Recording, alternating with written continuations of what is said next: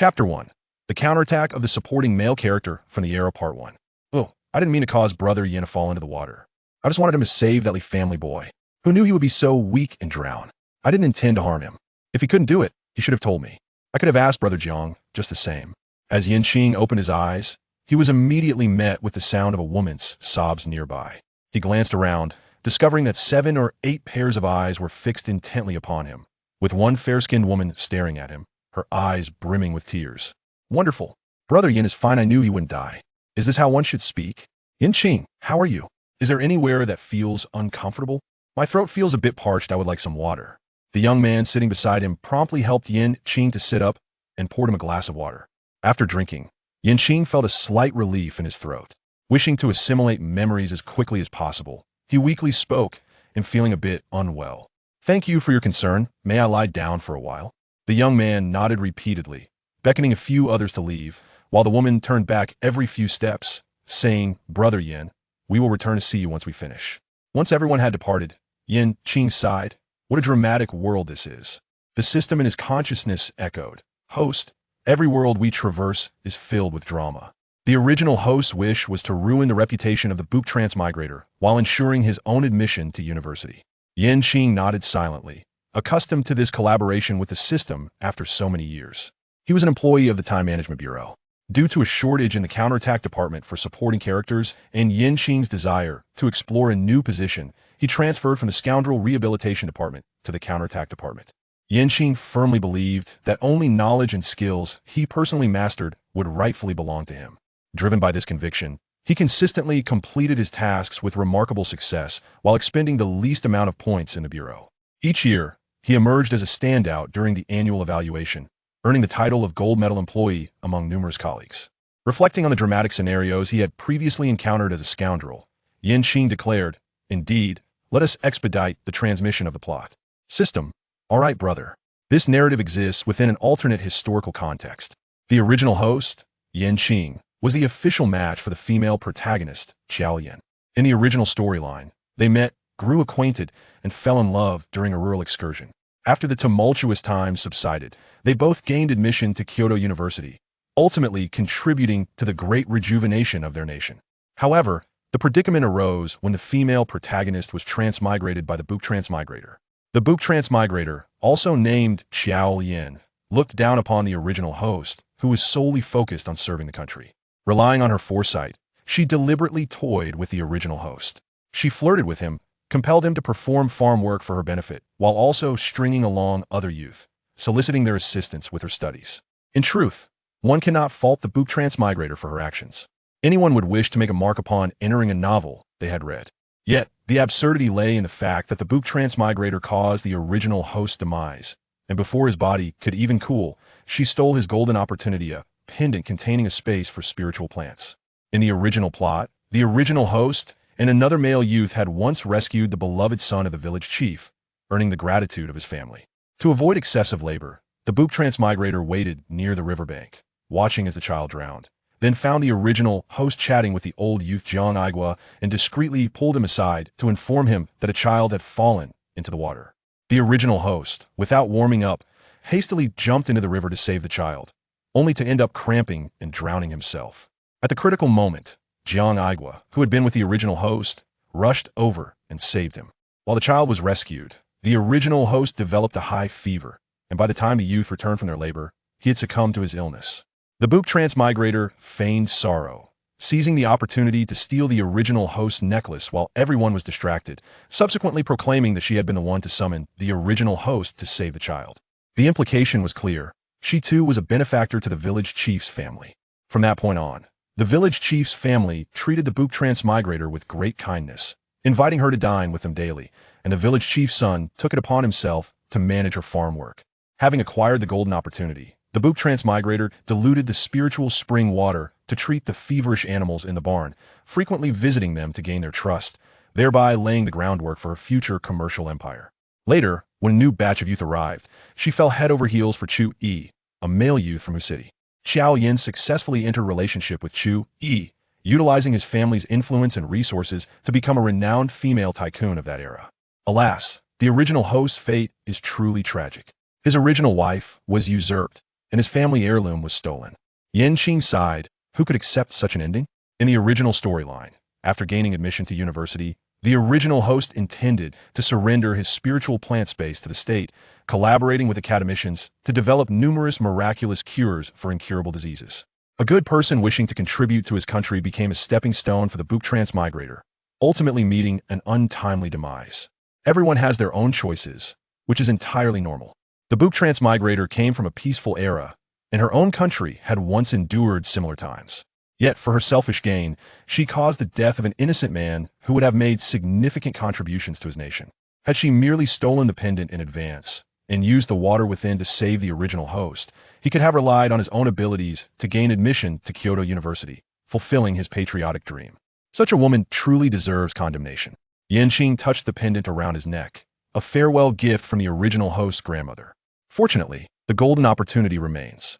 Had he missed it, Qing would have had to expend points to devour the Book Transmigrator's spiritual plant space. He retrieved his sewing kit from his spatial storage, preparing to prick his finger. If tools are available, why resort to biting? Who knows how much strength one must exert to pierce their own finger with their teeth in those novels? Host, do we not already possess ample resources? Do you still wish to accumulate more?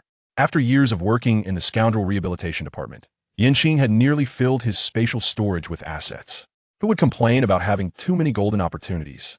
With that, he successfully dripped blood onto the pendant, which shone with a white light. Qing felt a wave of dizziness as the pendant bound itself to his soul, disappearing entirely with a thought. He entered the space. Within the space was a well of spiritual spring water and several acres of land cultivated with various spiritual medicinal herbs. Qing cast a glance, noting that these were primarily medicinal plants for treating ailments. It appeared to be a world with low spiritual energy, unsuitable for cultivation. Embracing the principle of taking advantage of free resources, Qing filled a cup with the spiritual spring water and drank it all in one go. Before long, an indescribable stench began to emanate from him. It's coming, it's coming. The cleansing process, although delayed, had arrived. Qing promptly retrieved a large wooden barrel from his spatial storage and poured in the spiritual spring water. Fortunately, the current youth were busy with farm work, or else it would be difficult to explain why he was covered in a foul, sticky substance.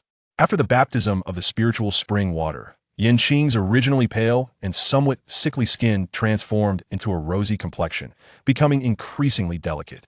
Fortunately, the original host had fair skin, and even after several days in the sun, he had not tanned significantly. Had it been someone else, experiencing such a sudden return to fairness would require expending points to purchase powders to darken their skin. Chapter 2. The Counterattack of the Supporting Male Character from the Era Part 2. After completing his ablutions, Qing disposed of the dirty water into the drainage ditch in the courtyard, rinsing it thoroughly until the stench gradually dissipated. He retrieved a similar pendant from his spatial storage and donned it around his neck. Simultaneously, he placed a dozen or so pendants into his suitcase. I am quite curious to see how much blood Xiao Lian is willing to sacrifice for her golden opportunity, Qing mused inwardly.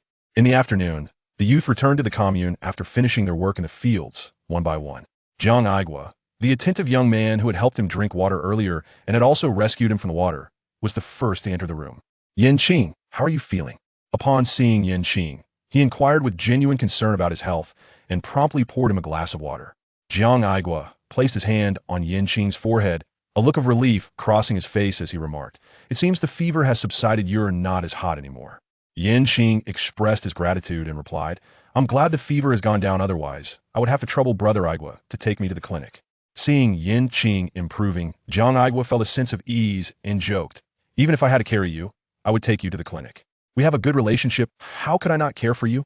Currently, at this commune, there were 4 youth, 2 men, and 3 women. There were 2 rooms perfectly segregated by gender. The men comprised himself and Jiang Aigua, while the female youth included the senior youth Wang Xia, Zhao Zhaodi, and the Book Transmigrator Qiao Yan. Jiang Aigua, a native of South City, was the only senior youth in the area. Having stayed for 2 years, he transformed from a frail scholar into a robust man of the Northwest, known for his integrity and a close bond with the original host. In the original plot, the original host had helped him gain admission to university, forging a deep brotherly bond. Yet in the Book Transmigrator's timeline, it was Jiang Aigua who managed the affairs surrounding the original host's death. The original host's parents resided far away in the capital, and by the time they were notified and arrived, the body would have begun to decompose at first glance.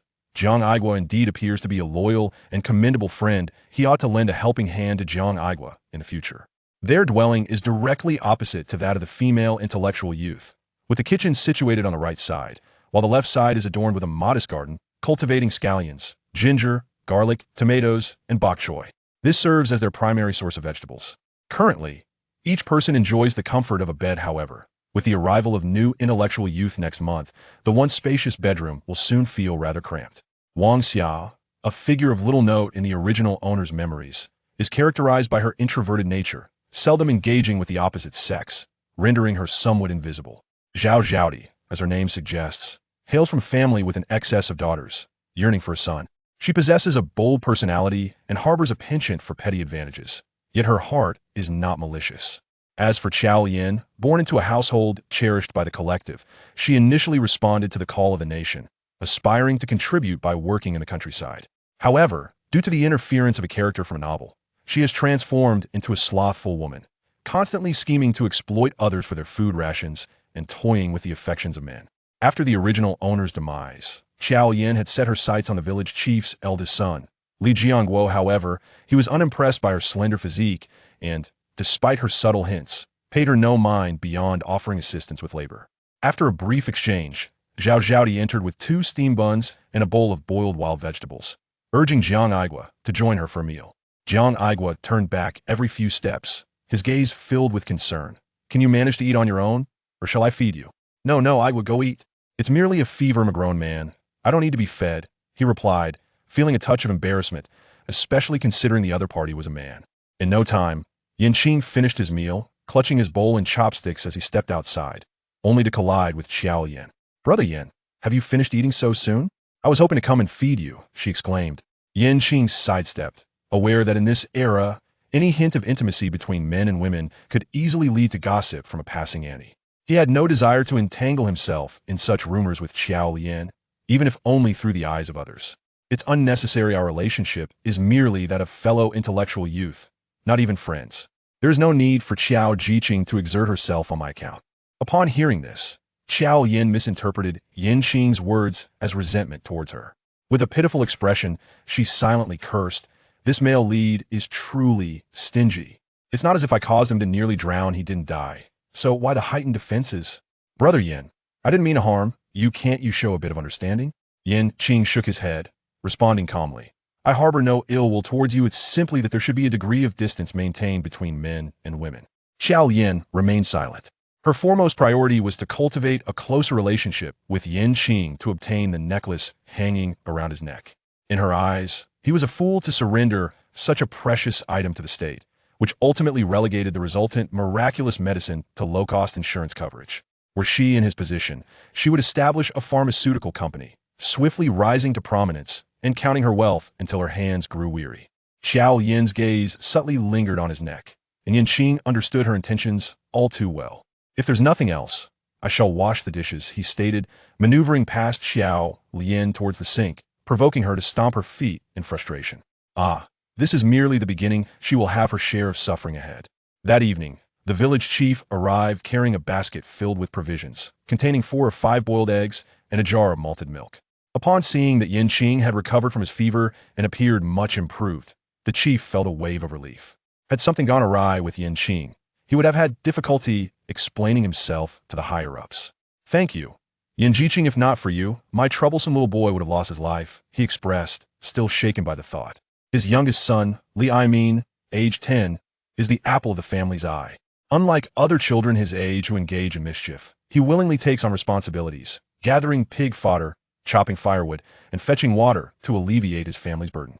Should anything happen to Aimin, their entire family would be devastated. If you ever find yourself in need, speak to your uncle. I shall certainly assist you. You are a great benefactor to our family. Seeing the gratitude etched on the village chief's face, Qing seized the opportunity to plant a seed of doubt.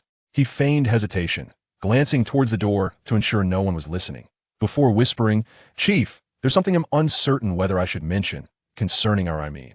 Logically, a well-behaved child like Aimin should never venture into the river alone. Is it possible someone led him there?" The chief's expression darkened immediately. Indeed, Aimin has a certain fear of water, even opting to return home to wash the mud from his shoes rather than clean them by the river. In his recent worry for Qing and Amin's well-being, he had neglected to inquire about the reason for his son's presence by the river the previous day. Realizing this, the chief hastily set down the eggs and rushed home.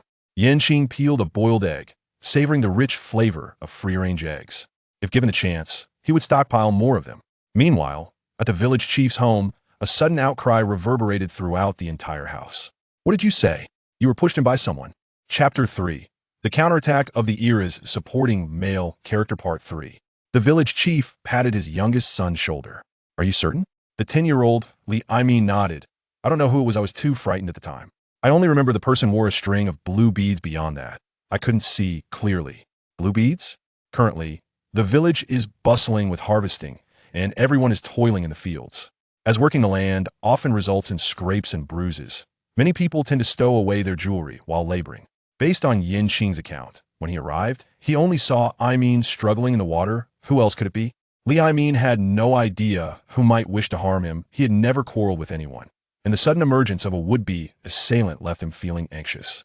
"I mean, if you ever see anyone wearing that string of beads, refrain from making a scene, quietly inform your father, and I will investigate." The incident had occurred 2 days prior, and returning to the river now would yield no clues. He was determined to uncover the identity of the individual with such a dark heart, daring to harm his child. "Damn it, host, is this part of the plot? How come I was unaware?" The system was broadcasting the segment in real time within Qing's consciousness, leaving it so astonished that the novel it held lost all appeal. Qing replied, "Indeed, once one arrives in this world, they can no longer view its inhabitants as mere characters in a novel." The timing of the original owner's rescue was off twice, indicating that someone aware of Li Aimin's impending fall into the water was orchestrating events. The system, in shock, queried, "Is it Xiao Yan?" Goodness, how audacious of her. She believes herself to be the chosen heroine, favored by fate. If she could watch the original owner perish without intervening, what wouldn't she dare? The more one elevates themselves, the more prone they are to a dismal downfall.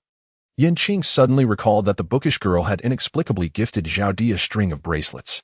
Coupled with the subsequent plot, where Zhao Di was subtly targeted by the village head, a revelation dawned upon him. So, this was the purpose of it all. He had initially intended to work in the fields the following day, but both the village head and Zhang Aigua insisted that he refrain from exposure to the elements for a while longer, urging him to rest for 2 additional days. During this time, Xiao Yan persistently sought to draw closer to Qing. Even as he regarded her with cold indifference, her determination remained unshaken. The others at the educated youth site had discerned the situation clearly. Xiao Yan was infatuated with Qing, yet he held no affection for her in return. Xiao Yan felt a growing anxiety. She sensed that if she failed to obtain the pendant soon, Qing would soon acquire his golden opportunity. Perhaps she should first solidify the notion of their romantic involvement, thereby compelling him to take responsibility. When the new educated youths arrived, she could find a chance to intoxicate him and arrange for him to share a bed with a fellow female educated youth. Would that not allow her to extricate herself perfectly from this predicament? Suddenly, Xiao Yan gazed longingly at Qing, who was diligently engaged in farm work. Her cheeks occasionally flushed with a hint of crimson. "Oh, Xiao girl, what is it that captures your attention?" asked Aunt Nio and Aunt Bai, her companions from the village, both known for their gossipy nature. The 2 aunts followed her gaze. "Ah, are you admiring educated youth Yan?" Xiao Yan fidgeted, her eyes darting away. "And no, I was merely pondering how exceptional educated youth Yan is. What makes him so exceptional?" Upon hearing the hint of gossip, the 2 aunts leaned in closer. She bit her lip, feeling a tinge of embarrassment as she spoke. "Just a few days ago, he had a fever, and I wanted to feed him. But he declined my kindness, concerned that I had toiled all day." Aunt Nio teased, "Oh dear, young men marry and young women wed. I think you two look quite compatible standing together." However, Aunt Bai wore a puzzled expression, inwardly questioning the authenticity of the situation. She happened to pass by the courtyard that day and distinctly heard Qing assert that there was a distinction between the genders, even denying Xiao Yan entry into his room. This clearly indicated that Qing harbored no feelings for her. How could he be concerned for someone he would not even allow inside? Standing aside, Xiao Yan's gaze flickered ambiguously between Aunt Bai and Aunt Yo. As if assessing something, a realization struck Aunt Bai, and she understood Xiao Lian's intentions. This young girl was evidently attempting to use the mouths of the 2 aunts to propagate rumors of a romance between herself and educated youth Yan. Though Bai Mei was somewhat loquacious and uneducated, she was not foolish. "Hey, why do you seem so disinterested today? You used to revel in such matters, did you not?"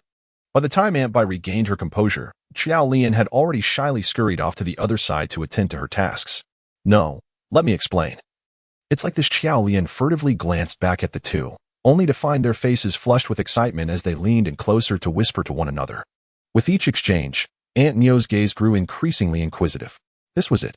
She had always known that this golden opportunity ultimately belonged to her. "Host, your maneuvers are becoming ever more audacious. No wonder you suddenly reached out to Xiao Lian the other day and uttered those words." The system, witnessing this unfolding drama, was left in complete awe, revering its formidable host. It had anticipated her actions and secured a powerful advocate in public opinion ahead of time. Qing remained silent, engrossed in his work with a demeanor of earnest diligence. As long as he immersed himself in his tasks, no one could disturb him. Everything else could be entrusted to the ants. Soon, through the embellished tales of Auntie Nio and Auntie Bai, Xiao Lian's reputation as a scheming woman was firmly established. Many villagers were aware of Xiao Lian's unrequited affection for Qing and her attempts to compel him into responsibility. In recent days, Xiao Lian noticed the increasingly peculiar gazes directed at her from the villagers. Initially, she assumed that news of her supposed romance with Qing had spread, inciting jealousy among onlookers. After all, Qi was well liked by the village girls. However, her realization came when a girl harboring a secret crush on Qing approached her, mocking her for aspiring beyond her reach and claiming that Qing had rejected her. The girl accused Xiao Lian of harboring malicious intentions against him. This revelation left Xiao Lian infuriated, deepening her contempt for Qing. If it weren't for his lack of awareness, she would not have found herself in such a predicament. Meanwhile, Qing was preparing to venture into the mountains with Jiang Aigua, hoping to hunt for some game. "Qing, are you doing this on purpose?" Xiao Lian pondered increasingly, feeling that something was amiss. It was peculiar that he had chosen to speak to her that day when others were nearby, especially after days of silence. He must have intended it. "What did you say?" "I didn't quite catch that," Qing replied calmly. His dismissive tone only fueled Xiao Lian's anger further. "You deliberately let the ants overhear, intending to tarnish my reputation. I merely noticed your frailty, which is why I took care of you. Yet, you intentionally allowed the villagers to believe I harbor feelings for you, inflating your worth and instilling a sense of urgency in the village girls who admire you to curry your favor. Am I right?" Xiao Lian retaliated, her voice escalating in fervor. The educated youth's courtyard was conveniently situated near the main village path, and passers-by were already drawn to the commotion, eavesdropping outside. "Xiao Jiqing, have I ever mentioned that I do not require your assistance? It is you who persistently approaches me under the guise of care, with unknown intentions, always blocking my way. I could no longer endure it, which is why I uttered those words. Furthermore, accusations require evidence. I am merely a youth from the city. How could I possibly know someone was outside? Lastly, I have been in the village for over a month. Am I not aware of the villagers' character? They are all amiable and hospitable. What actions have you taken that led the villagers to misunderstand your feelings for me?" Chapter 4. The Counterattack of the 1970s Supporting Male Character, Part 4. Xiao Lian stomped her feet in frustration. Qing had transformed, resembling a machine gun, rapidly firing off his words. "I don't care. You are doing this on purpose. If you have no feelings for me, why assist me with my tasks?" In the month preceding Qing's arrival, the original owner harbored a fondness for the bookish girl, often secretly assisting Xiao Lian with her agricultural tasks. However, recently, Qing has been indifferent towards her, leaving Xiao Lian with no choice but to feign fragility and seek the favor of other educated youths. One day she would implore Wang, and the next, Jiang. Ultimately, her pleas fell on deaf ears, and no one was willing to extend a helping hand. With no alternatives left, she could only muster the courage to toil away on her own. Qing let out a cold snort. "The other educated youth know that you are inept at farm work and often secretly assist you, hoping to increase your work points. If their assistance equates to affection, then you must be a heartthrob, with all the educated youth in the village enamored by you. Xiao Lian, is this how you tarnish our good comradeship? I am not inclined to hold a grudge against you for slandering me, for justice resides in the hearts of the people. However, you must refrain from sullying the reputation of the other young women in the village. What do you mean by feigning affection? What do you mean by saying that the girls like me? Have you considered the impact of your words on their reputations? If this information spreads, You will be held accountable, do you understand? With these words, Qing transformed from a suspected perpetrator into a herald of justice, even praising the villagers in front of those outside. Well said, came a familiar voice from outside. Well done, Qing. It was the village chief. His face alight with delight, he had not misjudged Qing, who indeed proved to be a youth of noble principles. Some villagers, fearing that a conflict might disrupt communal harmony, hurried to bring him in to resolve the disagreement, but were taken aback by Qing's righteous proclamation. In contrast, Xiao Lian, with her twisted thoughts and improper demeanor, sought to solidify the notion of a romance between the two, only to lay blame on a good comrade. Xiao Lian, I must address your conduct. Your own abilities are lacking, yet you choose to blame the circumstances. I have no desire to delve deeply into the matter between you and Qing, but you cannot tarnish the reputations of the other girls in the village. Xiao Lian stood there, dumbfounded. What was happening? Had she not merely spoken without thinking? Qing had a few sharp words for her. But why has the village chief also begun to escalate the matter? Chief, that was not my intention. It is evident that Qing acted with malice. I do not concern myself with who among you harbors affection or disdain for one another, but undermining the unity within our collective is undoubtedly your fault. The chief interrupted her, turning to Qing, I know you are a good person. From now on, focus on your work diligently. After this, he instructed his eldest son, Li Jiangguo, to ring the gong, notifying every household that by 5 o'clock in the afternoon, at least one person from each family should gather at the village entrance for a meeting. You young intellectuals must attend as well. Our village is a unified collective, and you are part of it. At 5 o'clock in the afternoon, the villagers assembled. Aunt Neo and Aunt Bai were munching on pumpkin seeds, occasionally murmuring, Hasn't the chief held a meeting in quite some time? Is there something significant at hand? Aunt Bai, with an excited expression, replied, You do not know? Old Li is about to retire. The village school is in need of a teacher. Aunt Neo exclaimed, Well, I must ensure my eldest son joins in. This is a major event. Seeing that most people had gathered, the chief struck the gong. Today, I wish to share some good news. Old Li from the village school is stepping down. Although there are not many students in the school, our village cannot be without a teacher, considering that there are several middle and high school graduates in the village. I have requested permission from the town leaders for the village to send someone to fill the teaching position. A boy squatting to the side raised his hand. Chief, do you think I'm suitable? Aunt Neo scoffed. Guzi, you haven't even graduated from middle school. What makes you think you can be a teacher? What a fantasy. Guzi grew indignant. The village school only teaches small children. It doesn't require knowledge from middle school. As someone who has completed elementary school, why shouldn't I be considered? The murmurs among the crowd intensified, and some even began to quarrel. The chief struck the gong again. Quiet down. What kind of behavior is this? My intention is that there will only be one teacher. It is better for everyone to compete fairly. Anyone who has graduated from elementary school can take the exam. The exam is set for next Monday at 8 in the morning to be held at the village school. Xiao Lian was momentarily taken aback. This development was nowhere in the original plot. Could it be that her crossing over had altered the course of events? After a moment's reflection, she recognized this as an opportunity. As a high school student from a later era, with a wealth of knowledge at her disposal, she would undoubtedly excel over these local candidates.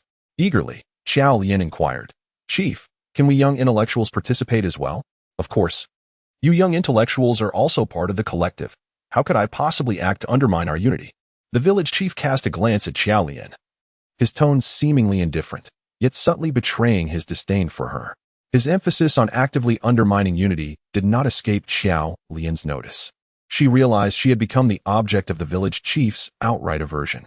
Everything had gone smoothly until the fateful incident when Qing fell into the water. Since then, everything had shifted dramatically. It was all Qing's fault. She shot a glare at Qing, whose skin was as pale as jade, seemingly untouched by the harsh sun or wind, radiating an air of cultured elegance that rendered her utterly captivating. In stark contrast, Xiao Lian, having toiled under the sun during her rural endeavors, found her once fair complexion now marred by the sun's relentless rays. The disparity was disheartening, filling her with a sense of helplessness and a twinge of resentment. How could Qing remain so unscathed?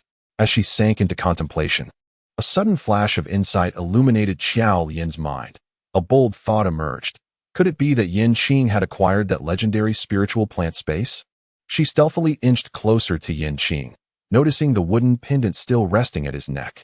A sigh of relief escaped her lips. Fortunately, Qing had not yet obtained the space, and she needed to act swiftly. Since Qing had shown her no kindness, she would not hesitate to be ruthless. After all, she was the chosen heroine.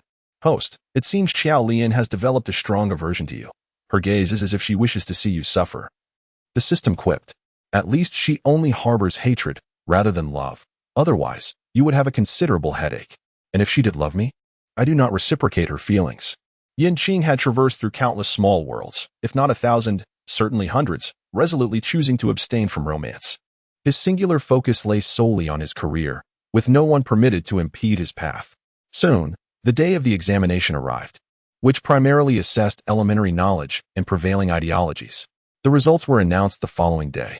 Qing achieved remarkable success, securing the top position, while Xiao Lian failed to even make it into the top 3, subsequently facing the village chief's stern reprimand.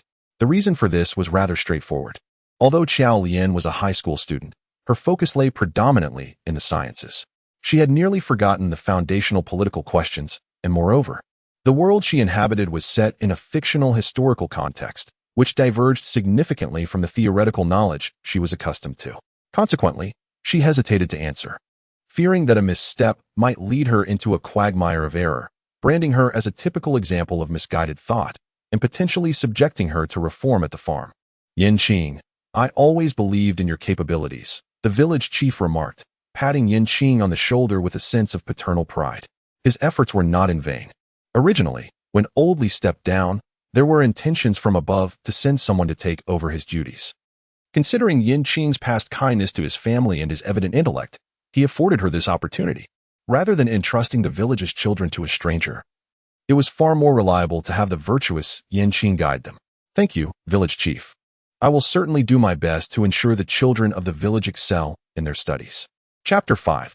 The Counterattack of the Supporting Male Character in a Historical Fiction, Part 5. The two engaged in fervent conversation, while Xiao Lian, lurking in the background, simmered with dissatisfaction. Why was Qing deserving of the first place, and why did the village chief hold such affection for him? Auntie Nyo and Auntie Bai, drawn to the commotion, inadvertently caught sight of Xiao Lian's sullen expression. They exchanged knowing glances and began to murmur among themselves. Xiao Jiqing is merely a lazy woman with lofty ambitions. When we return, we must have a word with the other aunts. They should keep a close eye on their eligible young men and ensure such a woman does not cross their threshold. The following day, Qing arrived at the village school to teach. The number of students was modest, merely 12, with only 3 being girls, all aged between 8 and 10. In this peculiar era, the village had minimal expectations of its children. The ability to read, write, and perform basic arithmetic sufficed. After all, apart from Old Li and a few other officials who recognized a handful of characters, literacy was scarce among the village elders. The earthen floors, straw-thatched roofs, and a small blackboard bore the weight of the villagers' aspirations to transform the next generation. Qing gently ran his fingers over the lectern, which was impeccably clean and bore little dust. It seemed that the students frequently polished this surface. Gazing down at the eager, inquisitive eyes of the 10 or so students before him, Qing rubbed his temples. Since he was already here, he might as well embrace his role as a teacher. Compared to laboring in the fields each day, bending over to toil, this task of educating merely 12 children felt remarkably effortless. After spending the entire morning assessing the students' grasp of knowledge, his expectations were confirmed. They were only familiar with some basic characters and simple 2-digit addition and subtraction. Teacher, what is a city like? Inquired the class monitor, Li Aimin, his eyes sparkling with curiosity like glistening grapes. My mother said that people in the city can eat meat at every meal and wear new clothes. If I study hard, will I also be able to go to the city and live like that? Li Aimin was genuinely intrigued by the lives of those who had come down from the city. He believed that diligent study would yield rewards. Regardless of the challenges that lay ahead, maintaining a fervor for learning would surely prevent sorrow. Qing did not directly respond to the student's remark. Is there truly a notion that life in the city is inherently superior? It is merely a matter of one dwelling in the city while the other resides in the countryside. Those in the countryside envy the urban dwellers for their carefree indulgences and respectable occupations, while city folk yearn for the rural inhabitants who possess their own land and enjoy the backing of an entire clan in times of trouble. Speaking of which, Qing had never taught elementary students before. His previous assignments had always been with middle school high school, or even university students. To effectively educate this group of young ones, he devoted his evenings to fervently studying the principles of elementary education through the system. In this era, elementary students are dismissed from school by 3 in the afternoon, as many have to assist their families with agricultural chores. After 3 o'clock, Qing was free to pursue his own interests. That day, after classes ended, he intended to venture into the mountains. His sole desire was for some meat. In this age, the mountains offered an abundance of wild delicacies, rabbits, wild chickens, wild ducks, as well as seasonal wild vegetables such as bracken, shepherd's purse, and Chinese tune. Oh, and there was also his beloved Hautuinia chordata. In this era, most people did not appreciate Hautuinia chordata. When gathering pig fodder in the mountains, they would often avoid it, as even pigs shunned this plant. At this hour, few ventured into the mountains, as villagers were busy with their agricultural tasks. Typically, children would gather in groups, seizing the opportunity to gather firewood, forage for wild fruits, and scout for bird nests to satiate their cravings. If one wished to indulge in meat, they would have to wander further into the mountains. Be cautious, Qing. Do not venture too deep into the woods. Wild boars roam these mountains. Exercise care, cautioned a villager who had just descended from gathering firewood. In previous years, some youths have lost their way in the mountains and suffered fractures. Qing nodded and remarked that he would wander around the vicinity to see if he could spot any wild rabbits or pheasants. The villagers smiled, refraining from dissuading him, as Qing was, after all, the teacher of their young son. Each year, only a handful of villagers and children ventured into the mountains, and it was always the city dwellers who naively believed that these creatures would readily approach them. After offering him a few words of caution, the villagers descended the mountain. As Qing ventured deeper, the world around him began to fall into a serene silence. Qing greedily inhaled the fresh air of the mountains. The more worlds he traversed, the more he found himself drawn to such natural elements. Qing contemplated the few stones in his hand. The materials were incomplete, rendering him unable to craft a bow and arrows for the time being. He could only make do with the stones for now. With a swift whoosh, Qing propelled a pebble from the grass mound to her left, striding forward to retrieve a stunned rabbit from the undergrowth. Quite an auspicious start, indeed. Soon, she planned to venture deeper into the woods to prepare a delectable dish of spicy rabbit meat to satiate her cravings. Although her storage had ample provisions, Qing preferred to source her ingredients from the surrounding environment while undertaking her tasks. After traversing a considerable distance, her backpack was brimming with seasonal wild vegetables. She selected a relatively open space, extracting her cooking utensils and portable stove from her storage, along with a folding table and chair. Swiftly, she skillfully separated the rabbit skin from the meat, chopping the latter into small pieces.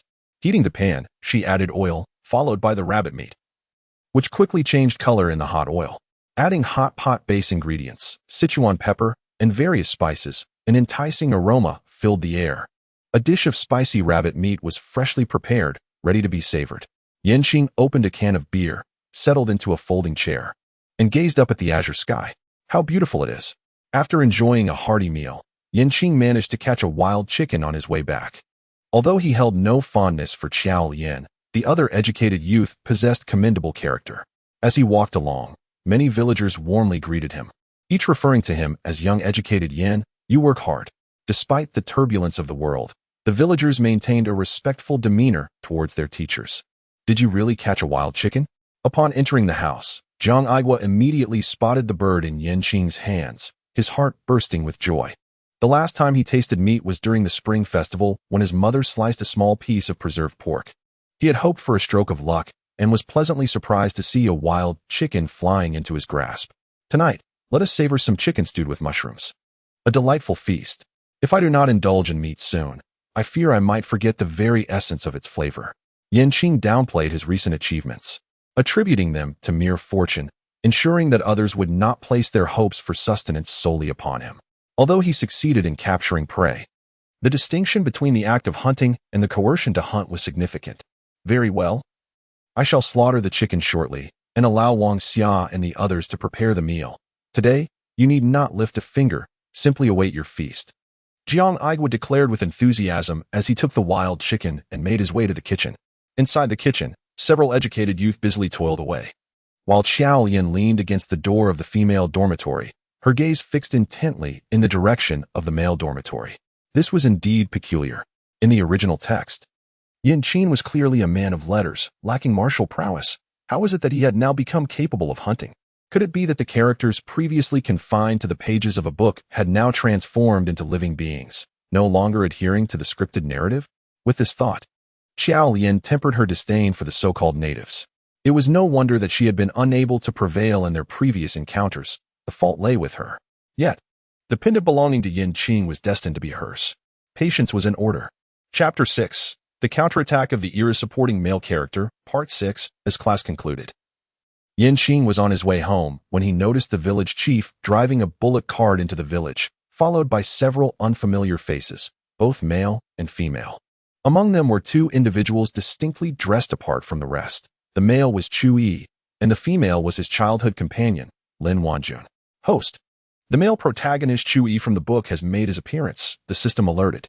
You have refrained from being too harsh on Xiaolian, likely anticipating Qi's arrival. Qing nibbled on the bitter melon in her hand.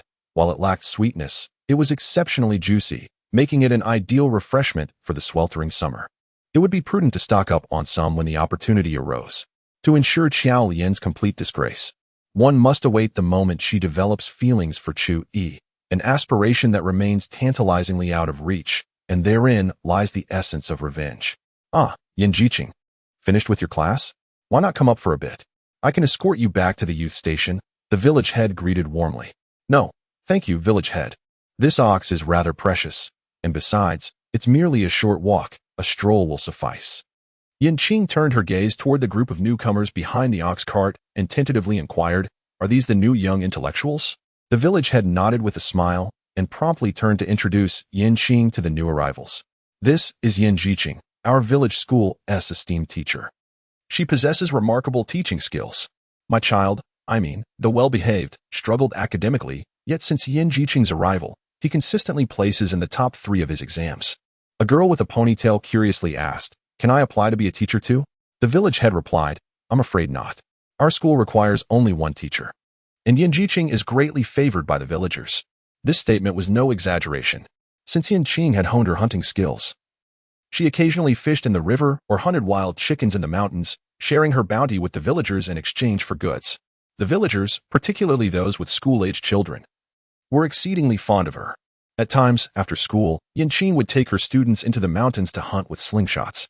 Once they learned the craft, they would occasionally return with rabbit meat. Families with only daughters began contemplating whether to send their girls to the school just to secure some meat. Presently, no one dared offend Qing. The girl with braids, named Niu Aihua, nodded in understanding, choosing not to speak further. Moments later, they arrived at the youth station. The new arrivals consisted of 3 males and 2 females, yet the sleeping arrangements were rather inadequate. The male dormitory could barely accommodate them, while the female dormitory was a different story altogether. The luggage brought by the female youth was not akin to that of the males. Each carried 3 trunks, making the already cramped quarters even more congested. What is going on? How can we possibly stay here? Lin Wanjun erupted in frustration. Had it not been for her brother Qi's insistence on coming to the countryside, she would never have set foot in such a place in her life. The dilapidated surroundings were one thing, but the space was minuscule. Even her family's restroom was larger than this. With a pitiful expression, she turned to Qi and lamented. Brother Qi, is this truly where we are meant to reside? It's far too cramped. Lin Wanjun, we are here to aid in the development of rural areas, not to indulge in luxury. If you are dissatisfied, you may discuss a temporary arrangement with the villagers. With a furrowed brow, Qi appeared distinctly displeased. The two were childhood companions, with Lin Wanjun trailing closely behind Qi since their youth. However, he had never harbored any affection for her. Out of respect for their families, he had tolerated her advances on numerous occasions. He had hoped to take advantage of their rural outing to finally free himself from her clinginess, but to his surprise, the typically delicate Lin Wanjun decided to accompany him to the countryside. The admonitions from both their elders weighed heavily on Qi's mind, causing him considerable distress. Not long after their arrival, Lin Wanjun began to express her dissatisfaction with their accommodations. Unaware of the sarcasm in Qi's remarks, she perceived his words as a suggestion worth pursuing. Village chief, are there any villagers willing to rent us a house? I can provide the money and tickets. Those are not issues at all. Upon hearing this, the village chief felt a slight alleviation of his irritation. Well, considering the money and tickets, I suppose I can endure a little longer. Old Granny Lin and Aunt Bai have houses available for rent, but you'll need to negotiate the prices with them. He surveyed the newly arrived youth, asking if anyone else desired to rent a place. Silence followed, as not everyone was willing to part with their money and tickets for mere shelter. It seemed foolish to forsake free lodging. Ultimately, they secured a room for a modest sum of $10 for 6 months, without meals included. Despite her disdain for the youth dormitory, Lin Wanjun hoped to seize the opportunity of shared meals to cultivate her relationship with Chu Yi. This would not only strengthen their bond, but also allow her to keep a watchful eye on him, ensuring no enchanting vixen led him astray. Currently, only Jiang Aigua and Yin Qing, responsible for receiving them, remained among the veteran youth. The other 3 were still laboring in the fields. Jiang Aigua enthusiastically explained the local customs to them. We will take turns preparing meals. Each person will be responsible for a day. Just keep the kitchen clean. And everyone will wash their own dishes. The plot of land in the yard has always been managed by Wang Xia. If you wish to eat, you can barter with her for supplies. The village chief has already delivered your rations. Later, you will need to write your names on them and keep track of your portions for the cook. Oh, and if you cannot cook, you must gather firewood daily, or periodically forage for wild vegetables or fetch water. As he spoke, Jiang Aigua exchanged an appreciative glance with Yin Qing. Originally, all 5 prior members could cook, and they would take turns gathering firewood and foraging for vegetables. However, just last week, Yin Qing had informed them that new youth would be arriving in the village, necessitating consideration for those who might lack culinary skills. He emphasized the importance of maintaining fairness and transparency to prevent discord among the youth. Now, it seemed Yin Qing had accurately predicted the situation. After a brief exchange with them, he realized that among the newly arrived 5, neither Chu Yi nor Lin Wanjun possessed cooking skills. We must gather firewood? Lin Wanjun frowned. I am not familiar with wild vegetables, nor can I carry water. I will contribute $1 each month. Would anyone be willing to help me gather firewood daily? Upon hearing those words, Niu Aihua immediately raised her hand, exclaiming her willingness, stating that she had previously been responsible for cooking and chopping wood at home, and that she was capable. With Lin Wanjun's matter resolved, all eyes turned towards Chu Yi. The implication unmistakable. Chu Yi cleared his throat and asserted his strength, offering to regularly fetch water. That evening, 10 young intellectuals stood before the table, partaking in a simple self-introduction over their meal.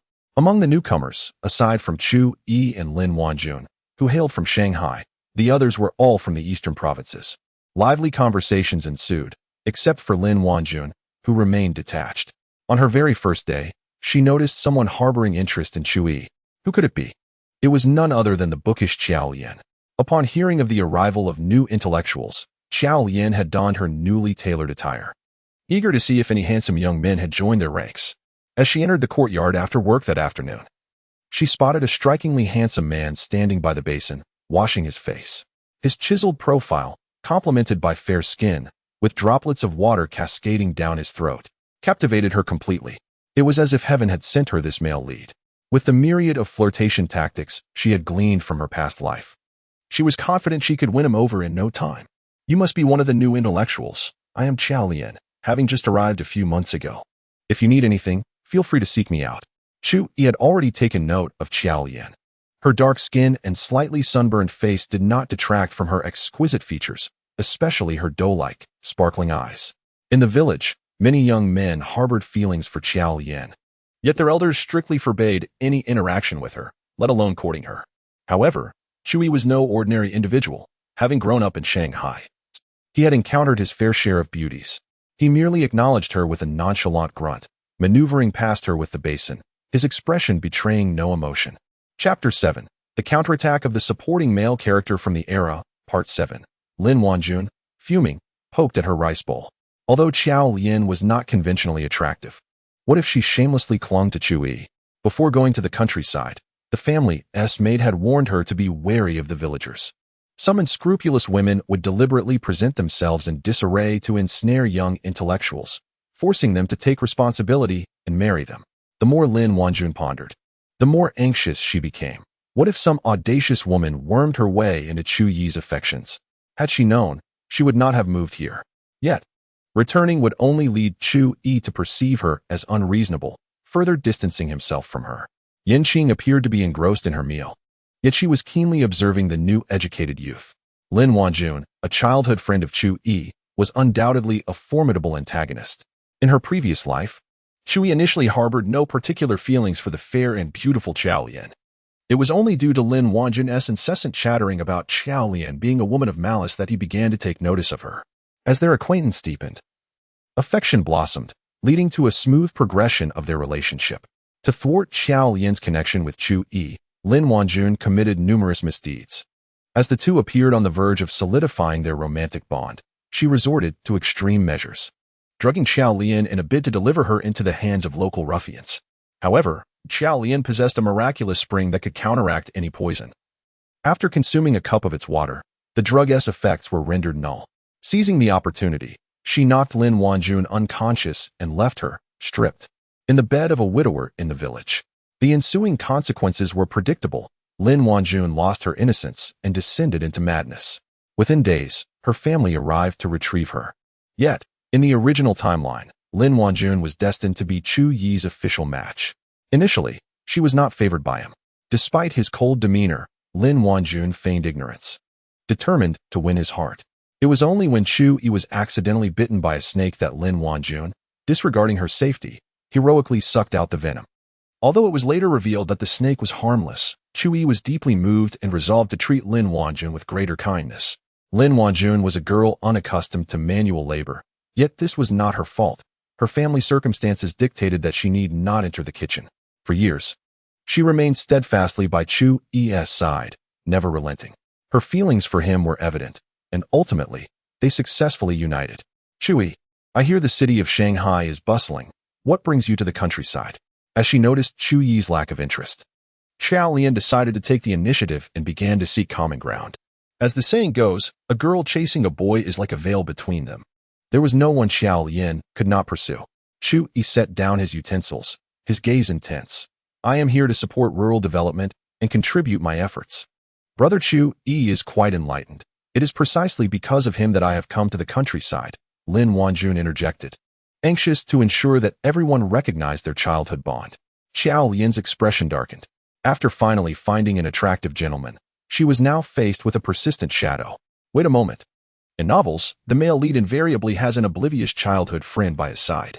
Wasn't Lin Wanjun that very antagonist? Qiao Lian became increasingly convinced that Chu Yi was her destined hero, showering him with compliments. Yet, the expressions of the other educated youth shifted uncomfortably. Was it not honorable for them to volunteer for rural service as well? Zhao Zhaodi rolled her eyes, remarking that she had never seen such a loquacious side of you before. It was as if you had transformed upon the arrival of a newcomer. After a brief pause, she added with a hint of sarcasm, I see you adorned in your new attire and lavish snowflake cream this morning. It seems you were waiting for this moment. Evidently, you suffered at Yanqing's expense and are now seeking a new target. What nonsense you speak. I merely show concern for the new intellectual youth, Qiao Lian retorted, unwilling to back down. After months of banter with the village aunties, she had evolved from the timid girl who faltered when challenged. Stop so readily casting aspersions upon me. Oh, am I casting aspersions? Then why do you not extend your concern to the other intellectual youth? As the tension escalated between the two, Jiang Igwa swiftly intervened to mediate. This commotion only further solidified Chu Yi's impression of Qiao Lian as a formidable individual. During his afternoon stroll, he had inquired among the villagers, discovering that she was the sole intellectual youth they held in disdain. Some labeled her as lazy and gluttonous, while others likened her ambitions to that of a toad yearning for swan meat. Initially skeptical of the villagers' sentiments, he now recognized their observations held merit. Moreover, he had come to the countryside to contribute, not to stir trouble. It seemed prudent to maintain a distance from Qiao Lian. The original narrative had not included this twist. It appeared that the previous host's outburst had led to a general disdain for Qiao Lian. The system excitedly noted that it was just shy of grabbing a handful of seeds to munch on while providing commentary. Yanqing glanced at the frowning Chu Yi, recalling the displeased expressions of others towards Qiao Lian, and couldn't help but shake her head. This was a self-inflicted predicament. The current situation was entirely her own doing. The newly arrived educated youth had 2 days of respite. One morning, as Yanqing was about to leave for the schoolhouse, she was intercepted by Niuei Hua. Yanqing, may I accompany you to the schoolhouse for a visit? After pondering throughout the night, Niuei Hua remained unconvinced. Yanqing merely arrived early, thus gaining an advantage. What justifies his position as a teacher, exempting him from the toil of agricultural labor? Suit yourself. Qing discerned her intentions and did not hinder her. Even if he were willing to acquiesce, the villagers would not be so inclined. I shall go as well. I shall go as well. After all, I have nothing else to attend to today, inquired the new educated youth, Zhang Jianxi, rubbing his hands in eager anticipation. Qing nodded thoughtfully. The students had gathered outside the classroom, and Qing led them in a brisk run around the modest building. To excel in their studies, a solid physical foundation must be established. Niu Aihua gazed in astonishment, wondering if this was truly how it was done. Zhang Jianxi shrugged. With only one teacher, it was inevitable that a myriad of subjects would be taught. After completing their exercises, Qing allowed the students a 20-minute respite. This morning, they would attend 2 classes, language and arithmetic, while the afternoon was reserved for natural sciences. Qing's teaching style is both lively and engaging, often interspersed with stories to elucidate the theories found in textbooks. It captivated not only the students but also the auditors, Niu Aihua and Zhang Jianxi, who were equally enthralled. At that moment, a voice emerged from behind. Isn't Qing's lecture marvelous? The two turned sharply to find Zhang Aihua standing behind them. Aihua, what brings you here? Zhang Jianxi inquired. Zhang Aihua did not respond directly, but instead praised Qing in their presence. While washing up in the morning, he had overheard their conversation and instantly realized that the two were infatuated with Qing's profession. Who wouldn't he desire such a life? Teaching without the toil of sun and wind, working only until 3 in the afternoon, while still earning their share of labor points. He was no exception, yet he understood his own limitations. Compared to Qing, he felt unworthy. Zhang Jianxi grasped Zhang Aihua's underlying message and candidly confessed his own aspirations. As a high school graduate, I thought I could easily teach a group of young children, but now it seems there are always mountains beyond mountains and talents beyond talents. I cannot compare to Qing. That afternoon, upon returning home, Zhang Jianxi shared this sentiment with several new educated youth, but any budding thoughts among them were swiftly quelled. Meanwhile, Xiao Lian was growing increasingly anxious. Her skin had darkened, and her face had become rougher than before. Without the coveted golden finger, she found it impossible to compete with Lin Wanjun, the affluent beauty. Although her parents occasionally sent her some coupons, they were far from sufficient. She still yearned to make new clothes and to use nourishing cream daily. The more she pondered, the more frantic she became. She had to obtain the golden finger. One day, Xiao Lian finished her work early and waited at the entrance of the educated youth station for Qing to return. After all, he was merely a bookish individual who had yet to discover the magical properties of the pendant. Since he remained oblivious, she saw no reason not to seize the golden finger for herself. She resolved to act first. Chapter 8. The Counterattack of the Supporting Male Character in the Era of Cannon Fodder. Host, what is Xiao Lian scheming behind the door? As I approached the vicinity of the educated youth dormitory, the system detected Xiao Lian stealthily hiding behind the door, her lips curling into a mischievous smile. Qing, naturally. The desire to acquire the spiritual plant space is evident. At this moment, there are few people nearby, taking into account Xiao Lian's unpredictable temperament. Qing was apprehensive that once her clothes were shed, he would have to take responsibility for her. In this era, even indulging in lewd acts would lead to repercussions. With this thought in mind, Qing turned and walked towards the fields. Xiao Lian waited for quite some time, but when she finally peeked out, she spotted Qing heading towards the fields. Darn it, why did he suddenly change direction? Xiao Lian fumed, stamping her feet in frustration. No. She had to obtain that necklace. Gritting her teeth, Xiao Lian broke into a run, pursuing the direction in which Qing had departed. As she ran, she called out, Qing, wait. I need to speak with you. Qing heard this and, without a moment's hesitation, quickened her pace, appearing eager to reach the fields. Qing, what brings you to the fields? Inquired a passing villager. Qing replied leisurely, I am here to find Ai Min and the others, to take them into the mountains. The villager's eyes sparkled with excitement. Was he planning to lead the students into the mountains for learning? According to his donkey's egg, Qing had recently been teaching them to identify some basic medicinal herbs.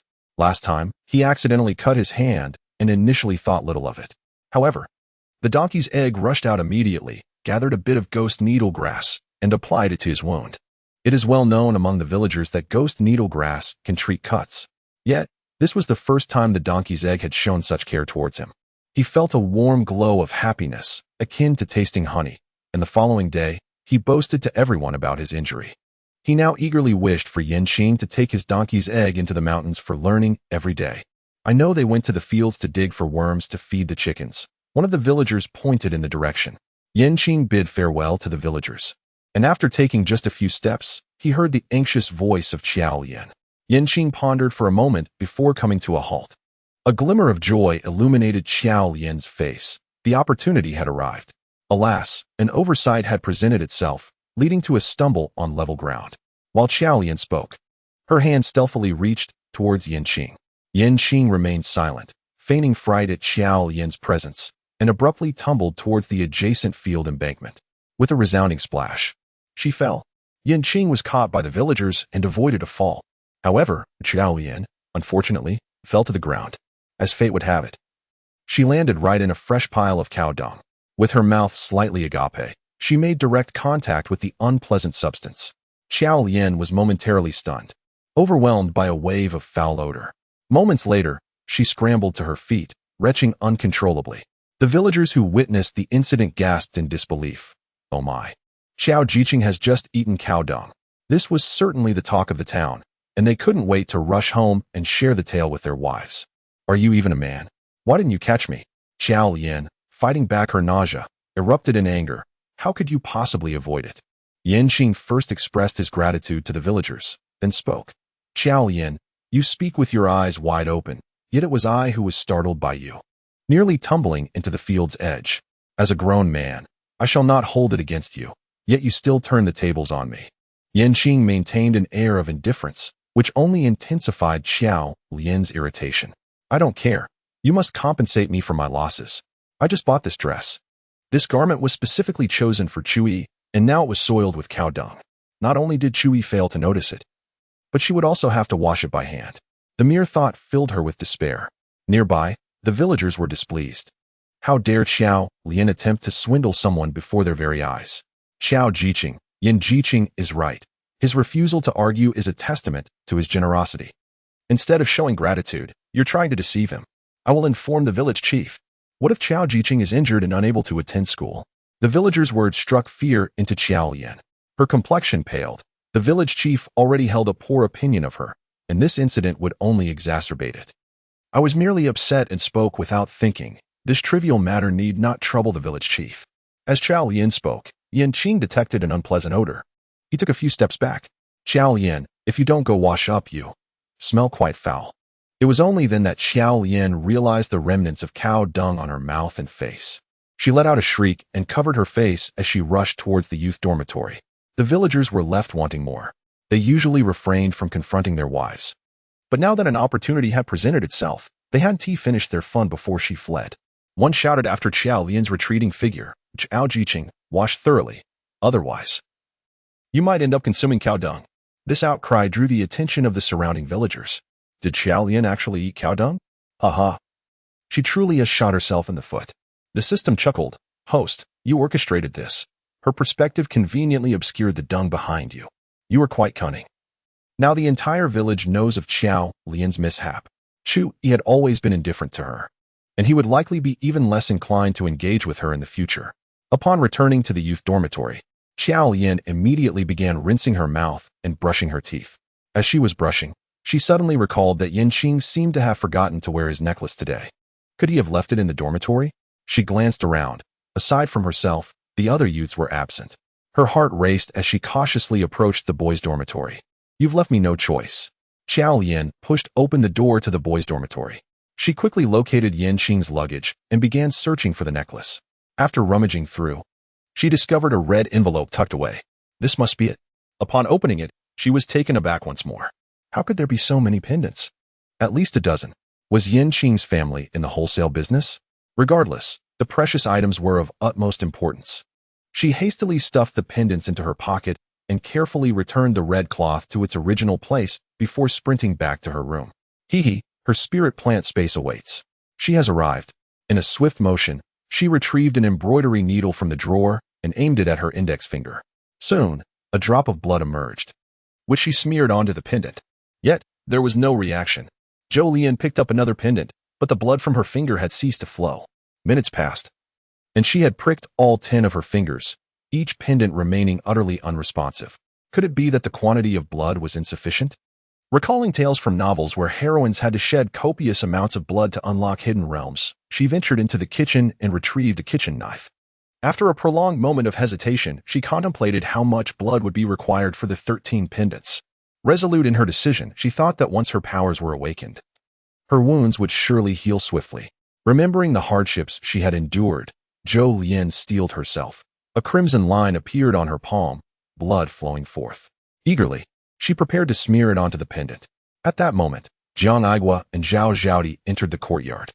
Concerned for Zhou Lian's well-being after hearing she had ingested cow dung, Jiang Aigua had sought her out, bringing Zhao Zhaodi along for support. As Zhao Zhaodi pushed open the door, she was met with the sight of Zhou Lian's bloodied hands and her dazed expression. Alarmed, she exclaimed that Zhou Lian had lost her sanity and was attempting to cut her wrist with the knife. In an instant, Jiang Aigua rushed in, swiftly seizing the knife from Zhou Lian's grasp. Zhao Zhaodi quickly found a cloth and wrapped it around Zhou Lian's hand. Zhou Lian, frantic, felt her determination wane. After mustering the courage to draw blood, she was thwarted in her attempt to apply it to the pendant. Her sacrifice felt in vain. Zhou Lian, how could you contemplate such drastic measures over a mere mishap? Zhao Zhaodi lamented internally, regretting her decision to come, realizing too late that Zhou Lian might spiral into madness. She had come merely to witness a spectacle and instead found herself at a scene of desperation. If Zhou Lian were to perish in this room, she would never dare to sleep here again. Let me go. I am not attempting to end my life. Have you ever seen someone commit suicide by cutting their palm? Zhou Lian exclaimed, drenched in sweat, desperately pushing Zhao Zhaodi towards the door. You all need to leave. Leave. I need to change my clothes. Chapter 9. The Counterattack of the Male Supporting Character from the Era, Part 9. In a moment of clarity amidst her panic, Zhou Lian remembered she hadn't changed her clothes yet, forcefully shoving the two out of the room. Zhao Zhaodi, confronted with Zhou Lian's fierce gaze, felt a chill run down her spine, fearing for her own safety.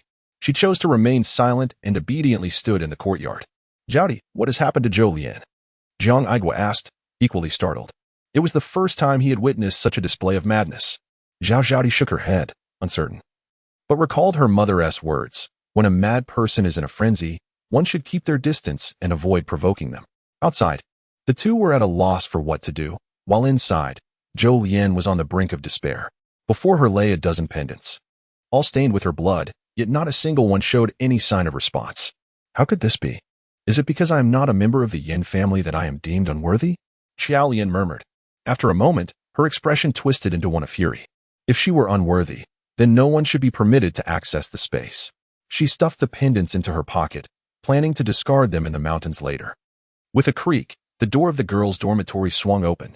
Zhao Zhaodi noticed Xiao Lian's pallid complexion, her eyes filled with an eerie intensity, prompting her to instinctively step back. Xiao Lian, do you need me to take you to the clinic for a bandage? Xiao Lian shook her head, hastily making her way outside. No, I can go by myself. Watching Xiao Lian's retreating figure, Jiang Aigua suddenly clapped his hands.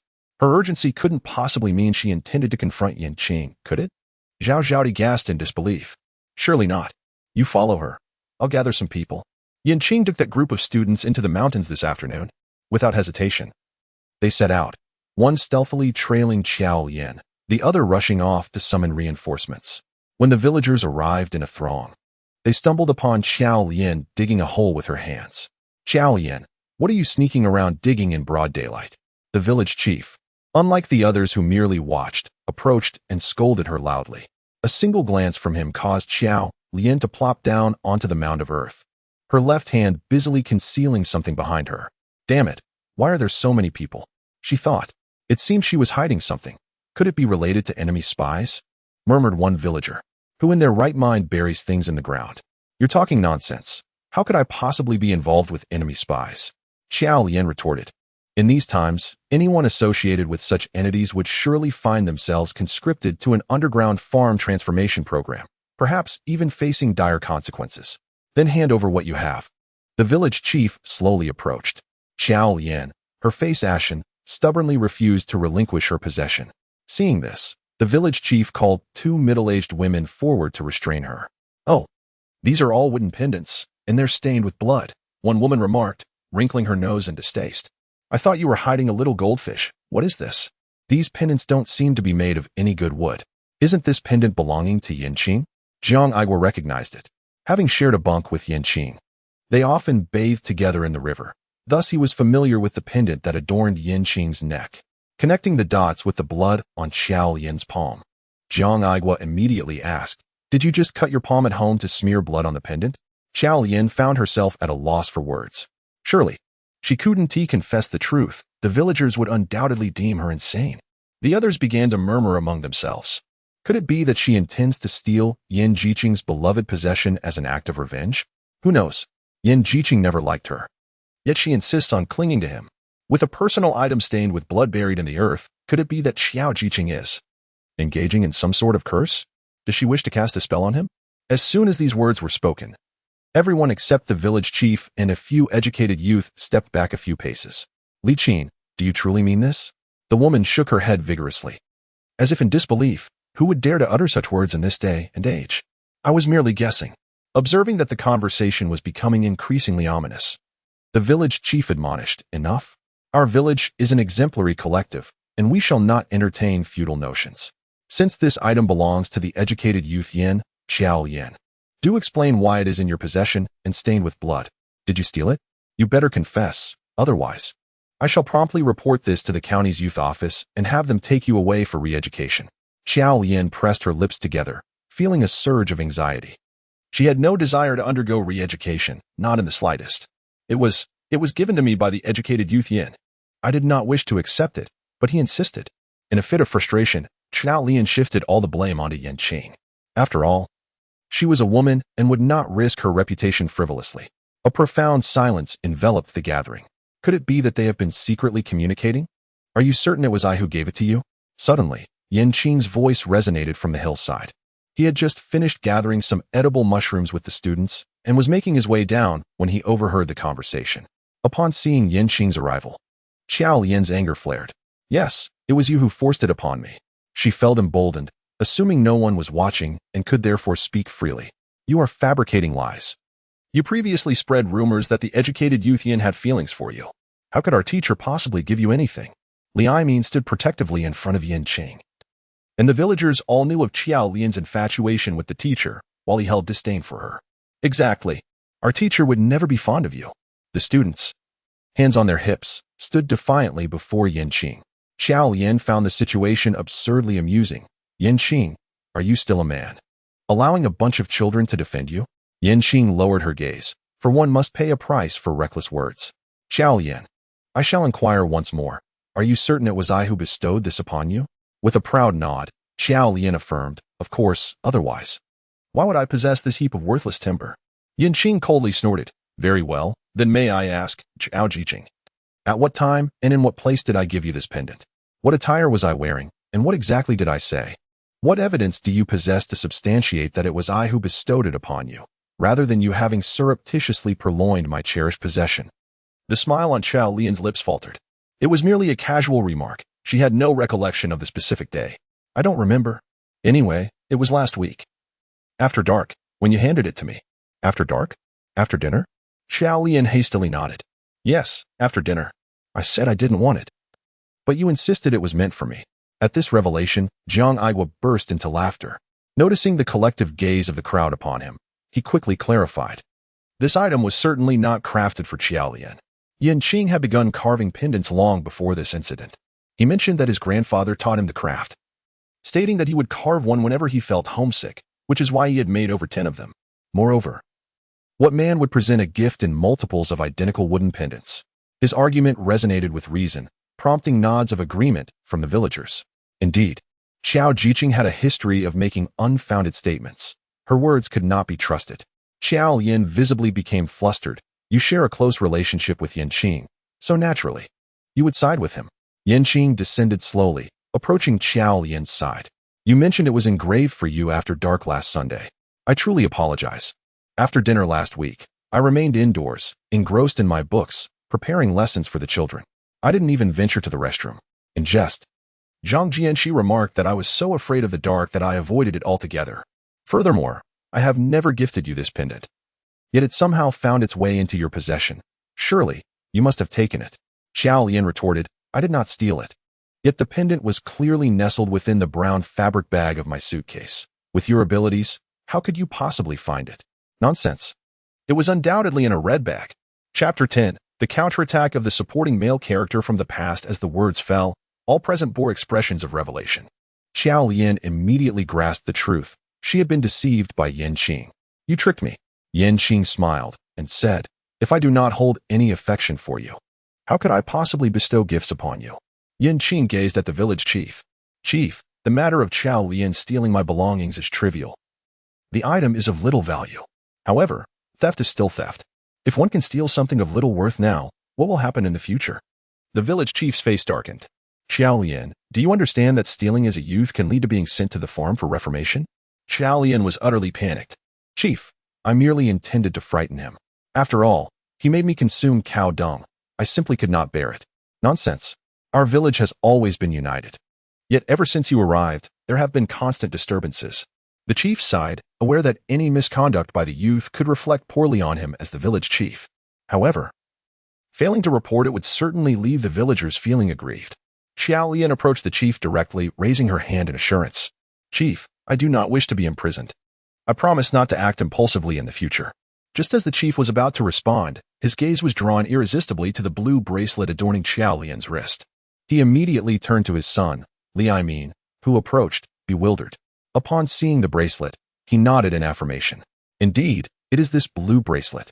With Li Aimin's confirmation, the chief's fury ignited completely. How dare you, Xiao Lian? Not only have you stolen, but you also deliberately pushed my son into the water.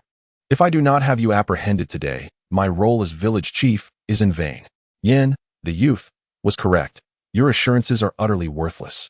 You have not only stolen but also attempted to tarnish the reputation of a youth, and this is not your first offense. The villagers have granted you opportunities, yet you remain unrepentant. The chief summoned several villagers, binding Xiao Lian, preparing to send her to the higher youth station. Xiao Lian was taken aback. Is it merely for stealing a piece of wood that I am to be imprisoned? Instinctively, she attempted to flee, but Li Aimin deliberately extended his foot, causing her to stumble. Serves you right, thought the onlookers in unison. As the affected party, Yin Qing accompanied the chief to report the incident at the county youth station. With the chief's intervention, the station promptly decided to send Xiao Lian for reformation at the farm. On the return journey, the chief felt a sense of satisfaction, almost eager to celebrate with firecrackers upon arriving home. He intended to report Xiao Lian's act of pushing Aimin into the water. But given the time that had passed and the difficulty of investigation, coupled with his own selfishness, he chose to conceal it. A youth who had already been held accountable for theft. If another charge of attempted murder were to arise, his tenure as village chief would surely come to an end. Yin Qing was distinctly different, her demeanor bright and cheerful, greeting everyone with a radiant smile. Her spirits soared as she brought back 2 wild rabbits, eagerly anticipating a sumptuous dinner that evening. As dusk fell, the other educated youths sat at the dining table, apprehension etched on their faces, hesitating to touch their chopsticks. Is Xiao Lian truly such a person? Zhao Zhaodi pondered, reflecting on the sinister act of smearing one's own blood on another's personal belongings, which was unmistakably a form of malevolent sorcery. A chill of fear crept into her heart as she recalled her own scathing remarks about Xiao Lian. However, upon witnessing Yin Qing's calm demeanor, Zhao Zhaodi inexplicably felt a sense of relief. Thankfully, Yin Qing was there to shield them, otherwise, she would surely bear the brunt of the misfortune. While one can evade a direct assault, the subtleties of treachery are far more elusive. Henceforth, it would be prudent to refrain from making disparaging comments, lest others conspire against her in secret. The group exchanged their thoughts, recounting Xiao Lian's past peculiar behaviors, quickly arriving at a consensus. A wicked person is often plagued by numerous faults. Chu Yi remained silent, contemplating a trip to the town the next day to purchase some meat as a token of gratitude for Yin Qing, for he was reluctant to owe anyone a favor. Go ahead and eat. I don't mind it at all. In a few days, she will be sent to the farm for reform. So why are you all still so anxious? Despite the others' reluctance to eat, he felt it inappropriate to begin without them. If they delayed any longer, the food would surely grow cold. The group snapped back to reality. Indeed, if Yin Qing was unfazed, why did they appear so burdened with worry? Lin Wanjun gave Yin Qing a thumbs up, exclaiming, Yin Qing, you're remarkable. If it were me facing such slander, I wouldn't know how to respond. Earlier that afternoon, as she hid among the crowd to witness the commotion, she had been in awe of Yin Qing's prowess. Truly, she was deserving of her title as the sole teacher in the academy. were it not for her own feelings for another. Qing would undoubtedly be an exemplary partner, capable in both intellect and martial skill, and proficient in the culinary arts. Qing remarked, often. The notion that the innocent will naturally clear their name is merely a jest. One must learn to compel the other party to provide evidence, rather than attempting to prove oneself. Lin Wanjun responded with a soft "oh," lowering her head to commence her meal, seemingly oblivious to whether she comprehended the words. The following day, Qing planned to make a trip to the town, although there were still 2 years until the resumption of the college entrance examination. It was essential to prepare all the necessary study materials. By chance, she encountered Lin Wanjun and Chu Yi, and the three decided to accompany one another on their journey. Lin Wanjun stood in the middle, flanked by Qing and Chu Yi on either side. Throughout the journey, Lin Wanjun enthusiastically tossed out conversation topics, while Chu Yi responded with indifference. Despite Chu Yi's aloof demeanor, Lin Wanjun remained undeterred, persistently seeking his attention. Their dynamic resembled a classic narrative of a woman pursuing a man, reminiscent of a tragic love story. The system in her mind observed with intrigue, noting the folly of infatuation. Fortunately, the host had not applied to join the romance group. Otherwise, it would have been utterly nauseating. Qing smiled lightly. And having said all that, what more could she add? For some inexplicable reason, Lin Wanjun suddenly found herself intrigued by Qing's hunting skills. Growing up in the city, she had never encountered the vast mountains nor participated in a hunt. Now, her curiosity was thoroughly piqued. Like a child filled with a million questions, she bombarded Qing with a flurry of inquiries. Qing answered each question one by one. Lin Wanjun, upon hearing those amusing stories, laughed heartily, her smile uncontainable. Observing this scene, Chu Yi felt an inexplicable sense of discontent. Were the common tales from the mountains truly that humorous? He had never witnessed Lin Wanjun laugh so freely with anyone else before. Although she often clung to him, she had numerous admirers surrounding her.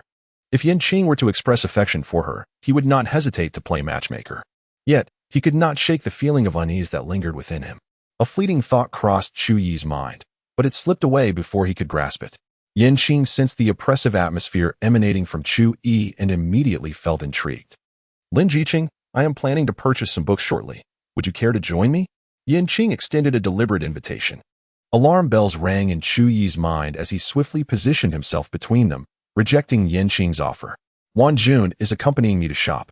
She likely won't have the time, so she won't be going to the bookstore with you, Jiqing. Lin Wanjun, always obedient to Chu Yi, did not ponder further and offered a shy smile. She touched the back of her head and said, I'm sorry, I must accompany Brother Chu Yi, perhaps next time. Upon hearing Lin Wanjun's refusal, Chu Yi initially felt a flicker of delight, but when she mentioned next time, a pang of anxiety struck him. Could it be that Lin Wanjun was developing feelings for someone else? The more he contemplated, the more chaotic his thoughts became. Just then, they arrived at the town, and Chu Yi hastily bid farewell to Qing, taking Lin Wanjun's hand and leading her toward the supply and marketing cooperative. Host, you are truly mischievous. Deliberately teasing Chu Yi. It was well aware that the host seldom engaged in idle chatter without purpose and questioned why he would suddenly converse so much with Lin Wanjun. Qing shrugged, gazing at the receding figures of the two, calmly responding, in the mundane flow of life, one must learn to seek out moments of joy for oneself. Chapter 11. The counterattack of the supporting male character from the past in stark contrast to Qing's leisurely visit to the bookstore. Chu Yi found himself somewhat distracted. The mere thought that Lin Wanjun's affectionate gaze might be directed toward another stirred a sense of indignation within him. Wait, affection? Chu Yi was taken aback by his own unfounded musings. Could it be that he felt jealousy? Did he harbor feelings for Lin Wanjun? Instinctively, Chu Yi shook his head. How could that be? He liked Lin Wanjun. He had always detested her. Yet the mere notion of Lin Wanjun accepting another's invitation left him feeling a profound sense of unease in his heart. Chu Yi was utterly confounded. This state of turmoil persisted into the night. He tossed and turned in his bed, unable to find solace in sleep. His mind was consumed by thoughts of Lin Wanjun potentially becoming someone else's wife. Host, look at yourself, the voice of reason remarked. Chu Yi, a once composed young man, now restless and sleepless. Qing wore an expression of innocence, saying, what does this have to do with me? I merely invited others to join me in purchasing books. The system responded, that seems quite reasonable, yet there is an unsettling sense that something is amiss. The following day, Qing took out a stack of books she had purchased and placed them in front of Jiang Igua, her expression grave. Igua, I believe we must not neglect our studies. While we physically support rural construction, we cannot afford to lag behind in our thoughts. Learning is a lifelong endeavor. We should learn as long as we live. Would you be willing to join my study group? Jiang Aiguo was taken aback by Yin Qing's earnest demeanor. In the evenings, Yin Qing either immersed himself in books or prepared lessons, so why would he suddenly insist on dragging himself into studying?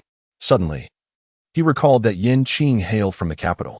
Jiang Aiguo, filled with excitement, inquired, Yin Qing, is it true that some delightful news has arrived from your hometown? It must be said that to a certain extent, Jiang Aiguo had inadvertently stumbled upon the truth. System, how is it possible that there are still individuals eager to engage in baseless conjectures? Yin Qing cast a glance around. The sky was gradually brightening, and others had risen, engaged in their morning routines outside. He lowered his voice. Indeed, the news from above suggests that the college entrance examination is expected to resume in 2 years. Jiang Aiguo exclaimed, is that true? Yin Qing pressed down his head and whispered, lower your voice. The news is not certain, so I can only share it with you. Please do not let it slip. With 2 years remaining, should an indiscreet youth utter it in error, Yin Qing would find himself at a loss for words. No matter how many mouths he had to explain, Jiang Aiguo was a loyal and steadfast brother, a fact that Yin Qing had always cherished. For he had taken care of the original owner's affairs after their passing. When fortune smiled, it was impossible not to include him. Jiang Aiguo covered his mouth, nodding fervently. Wonderful. Since Yin Qing is from the capital, this news is most likely true. Thus, as night fell, the two ignited the lamps and immersed themselves in study. If others inquired, they would claim it was a pursuit of intellectual progress. The other youths, finding themselves idle in the evenings, decided to invest their time in learning. This enthusiasm quickly spread throughout the youth commune, even drawing Lin Wanjun, usually averse to socializing, to dedicate an hour after dinner to study before returning home. Time flew by. The news of the restoration of the college entrance examination finally reached this mountain village, igniting a fervor among the youths. Jiang Aiguo grasped Yin Qing's hand, tears of joy welling up in his eyes. Yin Qing, we have finally awaited this day. Over the past 2 years, he had benefited greatly from Yin Qing's guidance. If Chu Yi's academic performance could be deemed excellent, then Yin Qing had transcended the role of a student and assumed that of a teacher. For the problems they could not solve, Yin Qing would meticulously unravel the complexities and instill knowledge within their minds. Fortunately, Yin Qing was not one to flaunt his abilities. Otherwise, he might have succumbed to despair. Considering the mere 3 months available for revision, the village chief waved his hand and decreed that they need only work in the mornings. Yet, Yin Qing declined the well-meaning offer, stating, it is all right. I can continue teaching the children in the afternoon. The village chief, filled with admiration, remarked, truly, you are a commendable youth. However, I do not wish to hinder your future. You should focus on your studies. Yin Qing, wishing for a moment of respite, replied, I appreciate your kindness. As the youths from other villages fretted over their study materials, those in Yin Qing's village had already commenced their final round of revision. By night, a gentle breeze wafted through. The youths gathered in the courtyard, flickering candlelight casting shadows upon their focused faces. Their handwritten notes, now somewhat tattered, were filled with densely packed knowledge points. Do you think we can pass? Zhao Zhaodi suddenly inquired. All paused their writing, gazing at the inky sky beyond the courtyard. Certainly, we have prepared for so long, and with the assistance of Chu Yi, Wanjun, and Yin Qing, we will surely succeed. Niu Aihua asserted resolutely. In order to carve out time for her studies, Lin Wanjun also moved back. Upon delving deeper, the young female intellectuals discovered that, aside from Lin Wanjun's somewhat spoiled demeanor, she was quite amiable. Each night, as the young women reviewed their notes before sleep, they would promptly turn to Lin Wanjun with any questions they encountered. If Lin Wanjun was uncertain, they would wait until the following day to consult Chu Yi or Yin Qing. The affection of several young women for Lin Wanjun surged dramatically. Although the rural night was profound and lengthy, their beautiful future was just beginning to unfold. On the day of the examination, the village head drove the ox cart, carrying them to the testing grounds. After completing the first exam, it was already noon. Yin Qing reserved a room at a nearby inn for 2 days, and others soon followed suit. Those like Chu Yi and Lin Wanjun, who were not financially constrained, naturally opted for single accommodations. The remainder either shared rooms in pairs or threes, with one person sleeping on the floor. Jiang Aiguo graciously declined Yin Qing's kind offer, opting instead to share a room with Zhang Jieshi. He felt he already owed Qing too much, and he vowed to repay her kindness handsomely when he was able. Qing found herself living alone in a modest room, while others indulged in simple steamed buns and chilled water during lunch. She savored self-heating rice and braised pig trotters with delight. Next door, Chui caught a whiff of the enticing aroma of the trotters, and upon glancing at his own bowl of food, suddenly found his meal less appealing. After all, this was the red braised pork he had arranged to be brought back from the state-run restaurant. Later, as they were heading to the examination hall, Jiang Aigua informed Qing that he was uncertain which tenant had prepared that delectable dish, stating that the aroma of the braised trotters was utterly intoxicating. "Once the exams are over, I shall treat you to a fine meal at the state-run restaurant," he promised, to which the individual enjoying the trotters replied, "I dare not touch it, I dare not touch it." After 2 intense days of examinations, the village had deliberately arrived at the entrance of the examination site to wait. Once all the candidates were assembled, he boomed, "You have all worked hard. The village has prepared a feast, eagerly awaiting your return." The other educated youth from different villages looked on with envy, wondering which village's youth were so fortunate to have a meal prepared for them. Once the college entrance examinations concluded, tranquility returned to the village, save for the educated youth dormitory. The days of waiting proved arduous, yet Qing, Chui, and Lin Wanjun remained calm, while the rest grew increasingly anxious. Despite their rigorous studies over the past 2 years, uncertainty lingered in their hearts. In this era, the speed at which acceptance letters arrived was significantly influenced by the school's location. Niu Aihua and Zhang Jianxi, who had applied to the Provincial Normal University, were the first to receive their acceptance letters. Within a few days, others began to receive theirs as well, with Lin Wanjun earning a place at Kyoto Foreign Language University. Amidst the envious gazes of their peers, Qing and Chui held their acceptance letters from Kyoto University, igniting a wave of excitement throughout the village. Among the 7 educated youth from the village, all had successfully gained admission to universities. When the village head learned this news, his smile seemed frozen in place. The sudden influx of university students would surely garner recognition from the town and county, and by year-end, their village would undoubtedly be recognized as an exemplary collective. The day after receiving their acceptance letters from Kyoto University, the head of the county's education bureau personally visited the village to extend his congratulations, accompanied by his staff. The county rewarded Qing and Chui with 100 yuan each. In those times, 100 yuan represented nearly half a year's salary for a laborer. Qing turned to the village chief and said, "I intend to donate this money to the village school to repair the leaking roof. Additionally, I would like to donate my review materials to the village as well." This year, I noticed that quite a few villagers participated in the college entrance examination. Yet there remains significant room for improvement in their scores. This set of review materials could serve as a valuable reference. Qing grasped the director's hand and expressed, "Our success in the examinations as educated youth is undoubtedly linked to the support from the county. During the examination days, there were patrols near the examination sites, which reflects our county's proactive response to the national call.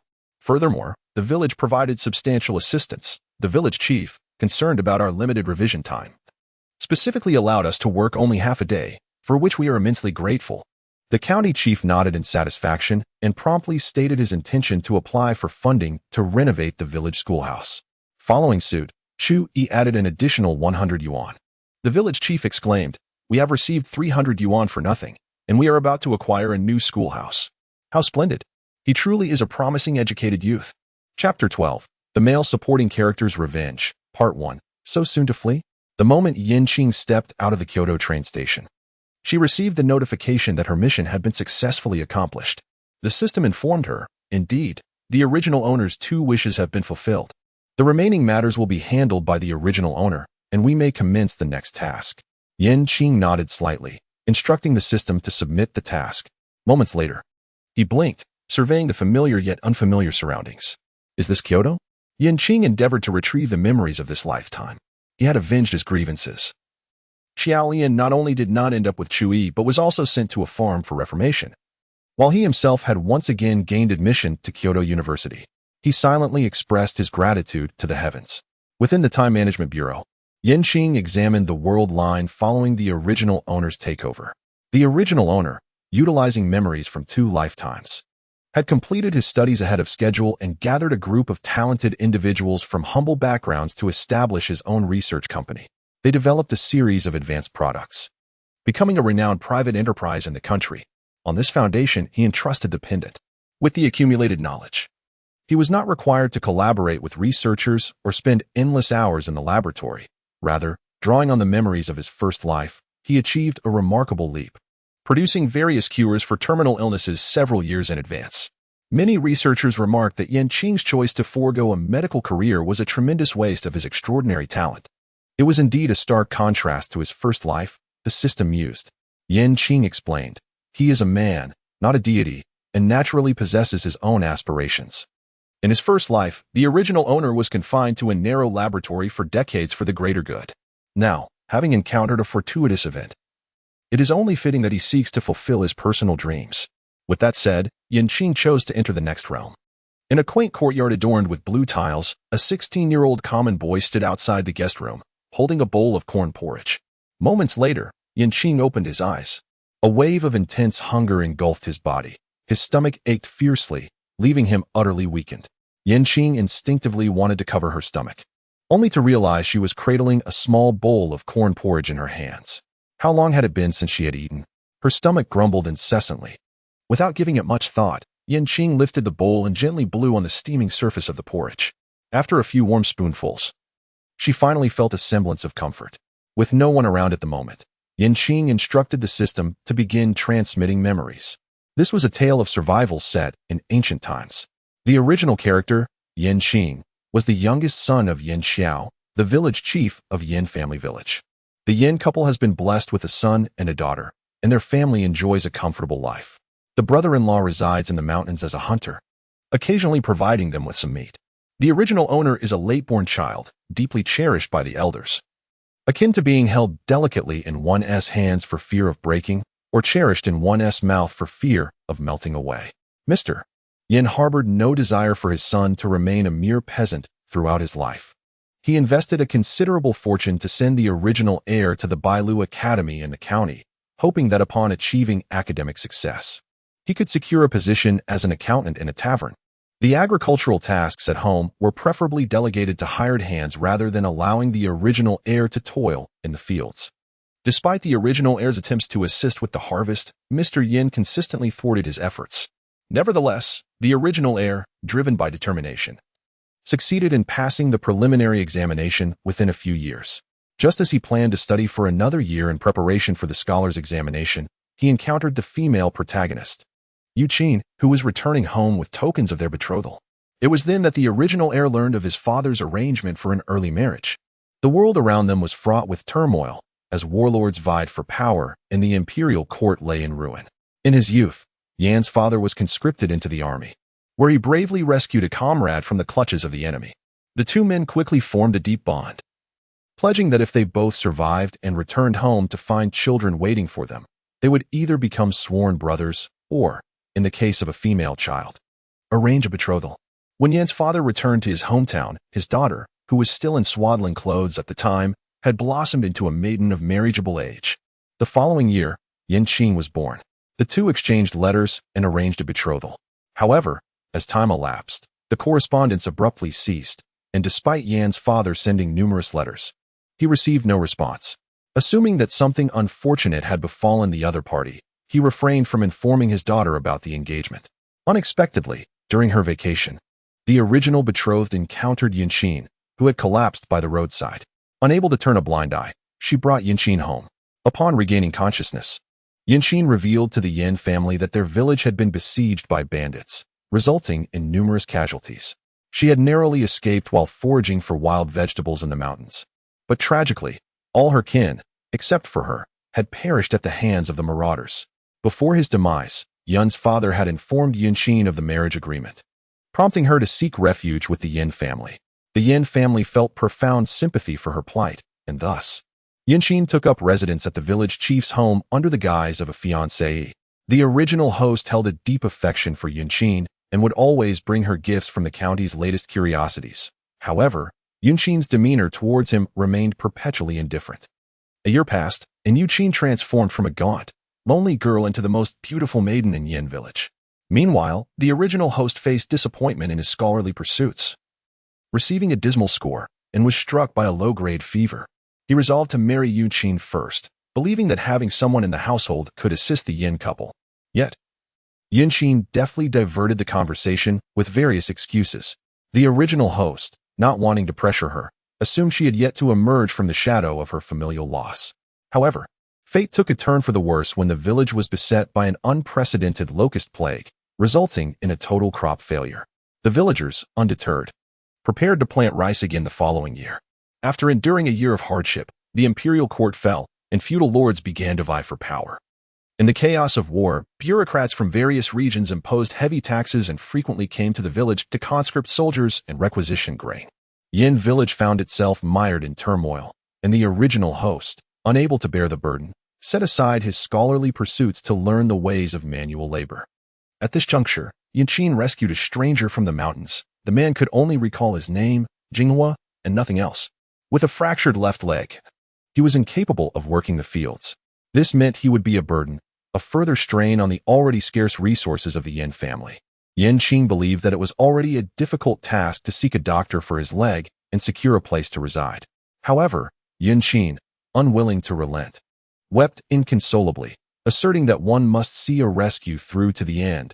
Abandoning it midway would weigh heavily on her conscience. With no other recourse, the original owner could only tighten his belt, sharing half of his rations with Jinghua.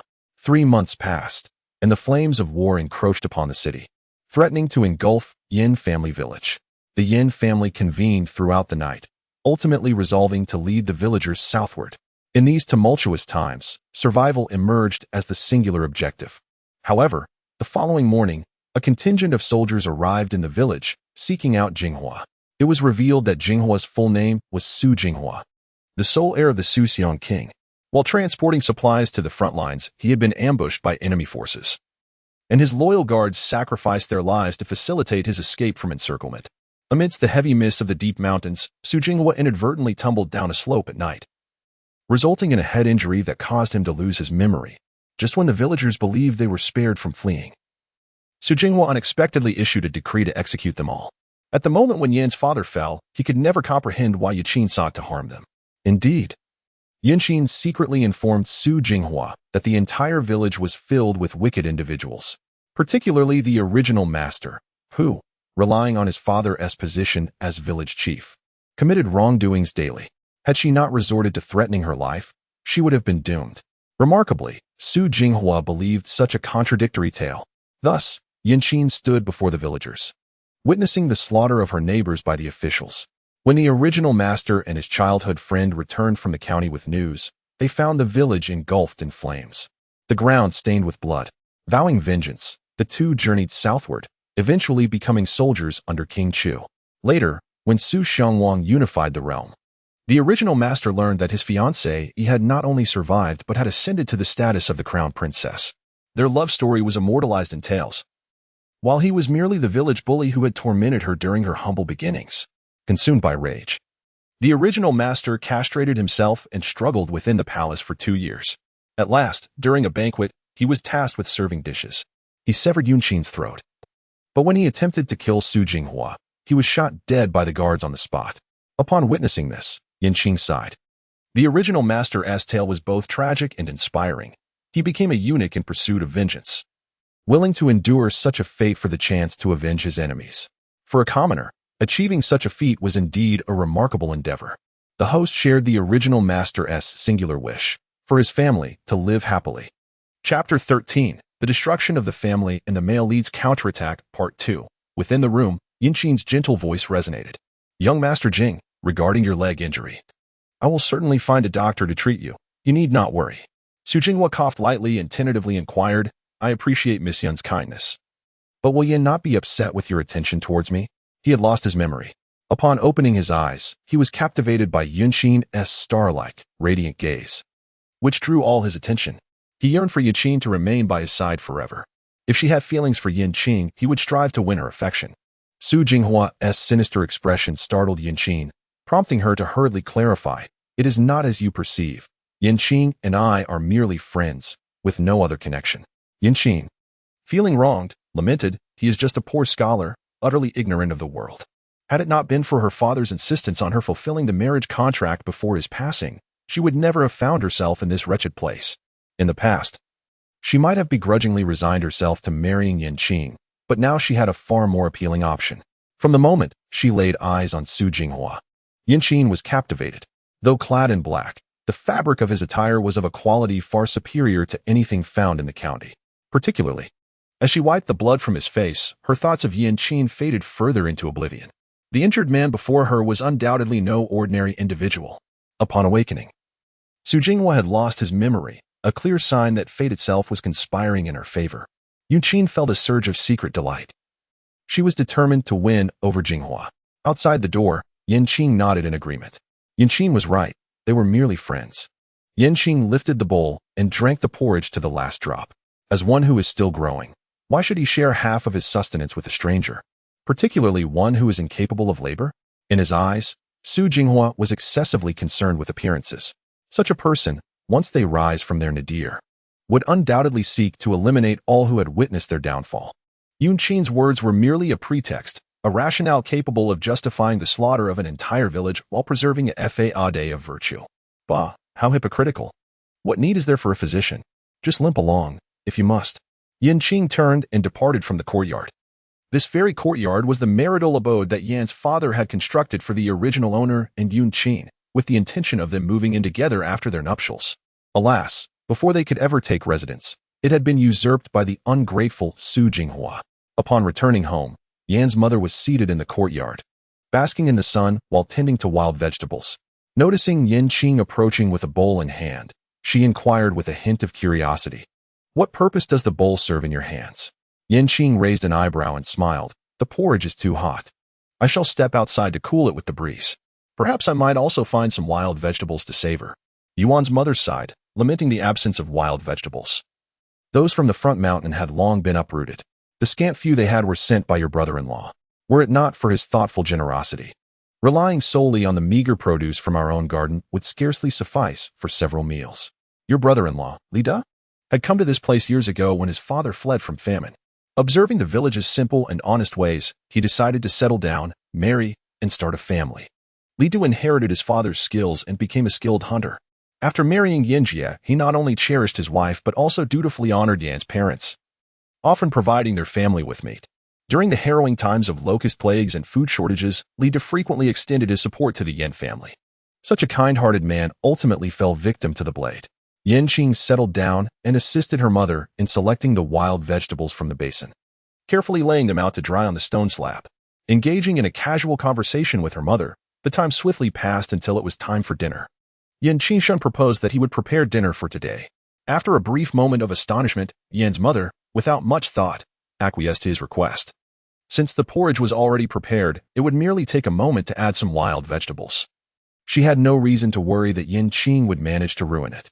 Qing stood before the earthen stove, gazing at the barren countertop devoid of any spices, momentarily at a loss for words. It was indeed his oversight. Now, being able to savor a warm bowl of porridge was already a considerable feat soon. 4 bowls of wild vegetable porridge were prepared. Just as they were placed on the table, Yan's father returned from the fields, shouldering a hoe. Mother Yan immediately expressed joyfully that tonight's meal was prepared by Qing. However, someone interjected, claiming, Yes, I merely added a few wild vegetables, thus. This porridge can be considered my contribution as well. But where is Qing'er? Why has she not yet returned?" Yamuer had not seen Qing all afternoon, which left her feeling rather anxious. "Qing, it seems there is something amiss. Let us dine first. I shall take a bowl to seek her out shortly." "Mother, do not worry. She is still within the village, and nothing untoward shall occur." Father Yin and Mother Yin lifted their bowls and took a sip, their eyes instantly sparkling with delight. How is this porridge so different from the one at noon? Though it remains the same corn gruel, it is remarkably sweet and palatable, infused with a hint of the fragrance of wild vegetables. "My son's porridge is truly exceptional, far surpassing what your mother prepares," Father Yin praised. Mother Yin repeatedly praised. "Has this porridge been sweetened? I find it somewhat sweet." Qing smiled and said, "Mother, there is no sugar left at home. I suspect it is the wild vegetables that have contributed to this. I did not cook them for long. They remain tender." In truth, Qing had added a few drops of spiritual spring water to the bowls of the 3 of them. He intended to incorporate it into every meal, gradually enhancing their family's constitution. As for Qing's bowl, well, It was sufficient to leave her a bowl of porridge.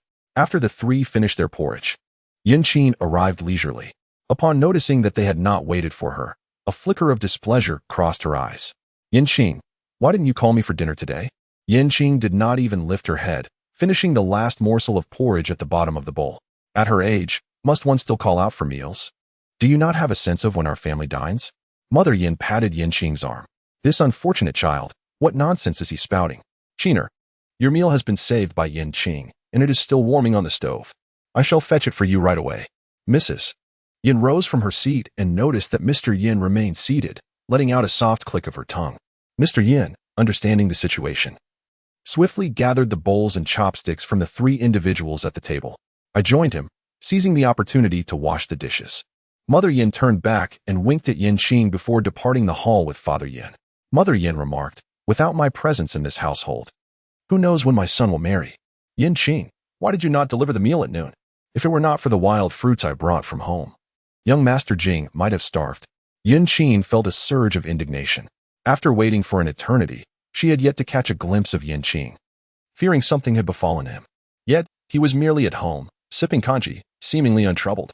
His hunger is of no concern to me. Qing raised her gaze, her eyes filled with a chilling disdain.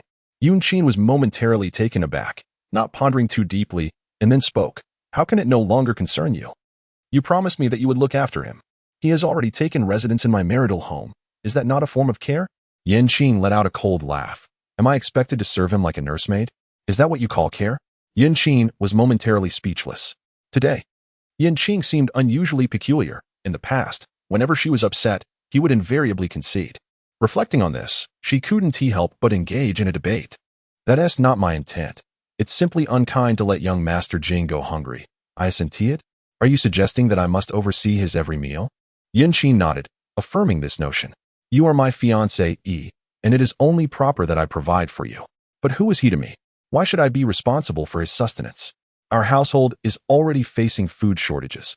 I cannot afford to accommodate another who feeds off our resources. Qing's expression darkened.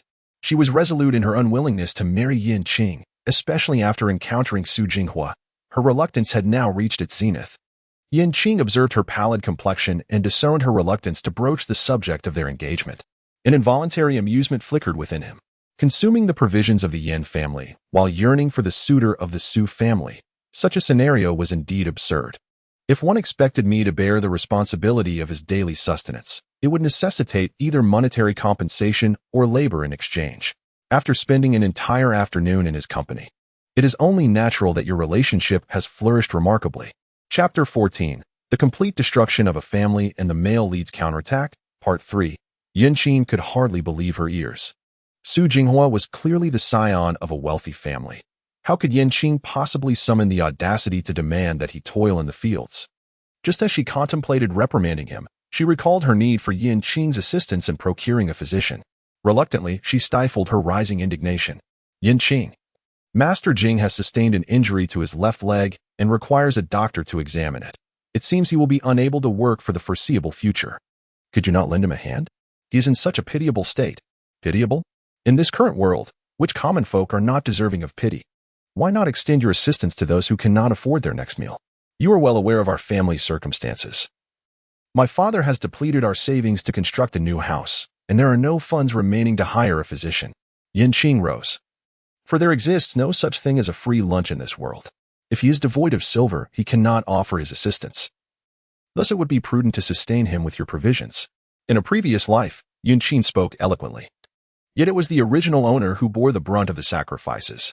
Throughout the entirety, Qing contributed but a mere fraction of time, merely engaging in idle conversation with Su Jinghua each day. Upon hearing this, Qing's mind was struck with a thunderous realization. Qing was compelling herself to make a choice. Yet, as a delicate woman, merely subsisting on a meager porridge each day was already a struggle. Now, to part with half of it for Jinghua was a daunting task. Reflecting on the past, when Qing had cared for her, it was certain that she would not let her suffer. Overwhelmed by emotion, her eyes glistened with unshed tears. Qing, have you misunderstood me? I simply cannot bear to let young Master Qing remain alone in that room. You are so often preoccupied, either engrossed in your studies or toiling in the fields. You hardly have time to keep me company. As she spoke, A solitary tear escaped from the corner of Yun Qing's eye. It must be acknowledged that Yun Qing's beauty was indeed extraordinary. Her allure was sufficient to elevate her to the status of a future princess. Each time she wept, her appearance, reminiscent of pear blossoms drenched in rain, could evoke profound sympathy from any man. Had it been the original owner, he would have been easily swayed by her tears, casting aside all reservations in pursuit of a mere smile from her. Yet, Yun Qing was no ordinary individual. His world did not require the frivolities of romance. Yun Qing's lips curled into a smile, as if to say, "Are you implying that my neglect has prompted you to seek distractions? You are my fiancée, and it would not be burdensome to support you in idleness. However, given the difficulties our family currently faces, I cannot afford to sustain another dependent. Starting tomorrow, you shall accompany my mother to the mountains to forage for wild vegetables." Yun Qing, of course, was reluctant. Since her arrival in Yin family village, she had been accustomed to a life of ease and comfort, with villagers praising her as if she were a young lady from the city. "Do you not wish to assist young Master Qing? He is unable to toil, thus. You may take his place. I am certain that young Master Qing will be exceedingly grateful." After a moment of contemplation, Yun Qing acquiesced to this arrangement. If she were to disclose this matter to Su Jinghua, he would surely appreciate her sacrifice, having been compelled by the Yin family to work on his behalf. The following day, brimming with confidence, she ventured into the mountains alongside Yan's mother. Once she had gathered the wild vegetables, she intended to share the experience with Su Jinghua. Yet, she remained oblivious to the fact that the more she endeavored to impress him, the more he would come to despise her. In her past life, their budding romance had largely stemmed from Yun Qing's beauty, complemented by her occasional eavesdropping on the poetry recited by the original owner of her memories. This led the amnesiac Su Jinghua to perceive her as a celestial being. Under the moonlight, they had secretly pledged their lives to one another, succumbing to their passions and tasting forbidden fruit. However, upon regaining his memories and discovering their prior engagement, Su Jinghua had nearly ended Yun Qing's life on the spot. Yet, her enchanting beauty and gentle demeanor had spared her, as he found himself with a justification for annihilating the entire village, allowing her to live. Now, as Yun Qing commenced her foraging in the mountains, she harbored hopes that this endeavor would sway Su Jinghua. Little did she realize that when he eventually regained his memories, this act of kindness would only serve to stoke the flames of animosity, hastening her demise. Early in the morning, after finishing breakfast, Yun Qing accompanied his father to the fields. Their task for the day was to clear the weeds. After laboring for the better part of the morning, their backs nearly breaking, they had only managed to remove half of the weeds. "You may return to prepare lunch. I shall continue for a while longer. Your mother took some provisions into the mountains this morning and is unlikely to return until noon." Yuan's father waved his hand, adjusted his straw hat, and resumed his task of weeding the field. Observing his father's increasingly stooped posture, Yun Qing silently cursed, acknowledging that the original owner was truly lacking in character. During his time at school, the original owner often resorted to copying notes to save money, which he would then spend on jewelry for Yun Qing, never once considering purchasing anything for his family. Although he had bought some meat, it was solely because Yun Qing expressed a desire for it. The predicament he found himself in during his past life was significantly related to the original owner's choices.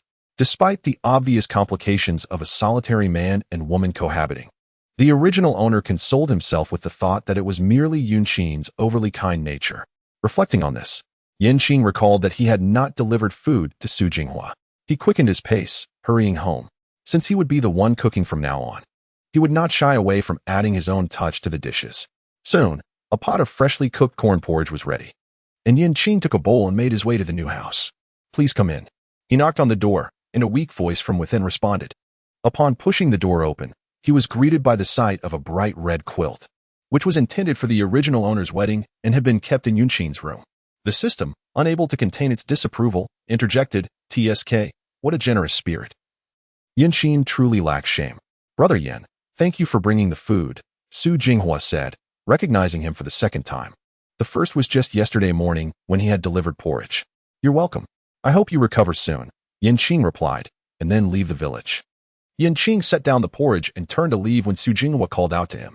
"Brother Yin, could you assist me in finding a physician?"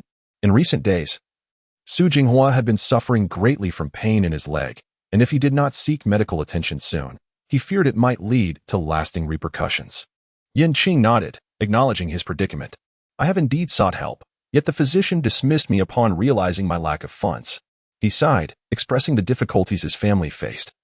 Even securing a meal has become a challenge. I hope Brother Jing does not take offense. Su Jinghua felt a flush creep upon his cheeks, a pang of guilt settling within him.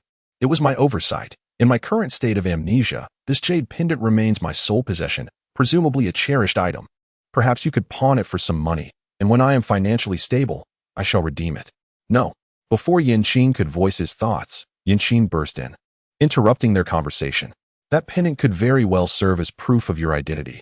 If pawned, it could lead to complications. Yanqing, in a difficult situation, expressed concern. However, if there is no money, Brother Jing's leg.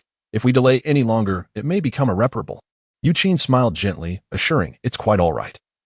I have some jewelry that I can pawn to alleviate the immediate crisis.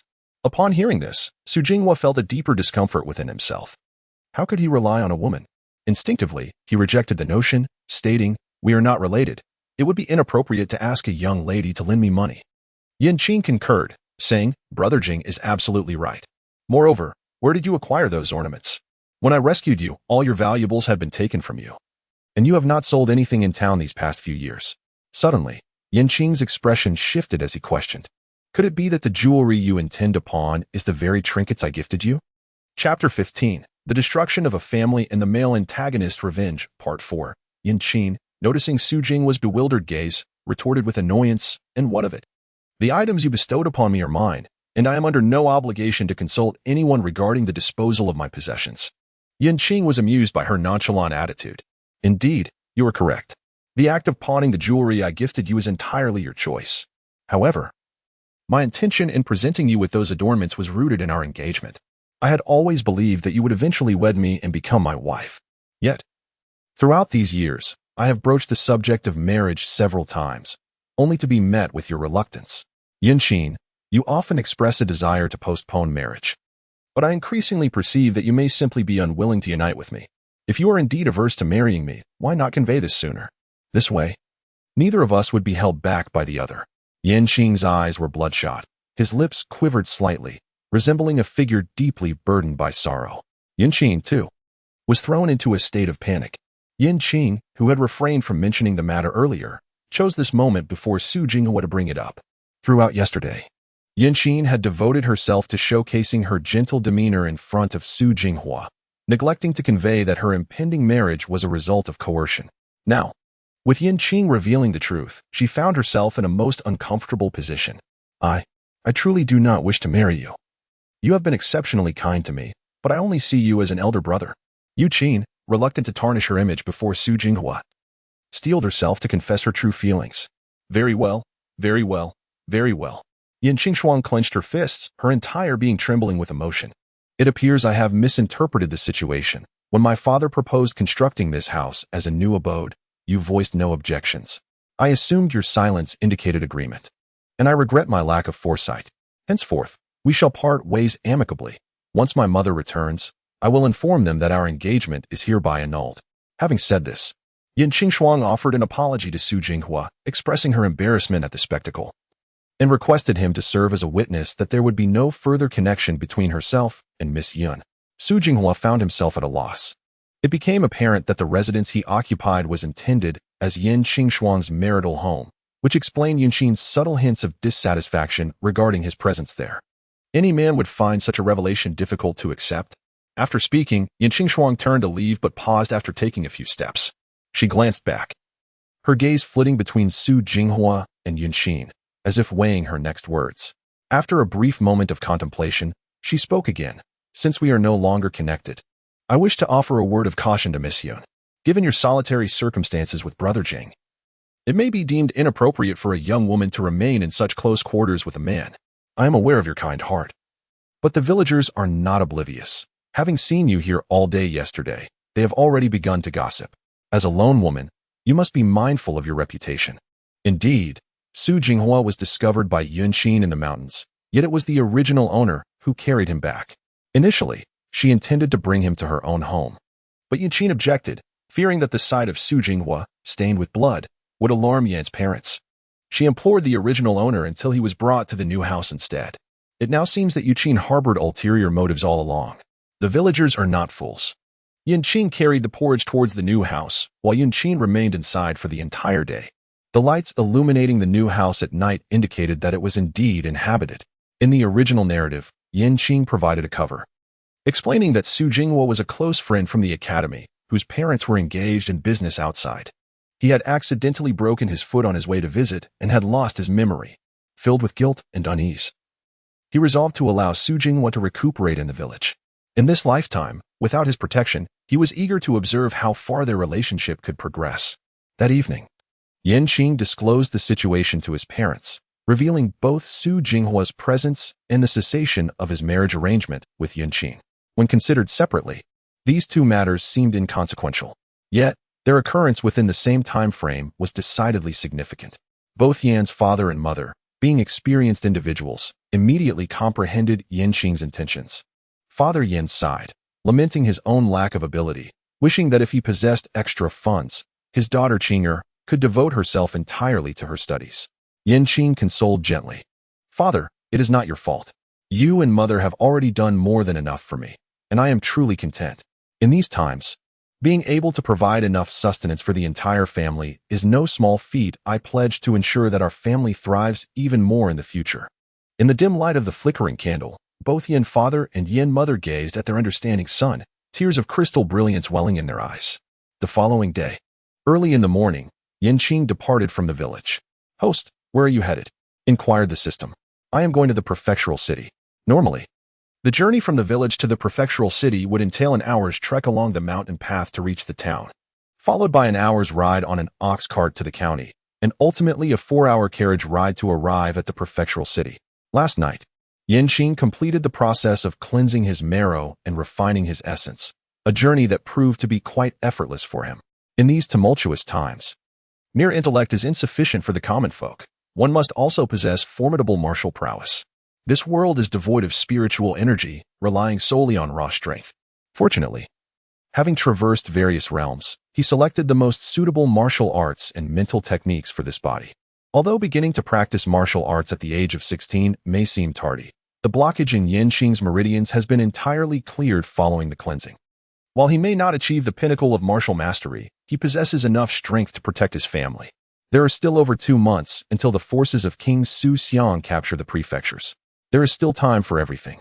After the fall of the imperial court, the world has been divided into 3 parts. The northern territories now belong entirely to King Su Xiang, while the southern regions are partitioned between King Chu from the southeast and King Linxian from the southwest. The village of Yinjia is situated at the strategic confluence of 3 borders, governed by the esteemed King Linxian. In order for King Su Xiang to embark on his southern campaign, it is imperative that he first secures Jiangning Prefecture. Thus, King Su Xiang dispatched a formidable army to the neighboring Nanfu County, feigning an assault on that territory. Meanwhile, in secret, he sent Su Jinghua to transport provisions to the nearby mountains, preparing for a sudden strike.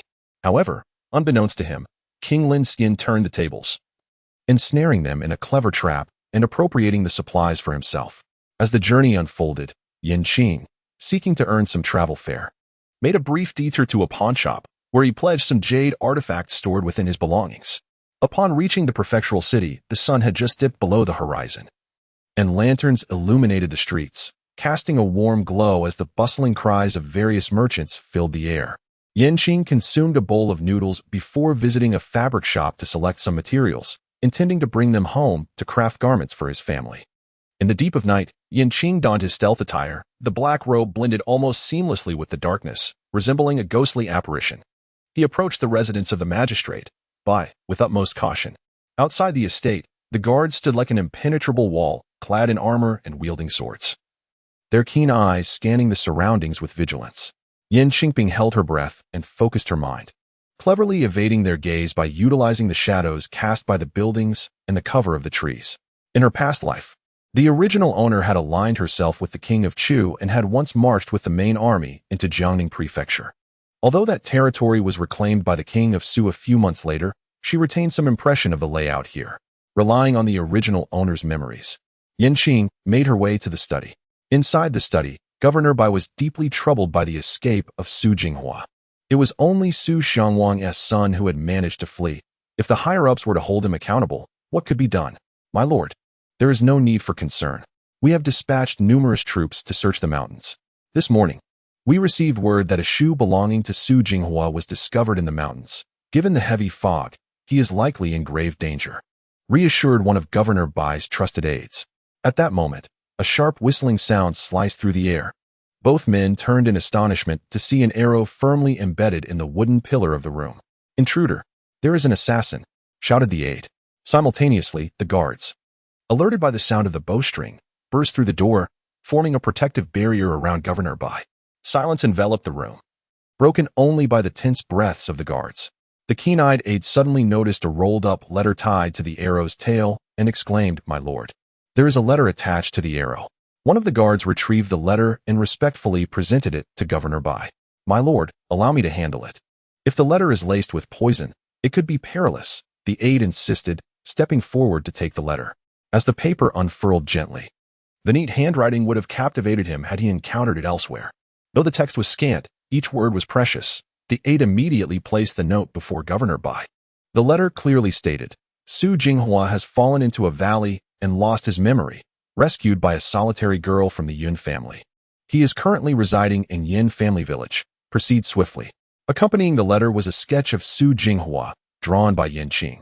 "Oh, this news is indeed a timely blessing." Governor Bai narrowed his eyes, pondering who this person could be. "If only they could be of use to me." "My lord, this information has yet to be verified. Should we send someone to investigate first?" the aide inquired. Governor Bai waved his hand dismissively. "If the news were false, what a convoluted journey it would have been to reach me. You must immediately send someone to bring Su Jinghua back." As dawn broke, Qing returned to Yin village. "Host, are you not afraid that Governor Bai will blame village chief Yin?" "Not at all. Governor Bai is a benevolent official who deeply cares for his people." Su Xiangwang led an army of 10,000 to besiege Jiangning Prefecture, while the defenders numbered merely 5,000.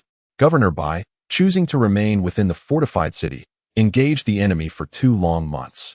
However, as supply lines were severed, Jiangning became an isolated island, ensnared in a perilous predicament. To make matters worse, Prince Lin was poisoned by his illegitimate son, although he was discovered in time. He fell into a deep coma and remained unresponsive. During this tumultuous period, morale among the troops plummeted, and by the time Prince Lin awoke, the fate of the city had already been sealed. After 2 months without reinforcements, Governor Bai believed himself forsaken. He made an agreement with the commander outside the walls, willingly sacrificing himself and opening the city gates, only requesting that Su Xiangwang's forces treat the citizens with kindness. At the moment the gates swung open, Governor Bai took his own life in public view. In Qing's eyes, he truly was a commendable official who cared for his people. Prince Lin, on the other hand, was merely a nobleman fond of agriculture. The court was inept, and beloved by the populace, he was surrounded by his followers who proclaimed him king. At noon, the Yin family was enjoying a bowl of porridge at home when they suddenly heard the sound of galloping hooves.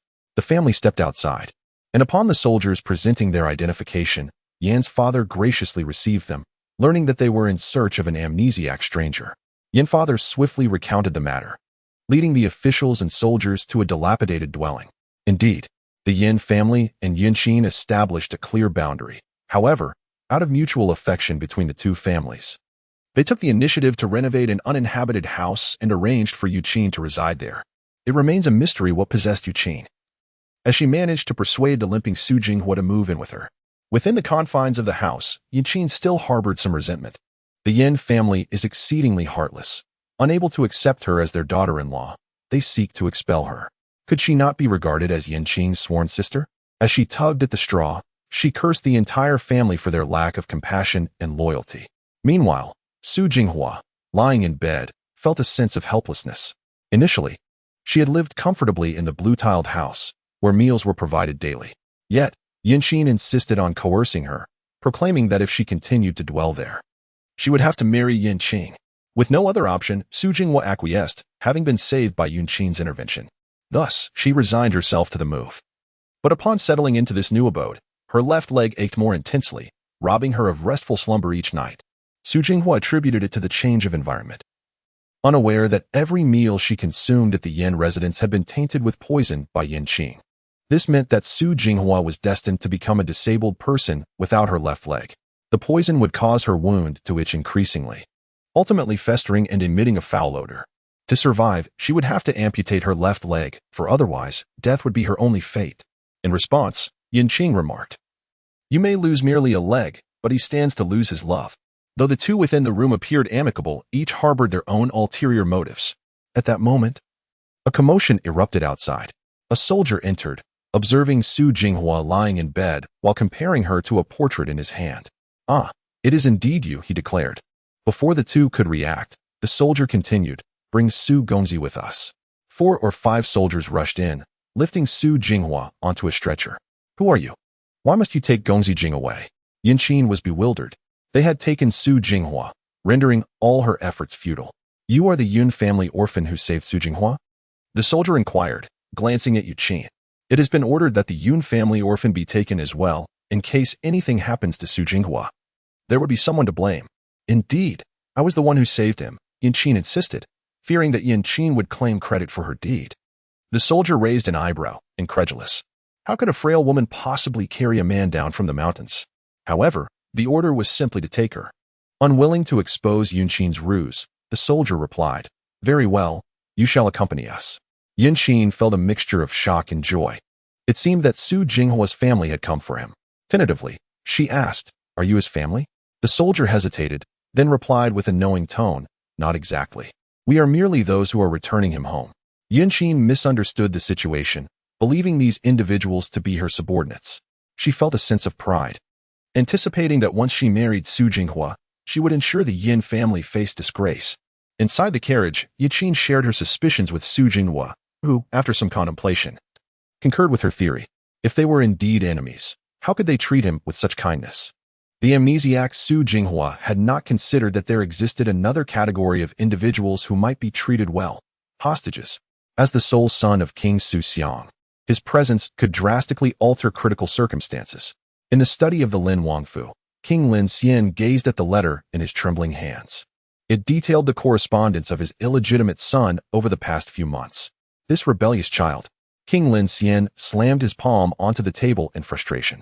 He had but 2 offspring, one legitimate and one illegitimate, and he had treated them equally, employing tutors to educate them. However, the illegitimate son proved to be dull-witted, lacking in both scholarly pursuits and martial skills compared to his legitimate brother. Fortunately, his legitimate son was astute, and he had felt secure in entrusting the family legacy to him. Alas, fate dealt a cruel blow. The legitimate son succumbed to illness after a misfortunate accident, leaving behind only a 2-year-old grandson. Now, the illegitimate son sought to secure his position by secretly courting the favor of certain generals, even plotting to poison and harm both himself and his sole legitimate grandson. Such a ruthless individual, even if he were his own flesh and blood, was beyond forgiveness. Fond of poison, was he? Very well, let him indulge to his heart's content. The following day, news spread through that the second son of the Lin family had fallen victim to treachery, succumbing to poison. How ruthless! One might have thought such a seemingly benevolent person would spare the child's life. When the system learned of this development, it too was taken aback. Qin sipped a cup of tea, smiling silently. A person capable of commanding loyalty in tumultuous times and competing for supremacy, even if he were a mere peasant, would not be an ordinary peasant. The system, increasingly perplexed, recalled Qin's recent actions and exclaimed, "Host, do you intend to allow King Lin Xian to emerge as the ultimate victor? Why not? Rather than directly eliminating Su Jinghua, it is wiser to harness strength against strength. King Su Xiang values martial prowess and upholds law and order. King Chu, born of commerce, possesses wealth rivaling nations. Yet, King Lin Xian, in contrast, finds solace in the fields, devoted solely to ensuring that all people are well fed." In the original narrative, King Lin Xian, having succumbed to deep poisoning, met his demise shortly after awakening and dealing with his illegitimate son. Upon hearing this news, King Su Xiang thought, "If not now, when shall we seize Jiangfu County?" Seizing the opportunity amidst the internal strife of King Lin Xian, not only did King Su Xiang capture Jiangfu County, but he also successively conquered several vital cities. Ultimately, he allied with King Chu to divide King Lin Xian's power. As long as the populace is well-fed, capable individuals will naturally come forth to lend their allegiance. The people of Yin family village can then lead stable and prosperous lives. Whether fleeing from disaster or utilizing the foresight of the narrative to preemptively subdue Su Jinghua, and become his strategist. None of these endeavors would benefit the villagers. Prosperity brings suffering to the common folk, as does downfall. The original protagonist's wish was for his family to lead a secure and tranquil life. For the common people in this world, having enough to eat and adequate clothing constitutes a life of happiness. The system, in its ignorance, nodded, failing to comprehend the insatiable desires of humanity. While moderate desires can fuel ambition, an overwhelming disparity between capability and yearning only leads one into despair. Father, mother, I have returned. What delicious meal are you preparing? Upon hastening home, Qing was greeted by the savory aroma of meat wafting through the air. Before he could approach, a robust man emerged from within the house, clad in a garment fashioned from animal hide, a broad leather belt cinched at his waist, adorned with various hunting tools. Upon recognizing Qing, the man's sharp gaze instantly softened into a warm demeanor. Little brother-in-law, have you finished your studies? Is your health improving? The man was none other than Qing's brother-in-law. Qing nodded. Before embarking on his journey, he advised his parents to inform any inquiries about his whereabouts that he had gone to the county to visit a sick classmate. Upon his return, Qing purchased a few items and made a point to see this classmate. It was said that during an outing to the countryside, he had been caught in the rain and unwittingly contracted a chill. A considerable sum of silver was spent, barely securing his life. While conversing with Qing, his classmate persistently coughed while clutching a hot water bottle. Nevertheless, it was fortunate that he was still alive. The two engaged in a casual conversation. And although Li De was a hunter, he possessed a modest awareness of the current state of affairs. Qing could not restrain himself and engaged in further conversation with him. The two stood in the courtyard, conversing for quite some time, until Yan's mother emerged, prompting them to cease their discussion. You went out for a while, and yet you returned with so many things. As Yanmu stepped out, she beheld Qing cradling several pieces of fabric, with a heavy basket slung over his back. Li Da's face flushed with embarrassment. He cursed himself for being so engrossed in conversation with his brother-in-law that he neglected to offer assistance. If his wife were to find out, she would undoubtedly impose another punishment, forbidding him from sharing the bed. Qing placed the items in the main hall and extracted 2 pieces of cloth. Engrossed in conversation with her brother-in-law, she forgot to mention that these 2 bolts of fabric were intended for him and his sister, along with some pastries, all of which are her sister's favorite sweets, to be taken together later. Li De, with his hands tucked away, cast a furtive glance towards the kitchen. Without a word from his wife, he dared not take anything. Standing at over 6 feet tall and resembling a bully, he now bore the countenance of a timid bride. Qing was amused, saying, "It's nothing. This fabric is not expensive, and my sister will surely like it. Moreover, I will be here later, so you need not worry." Brother-in-law. With such words spoken, it would be impolite not to accept it. Li De chuckled and accepted the fabric. He felt it and noted that this material was indeed superior to what could be found in town. It was durable enough to craft several garments for his wife. "Dear, why are you grinning like a fool over there? Hurry up and come help with the dishes." Yanjia entered, carrying a platter of meat. Li De responded with an "oh," as if presenting a treasure, and displayed the fabric before Yanjia. "Oh, where did you acquire this fabric? It appears quite fine." Although the household was currently facing a food shortage, the Yin family had once been among the wealthiest in the village. Before marrying, Yan Jia was a charming young lady who frequently visited the town to purchase fabric for her garments, well versed in the intricacies of textiles. It was her brother-in-law who had gifted her the fabric, assuring her that she would surely appreciate it. He remarked that the color was particularly suited to her, envisioning that she could fashion several outfits from it. Li Dafei hastily clarified, fearing that Yan Jia might misunderstand his intentions. Yan Jia indeed harbored fondness. She cast a sidelong glance at Li Da and placed the dishes upon the table. "Brother, you mustn't spend money so recklessly next time. Earning your keep is no easy feat. Simply purchase some food for the family." Yin Qing replied, "I have purchased quite a variety of food items, including 2 bags of rice and some pastries. When the time comes, dear sister, do take a bag of rice and some treats with you. I have specifically procured these for you, so please do not decline my heartfelt gesture." It is uncertain whether the original self had grown accustomed to being pampered, taking it for granted, or if it was something else altogether. Despite the kindness shown to him by sister and brother-in-law, he had never contemplated reciprocating with a gift. Yin Qing also procured several rare items that are hard to find in the mountains, such as salt and sugar. Upon receiving her brother's thoughtful gesture for the first time, Yin Jia was moved to tears, exclaiming, "All right, I will heed my brother's wishes. at the dining table. Noticing that none of them dared to take the meat wrapped in oil paper, Qing promptly served each of them several pieces, ensuring everyone received 4 pieces, just enough to finish a portion of the roasted chicken. As the sun dipped below the horizon, its golden rays cascaded upon the table, illuminating their profiles. The group exchanged glances, and after a moment, shared a smile. After enjoying a hearty meal, the sister and brother-in-law decided to spend the night there, intending to visit the town the following day for some shopping before returning to the mountains. The family of 5 relished their meal, while far away in Jiangning Prefecture. Su Jinghua and Yu Qin faced a lavish feast that they could not bring themselves to touch.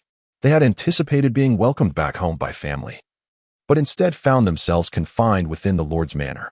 The guards at the entrance prevented any chance of escape.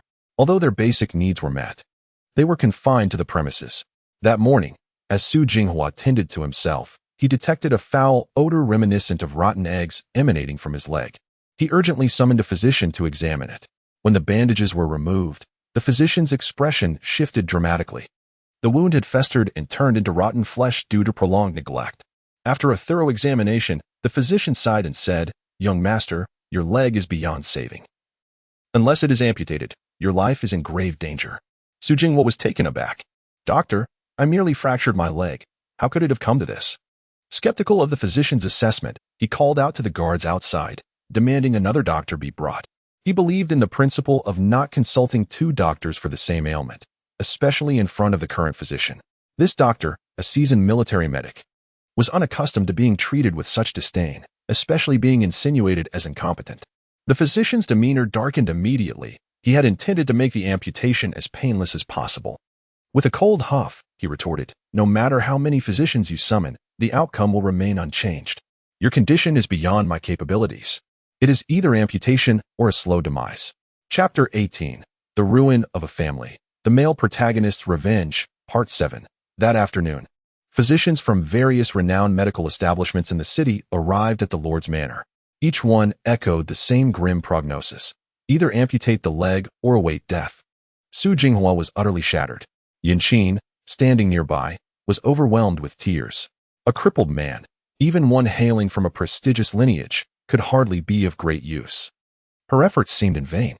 He was the choice she had made, and no matter how arduous the path, she must endure. For Su Jinghua was her sole avenue of escape, far superior to that rustic fellow, Yu Qin. After a moment's contemplation, Yu Qin approached Su Jinghua, offering words of comfort that finally roused him from his stupor. For reasons unknown, Su Jinghua felt that circumstances ought not to have unfolded in this manner. Yet, Yu Qin was right. As long as the green hills remained, there would be no fear of lacking firewood. Terrified of the deterioration of his leg's condition, Su Jinghua consented to the amputation the following day. That night, a trusted aide informed Governor Bai of the situation. Governor Bai was also beset with worry. Without his leg, could Su Jinghua still pose a threat to Su Xiangwang? The aide replied, "My lord, once Su Jinghua regains his memory, he will become the most concerning individual. As long as we contain the news, how will Su Xiangwang, far in the northern borders, ever know?" The next day, the elderly military doctor arrived, his face ashen. Had it not been for the personal plea of Governor Bai's aide, he would not have come at all.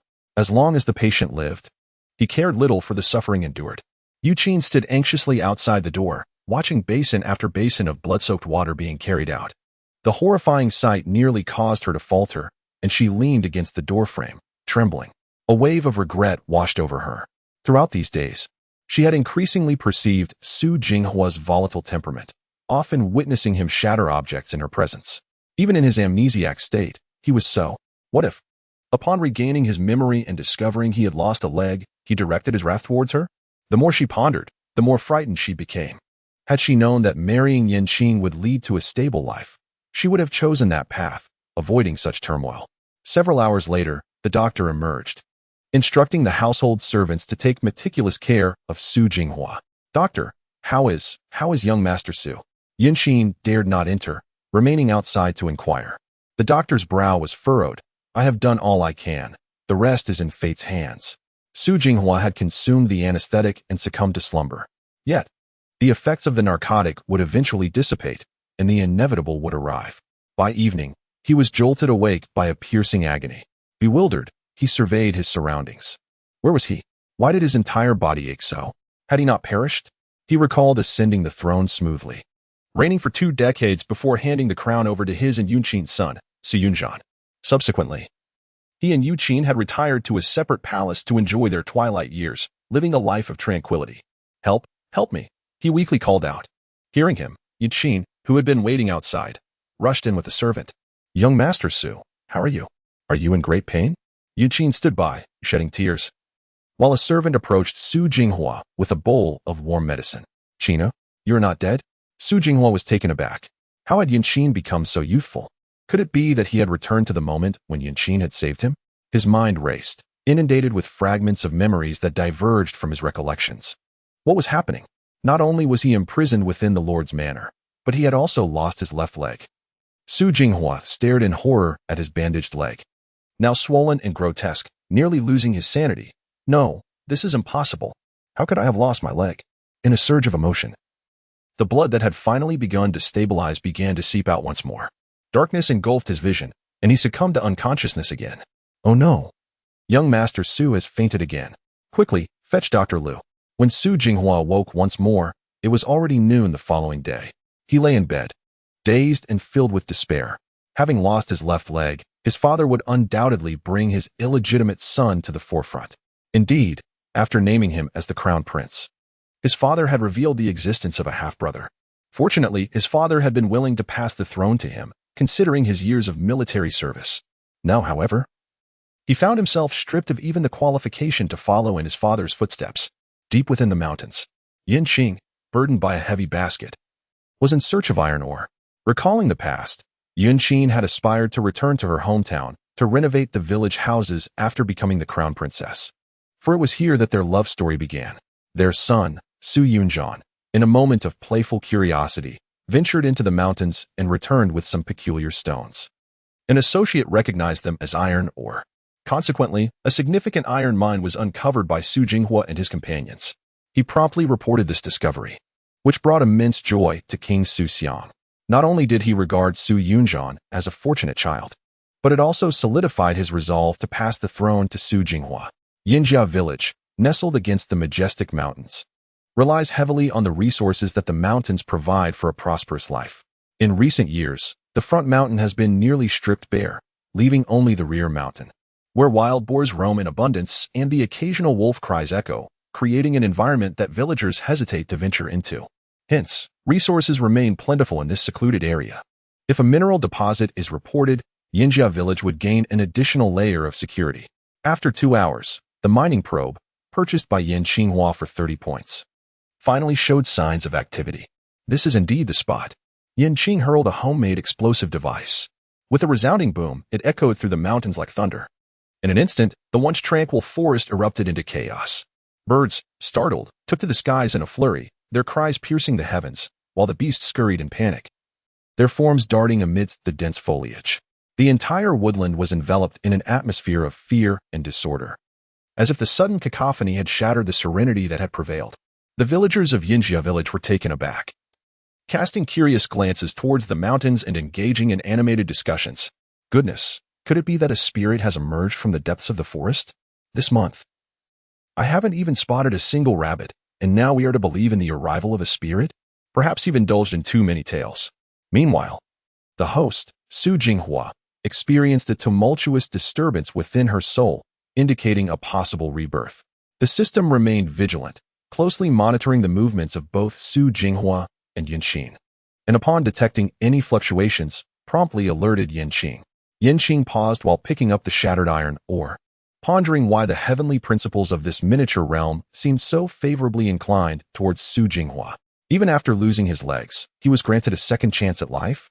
Each world operates under its own set of rules. If Su Jinghua is indeed the child of destiny, then rebirth is within the realm of possibility. The system reassured him. Rest assured, host, this is a plane devoid of spiritual energy, and Su Jinghua's legs shall never regenerate. Yin Qing was amused by the system's words, and upon reflection, he realized that a proton who had lost a leg would hardly stir up any trouble. He tossed the iron ore into his backpack and wandered off to explore other areas, hoping to find a wild boar to bring back to the village. He intended to teach the village children martial arts. Relying solely on himself to protect the villagers was impractical. It is better to teach a man to fish than to give him a fish. He believed it essential for them to learn self-defense skills, enabling them to safeguard their families. In his view, rather than expending much effort to prove his martial prowess, it would be far more tangible to return with a wild boar. After a day of toil, the villagers shouldered their hoes and began their journey home. Suddenly, a commotion shattered the village's tranquility. Emerging along the mountain trail was a figure, dragging a massive wild boar behind him. The boar was colossal, standing like a small mountain. Its eyes were pierced deeply by arrows, and more shockingly, its head bore the marks of a severe blow, a gruesome sight. What kind of force could inflict such damage upon a wild boar's skull? Goodness, was that not Qing? When did he take to hunting? And he returned with a pig? I recall that the village chief's daughter married a hunter from the mountains. Perhaps he learned from Hunterly? The villagers halted in their tracks, gazing at Qing with astonishment. Mr. Yin was so astonished that his mouth fell agape. Was he dreaming? Otherwise, how could he witness his son returning with a wild boar in tow? Chapter 19. The Tragic Fall of the Family and the Male Supporting Character's Revenge, Part 8. The following morning, the sun bathed the tranquil village in its golden light, and a multitude of villagers gathered at the entrance, chattering eagerly in anticipation of the spectacle about to unfold. Father Yin, the typically composed and taciturn man, appeared particularly agitated today. He had intentionally sent someone to the mountains to summon his son-in-law, Li Da, in order to conduct a grand pig slaughtering ceremony at the village entrance. This was necessary because Qing was incapable of performing the task. In truth, it was not a matter of inability, but rather Qing's reluctance to engage in the act of slaughtering the pig himself. Li Da remarked, "You are so refined, so impressive, being called down the mountain at the break of dawn to divide the pork." Jie swiftly assisted nearby, her gaze occasionally resting on the injured eyes of the wild boar, filled with curiosity and perplexity. Unable to contain herself, she inquired of her mother, "Mother, how did this wild boar sustain such an injury? Judging by the wound, it appears to have been struck by an arrow." Without lifting her head, Mother Yin continued her work, replying softly, "It was done by your brother." Upon hearing this, Jie could not help but gasp in astonishment, her eyes widening in disbelief. "My brother? How can this be?" she exclaimed. "Hasn't he only been working in the fields for a little over a year? How is it that his archery skills are so remarkable? Could it be that he is a prodigy?" Qing mentioned that he learned from Ada, and I, too, am curious to ascertain the truth of this claim. Last night, Qing returned home dragging a wild boar, leaving their mother trembling in fear. This was a creature capable of causing fatal harm. Mother Yin inquired if Qing had sustained any injuries. Qing smiled reassuringly at his mother, assuring her of his unscathed condition.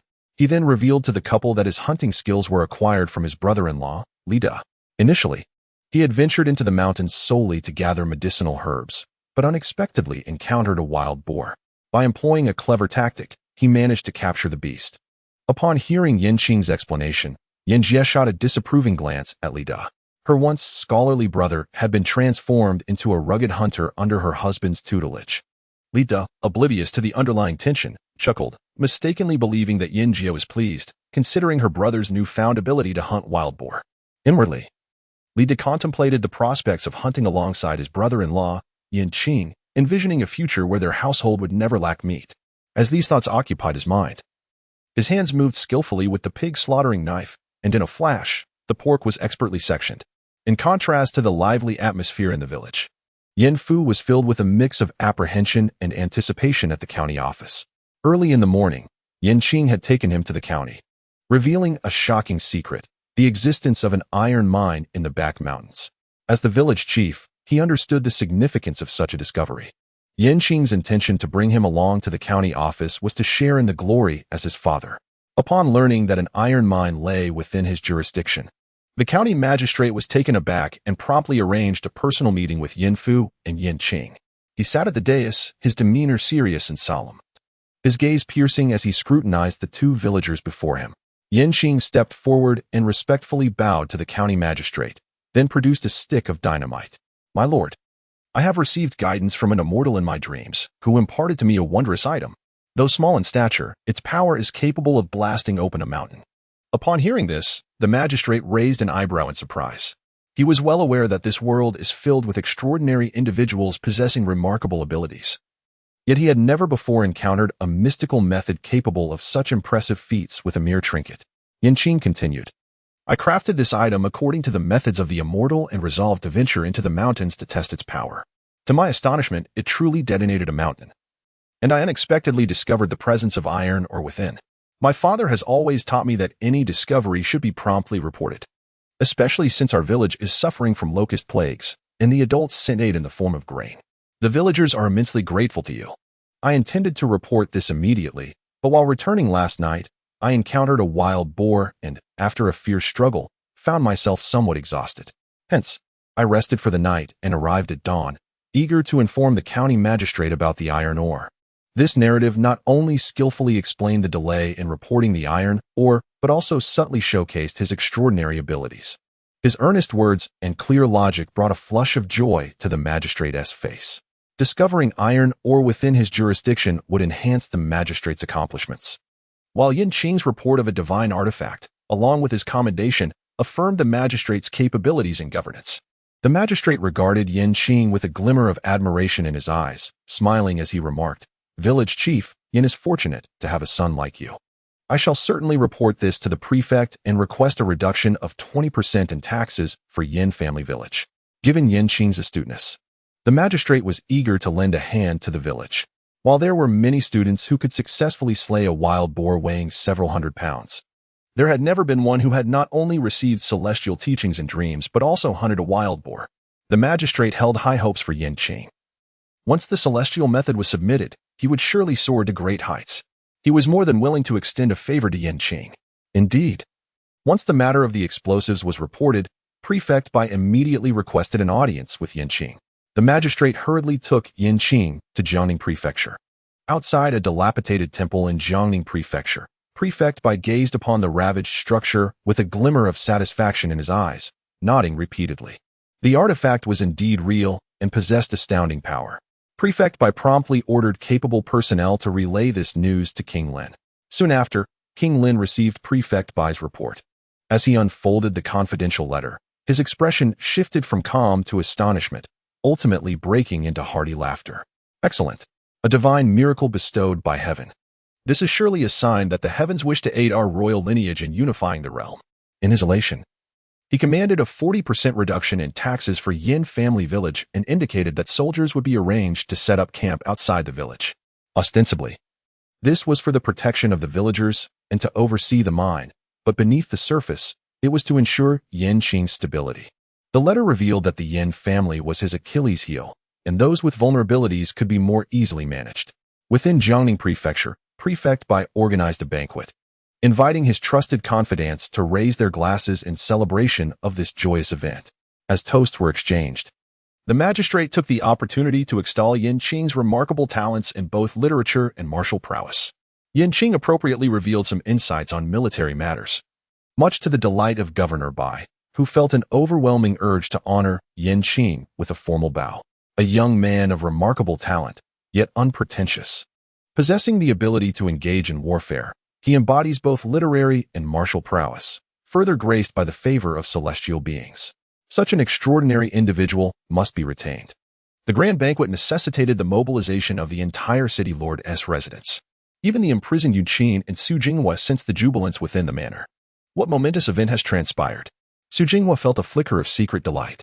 Could it be that his father had discovered his confinement and had preemptively seized Jiangning Prefecture?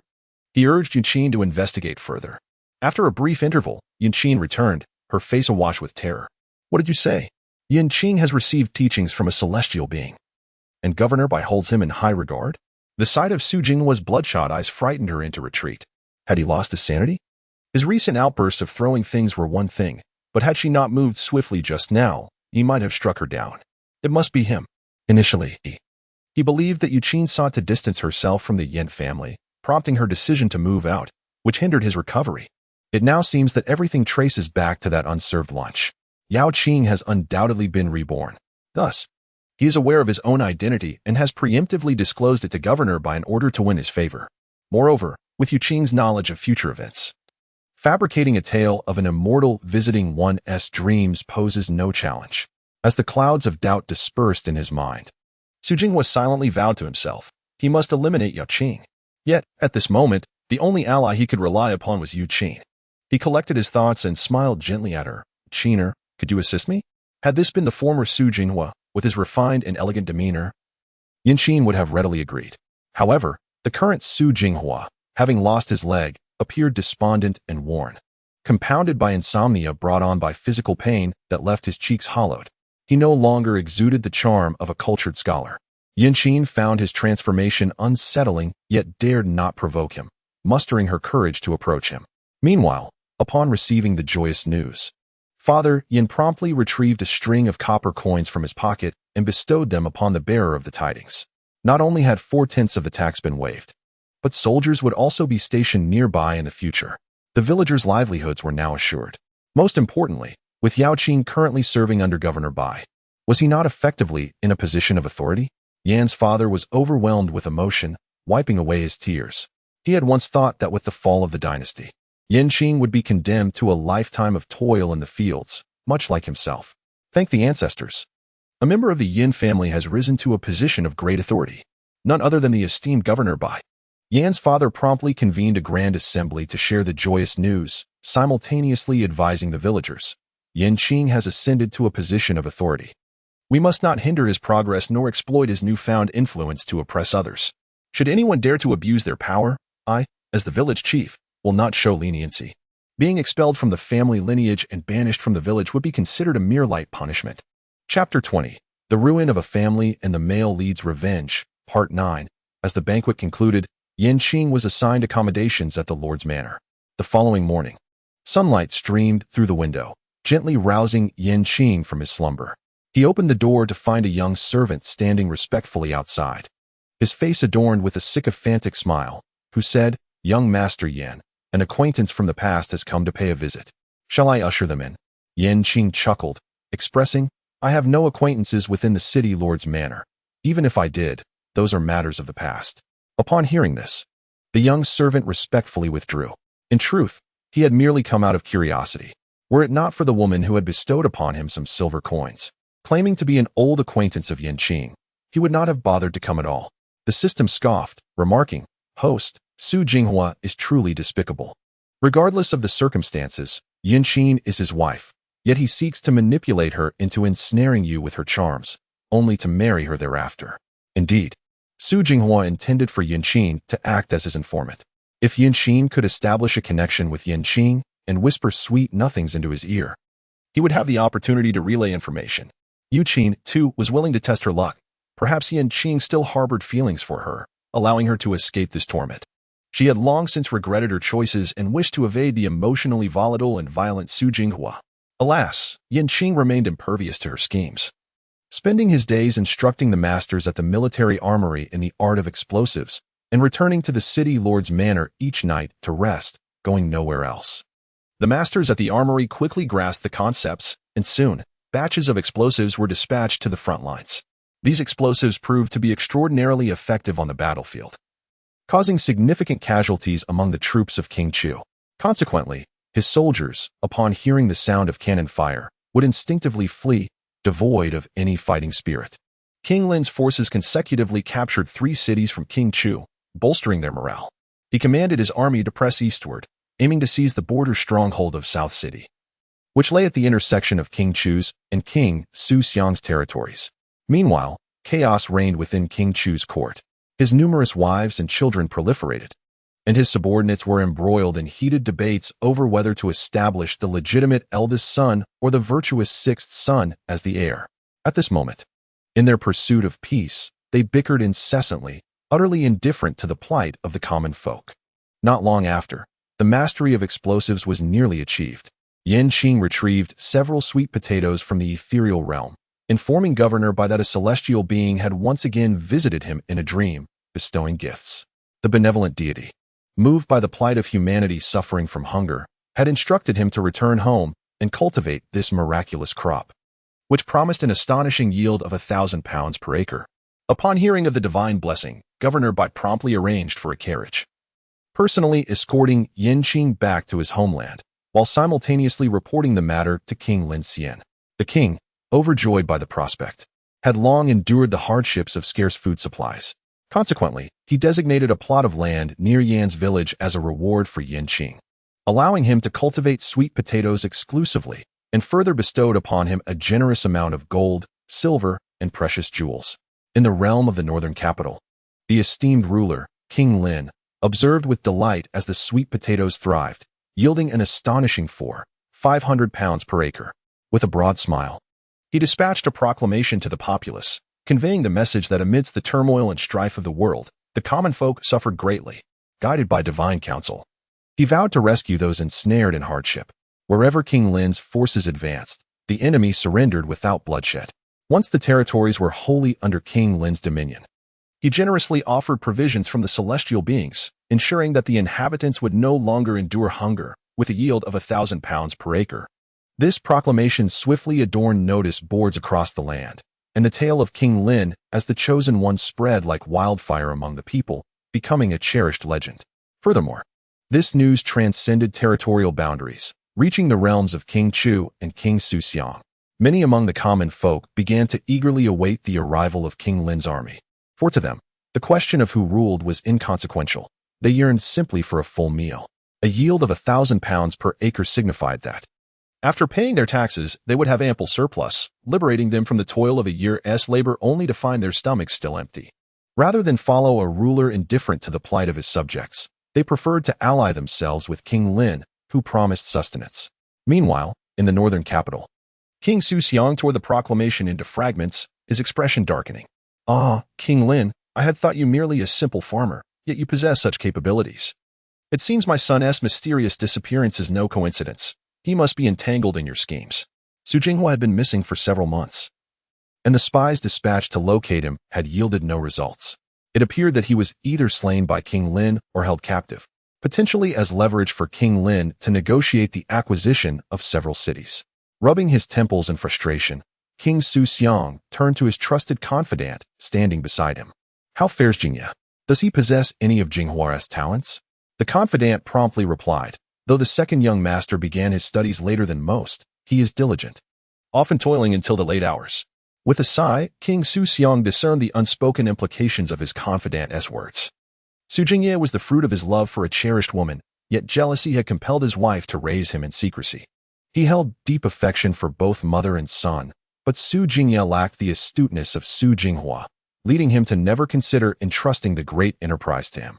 If Su Jinghua could return through his own merit, he would remain his son. However, should he fail to return, it would signify a lack of capability on Su Jinghua's part. A son who threatens his father's position? Perhaps it would be better to forsake him. Ever since his conspiracy to poison King Lin failed, resulting in a thorough purge of key positions within the city, all of his hidden pawns have been unearthed. Now, sending someone in to investigate the origins of the divine artifact has become an arduous task. Prince Suxiang is consumed with worry, while King Lin revels in his triumph. Continuous reports of victories from the front lines flood in, and the experimental fields are progressing remarkably well. The mere thought of the confidential message from Qing brings him such joy that he finds himself indulging in an extra bowl of porridge at night. A yield of 1,000 caddies per moo. How many lives can this sustain? With Qing's presence, the realm can surely be seized. He is indeed the chosen one. Qing rises early and returns late each day, dedicating his time either to farming or teaching the villagers martial arts. His life is ordinary yet filled with happiness. Host, why not directly become a trusted confidant of Prince Lin Xian? Wouldn't that expedite the grand endeavor of unification? The system is perplexed by Qing's actions. Having already attracted the attention of Prince Lin Xian, he chooses instead to return to his hometown and cultivate the land. The original owner's aspiration was simply for Yin family village to live a better life, a humble wish indeed. If I were to become Prince Lin Xian's confidant and elevate the Yin family status, it might initially lead to a life of comfort. However, considering that the prince's legitimate grandson is merely 2 years old, how can I ensure that the future sovereign would not harbor jealousy towards someone like me, who has the ability to enter the dreams of immortals? Throughout history, how many individuals who have contributed to the rise of a dragon have met a favorable end? It is far more prudent to embrace a simpler existence as a farmer, devoted solely to agriculture, as those in power would likely feel more at ease. Qing is quite content with her current life. The parents of Yin are free from worries about sustenance, and the villagers have discovered new prospects, embarking on large-scale cultivation of sweet potatoes. Even Yin Jie and Li Da, the couple, have taken to planting sweet potatoes in the mountains, alleviating their concerns about basic needs. One stick of dynamite and one sweet potato are sufficient to resolve the predicament of King Lin Xian. Within a mere 2 days, King Lin Xian's army seized control of the southern city. With meticulous strategy, he dispatched a portion of his forces to advance northward via waterways, feigning an assault on the northern stronghold while concealing his true intentions. The main army silently traversed the rugged mountain paths, launching a surprise attack on the capital of Chu. Bolstered by gunpowder, the defenses of the capital crumbled instantaneously, resulting in a crushing defeat for the enemy. The king of Chu hanged himself within the Lord's mansion, and peace was finally restored to the southern region. In the capital of the Northern Territory, amidst the bustling streets, a frenzied horse burst forth. Oblivious to the mysterious contraption strapped to its back, the contraption wildly dispensed slips of paper. A curious scholar picked one up, revealing the shocking message: the mystery of the disappearance of Prince Su Jinghua, the legitimate son of King Su Xiang, has been unveiled, and the mastermind behind it is none other than the illegitimate son, Su Jingye. Chapter 21. The Destruction of Family and the Male Lead's Revenge. 10. A Group of Useless Fools. It has been several days. What have you discovered? What purpose do you serve? In recent days, the scandal surrounding the alleged murder of the legitimate son by the illegitimate one has stirred a tempest in the capital. The wife of Prince Su Xiang, Lady Jiang, along with the entire Jiang family, has been relentless in demanding the surrender of Su Jingye, insisting on retribution for bloodshed. However, it is evident that Jingye and his mother are merely ordinary individuals, incapable of orchestrating such an assassination. There is clearly something amiss. Unfortunately, his wife is unwilling to entertain his explanations, returning to her maternal home with her dowry, declaring that she would reconsider her return only when the truth is unveiled. The legitimate son is suspected of being plotted against by the illegitimate one, with the matriarch crying out for justice and indignantly retreating to her family. Simultaneously, whispers have begun to circulate in the southern territories regarding an alarming incident. The 2-year-old legitimate grandson of King Lin Xian was nearly poisoned by his illegitimate son, leading King Lin Xian to execute him in accordance with the laws of the South. In both the North and South, the schemes of illegitimate sons have led to vastly different outcomes. These explosive narratives quickly spread across the northern territories, causing unrest among the troops. This turmoil resulted in the soldiers of Lanshu City opening the gates and surrendering without a fight when faced with King Lin Xian's army. The soldiers proclaimed that King Lin Xian is the true dragon among men, aided by celestial forces, whereas Prince Su Xiang, through his favoritism towards concubines at the expense of his wife, cannot be deemed a wise ruler. They refused to serve such a petty man. Upon receiving secret reports, Prince Su Xiang was infuriated and shattered several vases in his rage. Lacking definitive evidence, he dared not hastily accuse King Lin Xian. Most troubling was the fact that within the capital's most prosperous districts, the enemy's forces brazenly disseminated these rumors. Soon, the entire northern elite would learn that the once impenetrable capital had been infiltrated by King Lin Xian's influence, rendered as porous as a sieve. This was a blatant affront to his authority, yet he found himself powerless to counter it. Following the unification of the South, Qing proposed a novel household registration system to govern by, conducting an ancient version of a population census. Under this system, without the visas and stamps issued by the various jurisdictions, the populace found it exceedingly difficult to travel elsewhere, their movements strictly regulated. Those agents previously positioned by Prince Su Xiang within the territory of King Chu were either apprehended for rigorous interrogation or expelled from the city. Concurrently, Prince Su Xiang's loss of popular support led to an increasing number of cities surrendering without resistance. He was acutely aware that the situation no longer permitted him to assert dominance. It was time to seek peace. Thus, Prince Su Xiang dispatched envoys to the capital of the South, expressing his desire for reconciliation. During the banquet held to honor the emissaries, a maid discreetly slipped a note to one of them while pouring wine. The envoy felt a surge of surprise, quickly concealing the note within his sleeve. Moments later, he deliberately knocked over his wine cup, causing the liquid to splash and soak his garments, thereby attracting the attention of those nearby. King Lin Xian, slightly inebriated, jovially instructed a servant to escort the envoy to a guest room to change his clothes. The instant the envoy exited the banquet hall, King Lin Xian's previously dull eyes transformed into sharp clarity.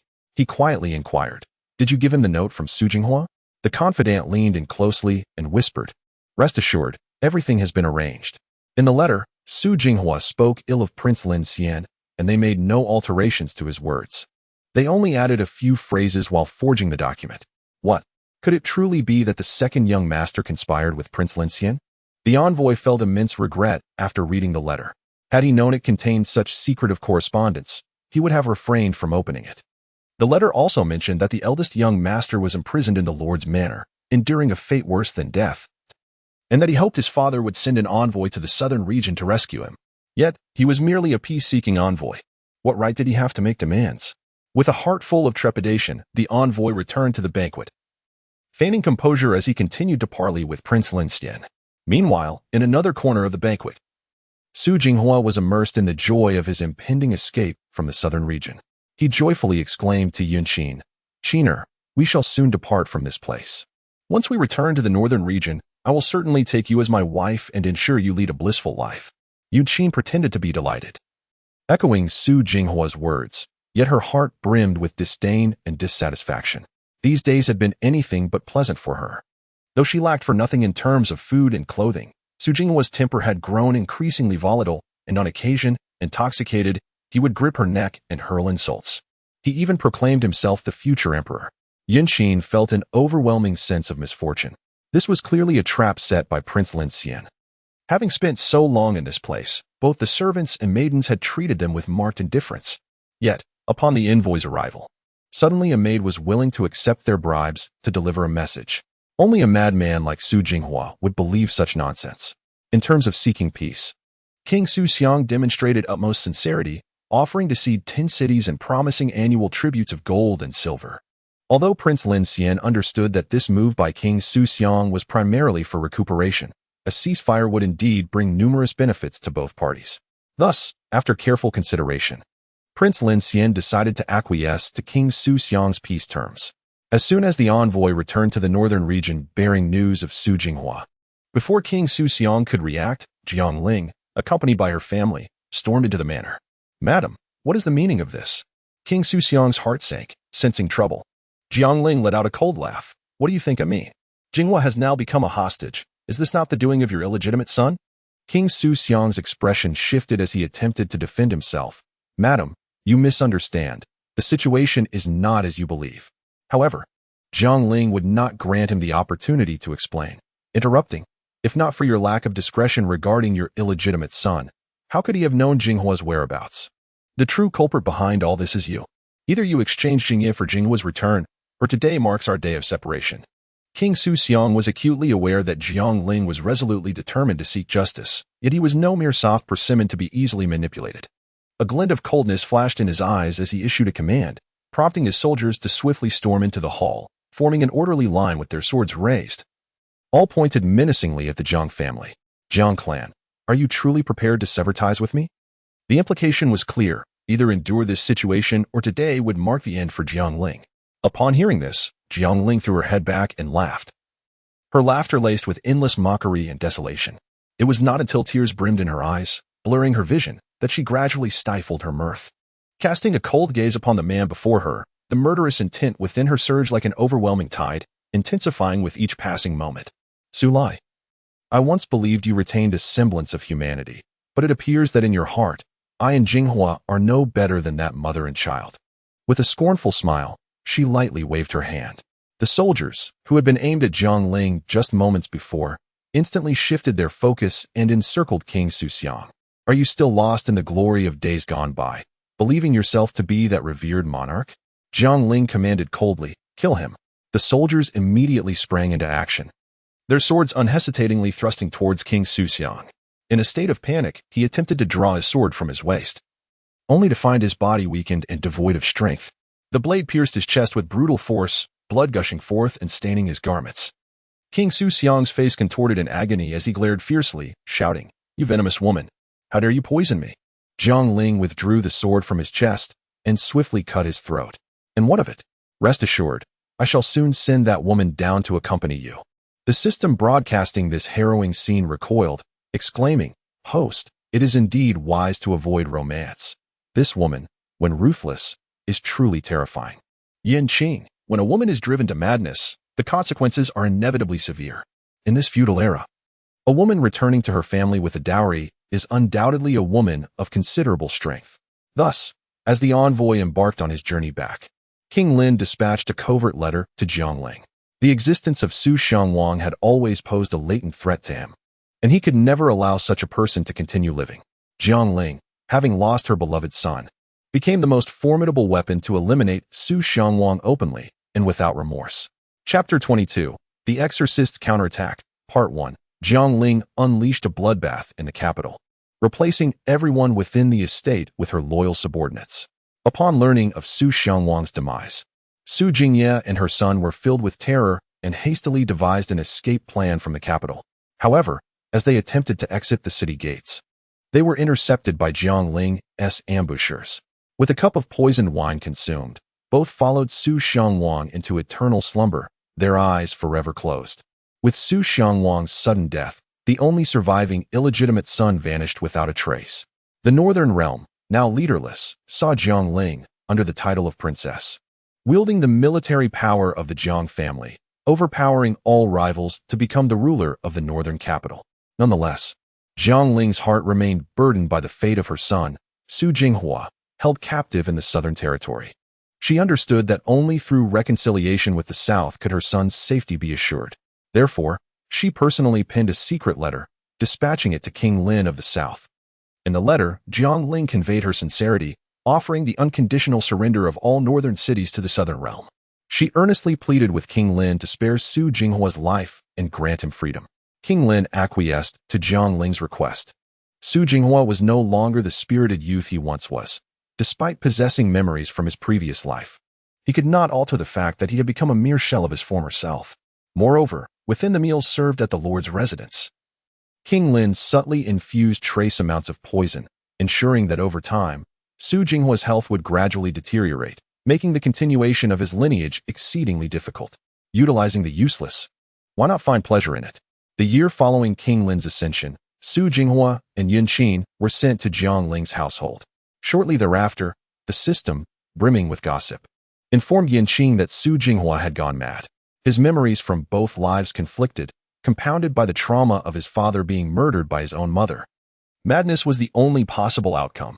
Of course, the primary catalyst for his madness was Yun Qin's fury. Upon her return to the Jiang family, she was met with disdain. Her position was precarious, neither the legally wedded wife of Su Jinghua nor his concubine, leading the servants to look down upon her.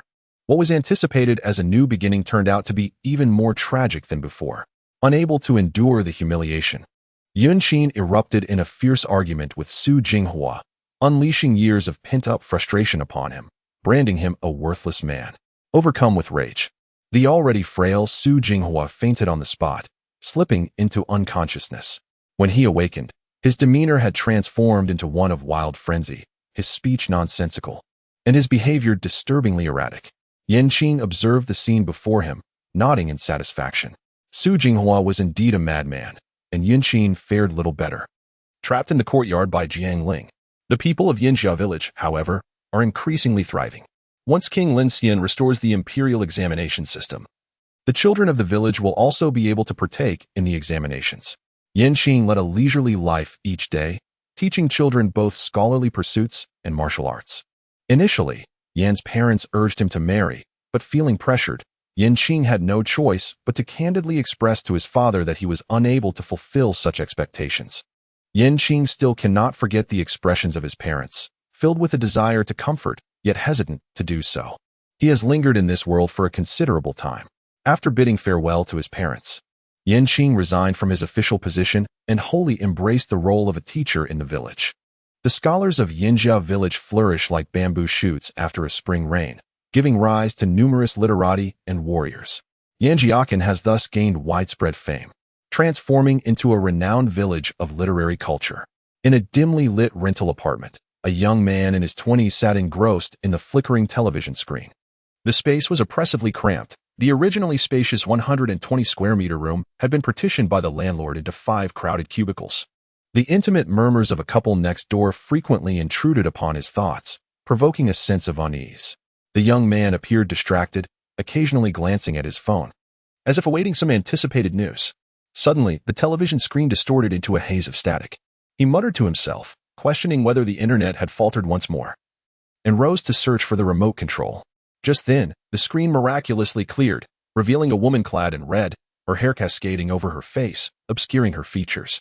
She advanced toward the screen step by step, her head bowed, and in a peculiar, husky voice, she inquired, "Am I beautiful?" The man, taken aback, fainted on the spot. Observing this, the figure on the television removed her wig, unveiling a resolute countenance. To his astonishment, it was a man in disguise.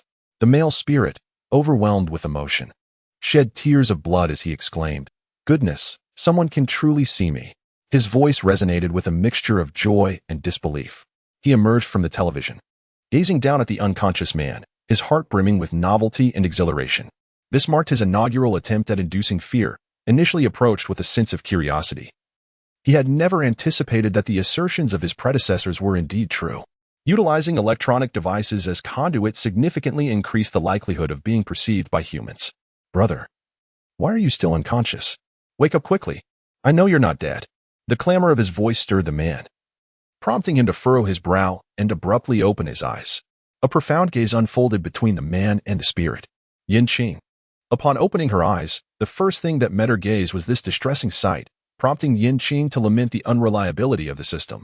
The male ghost before her donned a high school uniform, appearing to be merely 15 or 16 years of age, yet his features were decidedly unsettling. The corners of his mouth seemed to have been sliced open by a sharp instrument, revealing a row of jagged teeth within his oral cavity. Was this some sort of nocturnal cosplay?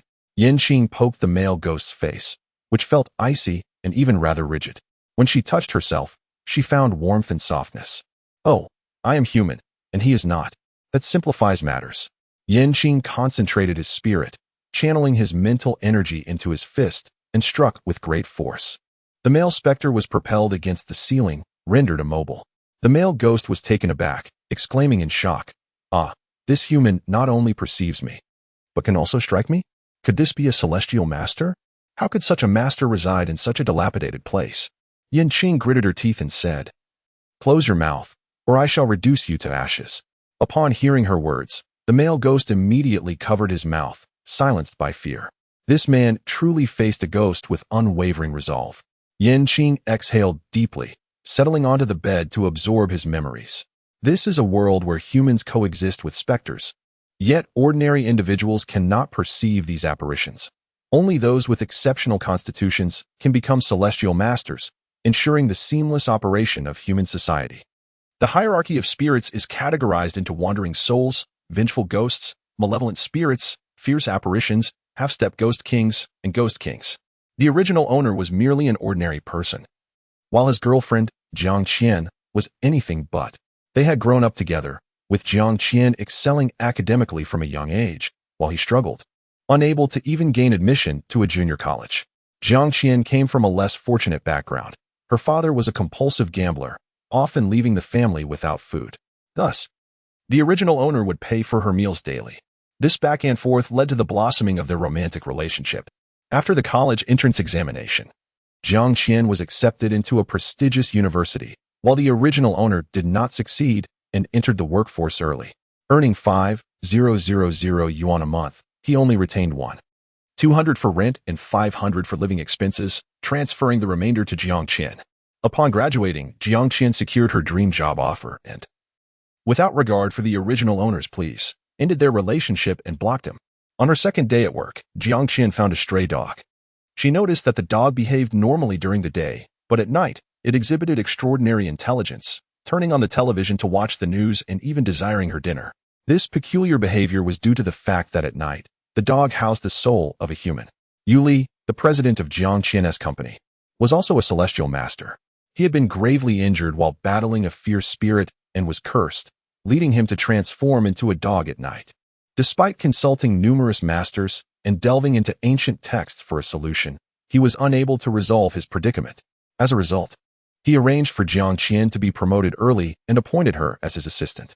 Their close proximity over 24 hours led to numerous ambiguous encounters. Jiang Qian eventually recognized the dog's unusual nature, and they laid bare their feelings for each other. With Yu Li's assistance, she embarked on the path of a celestial master. Together, the duo, one a grassroots celestial master, the other an heir from a prestigious family, gained significant renown after navigating several secret realms, breaking the curse. and rescuing other young disciples from various families. However, just as their fame soared, the original owner, now embittered, led countless malevolent spirits to invade the Yu family. Chapter 23, The Exorcist's Counterattack, Part 2. After their breakup, the original owner sought to win Jiang Qian back through various means. Jiang Qian not only ignored him but also mocked him for his lack of wealth and education, deeming him unworthy of her. In his despair, the original owner threw himself into work, hoping that a promotion and a raise would make Jiang Qian regret her decision. Unfortunately, before he could reach his pinnacle, he met a tragic end at the hands of a malevolent spirit due to Jiang Qian. The fierce spirit he had battled perished, but it had a vengeful companion intent on retribution. However, Yu Li's numerous magical tools made it impossible for them to approach him until the female malevolent spirit uncovered Yu Li's secret. One night, a blinding light appeared at Jiang Qian's home. Seizing the opportunity, the fierce spirit sought to eliminate the dog, which Jiang Qian would not allow. Being an ordinary person devoid of any cultivation, she could only endure the impending harm. When the blood of both the man and the dog stained the jade bracelet on Jiang Qian's wrist, the bracelet erupted with energy, shielding them from danger. Realizing that the protective barrier was impenetrable, the malevolent spirit captured the original owner, who had been pleading outside. Aware of the connection between the original owner and Jiang Qian, the spirit forced Jiang Qian to make a choice: surrender the dog or allow the original owner to perish. At this moment, Jiang Qian had developed feelings for Yu Li and was unwilling to see him harmed, chastising the original owner for his incessant pursuit. The outcome was inevitable. The original owner met a gruesome fate. Outside the barrier, the malevolent spirit slowly dismembered the original owner's body, while within, Jiang Qian held the dog, overwhelmed with grief. By the time the Yu family arrived, the malevolent spirit had fled, leaving behind a scene of carnage, the original owner, barely recognizable, and Jiang Qian, cradling the small yellow dog. To suppress the news, the Yu family used their connections to have the original owner cremated, while Jiang Qian returned to the Yin family holding the ashes, accompanied by the small yellow dog. The original owner's resentment grew, allowing him to consume all surrounding wandering souls and vengeful spirits, elevating him to the status of a red-clothed malevolent spirit. As Jiang Qian and Yu Li underwent trials in a secret realm, the original owner, by devouring various spirits, ultimately reached the half-step ghost king level. On the day of their wedding, the original owner, accompanied by countless malevolent spirits, invaded the Yu family home, resulting in a staggering number of casualties. Regrettably, he was ultimately no match for Jiang Qian and Yu Li, leading to his complete annihilation. The system recorded the original owner's final wish: to distance himself from Jiang Qian in this life, and to become a figure of greater power than the two of them. Alas, yet another inspirational figure destined to be a mere pawn. After reviewing the memories, Yanqing couldn't help but utter a sigh. The male ghost beside her, misunderstanding her words as directed at him, immediately attempted to plunge into the television. "Run quickly. If you don't flee now, your ghostly life will be in peril." Yanqing paid no heed to the male specter's subtle movements. Instead, he focused his spiritual perception on assessing the potential of this body. After a minute, a grave expression settled upon Yanqing's face. This was a diminutive realm where the ghost domain overlapped with the human world, devoid of spiritual energy. Even if he underwent a thorough cleansing of his marrow and meridians, he could only ensure the body's health. In other words, this body was remarkably ineffectual, rendering him incapable of becoming a celestial master. However, his soul was robust, presenting a promising prospect for a ghost cultivator. Yet, the original owner aspired to be a formidable individual. This posed quite a challenge. Host, the difficulty of this task has escalated, you see. The previous two were rather straightforward. Hence, you understand, the system replied meekly, clearly apprehensive that Yanqing might express his dissatisfaction with a negative review. Yanqing remained silent, quietly extracting a banner from the void. The soul-gathering banner. The system frantically exclaimed, "Host, please do not take such extreme measures. The soul-gathering banner is an artifact of malevolent practitioners. If you truly employ it, you will be openly opposing the entire celestial master realm. Wouldn't that only exacerbate the difficulty of your mission?" Yanqing responded with an air of composure, declaring, "With this banner in hand, I possess the world. There exists no absolute dichotomy of righteousness and wickedness in this realm. As long as one wields this power for noble purposes, who can truly ascertain whether I am virtuous or malevolent? The soul-gathering banner, aside from temporarily harboring spirits, possesses the ability to subdue and refine them. transforming them into puppets to confront others, be they human or ghostly. For a man who has lost his primordial essence, lacks the qualifications of a heavenly master, and is past the age of 20, the soul-gathering banner is the most fitting talisman. Upon hearing Qing's words, the system could not help but express admiration. With such enlightenment, it is no wonder he stands as a distinguished employee. Qing silently recited the incantation, initiating the activation of the soul-gathering banner. The banner erupted with a profound black luminescence, akin to a black hole in the night sky, devouring the surrounding light. This radiance gradually spread, drawing forth the wandering souls around it, including that of the high school boy ghost from moments before. It was him. Qing gently waved her hand, sending away the other wandering spirits, leaving the male ghost standing alone. "Elder brother, is there something you wish to discuss with me?" "I am at your service," he said, his voice tinged with despair. The male ghost felt a profound sense of hopelessness. He had lingered in this neighborhood, engrossed in gossip with his companions, only to be drawn in by the powerful presence of his elder. Had he foreseen this encounter, he would have chosen to flee to a greater distance. Now, he found himself ensnared by this banner, unable to escape. Qing expressed his intention, merely seeking to gather information about the surroundings. A flicker of delight crossed the face of the male specter. "This is easily manageable." He patted his chest, responding with utmost confidence. "I am by Shah, the omniscient of this area, possessing an abundance of knowledge."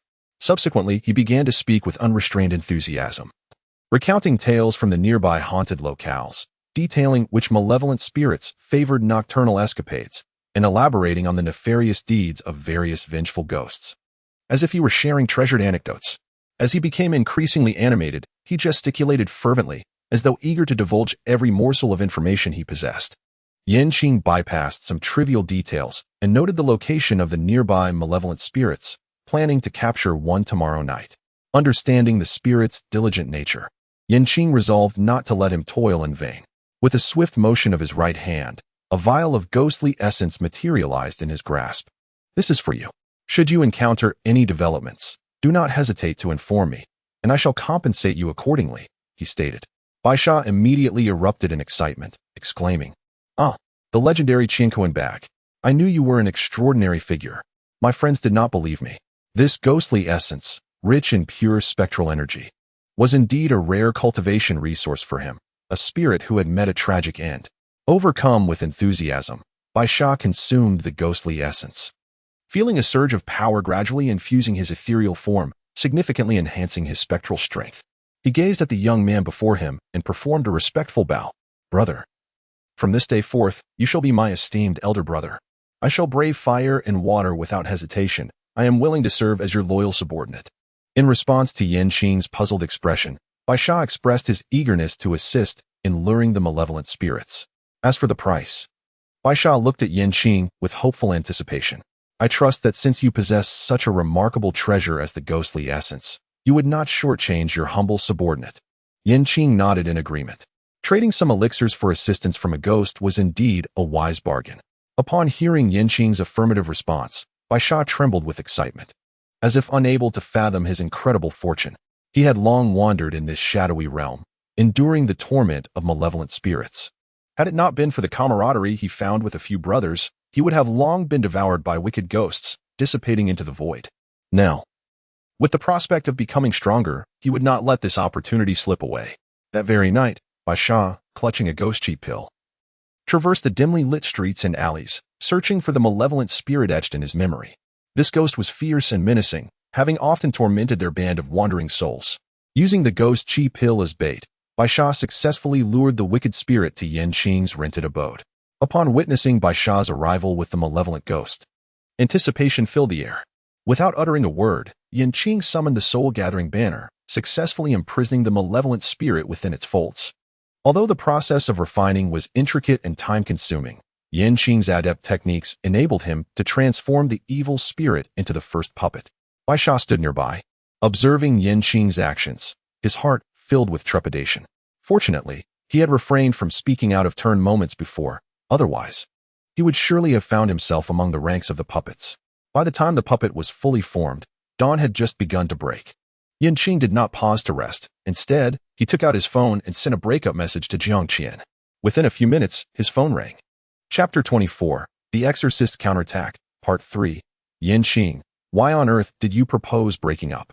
On the other end of the line, Jiang Qian was somewhat exasperated. Is it because of that black swan necklace? If you cannot afford it, you could have simply told me. There was no need to break up. Jiang Qian had previously hinted that the original protagonist should purchase a black swan necklace, yet the original protagonist had spent all his remaining money on Jiang Qian, leaving no savings for such an extravagant gift. Seeing the original protagonist's troubled expression, Jiang Qian immediately turned cold, unwilling to engage with him further. After all, whenever she was upset, this foolish Qing would eagerly scramble to meet her demands. However, just moments ago, she received Qing's breakup message, which infuriated her, prompting an immediate call to him. If anyone was to initiate a breakup, it should have been Jiang Qian. What right did a man who had never even attended university have to propose such a thing? Jiang Qian, I thought I had made myself sufficiently clear. Let us part ways. To him, women and emotions were merely transient encounters. Although the two had not yet reached the point of separation, it was rapidly approaching. Tomorrow, Jiang Qian was to attend an interview, and Qing intended to preemptively suggest a breakup. In the original storyline, the protagonist, in an effort to ensure Jiang Qian was cheerful for her interview, had gritted his teeth and used his credit card to buy her a black swan necklace. A few days later, Jiang Qian received an offer and promptly cast the protagonist aside. It truly was a case of the first sword after reaching the shore, severing ties with the beloved.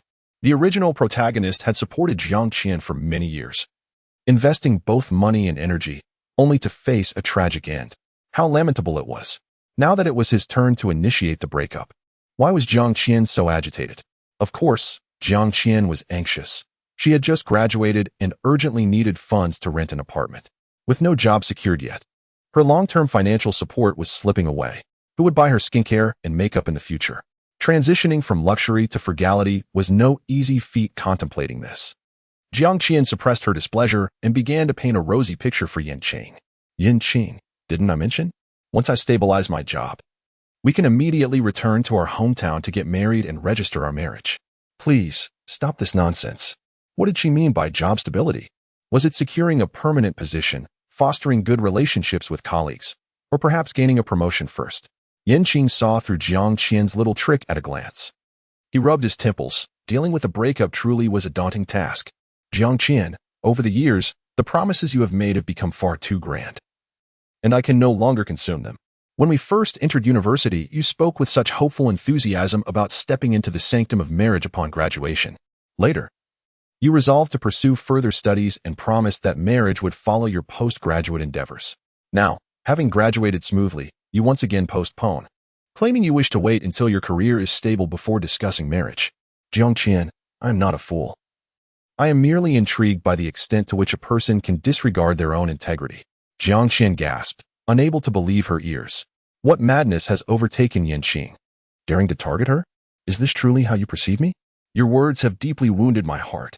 If you wish to part ways, then let it be so. With a soft beep, Jiang Qian ended the call. She could not bear to utter another word to Qing, fearing that she might hear even more piercing words from his lips. Nearby, Bai Sha, who had been eavesdropping, thought to herself, "Oh dear, will I be silenced by my elder brother?" With a forced smile, Bai Sha congratulated her brother on escaping the depths of despair. Qing nodded and handed Bai Sha a vial of ghostly essence elixir. "This shall serve as your reward for today." Qing closed his eyes, adopting an expression that conveyed his desire for slumber. Bai Sha understood immediately and promptly exited the rented apartment. He chuckled, reveling in his fortune.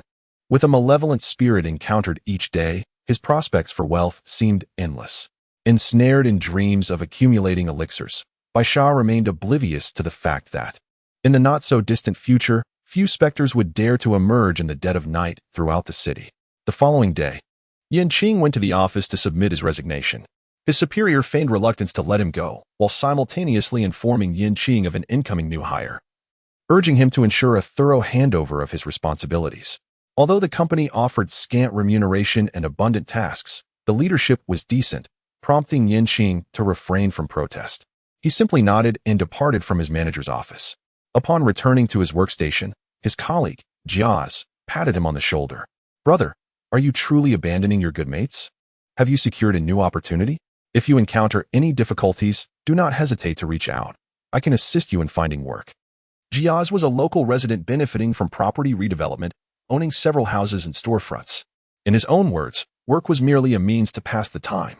The two shared a strong camaraderie, often indulging in skewers at roadside stalls. During a period when the original owner lived frugally, subsisting on a single bun a day to afford a necklace, it was Jiaz who provided assistance. To the original owner, Jiaz represented a true friend. Qing took out a talisman from his pocket, a protective charm bestowed upon him by his master, which he generously offered to you, assuring it would safeguard your well-being. Upon hearing this, his colleague Shaoli burst into laughter. In this day and age, even the Taoist priesthood requires a bachelor's degree, Qing. With your mere high school diploma, what confidence do you possess to be chosen as a disciple? Shaoli often ridiculed Qing's educational background, questioning how a high school graduate could possibly compare to himself within the same company. However, Jiazi received the talisman with utmost seriousness and respect. He placed the charm into his pocket and retorted, "When my brother gifts me something, it reflects his heartfelt intention." Furthermore, the bond between a master and disciple is beyond mere words. When the time is right, destiny will unfold. If you lack understanding, refrain from speaking nonsense. Just because you've browsed a bit online, do you truly consider yourself a sage? Jiazi harbored a profound disdain for such cynical attitudes. Qing did not present him with a gift, yet he was the one who began to chatter incessantly. How exceedingly vexing. Even if what Qing offered were merely a counterfeit, it would still embody the sincere sentiments of brotherhood. After a cordial exchange between Jiaz and Shaoli, they each returned to their respective workstations to commence another day of labor. During the lunch break, Jiaz thoughtfully invited Qing to dine at the noodle shop within the park. "I am currently on a diet and abstaining from beef," he remarked. As the end of the month approached, Jiaz surmised that Qing might once again find himself short on funds for meals. Qing possesses many admirable qualities, yet he is somewhat infatuated with love. It is rather unwise for him to deprive himself for the sake of a woman. However, what can one do when he is such a dear friend? Jia intentionally ordered a bowl of braised beef noodles, and, as soon as the dish arrived, he generously offered the meat from his bowl to Qing. Qing understood his intentions and informed Jiaz about his breakup with Jiang Qian. Jiaz wore an expression of paternal pride, as if to say, "My son has grown." I remarked on his decision to resign, realizing he had come to a realization. I told him that it was unnecessary to let his life deteriorate over a woman unworthy of his affection. Jiaz went on to express his thoughts, nearly revealing that Qing was akin to an ATM for him. "Will you have enough for next month's rent? If funds are tight, you can stay with me. I could use the company." One must admit, Jiaz is a truly good brother, granting Qing the dignity he deserves. "There's no need for that. I have saved a little money," Qing replied. Qing plans to visit the antique market this weekend to seek out hidden treasures and exchange some money. "What will you say next?" "I intend to learn from my master and pursue a career in the profession of exorcism." Chapter 25. The Counterattack of the Male Supporting Character in the Ghost Exorcist Novel, Part 4. "What?" Inside the noodle shop, Jiazi exclaimed in surprise, quickly realizing that his voice was too loud. He hastily nodded an apology to the surrounding patrons, then slightly adjusted his tone and whispered to Qing, "Are you truly determined to immerse yourself in this line of work? This is no trivial matter." Upon hearing this, Qing's expression turned earnest as she slowly spoke. "I have been fascinated by this industry since childhood and have consistently pursued knowledge related to it. The reason I did not mention it earlier was due to my lack of proficiency. My master disapproved of my shortcomings and forbade me from revealing any details." Jasper gazed at Qing, a flicker of surprise crossing his eyes. He had not anticipated that she indeed had a mentor guiding her. Jasper took a deep breath and remarked, "Since you have made your decision, I shall refrain from saying more. However, should you encounter any difficulties, remember to inform me. I will do my utmost to assist you." If Qing were to face failure, he could always offer her a room in his own residence. This must be the place, right? Qing stood at an intersection near the university town, his gaze drifting restlessly, as if in search of something. The system had been monitoring Jiang Qian for several days, and today he finally awaited the moment she received her offer. Thus, Qing had deliberately taken a few hours off from work. He intended to arrive before Jiang Qian and locate the little yellow dog. After a thorough search, Qing discovered a cardboard box nestled amidst an inconspicuous pile of trash. With utmost care, he opened the box, revealing a small yellow dog, approximately 5 to 6 months old, lying weakly within. The puppy was breathing laboriously, and upon noticing Qing's presence, it wobbled towards him, seeking assistance. Yanqing gently caressed the puppy before lifting the box and hailing a taxi. To the Fuyin Pet Hospital, please. Just as the vehicle began to move, Jiang Qian emerged from a shop at the end of the street. She and her roommate had both received job offers and had ventured out to shop for some everyday necessities. As they passed a trash bin, an inexplicable feeling surged within Jiang Qian, as though she had missed something significant. Unable to resist, she turned back to glance, only to find the area beside the bin completely empty, devoid of any peculiarity. What's wrong? Do you want to throw something away? Her roommate inquired. Noticing Jiang Qian's unusual demeanor, Jiang Qian gently shook her head, attempting to dispel the fleeting sense of melancholy. Soon, she adjusted her mood and turned to her roommate. Come on, didn't we agree to go for hot pot? My stomach is already growling. Thus, Jiang Qian and her roommate made their way toward the hot pot restaurant. While Yanqing had already arrived at the pet hospital, the veterinarian skillfully examined the puppy, confirming that its health was quite robust, although it was somewhat dehydrated and required some fluids. You were fortunate. Many times, abandoned dogs are in poor health. It's quite rare for a healthy puppy to be left behind. I found it near the university town, Yanqing explained. Ah, the doctor replied, continuing, that makes sense. It's not uncommon for healthy cats and dogs to be abandoned near universities, often due to breakups or neglectful owners that lead them to run away and become strays. Thankfully, this little puppy has found you, which is indeed a fortunate outcome. Yanqing, with a sense of helplessness, shook his head and sighed. Alas, it is unfortunate that the apartment I have rented does not permit dogs. I initially believed it was unwell, and I intended to nurse it back to health before transferring it to a shelter where it could find a more suitable home. The doctor, upon hearing Yanqing's words, chose not to respond further. After all, taking a stray dog to a veterinary clinic for treatment was already a commendable act of kindness. Hours passed, and twilight descended. Yanqing quietly kept vigil beside the puppy, observing its transformations. Suddenly, a faint ripple emanated from the puppy, as if an unseen force were awakening within it. Moments later, the puppy slowly lifted its head and emitted a mournful whimper before collapsing weakly onto the protective mat. Host. It seemed that Yuli's soul had indeed transferred into the canine. After a brief interval, the staff from the rescue station arrived at the veterinary clinic. Yanqing gently handed the small yellow dog in the cage over to them, softly stating, "It is entrusted to you. I hope you can find a good owner for this little one." Inside the cage, Yuli was utterly bewildered. He recalled lying in bed at home, preparing to rest, only to find himself in an unfamiliar place, transformed into a small yellow dog. As he scanned his surroundings, he sought any hint of familiarity, but everything felt so alien. Suddenly, he heard the words of the rescue station staff. Today, a veterinarian happened to be available to neuter the newly arrived dogs. Otherwise, this little mixed breed would have to wait until next week.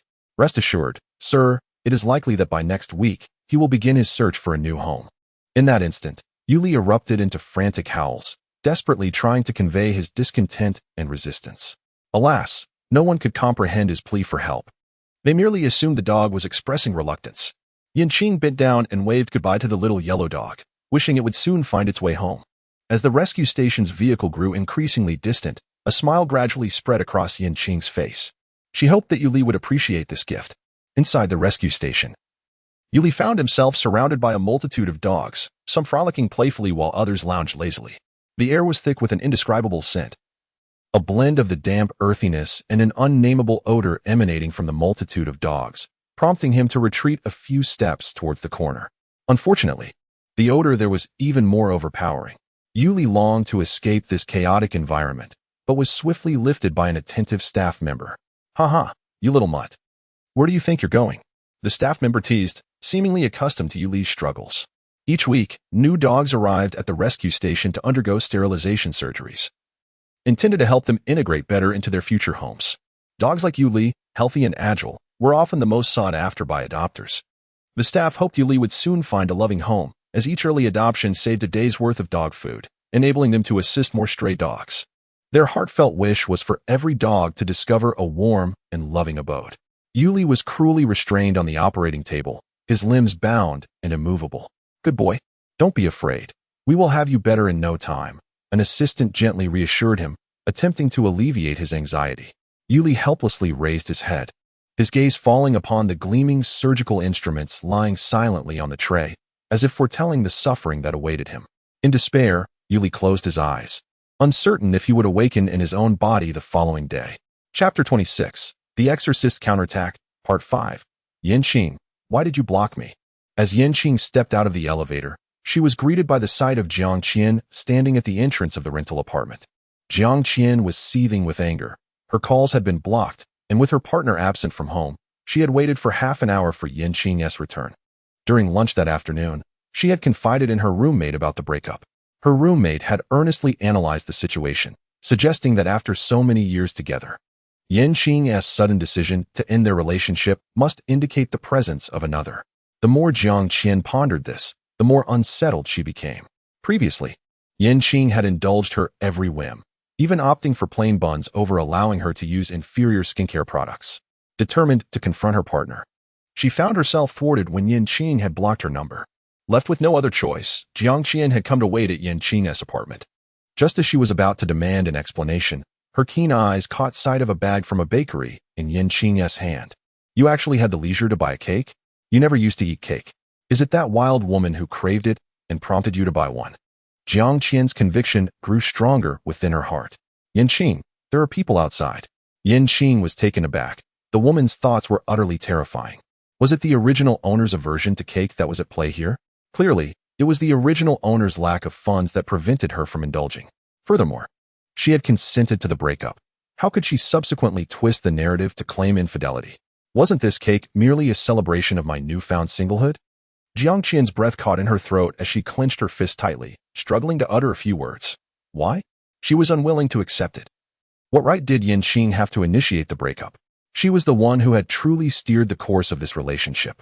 Qing remained composed, calmly stating, "There is no need for explanations. I simply had an epiphany and realized that I have been nurturing feelings for a heartless ingrate all these years. From the moment you repeatedly declined my requests to visit you at school, to your refusal to introduce me to your friends, and the instant you expressed disdain for my lack of education, I should have recognized that our relationship was destined to end. Qin, this relationship has always been one-sided. With my affections given without reciprocation, love, after all, demands mutual effort, not the solitary contributions of one. Qin, I am weary and no longer in love." Qin stood frozen in place. Every word uttered by Qing struck like a resounding slap, mercilessly lashing against Qin's face, tearing away the veil of pretense she had painstakingly maintained for years, leaving her utterly exposed. Yet, she continued to struggle in her desperation, attempting to force the blame for their separation onto Qing. But after all these years, have you truly remained unperturbed by such matters? Qing chuckled softly. If I remain silent, does that mean I am not angry? When you hinted at wanting to buy something for me, you didn't say anything either, did you? Qin, I initially intended to spare you some face, but since you insist on asking why, I might as well tell you. I no longer wish to be your ATM. Even in a relationship, one can meet regularly. But what about us? Ask yourself honestly, do you truly love me? Over the years, our encounters have been few and far between. Qin only feigned affection when she desired something or was short on funds, meeting up only then.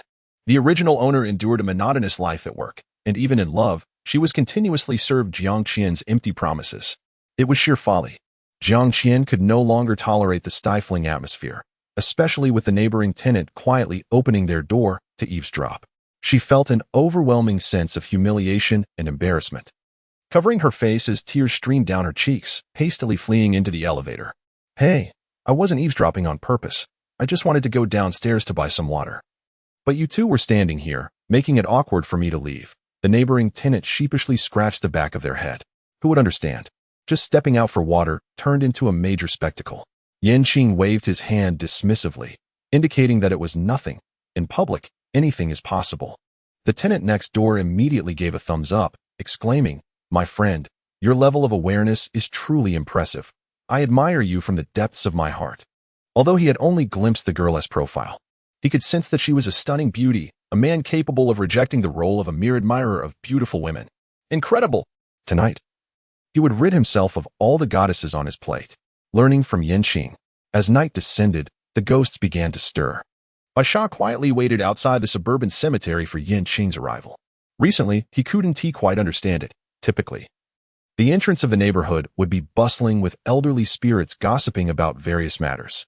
Now, apart from him, There wasn't even a ghostly shadow in sight. In his quest to uncover the whereabouts of the malevolent spirits, Baisha expended a considerable amount of incense offerings and finally unearthed a piece of news.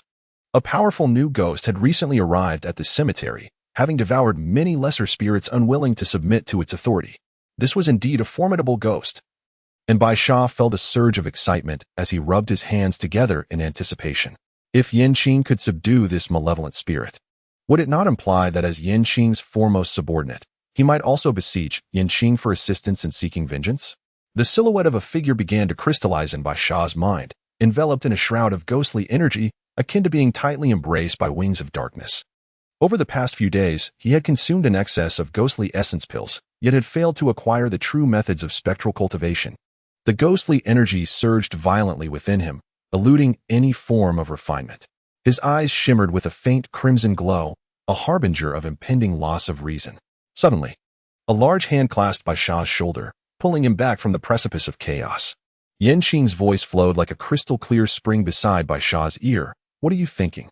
Have you become entranced?" Qing extended his finger, and with a gentle wave, the malevolent aura surrounding Baisha was instantly dispelled. Subsequently, Qing meticulously reorganized the lingering spirits and reinfused them back into Baisha's being. A refreshing wave of tranquility washed over Baisha, restoring his rationality. Reflecting on the harrowing moment when he nearly lost himself, he felt a shiver of apprehension and hurriedly expressed his gratitude to Qing. Qing extracted a tome of secret teachings from her bag, lamenting her oversight in failing to provide you with the necessary methods, which nearly led you to become a mindless, malevolent spirit. Once a ghost loses its rationality, it can only succumb to the passage of time, its soul dissipating into nothingness. Should Baisha vanish, he would require considerable effort to be nurtured anew, which is undeniably an unwise endeavor. Henceforth, focus on your cultivation. There is no need to seek out spirits for me in the near future. Should you encounter any difficulties in your training, feel free to seek my guidance. Qing planned to venture into the outskirts this weekend, intending to rigorously train his puppets to enhance their combat capabilities. Baisha immediately beamed with delight, for he knew that his elder brother would never allow him to lose his composure. Indeed, he was the foremost subordinate under Qing. Baisha led Qing through rows of gravestones, traversing the cemetery shrouded in a chilling silence, until they reached the opulent tomb atop the hill. This place seemed to transform into another realm, teeming with an eerie atmosphere, where mournful wails intermittently echoed, as if the restless souls were calling out in despair. The air was thick with malevolence, and the cries of the tormented were unceasing. Just as the two remained vigilant, a sudden surge of ghostly energy erupted from within the tomb. A colossal figure slowly ascended, accompanied by gusts of cold wind, as if seeking to engulf the entire space. The apparition's visage was grotesque, its eyes glowing a fierce crimson, and an aura of malevolence swirled around it, forming black vortices that expanded outward. Upon noticing Qing and Baisha, a glint of ferocity flashed in the creature's eyes as it bellowed, "Who dares disturb my tranquility? A mere celestial master." Utterly unaware of the vastness of the heavens and the earth, Qing's countenance remained impassive, a spirit destined to become a mere puppet, rendering any words unnecessary. With a gentle flick of his hand, the soul-gathering banner unfurled, and forth emerged a myriad of grotesque puppets, each bearing distinct forms. Some exhibited terrifying visages, while others donned tattered garments, yet all were imbued with an unmistakable aura of malevolence. Under Qing's deft command, these puppet spirits launched a swift offensive against the formidable demon. Armed with razor-sharp blades and wielding chains, they engaged in a fierce confrontation.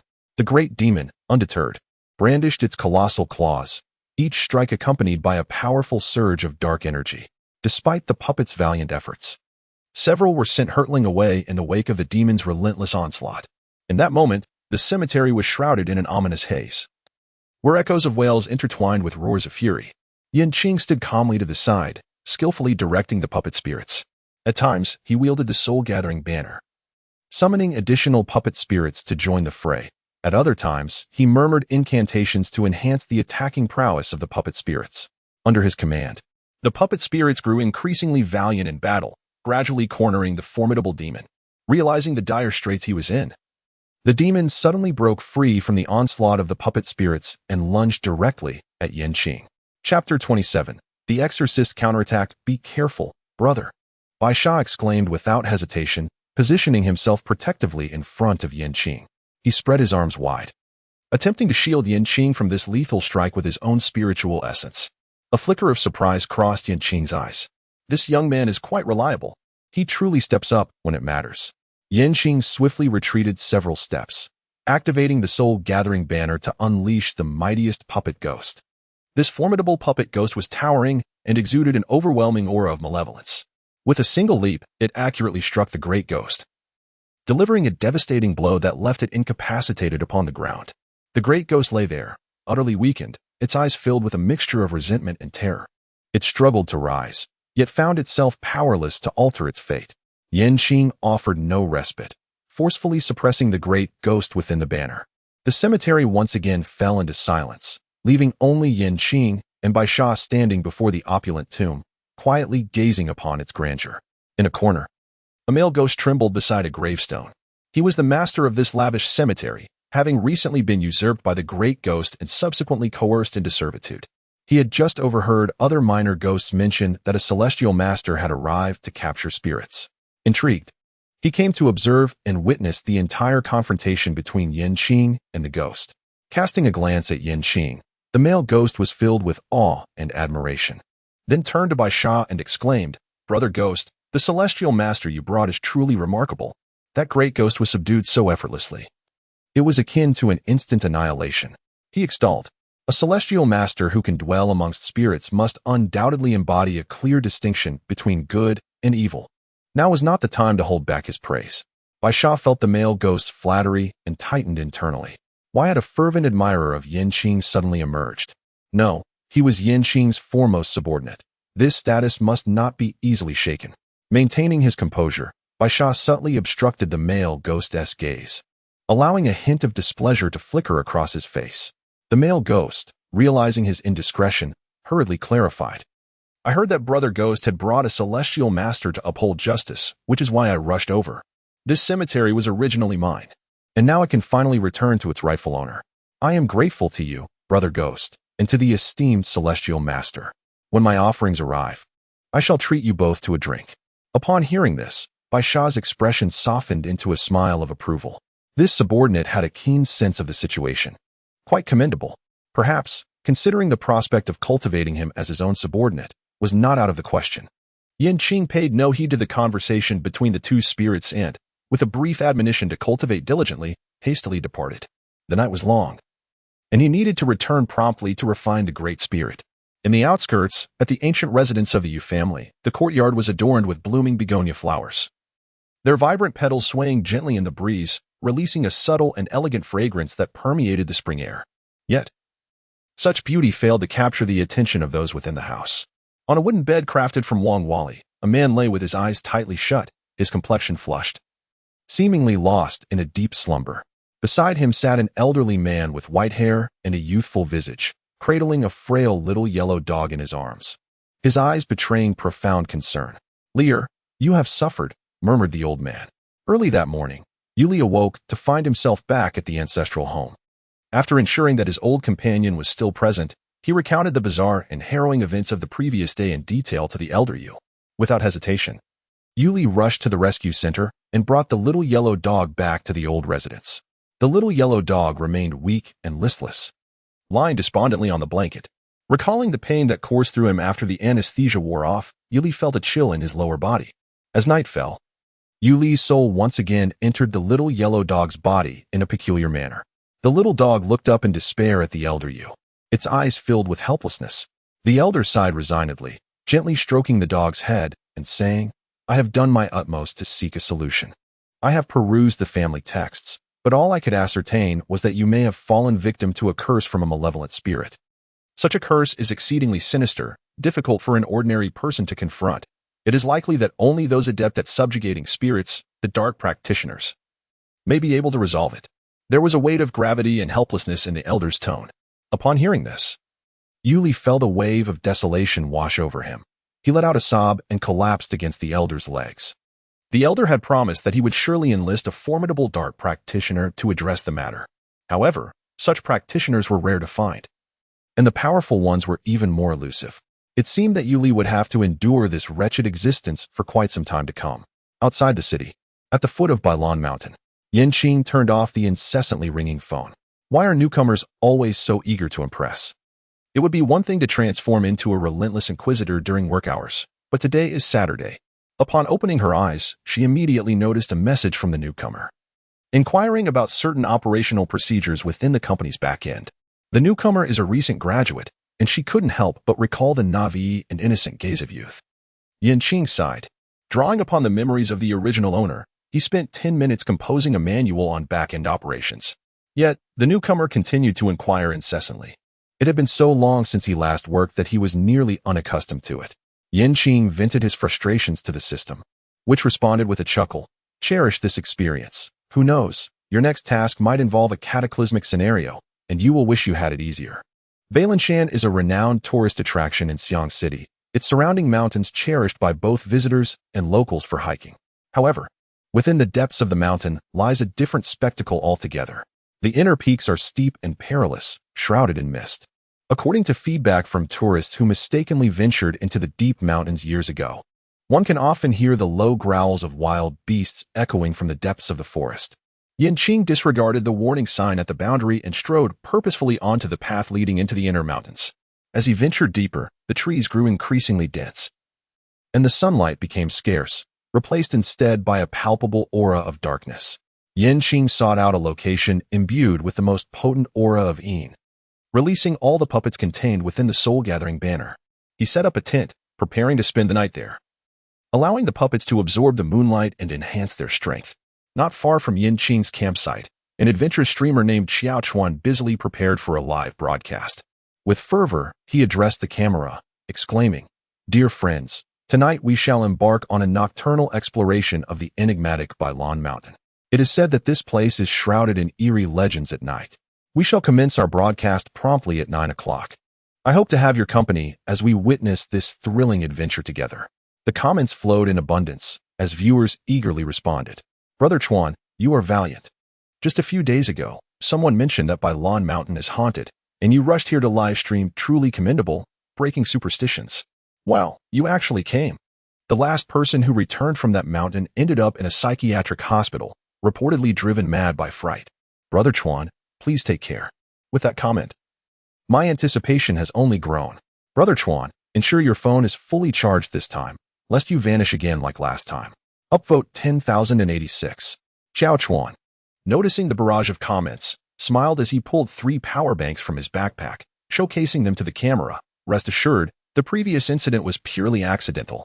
This time, I have prepared 3 power banks as backups. My assistant has another 3. We will not encounter the same situation again." He confidently assured, "I promise. I will not repeat the mistakes of the past, nor will I let you down." Chapter 28. The Ghost Hunting Master's Counterattack, Part 7. The forest at night is a stark contrast to its daytime visage. All is eerily silent, as if the entire world has succumbed to slumber. Surrounding them are dense trees, their canopies intertwined, obscuring the sky completely. Within the shadowy thicket, Xiao Chuan and his assistant cautiously advanced with flashlights in hand, each step muffled by a thick carpet of fallen leaves, producing a faint rustling sound.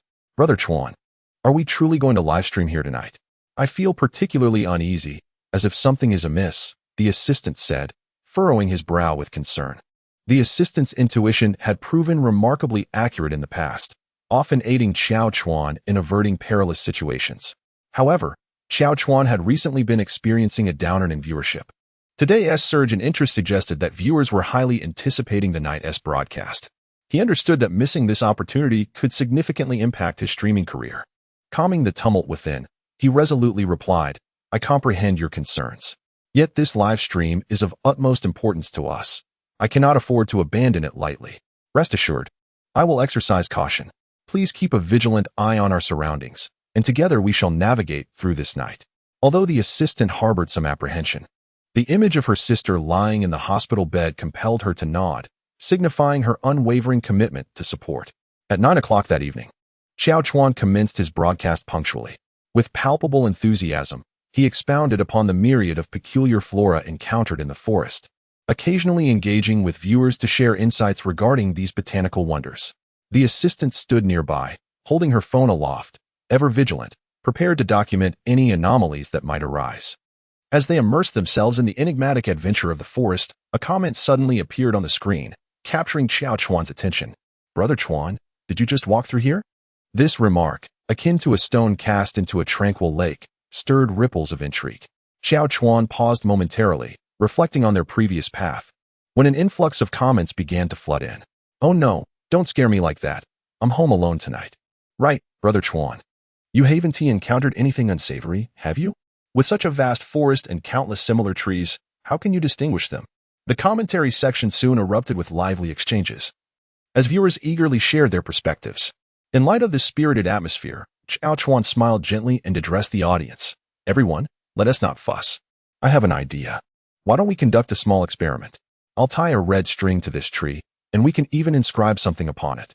Let us discuss what we should write." This suggestion ignited the viewers' interest, prompting a flurry of creative ideas to flood the chat, transforming the ambience into one of excitement and camaraderie. The initial skeptic remained resolute in his assertion that they had traversed this area before, yet his comments felt isolated amidst the vibrant discourse of others. Xiao Chuan opted not to engage with the skeptic's doubts, maintaining a gentle smile while observing the enthusiastic discussions surrounding the inscription for the red string. Ultimately, a generous viewer sent 5 rockets, thereby earning the privilege to dictate the inscription. Following the viewer's request, Xiao Chuan inscribed a unique phrase upon the red string, and together with the assistant, they continued their expedition. This time, Xiao Chuan heightened his vigilance, paying meticulous attention to the surrounding trees and terrain. He understood that losing one's way in the forest could prove perilous, and he wished to avoid unnecessary predicaments for both himself and the assistant. However, after traversing a stretch of the path, Xiao Chuan began to recognize the trees and landscape around him with increasing familiarity. His heartbeat quickened, and an unsettling sensation gradually enveloped him. He slowed his pace, continuously surveying his surroundings with heightened alertness. When the tree adorned with the red string came into view, his pupils constricted slightly. At that moment, the commentary section erupted with fervor as viewers flocked to the live broadcast to witness this astonishing discovery. "It's clearly scripted. Whoever donated the most got to choose the inscription, right?" The individual upstairs was merely expressing frustration. The content of the writing was established only after our elder brother heeded our suggestions. "What shall we do next?" asked the young assistant, his voice quivering with trepidation as he was startled by the scene before them. "Fear not, we must remain composed. We may simply be lost." Zhou Chuan endeavored to soothe the assistant's anxious spirit. At that moment, maintaining tranquility was of utmost importance. Thus, they commenced their exploration in various directions, hoping to discover a path leading back to the outside world. However, no matter the route they took, they inevitably found themselves inexplicably returning to the tree adorned with a red string. Suddenly, a thought crossed Zhou Chuan's mind, the custom from his hometown regarding the potent efficacy of a young boy's urine. According to this tradition, the urine of a young boy often possesses the ability to ward off malevolent spirits. Among them, the young assistant, who had only just reached adulthood, was still a boy. Inspired, Zhou Chuan turned to the assistant and said, "I recall that you are a boy. Your urine might prove beneficial. Why not try urinating on that tree and see if it can break this ill-fated cycle?" Though the assistant hesitated, he mustered his courage under Zhou Chuan's encouragement and began to unfasten his trousers. After a brief pause, Zhou Chuan and the assistant, steeling themselves, continued onward. There was no alternative. The viewership in the live stream had surged to 20,000, clamoring for them to press forward. After traversing a considerable distance, they realized that they had not returned to the tree with the red string once more. The unease in their hearts eased slightly, and both individuals let out a sigh of relief. Just then, Xiao Chuan suddenly felt a chilling breeze at the nape of his neck, as if an icy wind had surged from an unseen source, penetrating deep into his very bones. The young assistant seemed to sense this unusual coldness as well, her complexion instantly paling. In unison, they halted, exchanging glances that mirrored the same fear reflected in each other's eyes. They attempted to take deep breaths, striving to quell the terror within, yet the frigid wind intensified, as though an invisible presence was breathing down their necks. The sound of the wind howled in their ears, intermingled with the eerie wails of a distant infant's cry, its tone chilling and uncanny, sending shivers down their spines. Xiao Chuan felt something cold and damp pressed against his back, reminiscent of tendrils stretching forth from the depths of hell, ensnaring his body tightly. A jolt of fear coursed through him as he yearned to turn around and discern the source of the disturbance, Yet his subconscious urged him to remain rooted in place, warning him against looking back. Behind them, two specters clung to their backs like intangible shadows, continually exhaling a chilling breath upon their napes, the icy, damp air seeping through their garments to their skin, causing involuntary shudders. A wave of profound terror washed over them, rendering their bodies momentarily paralyzed, as a pungent stench filled their nostrils. In this dire moment, Xiao Chuan swiftly regained his composure. He cast a glance at the young assistant, signaling that they must flee this terrifying place immediately. Every second was of paramount importance. Any hesitation could plunge them into an irretrievable abyss. Moments later, they bolted, instinctively darting towards the right front. They dared not pause even for a heartbeat, desperate to escape the nightmarish pursuit that followed them like a shadow. However, the nauseating stench clung persistently to their senses, refusing to dissipate.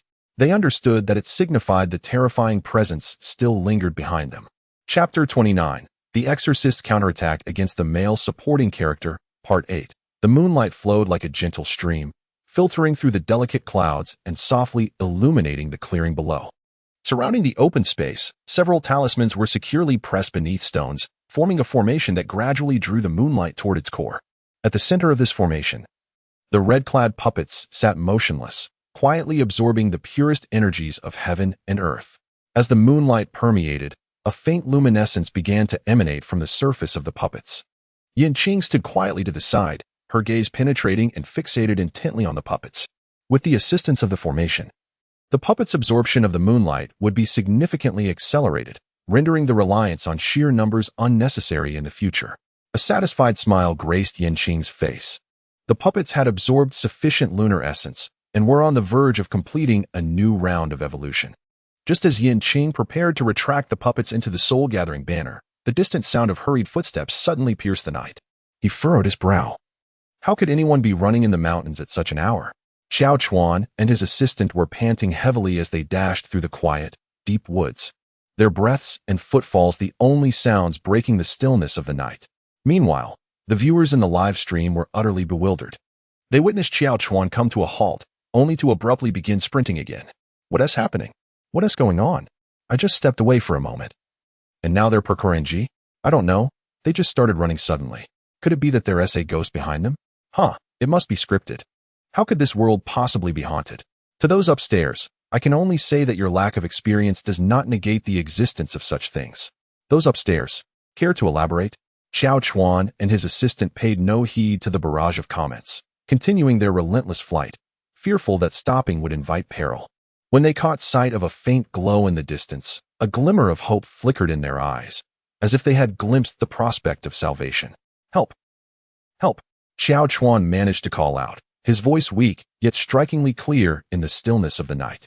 Simultaneously, the spirits clinging to their backs sensed an unprecedented terror. The area illuminated by the distant light was awash with an unfamiliar and oppressive ghostly energy. The little spirits, terrified by this intense aura, shrieked and fled from Xiao Chuan and his assistants' bodies. Instantly, the chilling sensation on their backs vanished, as if a tremendous weight had been lifted. Is this salvation? Xiao Chuan murmured in disbelief. He exchanged a glance with his assistant. Both their eyes filled with astonishment and uncertainty. Yours is gone too? The assistant asked softly, his voice trembling with excitement. Xiao Chuan nodded eagerly, his eyes sparkling with the light of survival. He exhaled in relief, patting his chest, preparing to pick up his phone to explain the recent events to the audience watching on the screen. However, upon opening his phone, he was taken aback to discover that the live stream had already concluded. The screen displayed a signal strength of 0. There was no signal here. Suddenly, the voice of Qing emerged from the shadows, shattering the tranquility of the deep night. Upon sensing the approach of another, he signaled the crimson-clad specter to unleash its ghostly aura, thereby disrupting the nearby signals. The two were taken aback as a man donned in casual athletic attire stepped forth from the darkness. With a leisurely demeanor and unhurried stride, he bore no resemblance to a poacher. Observing the adjacent tent and stove, it was deduced that Qing was indeed an aficionado of camping. Gathering his courage, Xiao Chuan inquired, "May I ask, are you camping here?" Qing gazed calmly at Xiao Chuan and the young assistant, refraining from offering an immediate response to their inquiries. He quietly scrutinized the two uninvited guests. Each bore a backpack suited for mountain climbing. and one of them clutched a gimbal in hand. Qing understood instantly. They were likely adventurers or streamers seeking thrills in the mountains. Qing indeed. I have come here for camping. The mountain forest at night is rather perilous. It would be wise for you to depart at once. However, the only response he received was the grumbling of their stomachs. Xiao Chuan, feeling somewhat embarrassed, sheepishly patted his belly and chuckled. We didn't bring much money to begin with. The round trip cost us 1,000. We must be frugal with our meals.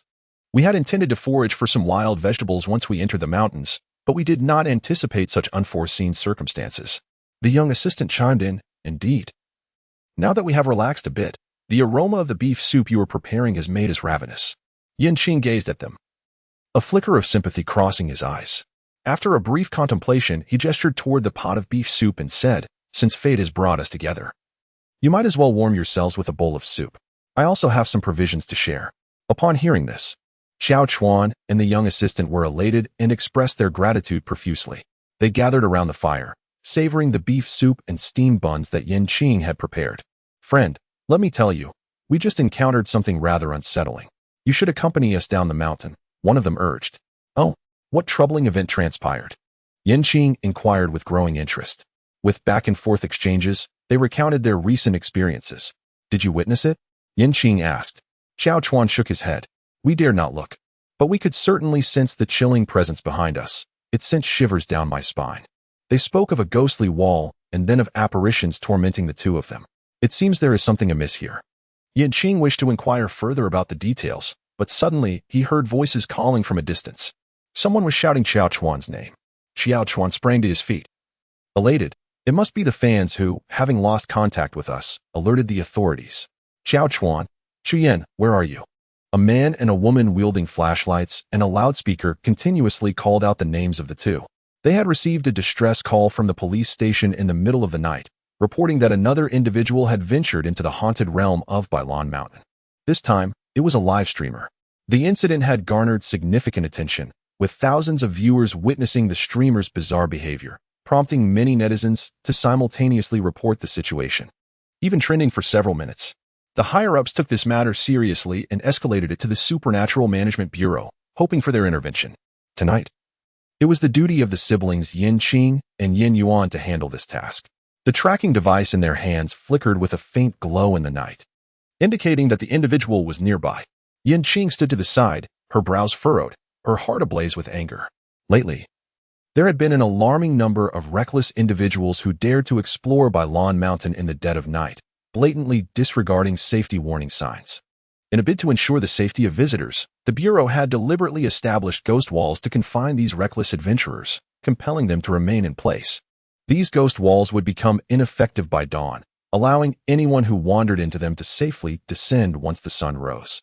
However, today, this particular streamer had not only managed to breach the ghost wall, but also chose to venture deeper into the mountains.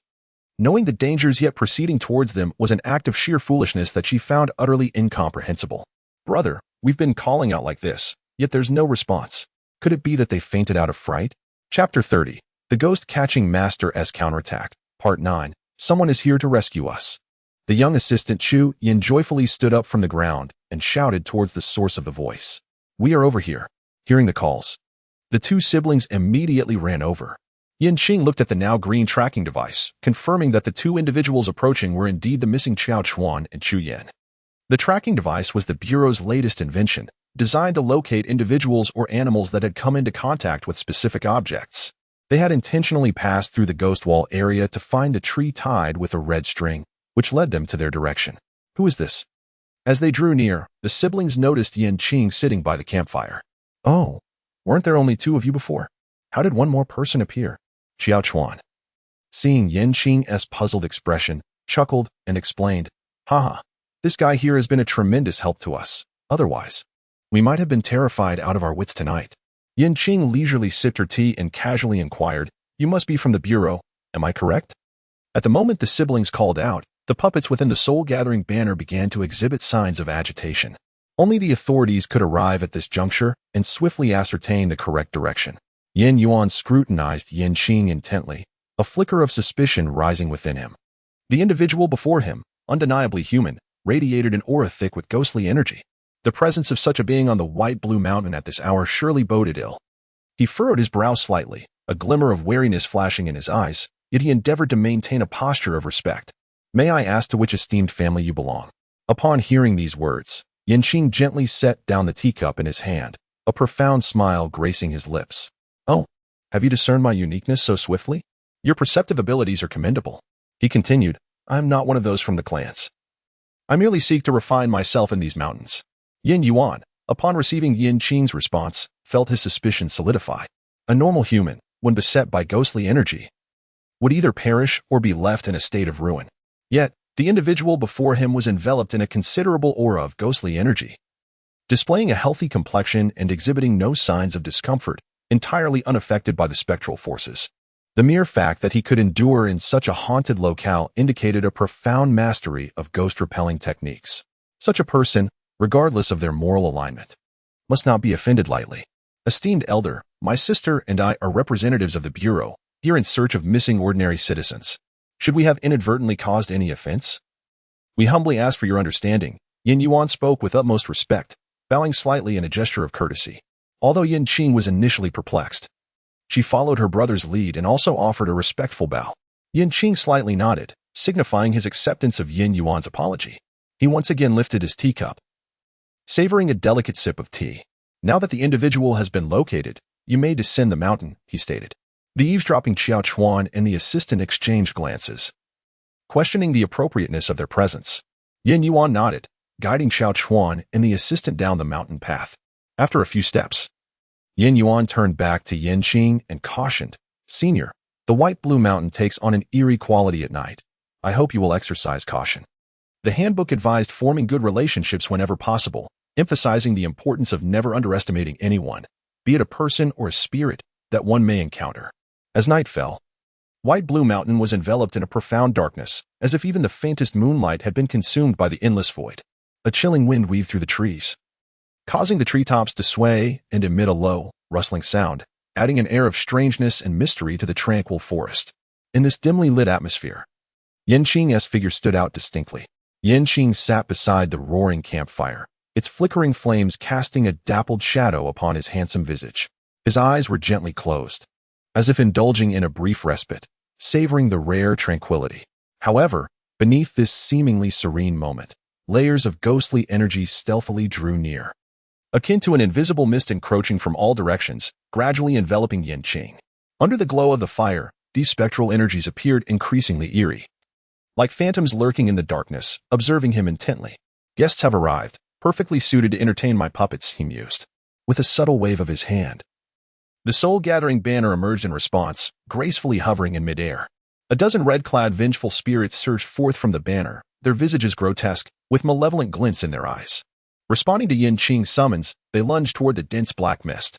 In an instant, the air was filled with the haunting wails of children. Minutes passed, and the black mist began to dissipate, revealing the ghostly figures concealed within. To his astonishment, they were a group of infants clad in crimson swaddles. Their forms were pitifully small. Some could not even stand, resorting to crawling on all fours. The puppets encircled the ghostly infants, who struggled to crawl within the confines of their captors, attempting to flee yet finding no escape, their whimpers rife with fear and helplessness. In a shadowy corner deep within the forest, an ancient coffin lay quietly.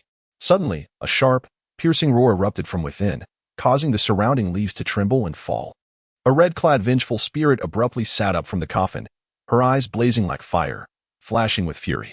She sensed her children were under attack, her face contorted in anger. "Damn humans! Even here, they seek to harm my children. Brother, you seem particularly cautious around that person in the mountains. I find it somewhat perplexing." After escorting Xiao Chuan and the assistant into the police station, Qing could no longer suppress her curiosity and posed the question to Yin Yuan. Yin Yuan slightly turned his head, his gaze imbued with a hint of profound meaning. "Have you ever thoroughly examined the case files at the station?" Qing felt a twinge of guilt under his scrutiny, retracting slightly and offering an awkward smile. "Well, it's simply because work has been so busy. Sometimes there is genuinely no time to delve into the details." Yin Yuan sighed. Though his sister worked diligently, she possessed a straightforward nature that could easily offend others. Fortunately, he accompanied her on every mission, and she heeded his advice, preventing any significant missteps for now. He patted Qing's shoulder, his tone laced with a hint of guidance. Qinger, make it a point to review the case files more often. This world is not as simple as we imagine. I once stumbled upon a tragic case in the archives. Within the narrative lies the tale of a once illustrious family, masters of an enigmatic art of spirit summoning. Whenever the world faced insurmountable dilemmas, people would seek the assistance of this family. Subsequently, the family resolved to retreat from the world to pursue a higher realm of cultivation. This decision incited discontent among 4 other families. During an expedition into a secret domain, the younger generation of this family faced a concerted assault from the other 4. Simultaneously, these 4 families summoned their ancestral spirits to jointly besiege the spirit summoning family, leading to their catastrophic annihilation, leaving no descendants behind. Qing listened, her heart racing. She usually focused solely on her tasks and seldom delved into the archives of her organization, with most of her knowledge gleaned from Yuan. Brother, do you imply that the young man is a descendant of that family? Yuan shook his head, exuding an aura of malevolence, yet seemingly unharmed. I merely speculate. Moreover, rather than opposing a stranger, it is wiser to first extend our goodwill and observe the developments. Qing, bewildered yet admiring, nodded in agreement. Indeed, what her brother said was always right. She could not go wrong by heeding his counsel. Chapter 31, The Ghost-Catching Master and the Male Lead's Counterattack, Part 10. In the early morning, a melodious ringtone roused Qing from her slumber. Qing, my dear brother, how many of those protective talismans do you have left? I'll take them all. On the other end of the line. Jiaz stared at the ashes of the talisman in his hand, filled with relief. Just as Jiaz was preparing to head to work, he halted at a traffic light. A speeding vehicle approached from the opposite direction, showing no signs of slowing down. Before he could react, the car collided violently with his own. Jiaz felt disoriented as his vehicle spun towards a nearby tree. Simultaneously, his phone in his pocket emitted a radiant golden light, enveloping him entirely. Without a moment's hesitation, he swiftly unbuckled his seatbelt and struggled to escape from the wreckage. As he ran a short distance away to assess the situation with his phone, a deafening explosion erupted. The speeding vehicle detonated, engulfing both it and his car in a blazing inferno. Shaken, Jiaz gazed at the fiery scene before him and promptly called the authorities. After reporting the incident, he recalled the life-saving golden light. He glanced at his phone, finding nothing particularly remarkable except for the talisman nestled within the phone case. Realizing this, Jiaz hurriedly removed the case only to discover that the yellow talisman had already turned to ash. Without delay, he called Qing. Truly, he thought, his dear brother's gifts could indeed save lives. What happened? Did you encounter trouble? Qing's voice still bore a hint of drowsiness, as if she had yet to fully awaken. The previous night, she had engaged in playful antics with a group of mischievous spirits and even encountered the blood-robed ghost king lurking behind the ghost domain of Bailon Mountain. Mistaking her for the slayer of her ghostly offspring, the ghost king, in a fit of rage, clashed with Qing's puppet. However, to her astonishment, she turned to find her own ghostly infants frolicking merrily on the grass, each clutching a toy in hand. I harbor no ill will toward these ghostly children, Qing clarified. Thus, an unlikely truce was reached as both human and spirit settled down for a conversation, leading Qing to return home at the break of dawn. Precisely at 7 o'clock. Indeed, this talisman truly possesses life-preserving qualities. Your master is undoubtedly a remarkable figure. You are fortunate to be under his tutelage. Might you also sell me a few? Lately, it seems I have been beset by misfortune, whether it is stepping on landmines during rainy days or narrowly escaping the peril of falling objects from above. This talisman has turned to ash, and I am genuinely fearful. Qing furrowed his brow. According to the memories of the original owner, Jiaz had not encountered such a calamity and was living quite well, occasionally driving back to the original owner's hometown to pay respects at the ancestral grave. The host belonged to the Yu family, where they had summoned a malevolent practitioner to assist in lifting Yuli's curse. One of the costs involved was the fortune of 10 individuals. It appeared that upon discovering Yuli's diminished powers, the family began to incite an early contest for the heir. The elder Yu, already advanced in age, could no longer withstand the pressure from the collateral branches and decided to hold the heir contest in a month's time. Yuli grew increasingly anxious. The collateral branches were akin to ravenous wolves, ever watchful, eager to strip him of his candidacy. Seizing this opportunity, they would undoubtedly pounce. Should they usurp his position, his prospects for the future would be utterly bleak. Yuli had no choice but to acquiesce to the malevolent practitioner's demands, utilizing information procured from the black market to select 10 fortunate ordinary individuals as bargaining chips. Jiaz was among them. As long as Yuli could secure his position as heir, what did the fate of 10 ordinary lives matter? Ah, now I comprehend the host's perspective. The so-called righteous deeds of the upright do not necessarily equate to justice, the system mused. Since Jia's fortune had been seized, Qing felt compelled to assist in reclaiming it. The two swiftly arranged to meet at Jia's residence that evening, intending to sell him 3 talismans they possessed. After a long day of activity, Jia returned home at 8 o'clock. Just as he alighted from the taxi, he encountered Qing, who was at the entrance of the community purchasing street food. "Have you been waiting long?" Jia asked, his face clouded with frustration. "I could have returned much earlier, however. The doctor insisted I undergo a comprehensive physical examination, claiming that those who appear fine are often the most concerning," Jia replied, shaking his head in resignation. The doctor's assertion held merit. Qing commenced explaining the relevant knowledge. When one experiences a severe impact, such as in a car accident, the body automatically releases adrenaline, placing the nervous system in a heightened state of excitement, leading to the illusion of being unscathed. If, by unfortunate chance, internal organs were damaged, the risk would be even greater. Therefore, the doctor's recommendation for a thorough examination is indeed necessary, Qing stated earnestly, gazing intently at Jia. A passerby purchasing barbecued skewers remarked, "I've learned something today. I only hope it won't be of use in the future." After procuring the barbecue, the two proceeded to a nearby tea shop and ordered 2 cups of lemonade. Jia thought, "Don't ask why he's not anxious, wherever Qing is. That is a safe zone." However, when Qing suddenly disclosed to Jia that his fortune had been seized, he stumbled, nearly spilling the lemonade in his grasp. "What did you say? Is such a thing truly possible?" Jia exclaimed in astonishment. Once a good friend poised to become a great master, he now found his own fortune taken from him. Jia's worldview was profoundly shaken. "I am merely an ordinary landlord. Why would anyone wish to usurp my fortune? Do I possess some innate talent for cultivation?" Qing furrowed his brows slightly, scrutinizing Jia with a serious demeanor before shaking his head solemnly. "You possess no remarkable talent. Do not harbor such hopes. It is merely your modest fortune that led to your discovery. Were you to be truly favored by destiny, the malevolent practitioners would not dare to seize you, fearing the repercussions of backlash." Jia, instantly deflated like a punctured balloon, appeared despondent. After a brief pause, he asked with a hint of reluctance, "Is it truly impossible for your sect to accept me as another disciple? My master only takes 1 apprentice."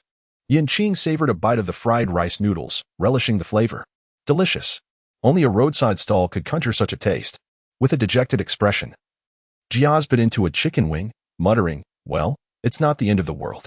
After all, with a good friend like you, I might as well be included. Rest assured, I am financially capable, and I will certainly compensate you at market value." He had already inquired, discovering that the talisman his mother procured from the neighboring temple cost 10,000. Surely, Qing's talisman must be worth at least 20,000. How about 25,000 for a talisman? Considering that Qing still resided in that dilapidated rented room, it was evident he could use the funds, prompting Jia to increase the price by an additional 5,000. "No, let us make it 30,000 for each talisman. After all, one must support one's brothers in their endeavors. Furthermore, investing 30,000 for a single life-saving charm is undoubtedly a worthwhile bargain." Qing took out 3 talismans from his pocket and handed them to Jia as a gesture of friendship. "You can have all 3 for the special price of 30,000. Qing did not intend to charge extra fees. Should he be able to introduce some quality clients to me in the future, I will not charge you anything, and may even provide you with a referral fee." Without a moment's hesitation, Jia transferred the funds to Qing with alacrity. "Rest assured," Jia patted his chest, "although my social circle may not encompass the affluent, my mother certainly does." A hint of pride adorned his face. While his mother may not be employed, she had made substantial investments in numerous companies in her early years, holding significant shares in various enterprises and knowing a plethora of wealthy individuals. Jia's father passed away early, prompting his mother to commence her investment endeavors. Initially, she invested in real estate, which fortuitously coincided with urban redevelopment, transforming a few properties into a dozen. Subsequently, she ventured into emerging industries, investing in promising enterprises that, after a decade, blossomed into leading companies within their sectors. With his mother's achievements as a guarantee, he was certain he could assist Qing in expanding his network. "You, my friend, are quite the enigma," Qing teased. In the original narrative, Jia's background was scarcely touched upon, succinctly summarized by the term property landlord. Yet now there was an unexpected delight. Ahem, isn't this merely supporting a brother? Compared to such mundane matters, Jiaz was more intrigued by the enigmatic. After indulging in a midnight snack, Qing resolved to dissolve the fortune-enhancing array surrounding Jiaz. Chapter 32, The Ghost Catcher and the Male Supporting Characters Counterattack, Part 11. Have you recently purchased any personal items? Or has a stranger visited your home recently? Jiaz pondered for a moment and shook his head, utterly devoid of clues. I haven't bought anything lately, nor has anyone unfamiliar visited my home. Aside from me, who else has been to your house? This individual must be aware of your birth date and time. There are 3 types of fortune borrowing: from others, from oneself, and from the heavens. Some unscrupulous individuals prefer to borrow fortunes from others, in addition to knowing the birth date and time of the person from whom one is borrowing. A medium is also required. This could be either a personal item worn by the borrower or an array set up in the home. Jiaz bit his finger, striving to recall, yet his mind was a blank slate. Typically, he confined himself to gaming at home, venturing out scarcely. If the home was not the source, then it must be the workplace, Qing suggested. Suddenly, Jiaz slapped his thigh. I remember now. Shally had previously sent me a personality test link that required me to input my birth date and exact time. Then, a few days later, he gifted me a keychain, claiming he had purchased too many and was giving one away. The more he thought about it, the more uneasy he became. Jiaz removed the keychain and handed it to Qing. The keychain was a cartoon figure of a game character, which Jiaz cherished, and upon receiving it, he had immediately attached it to his keys. Qing picked up the fruit knife from the coffee table and made a swift cut through the center of the keychain. With a sharp crack, the keychain was cleaved in 2. A talisman slipped from the incision and fell onto the table. Goodness! Is that scoundrel Shally up to his tricks again? The moment Jiaz laid eyes on the talisman, his composure vanished entirely. Although I often teased him, have I ever failed to include him when purchasing afternoon tea? I even invited him to join me in playing games. Is he truly so unable to tolerate my well-being? Qing nodded, acknowledging the truth. There are indeed individuals who are inherently unable to bear the sight of others surpassing them. The kinder you are to them, the deeper their resentment grows. Reflecting on his recent misfortunes, Jiaz felt a surge of frustration. What could he possibly do to alleviate this? Should he burn the talismans? Qing nodded slightly and remarked, Indeed, your home is currently rife with negative energy. I must arrange a formation for you. He retrieved several smooth pebbles from his pocket. Utilizing spiritual stones for a mere borrowing of luck is, in truth, rather impractical. These pebbles were collected from the riverside during his stroll through Jiabin Park. After consulting Jiaz's birth date, Qing took up a carving knife and began etching the formation onto the pebbles. During a previous task in a realm dedicated to formations, he had acquired numerous techniques for engraving them. The breaking luck formation was one such method. Jiaz observed as Qing first produced several ordinary pebbles from his pocket, then swiftly engraved intricate patterns upon the hard stones with his knife. He fell into deep contemplation. Isn't the depiction of engraving formations in novels quite different? Shouldn't it involve the use of spiritual stones or jade as the foundational treasures for the formation? After a span of a few minutes, Qing had completed the carvings on 8 stones. Where's your room? He inquired. The moment Qing entered Jiaz's room, she felt an overwhelming urge to turn and leave. Who paints the walls of a good person's bedroom black? I appreciate the color black. It allows for restful slumber. As if sensing Qing's bewilderment, Jiaz awkwardly offered an explanation. It's nothing. Starting tomorrow, you should open your windows to let in some sunlight. Your room needs it. And so do you. The person borrowing your luck is a malevolent practitioner. Not only have you lost some fortune, but you are also being eroded by ghostly forces. If this continues, you will not only frequently encounter spirits but also suffer physical repercussions. Jiaz promptly drew back the curtains and opened the window. I'm opening the window right now. He continued, this formation will damage your black walls. Would you mind? If you prefer, I can use talismans instead of pebbles, though the effect will be slower. Jiaz quickly reassured her. It's fine. Use the pebbles. It gives me a sense of security. Qing nodded lightly. With a delicate flick of his finger, a meticulously crafted stone was propelled with precision towards the corner of the wall. The stone traced a graceful arc through the air, and with a muted thud, it embedded itself firmly into the wall. Surrounding walls bore no cracks or signs of deterioration, as if the stone had always belonged there. One by one, he embedded additional stones into the wall, each placement flawless, until the 8th stone was securely set. At that moment, the formation was complete. In a moment of reverie, Jiaz seemed to hear a sudden hum in the air, as though an invisible current was weaving through the room. He snapped his fingers near his ear, confirming that his hearing was intact. Excellent, his ears were functioning perfectly. It was not a matter of concern for him. Jiaz gazed around the room with delight. Goodness, his bedroom now possessed a formation. He would no longer fear watching horror films alone. Qing meticulously arranged the formation and handed the 3 protective talismans to Jiaz. Although this formation can dispel the misfortunes afflicting you and reclaim your lost fortune, it is advisable to keep the talismans close at all times. Furthermore, it would be prudent to refrain from work for the next few days and focus on recuperating at home to restore your vitality. Qing, who walks the path of the sinister cultivator, possesses an acute sensitivity to the presence of yin energy. In his perception, Jiaz emanates a palpable aura of darkness. Were it not for a portion of his own fortune and the protection of an amulet, he might have met with a fate worse than death following this morning's car accident, perhaps reduced to a vegetative state. Realizing this, he decided to forego ordering takeout and instead rely on the provisions hoarded at home. Observing the lingering fear in Jiaz's demeanor, Qing offered a gentle reminder, in the future, refrain from exposing your birth date to others. As for those who seek to usurp your fortune, I shall take care of it. Jiaz embraced Qing with fervor, exclaiming, Truly, you are my good brother. Having you by my side is a blessing. Rest assured, once I weather these next few days, I will promptly introduce you to my mother. Meanwhile, within the ancestral home of the Yu family, the sinister practitioner Zhang Lu was enduring unprecedented agony. His pale, gaunt face twisted in torment, eyes bloodshot with profound fear and despair. Dark, ghostly energy surged wildly around him.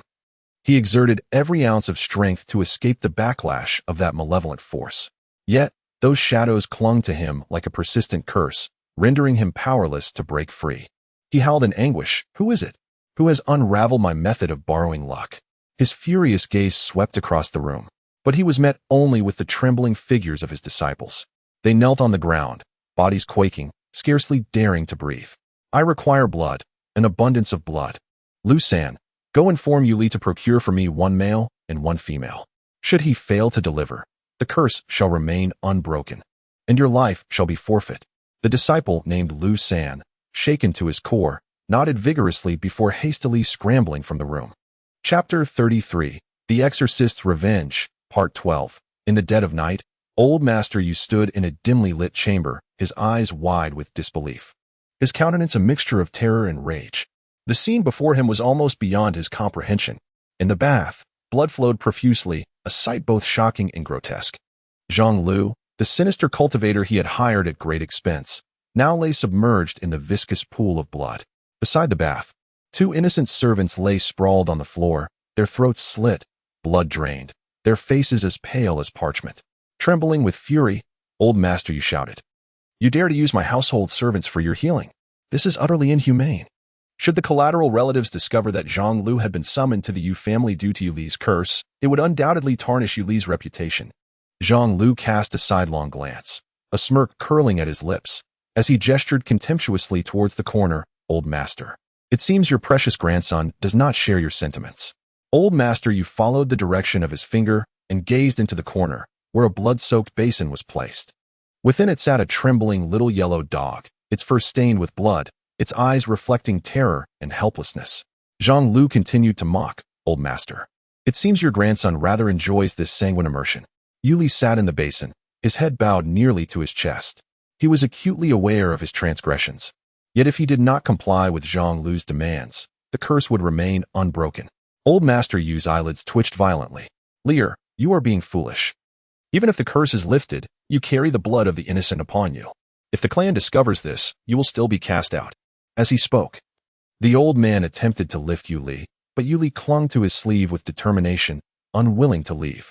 He believed that if he remained in the basin for just 1 night, his powers would not regress during the day. Once Zhang Lu's injuries healed, he would assist in lifting the curse. He needed to restore everything before the heir election. Why don't you discuss this with your grandfather? Old Master Yu exclaimed, both furious and astonished. He did not wish for Yuli to live his life under a curse. It would bring no benefit to him. After a long silence, he sighed. Very well, just this once. Should there be a next time, I shall certainly cast you out. Yuli released the sleeve, tears glistening at the corners of his eyes. Immersed in their shared sorrow, neither of them noticed Zhang Lu in the bath, watching them with derision. How could a mere single bath possibly wash away the blood he had shed? Days later, Qing received a call from Jia's. His mother had a friend in the real estate industry whose construction site had encountered something unclean, and despite consulting several masters, the issue remained unresolved. According to the workers, they could always faintly hear the sound of a woman weeping at night, a chilling and mournful sound. Just last night, a security guard had jumped from the second floor during his night patrol, resulting in a fractured left leg. I happened to mention your situation to my mother, and she introduced you to Uncle Zhang. Do you have time tomorrow? If so, I can arrange for you to meet at 10 in the morning. I'll pick you up from your neighborhood. It's foolish to turn down business opportunities. Without a moment's hesitation, Qing acquiesced. Early in the morning, Jia's arrived at her door, carrying several buns and soy milk. Let's have a little something to fill our stomachs first, he suggested. My mother mentioned that the construction site is quite far, and I fear you might go hungry. Despite Jia's appearing well prepared, all these provisions were, in fact, the recommendations of his mother. Although Jia's merely played the role of a middleman, both parties involved held significant status. Offending either was not an option, especially someone of Qing's esteemed caliber. After breakfast, the two set off in a car towards the Zhang group, intending to first meet Uncle Zhang before accompanying him to the construction site. Qing, what brings you here? As Qing alighted from the car, he heard someone calling his name from behind. Turning around in confusion, he was met with the sight of Jiang Qian, clad in a professional OL attire, gazing at him with a look of astonishment. What, is this your home? Am I not allowed to come? Jiang Qian nodded, neither affirming nor denying. Today, she had accompanied her team members to the Zhang group for a crucial discussion on collaboration. This was the most significant interview of her internship, and securing the partnership would enhance her prospects of becoming a permanent employee. Conversely, failure to clinch the deal would render her chances of securing a permanent position exceedingly slim. After a sleepless night, she had worked alongside her teammates, revising countless drafts, and it was only at 8 in the morning that they finalized the ultimate version. Just as she exited the vehicle, she spotted Qing emerging from a Porsche. Qing was all too aware of her familial circumstances. It was utterly inconceivable that she could afford such a vehicle. Could it be that Qing was being supported by someone? Contemplating this, she chuckled softly and remarked, "So, this is why you were so resolute in ending our relationship. It appears you have found yourself a wealthy woman."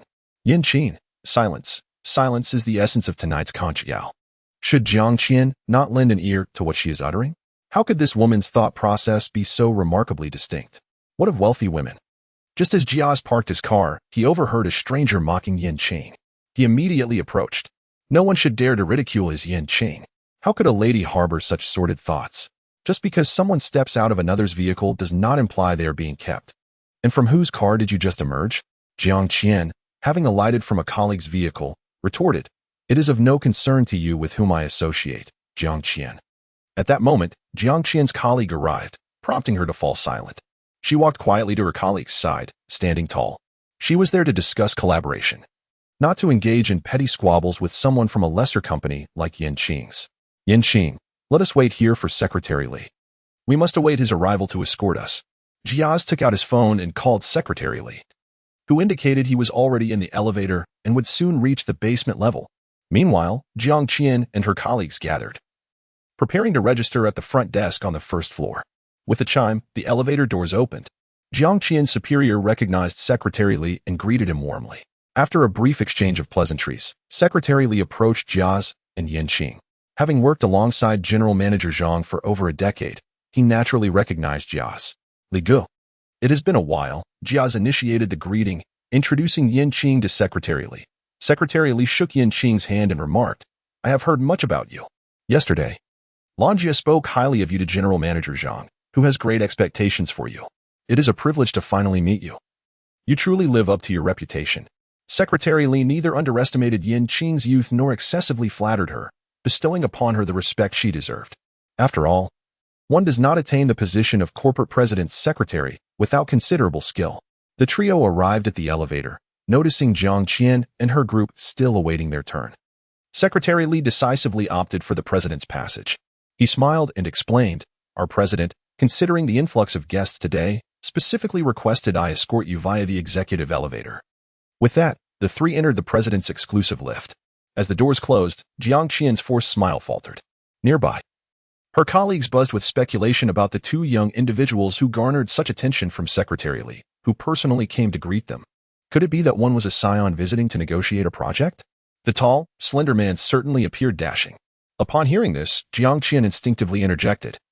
How could he possibly be a wealthy heir? Her colleagues turned to her, curiosity piqued, with one asking, Jiang Qian, do you know that man? It seemed you were conversing with him for a moment. Jiang Qian was momentarily taken aback, realizing that her reaction might have been excessively intense. She cleared her throat softly, attempting to mask her lapse in composure. They were hardly acquainted, having merely crossed paths a few times.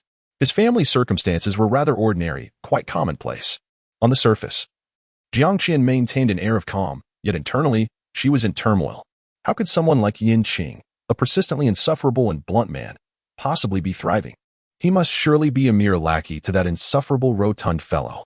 Chapter 34. The Ghost Exorcist Counterattack, Part 13. In the office of the CEO, Zhang Yin paced restlessly, his mind in disarray. The security guard's family had caused a ruckus at the construction site, leading to an atmosphere of unease among the workers, necessitating a halt in operations. With each day of delay, the losses escalated. Zhang Yin had initially been skeptical of such matters. However, the increasingly peculiar occurrences had begun to wear on him. The company had engaged several renowned masters to address the issues at the site, yet none had succeeded. Now, inviting Qing was akin to hoping for a miracle from a dead horse. When Secretary Li brought Qing into the room, Zhang Yin felt a twinge of disappointment upon seeing the young man's face. If esteemed masters could not resolve the situation, what could a youth possibly achieve? Nevertheless, as he was referred by Sister Lan, Zhang Yin resolved to extend a warm welcome to both him and his companion. As soon as they exchanged glances, Qing sensed an overwhelming aura of malevolence enveloping Zhang Yin. To be precise, the entire office was permeated with a ghastly, sanguine energy. The previous night, Qing had summoned Bai Sha, who had been engrossed in the art of ghost cultivation and had not mingled with other spirits to gather information about the construction site. Consequently, Bai Sha ventured there overnight for reconnaissance. The findings were startling. There was indeed a female ghost on the verge of attaining the rank of Ghost King. He had apprehended a wandering soul passing nearby for inquiries, learning that this female ghost had abruptly emerged, devouring all the malevolent spirits in her vicinity. Did Zhang Zong encounter anything unfamiliar at the construction site? Zhang Yin was momentarily taken aback, springing to his feet. How do you know? Could Secretary Li have divulged this? He cast a discreet glance at Secretary Li, who subtly shook his head, indicating he had not informed Qing. Truly, it is no wonder Sister Lan recommended such a master. I did indeed visit the site once, as a bottle was unearthed that day. Fearing that it might lead to some significant tomb beneath, I promptly summoned an expert to appraise the bottle. It turned out to be neither from an imperial kiln nor a valuable artifact, merely an ordinary vessel. Is it possible that the troubles began from that moment? Qing inquired with a smile. Zhang Yin nodded vigorously, his eyes gleaming with excitement as he gazed at Qing. Master, you truly possess an extraordinary insight. Since the bottle held no value, I instructed the workers to dispose of it at their discretion, and that very night, disturbances began to unfold. Zhang Yin smote his thigh in exasperation. How could he have forgotten such a matter? During the previous instances when the master visited the construction site to address issues, he happened to be on a business trip, consequently failing to discuss this affair with those celestial masters. Each of the masters sensed the heavy aura of negativity enveloping the site, a predicament far beyond the capabilities of mere minions like themselves. However, Zhang Yin had been exceedingly generous.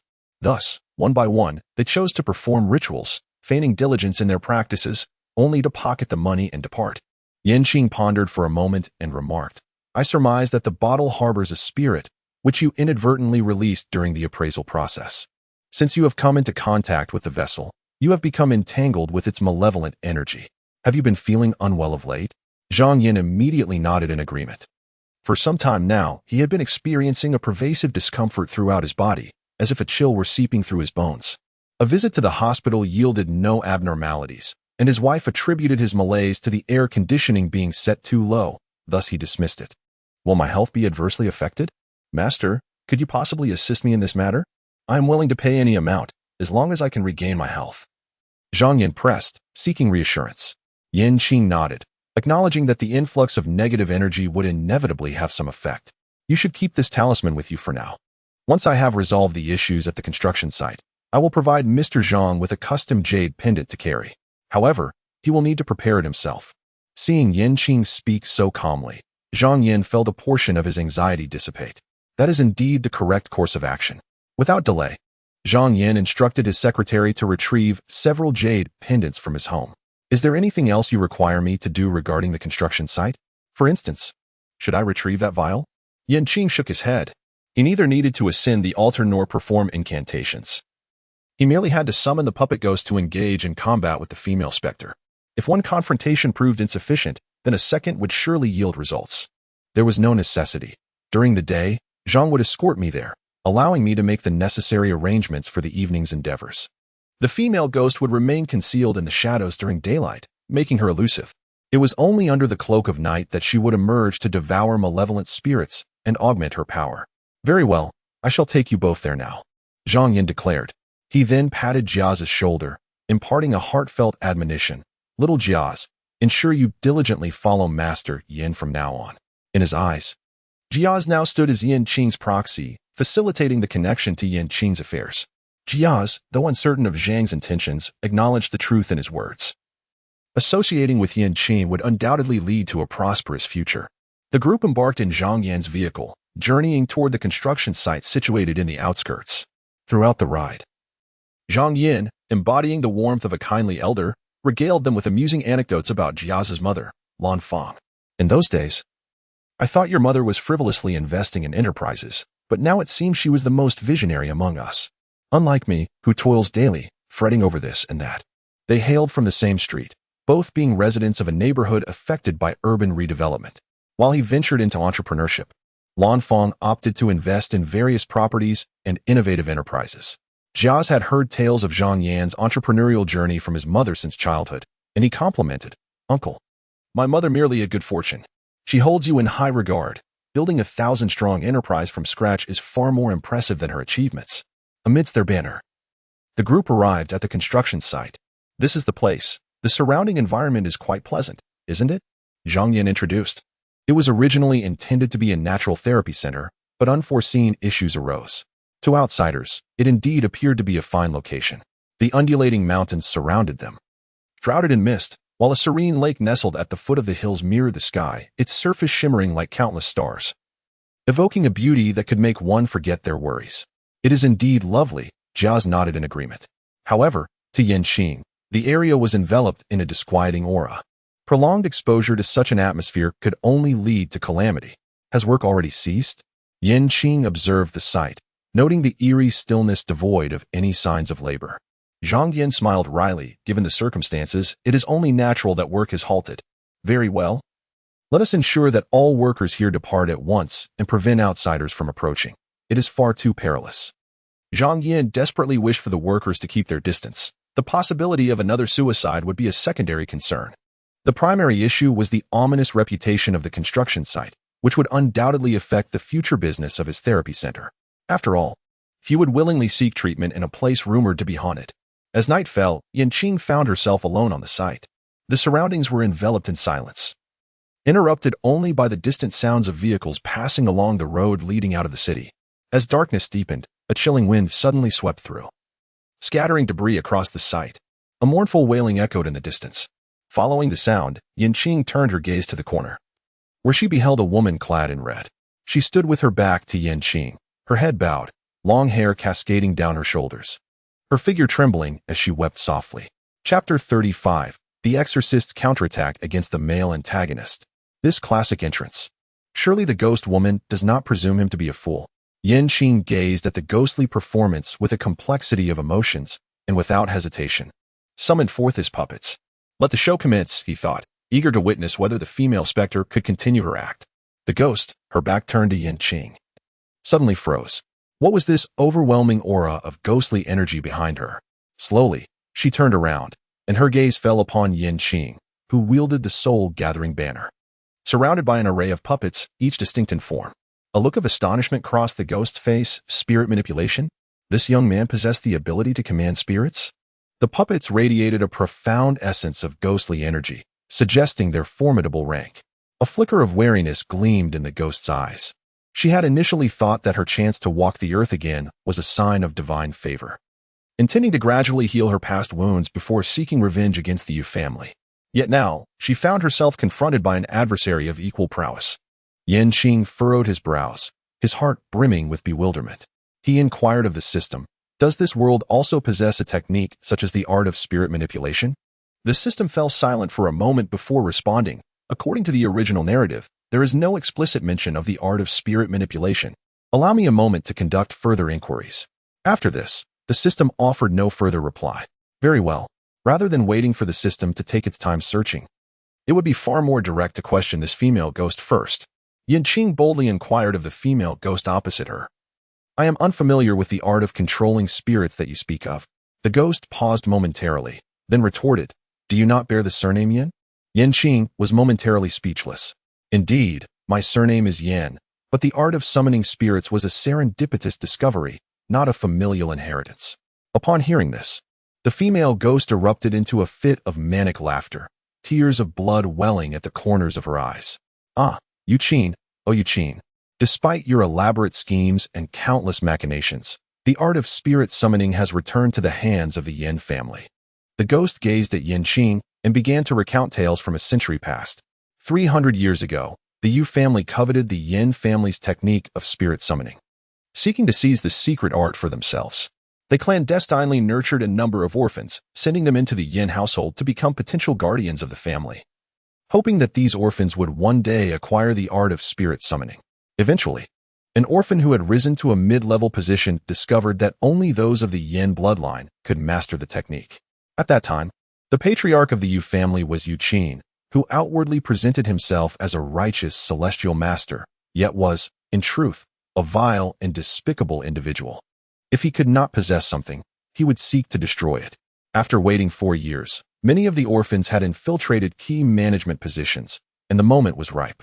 He persuaded the other 3 celestial families to orchestrate a massacre within a secret realm targeting the younger generation of the Yan family, who all perished within. Outside the secret realm, he, along with the other 3 families, stormed into the Yin ancestral grounds, and that night, every member of the Yin family was ruthlessly slaughtered. As she recounted this, the ghost's visage twisted in fury, her blood-red eyes gleaming with a fierce light, as if she yearned to consume any living being that dared to oppose her. "And who are you?" Yan Qing inquired. The ghost gestured toward herself, a derisive laugh escaping her lips. "Me? I am Lin Xin, the wife of Qing, and also the confidant of the matriarch of the Yin family at that time. I disapproved of his actions and sought to discreetly convey warnings to the Yin family, but was discovered by Qing's trusted subordinate.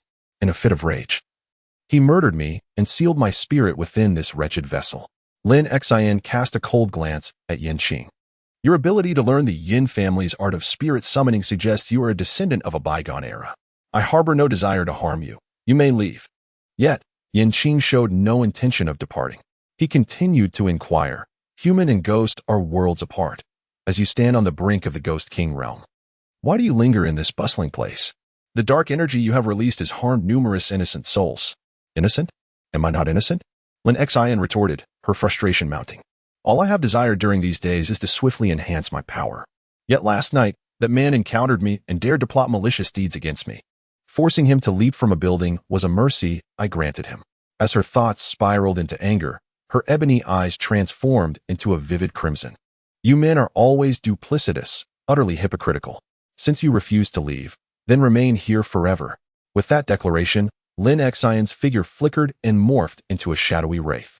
She extended her sharp claws, slicing through the air with a piercing shriek, as if intent on tearing Yan Qing into fragments. Yan Qing's gaze remained composed, utterly unperturbed. As a thought crossed his mind, the puppets beside him, as if receiving a command, transformed into shadowy figures, surging towards Lin Xin. Lin Xion's strikes were fierce, each assault aimed directly at the puppets' vital points. However, having absorbed the moonlight intermittently over the days, the puppets had transcended their former status as mere vengeful spirits, evading attack after attack. If Lin Xin could be deemed at the threshold of a Ghost King, then Yan Qing's puppets were nearly at the same precipice. Previously, Yan Qing had concealed part of their ghostly aura, preventing Lin Xin from discerning their true level. Yet, under the relentless onslaught of the puppets, Lin Xin became acutely aware of their rank. With vengeance still unfulfilled, was she truly destined to fall here tonight? Realizing she was no match for the puppets, Lin Xin, filled with indignation, let out a furious roar towards the heavens. In that moment of distraction, a puppet seized the opportunity, landing a powerful blow to Lin Xian's chest, sending her soaring backward to crash heavily onto the ground. Groaning in agony, Lin Xian struggled to rise, yet her body betrayed her. As she gazed at the encroaching puppets, a glimmer of despair flickered in her eyes. Qing stepped forward gracefully, crouching down to gently manipulate the surrounding spectral energy, slowly infusing it into Lin Xian's body. "What are you doing? Are you unwell?" Lin Xian couldn't help but speak, her tone tinged with a mix of confusion and discontent. "You have harmed me so severely, and now you wish to bestow upon me this spectral energy. What does this signify?" Qing lifted her gaze, her eyes serene as she regarded Lin Xian. 3 centuries had passed, and many things had transformed. The Yu family still existed, yet Qing had departed from this world. "Does the vengeance you speak of still hold significance?" Lin Xian hastily retorted, "No, he is not dead. Qing possesses a secret technique of possession. When I wed him, he had already usurped the bodies of many members of the Yu family. Thus, he must still be alive. My son has been taken over by him, becoming the next head of the family. The stronger the bloodline connection, the higher the success rate of such a possession." Qing was taken aback. This notion was not present in the storyline. Suddenly, the system's jubilant voice resonated. "Host, I have discovered that the female ghost did not deceive us. Moreover, Qing is none other than the current head of the Yu family, Yu Miao. His son perished years ago due to a failed possession attempt, resulting in his demise at the hands of Yu Miao." Qing suddenly realized. No wonder, in the original plot, after Yu Miao's demise, Yu Li underwent a drastic change in character. Jiang Qian had assumed that it was due to Yu Li becoming the head of the family, necessitating a consideration for the greater good, which led to her temporary suffering. It turns out that the entire essence had been replaced. Qing pondered for a moment before beginning to entice Lin Xian. "Wouldn't seeking revenge merely lead you down a path of self-destruction? According to your own words, he is an ancient specter with countless secret arts at his disposal. How could someone of your half-step Ghost King level possibly challenge a prominent family? Instead, why not assist me in training my puppets? I shall elevate you to the realm of the Ghost King. At that time, my army of puppets will accompany you in your quest for vengeance, ensuring that Qing meets his ultimate demise. What do you think?" Qing aspired to establish a formidable reputation within the realm of celestial masters, and the swiftest route to this ambition lay in embodying righteousness and performing just deeds. The likes of Qing, being utterly contemptible, served as the finest whetstone for honing one's resolve. The enemy of one's adversary is indeed a friend. Lin Xian readily acquiesced to this proposition. With the matter resolved, not only would there be monetary gain, but she would also acquire a mentor at no cost. Qing revealed a satisfied smile. "Very well, allow me to take you to a remarkable place, abundant with spirits, which will undoubtedly lend you a helping hand." Far away, the multitude of ghosts residing in the white-blue mountain shivered in unison. "What is amiss today? I feel an unsettling chill. Something is rather off." Chapter 36, The Ghost Exorcist Counterattack by the Male Supporting Character, 15th installment. Qing has garnered significant acclaim within the affluent circles. Matters that numerous esteemed masters have been unable to resolve were deftly addressed by Qing in less than 2 hours. Wealthy individuals with urgent needs have been reaching out to Jia Si for assistance. Do not inquire further. The appointments with the master families have been fully booked until next year. For ordinary wealthy patrons facing pressing issues, seeking their aid requires substantial financial incentives. Now that a capable new master has emerged, the affluent are eager to secure their place in line, hoping to cultivate a favorable relationship with this promising newcomer. Qing had long anticipated this scenario. Before Zhang Yan, he officially entrusted the weighty responsibility of liaison duties to Jiaz. After a night filled with excitement that left him restless, Jiaz was bombarded with phone calls early in the morning. "I can hardly keep up with these calls, truly endless." The requests from these affluent individuals were bizarre and varied. Some sought assistance because their children had suddenly fallen into a deep sleep and wanted Qing to take a look. Others were convinced their homes were haunted, despite no tangible harm, and wished for Qing to verify their suspicions. Even more absurdly, there were those who suspected that their ex-partners had been possessed by others. After all, they had moved on. Why still worry about such things? Ridiculous. Utterly ridiculous.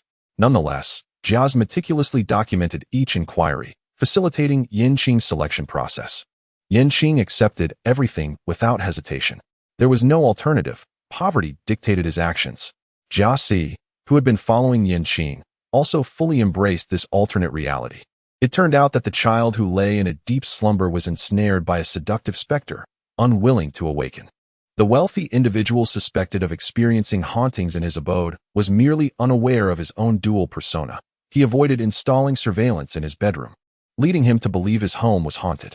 After vigilantly watching over the house for an entire night, they discovered that the rich man's alter ego indulged in late-night gaming, which left the wealthy gentleman utterly exhausted upon waking the next day.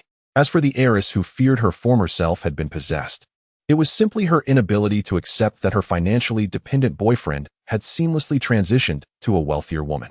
Reflecting on the absurd requests he had received in recent days, Qing resolved that, henceforth, clients must first purchase his newly crafted warning talismans before he accepted any assignments. In the event of an encounter with malevolent spirits, these talismans would swiftly heat up and issue a warning, and at critical moments, they could even repel lethal ghostly attacks. Upon their release, the new talismans were snatched up by the affluent, while calls to Jia noticeably dwindled. The Supernatural Management Bureau also recognized the potential value of these warning talismans and expressed interest in placing a substantial bulk order. Qing declined the invitation. He had no desire to become a merciless machine for inscribing talismans. The remarkable efficacy of these warning talismans lies in the infusion of ghostly energy gathered from soul banners during their creation. This unique source of energy renders it nearly impossible for both celestial masters and ordinary individuals to replicate the same talisman with ease. The Yu family, residing far in the suburbs, found themselves ensnared in this predicament. Despite possessing the talismans, they discovered that no matter how they attempted to replicate them, the warning effect remained elusive. Yu Miao wore a gloomy expression as he perused the information about Qing, seemingly deep in thought. Meanwhile, Yu Li's heart was also tumultuous. As a prominent figure among the younger generation of celestial masters, he had always been confident in his abilities. Yet now, he found himself unable to replicate even a simple talisman. Was it possible that his strength had not fully recovered? After all, he had secretly indulged in bloodbaths several times. According to the words of that nefarious cultivator, his powers had not only returned but had significantly increased. Yu Miao placed the documents back on the table, a glimmer of cunning flashing in his eyes. He soon raised his head nonchalantly. Lear, send someone to deliver an invitation to him for this week's secret realm. Yu Li, feeling frustrated yet hesitant to voice his objections, could only acquiesce. Understood, grandfather. Are you certain it is the Yu family inviting me to join the secret realm? After receiving the invitation, Jia personally drove to deliver it to Qing's new home. Indeed, the commissions Qing received and the proceeds from selling talismans had afforded him enough funds to purchase a spacious flat. Naturally, he allocated 30% of the earnings to Jia. Initially, he intended to offer 40%. However, Jia steadfastly refused to accept such a sum. In the end, both parties made concessions, and Jia agreed to accept the offer. Yes, it's the secret realm. Who knows what opportunities await you there? Jia exclaimed with excitement. During this period, he had also heard whispers about the four great families, igniting a sense of exhilaration within him. The fact that Qing had caught the Yu family's attention indicated that he possessed considerable talent. Qing was indeed stirred, but not by fate. Rather, his renown circulated solely within affluent circles, while the realm of celestial masters failed to acknowledge his prowess. Yu Miao extended an olive branch to him, merely seeking to gauge Qing's capabilities. Given this circumstance, why not seize the opportunity and elevate himself into the spotlight? The day to venture into the secret realm soon arrived. At precisely 8 o'clock in the morning, Qing appeared near the entrance of the mystical realm. The entrance, a swirling gray orb of light, stood at a height sufficient for an adult to pass through. Surrounding this orb were the four prominent families of celestial masters and members of the Supernatural Management Bureau, with a number of independent practitioners stationed at a distance. Though they refrained from acknowledging their acquaintance, their frequent encounters had rendered their faces familiar to one another. The sudden appearance of an unfamiliar visage sparked curiosity among the crowd. The siblings Yin Yuan and Qing quickly spotted the solitary figure of Qing amidst the throng. With a warm smile, Yin Yuan approached her, while Qing, exhibiting more enthusiasm, waved her hand excitedly and exclaimed, "It's you. Are you here to participate in the exploration of the mystical realm as well?" Qing gazed at the two siblings approaching him, a gentle smile gracing his face. He nodded and remarked, "Indeed, I find this secret realm to be quite intriguing.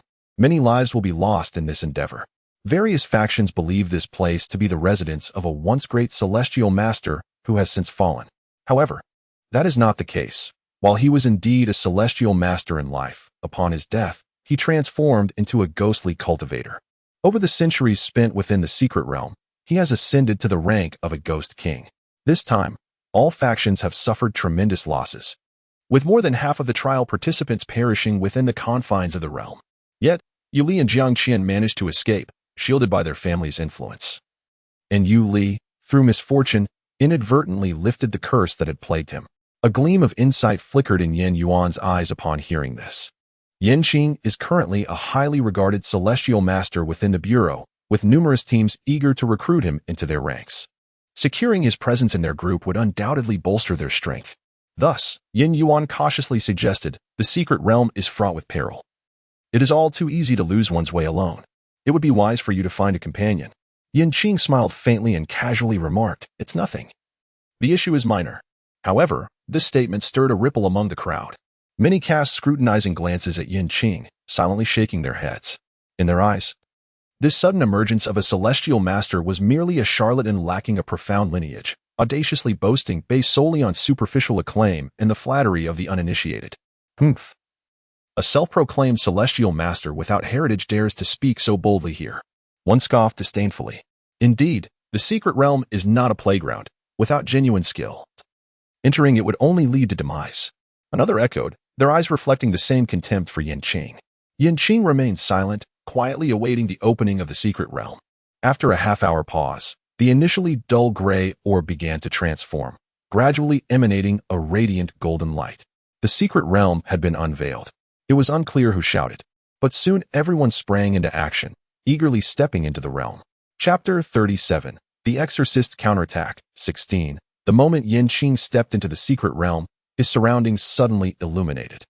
Before them stood a residence steeped in ancient charm, exuding an air of solemn elegance.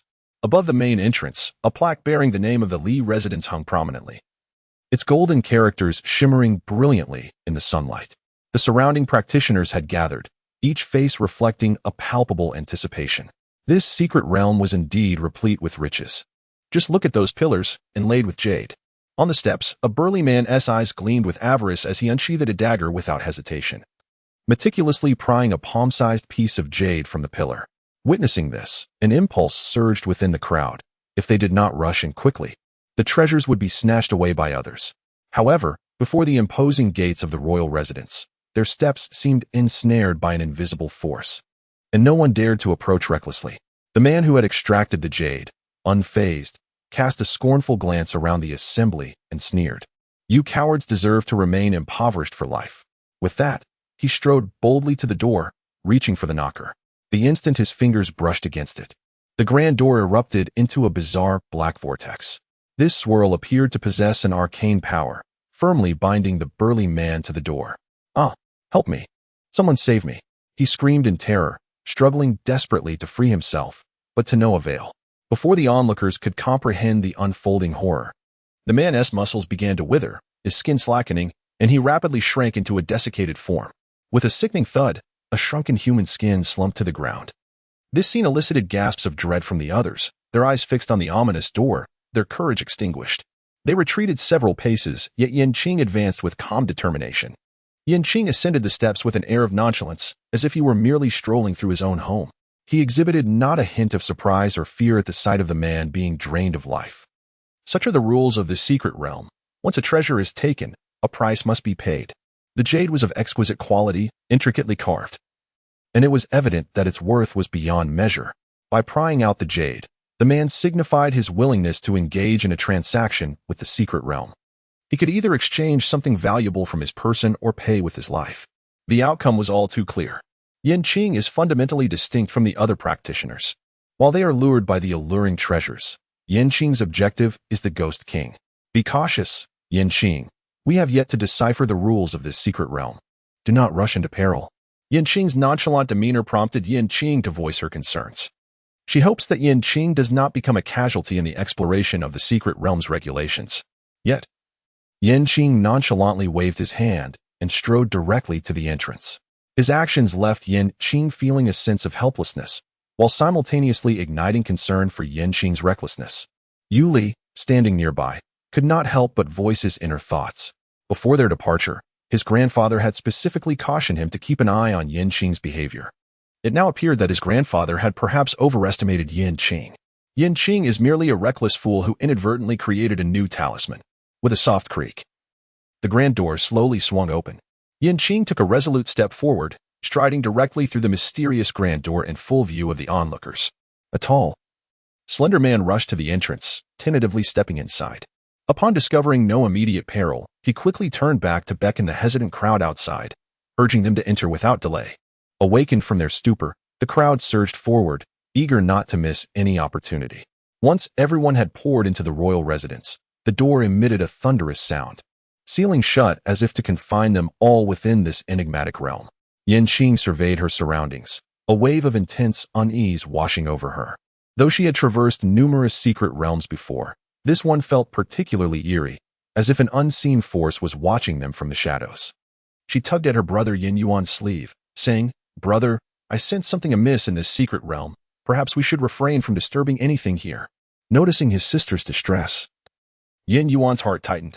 Just as he was about to offer words of comfort, a teammate who had always been at odds with Yin Qing interjected, "Yin Qing, if you're frightened, just admit it. Don't drag the rest of us into a fruitless retreat." He cast a disdainful glance at her, continuing, "Captain, secret realms are inherently fraught with danger. Survival hinges on our abilities.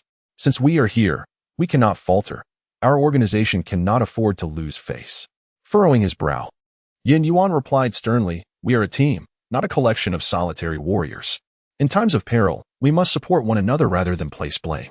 Remember, our mission is to investigate the rules of this new secret realm, not to engage in internal conflict." He then gently ruffled Yin Qing's hair, attempting to soothe her anxiety.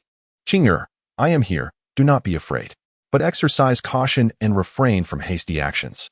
Suddenly, a voice filled with excitement shattered the lingering silence, exclaiming, "Ah, this room conceals so many magical artifacts. It is akin to a windfall." The team snapped back to attention, beginning to swarm towards the surrounding chambers like a tide.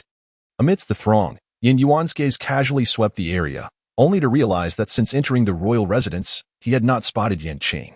At that moment, Yin Qing had already stepped into the study, the very source of the realm's ghostly aura. In the original narrative, Jiang Qian discovered a hidden chamber within the study, only to be ensnared by the temptations of the Ghost King. After reuniting with Yuli, she attempted to stab Yuli's right shoulder with a dagger. This sudden turn of events caught Yuli off guard, but fortunately, a clan member intervened just in time, shielding Yuli. The clan member's blood dripped onto the antidote, prompting Yuli to swallow it without a second thought, thus breaking the curse that had afflicted him. Yin Qing shifted the vase upon the bookshelf, and with a crisp crack, the wall on his right slowly swung open, revealing a concealed chamber. He paused momentarily at the threshold, ensuring that fresh air could cascade into the secret room. Subsequently, he retrieved a candle from his backpack, ignited it, and ventured inside. Within the chamber, various treasures of gold and silver sparkled under the illumination of luminous pearls. At that moment, a voice unexpectedly emanated from a chair atop a dais. "Incredible!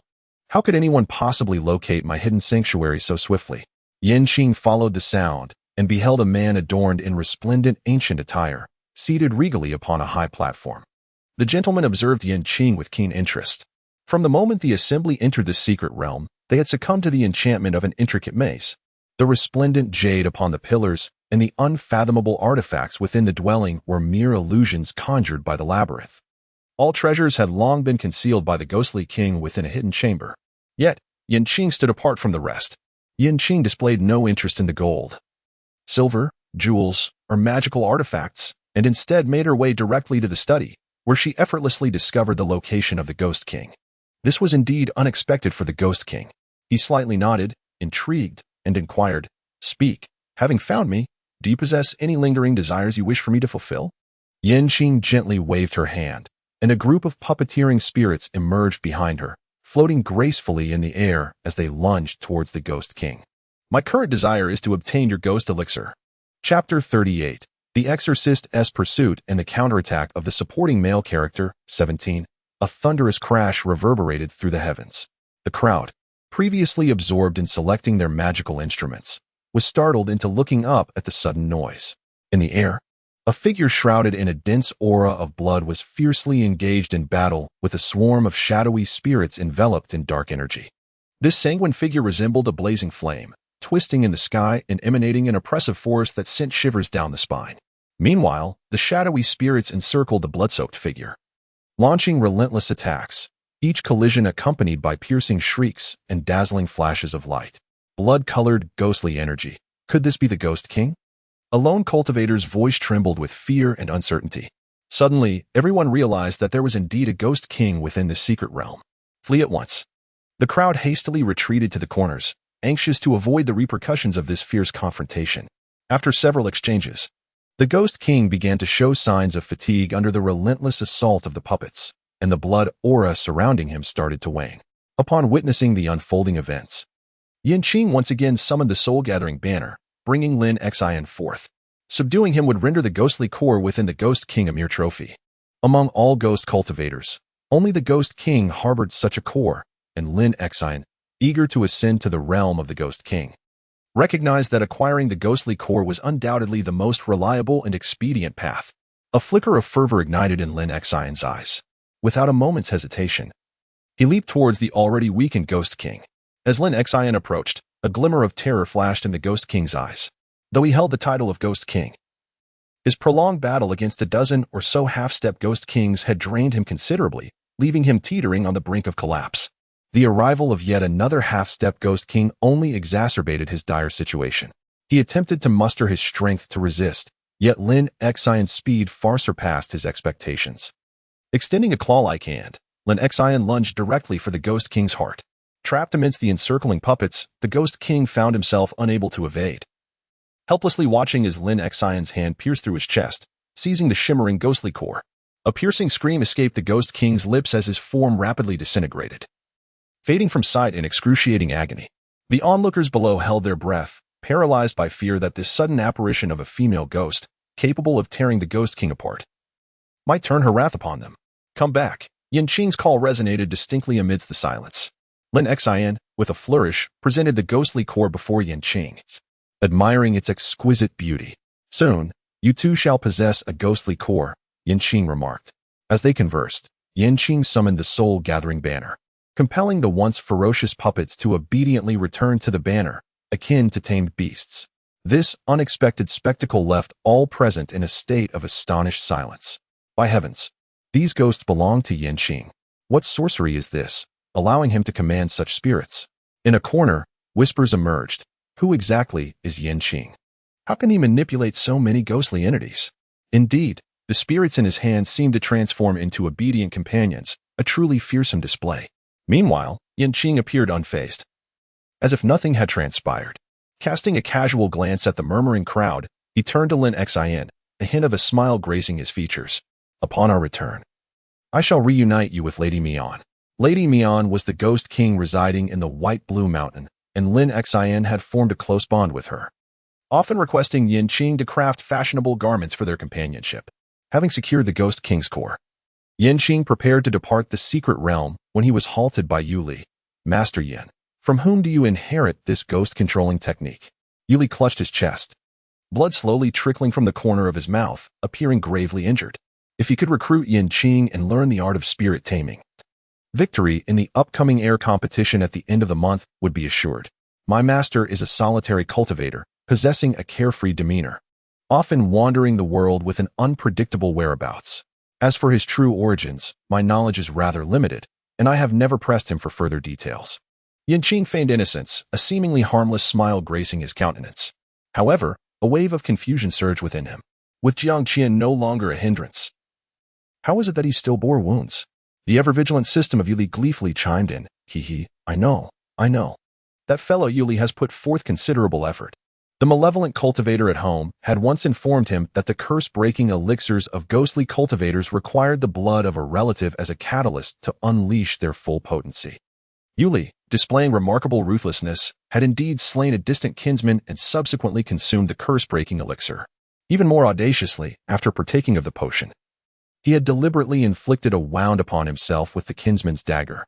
Thus, he could deceive the other clansmen, claiming that the unfortunate relative had succumbed to the allure of the secret realm, not only stabbing him but also disregarding Yuli's counsel to consume a mysterious elixir, ultimately resulting in a catastrophic demise.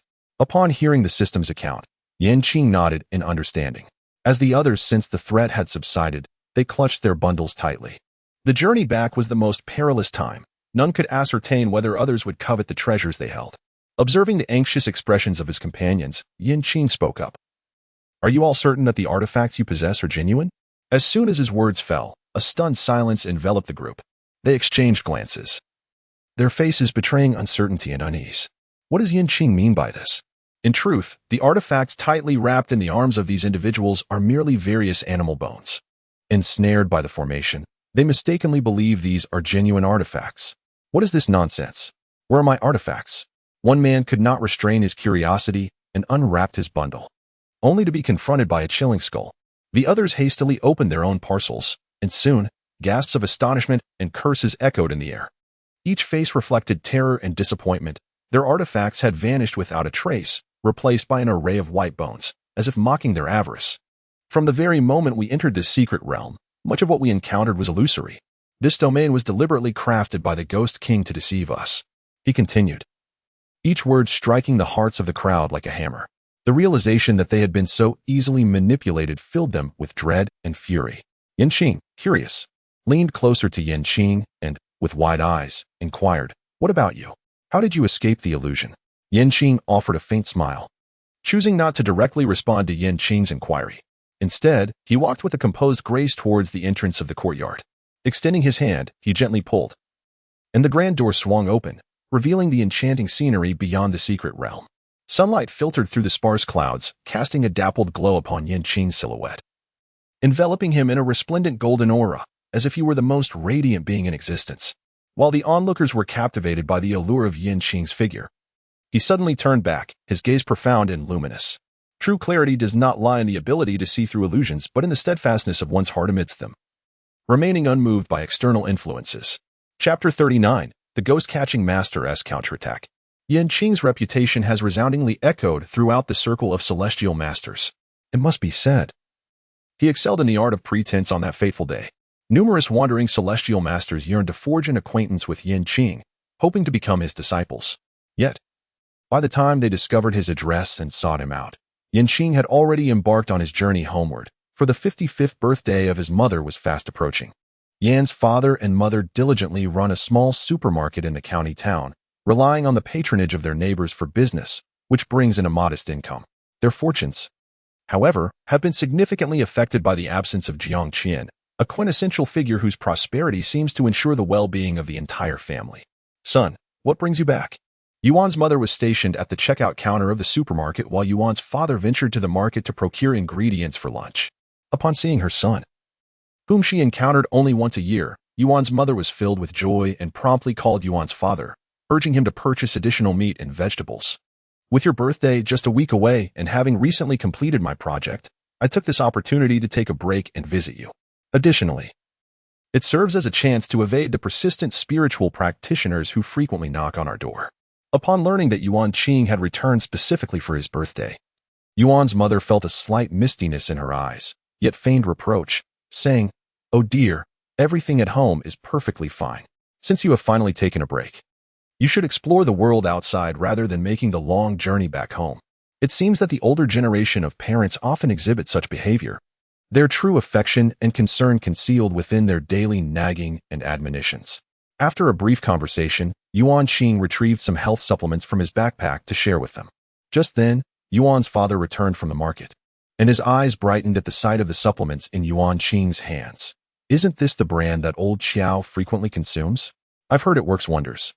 Old Xiao often boasts to the neighbors about how accomplished his son is, frequently receiving health supplements gifted by him.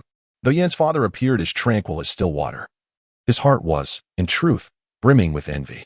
Now, his son had procured the same health supplements for him, igniting a flicker of excitement within. When he ventured out for an afternoon stroll, he would surely take the opportunity to boast to old Xiao and the others. "Oh, that must amount to several thousand, wouldn't you say? It's not easy for you to earn money, yet you spend it so frivolously." Mother Yin cast a gentle glare at Father Yin. After so many years of marital life, she had long since discerned the subtleties of his thoughts. Upon witnessing the scene, Father Yin immediately closed his mouth, silently carrying the vegetables into the kitchen. Alas, it seems he is destined to wash vegetables and prepare meals. Mother Yin gazed at the health supplements with a heart full of concern and inquired, "My dear son, is it possible to return these items?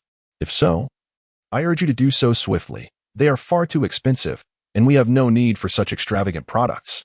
Yin Qing shook his head and said, "Mom, this is something I purchased from a physical store. I anticipated that you might want to return it, so I opened the packaging. Once it's been unsealed, it cannot be returned." He paused for a moment before continuing, "I have earned this money. If I do not spend it on you too, who else should I spend it on? As long as everything is well at home, I can work diligently outside without any worries." However, Yan's mother wore a face full of disapproval, exclaiming, "That simply won't do. You should still aspire to establish a family and a career. Every little bit saved counts." To the person who had no intention of marrying, he retorted, "I cannot entertain the notion of marriage at all." Noticing her son's troubled expression, Yan's mother seized the moment, saying, "Oh, by the way, I heard just the other day that your high school classmate, the one you were quite close with, is getting married. You ought to take this seriously." "Who? What was her name again? Jiangqian, right? I seem to have forgotten." He continued, "Wasn't her father always fond of gambling? Yet, these days, he seems to be quite prosperous. He used to only buy the cheapest brand, Blue Era cigarettes, from our shop, but now he is indulging in Huazi."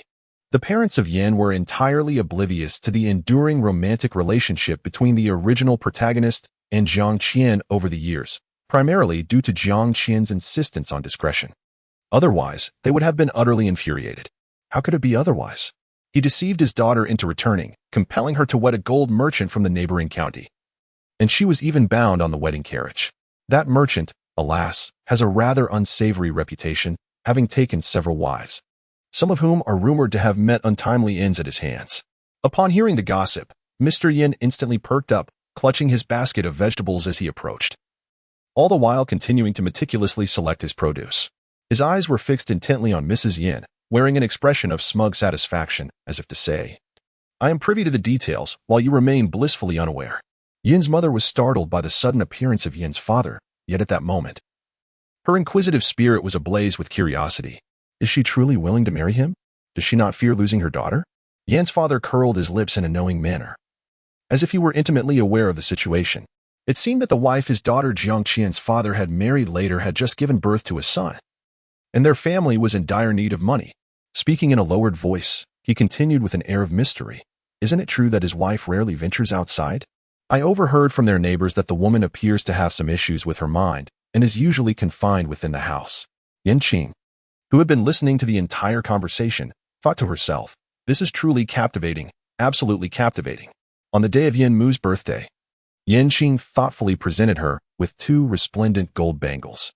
Yan's mother gazed at the golden bracelet in her hand, her face illuminating with surprise.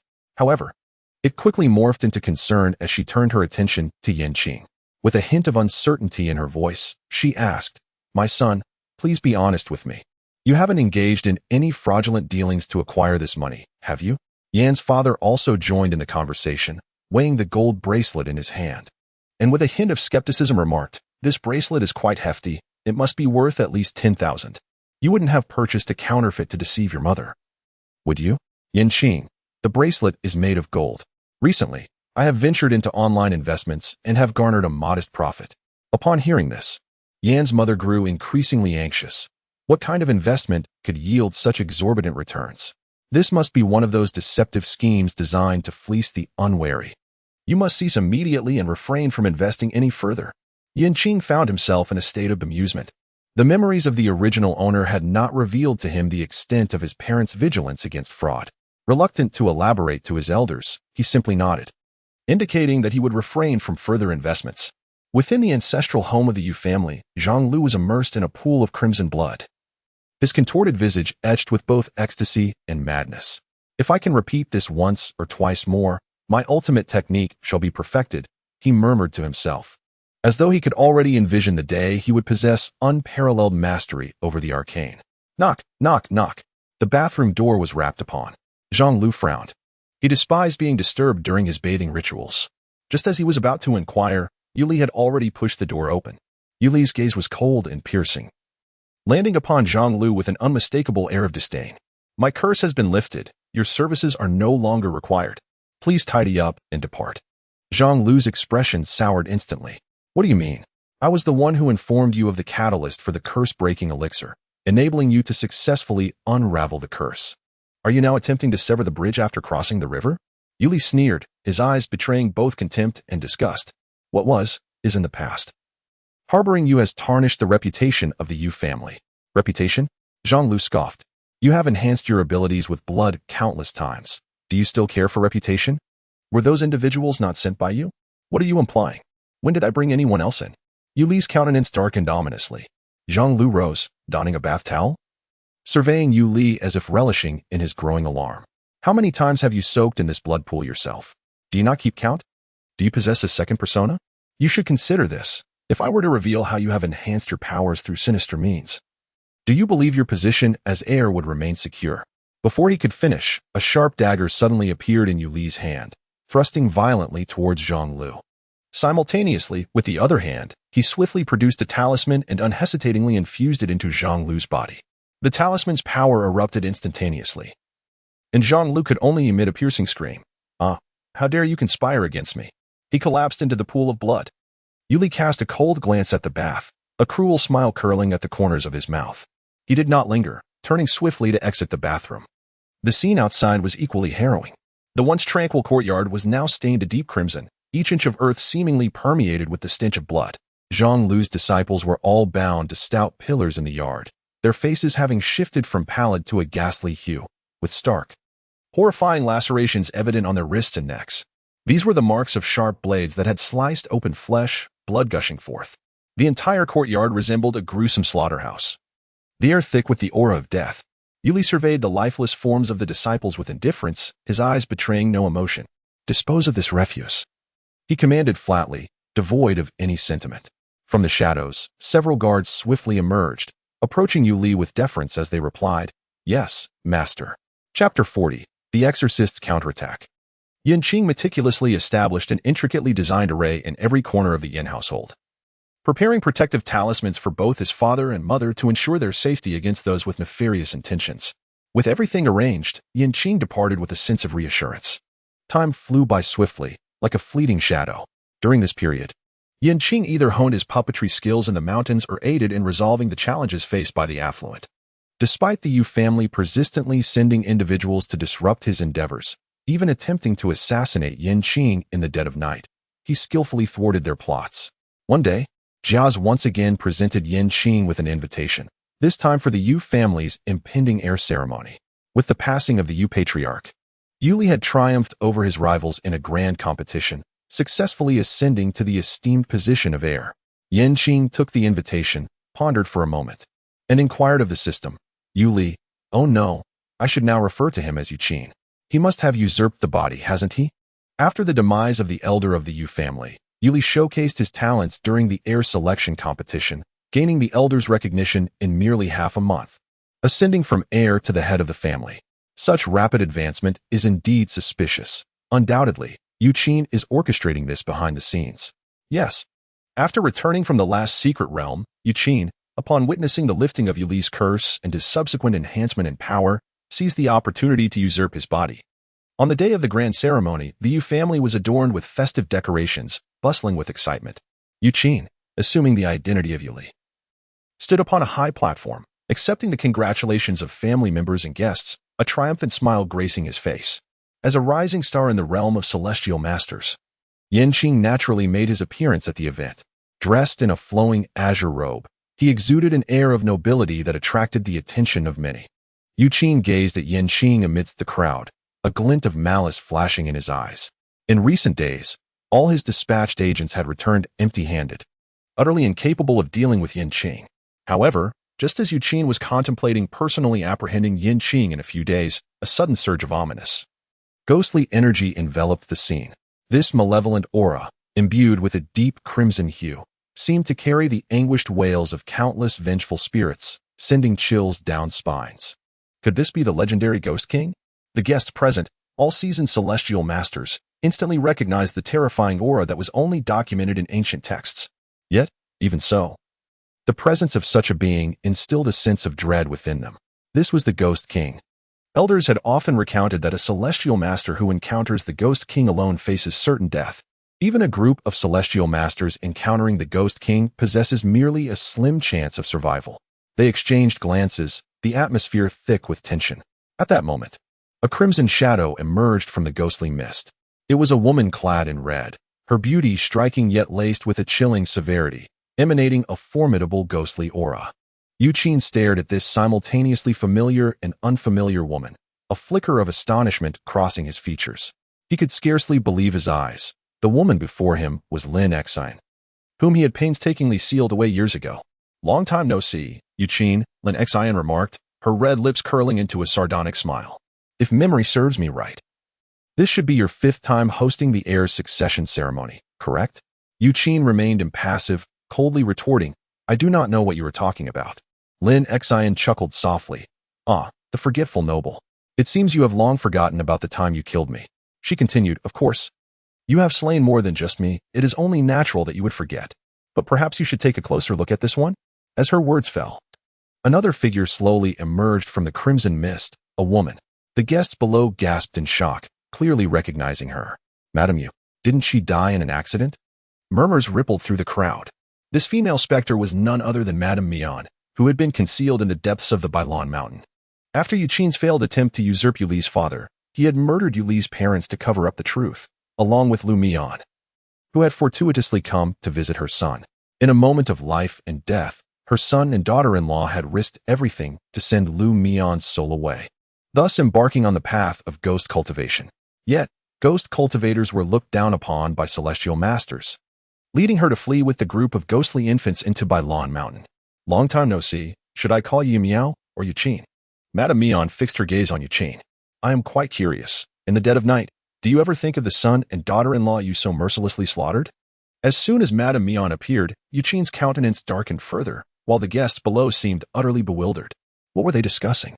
One moment it was about Qing, the next about Yu Miao and the old master Yu. Wasn't the person standing on stage Yuli? Could it be a case of soul possession, like in a novel? A young celestial master, who often indulged in reading, exclaimed in astonishment. The onlookers snapped back to reality, retreating to the corners, fearful of being entangled in what appeared to be a domestic affair yet was steeped in bizarre events. Madame Mian gazed at Qing and coldly remarked, "Do you believe that by possessing Yuli, you can rest easy? Do you think you can erase all your transgressions? Let me assure you, your crimes shall never be absolved." A flicker of panic crossed Qing's face, but he quickly regained his composure. Fixing a cold stare at Madame Mian, he retorted, "You have come to cause trouble, haven't you? I am Yu Li, my grandfather has passed away, and I am now the head of the Yu family."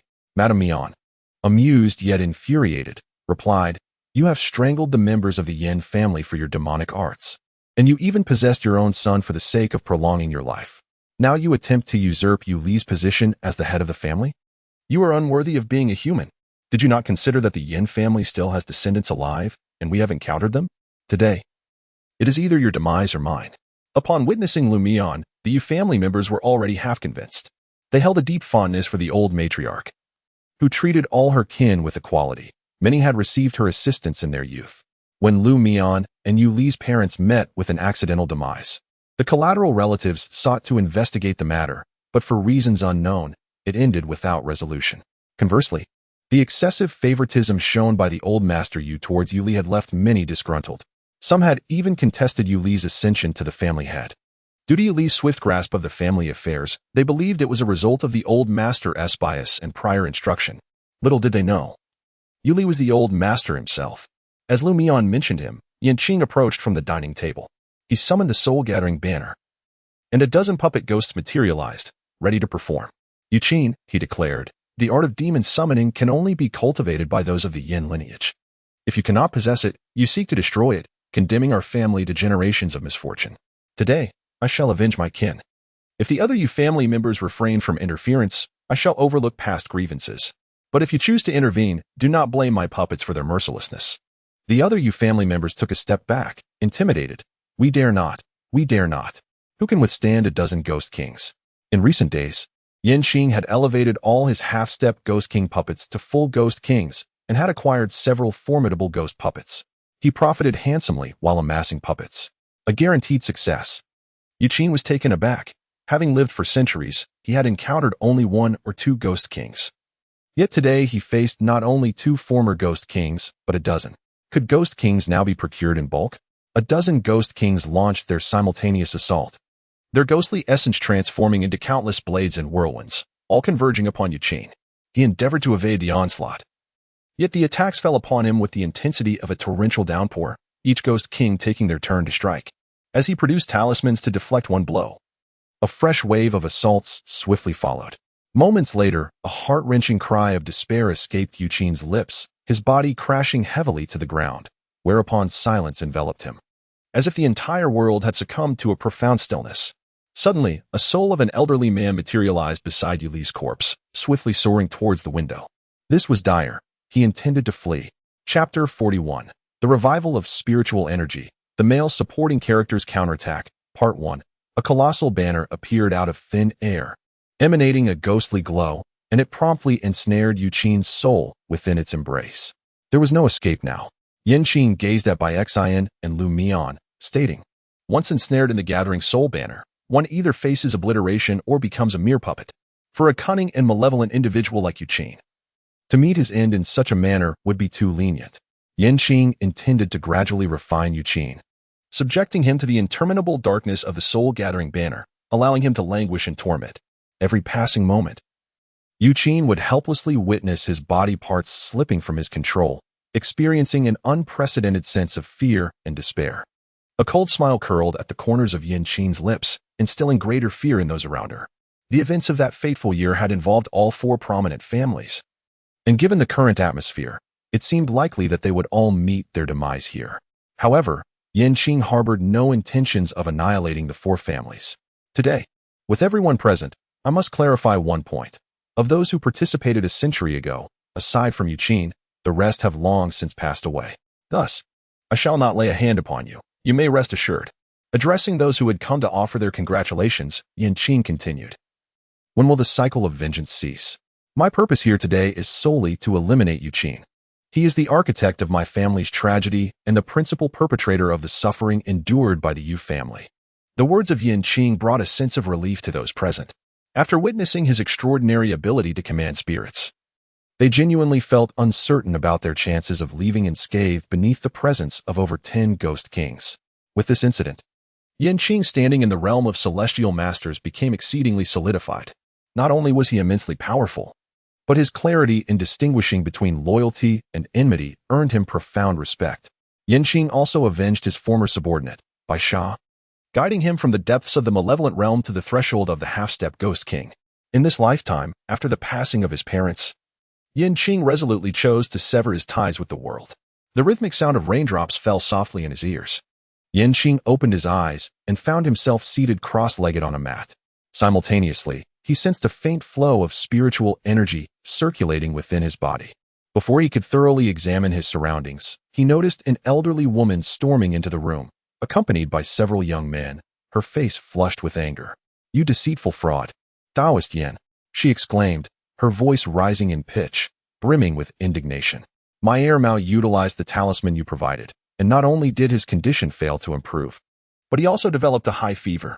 What is the meaning of this? I will report you to the authorities." Upon hearing this, Qing furrowed his brow slightly. A Taoist? Could he possibly be a monk? Yet, the spiritual energy of this body was exceedingly meager, and the talisman paper provided was likely of inferior quality. He inquired, "Grandma, please do not rush. How could I possibly deceive you? Is there some misunderstanding? How did you employ the talisman?" A young man nearby nodded in agreement, adding, "Indeed. Third Grandma, this temple has a history of over a century. If he were a fraud, he would have been exposed long ago. He was forcibly brought here by my elder brother to make up the numbers." Third Grandma held a prominent position in the village, and many young ones had been raised to heed her words. Failure to do so would result in the enforcement of family rules. He did not dare defy his elder brother, yet he was equally averse to causing trouble and ending up in jail. After offering a few words of comfort, the young man managed to soothe Third Grandma somewhat. However, upon seeing Qing, she was reminded of her grandson's wretched condition of vomiting and diarrhea. With hands on her hips, Third Grandma pointed an accusatory finger at Qing's nose and declared, in light of Da's defense of you, "I shall reveal this. The talisman you provided, I burned to ashes, mixed it with water, and then made Mao drink it. The result was vomiting and diarrhea. And he even had a fever in the middle of the night. Hearing this, Qing breathed a sigh of relief. Excellent, as long as the method was misapplied. The fault lay not with him. Let us listen to his defense, or rather, his explanation. Qing feigned surprise and exclaimed, "Burned to ashes?" But that talisman was meant to be affixed to the headboard. Sanpo was momentarily taken aback, her brow furrowing as she began to recollect the details of the previous day. It seemed that Qing had indeed not disclosed that the talisman was intended for consumption. Sanpo, the talisman I provided you is for dispelling malevolence, not for drinking. Seeing Sanpo's agitation rising once more, Qing hastily reassured her, "Rest assured. I shall descend the mountain and accompany you to personally address the matter concerning Mao. Please do not be overly anxious. Take care not to harm your health." Upon hearing Yin Shua's words, although Sanpo remained somewhat skeptical, her demeanor had softened considerably. She snorted coldly and replied, "Very well. For the sake of the departed elder Taoist, I shall place my trust in you this once." As Qing walked, he attentively listened to the tale recounted by the elderly woman. It transpired that Mao, in a bid to demonstrate his courage to the village children, ventured out to the desolate graveyard on a moonless night. Upon his return, however, he was utterly transformed, appearing as though his spirit had fled, completely unresponsive to the calls of his family. Qing couldn't help but furrow his brows, as he had already formed several suspicions in his mind. The mass grave was a place heavy with malevolence, and a child like Mao was easily susceptible to seeing unclean entities and being disturbed by malevolent spirits. Before long, the group hurriedly descended the mountain. As Qing stepped into Mao's room, a chilling aura enveloped him, causing everyone present to involuntarily shudder. Mao sat at the edge of the bed, his complexion pallid, with a fever-reducing patch affixed to his forehead, rendering him exceedingly frail. Qing approached him and gently pried open Mao's eyelids. His eyes were vacant and devoid of spirit, a harbinger of a soul's departure. Swiftly, he retrieved a talisman from his bosom, one he had surreptitiously extracted from the spatial realm while Sanpo and the others were momentarily distracted. Qing chanted softly, then affixed a talisman to the headboard of the bed. As soon as the talisman was placed, it emitted a faint glow, dispelling some of the cold, sinister atmosphere within the room. Subsequently, Qing closed his eyes, his hands tracing intricate and mysterious patterns in the air, as if he were summoning something. After a brief moment, Qing abruptly opened his eyes and placed another talisman upon Mao's body, exclaiming, "Return, spirit." No sooner had the words left his lips than Mao's body shuddered. He opened his eyes wide in terror, exclaiming, "There's a ghost, there's a ghost." With a few frantic cries, he closed his eyes once more, succumbing to unconsciousness. Upon witnessing this, Qing hastily supported Mao's body to prevent him from collapsing to the ground. Sanpo rushed forward, exclaiming, "Didn't he just respond? Mao even called out to me. Why has he fainted again now?" Qing gently explained, Mao's soul has just returned to its rightful place, and his memories are likely still lingering in that fateful night at the mass grave. It is entirely natural for him to have fainted, as his body requires a period of adjustment. Once Mao awakens, all will be well in the future.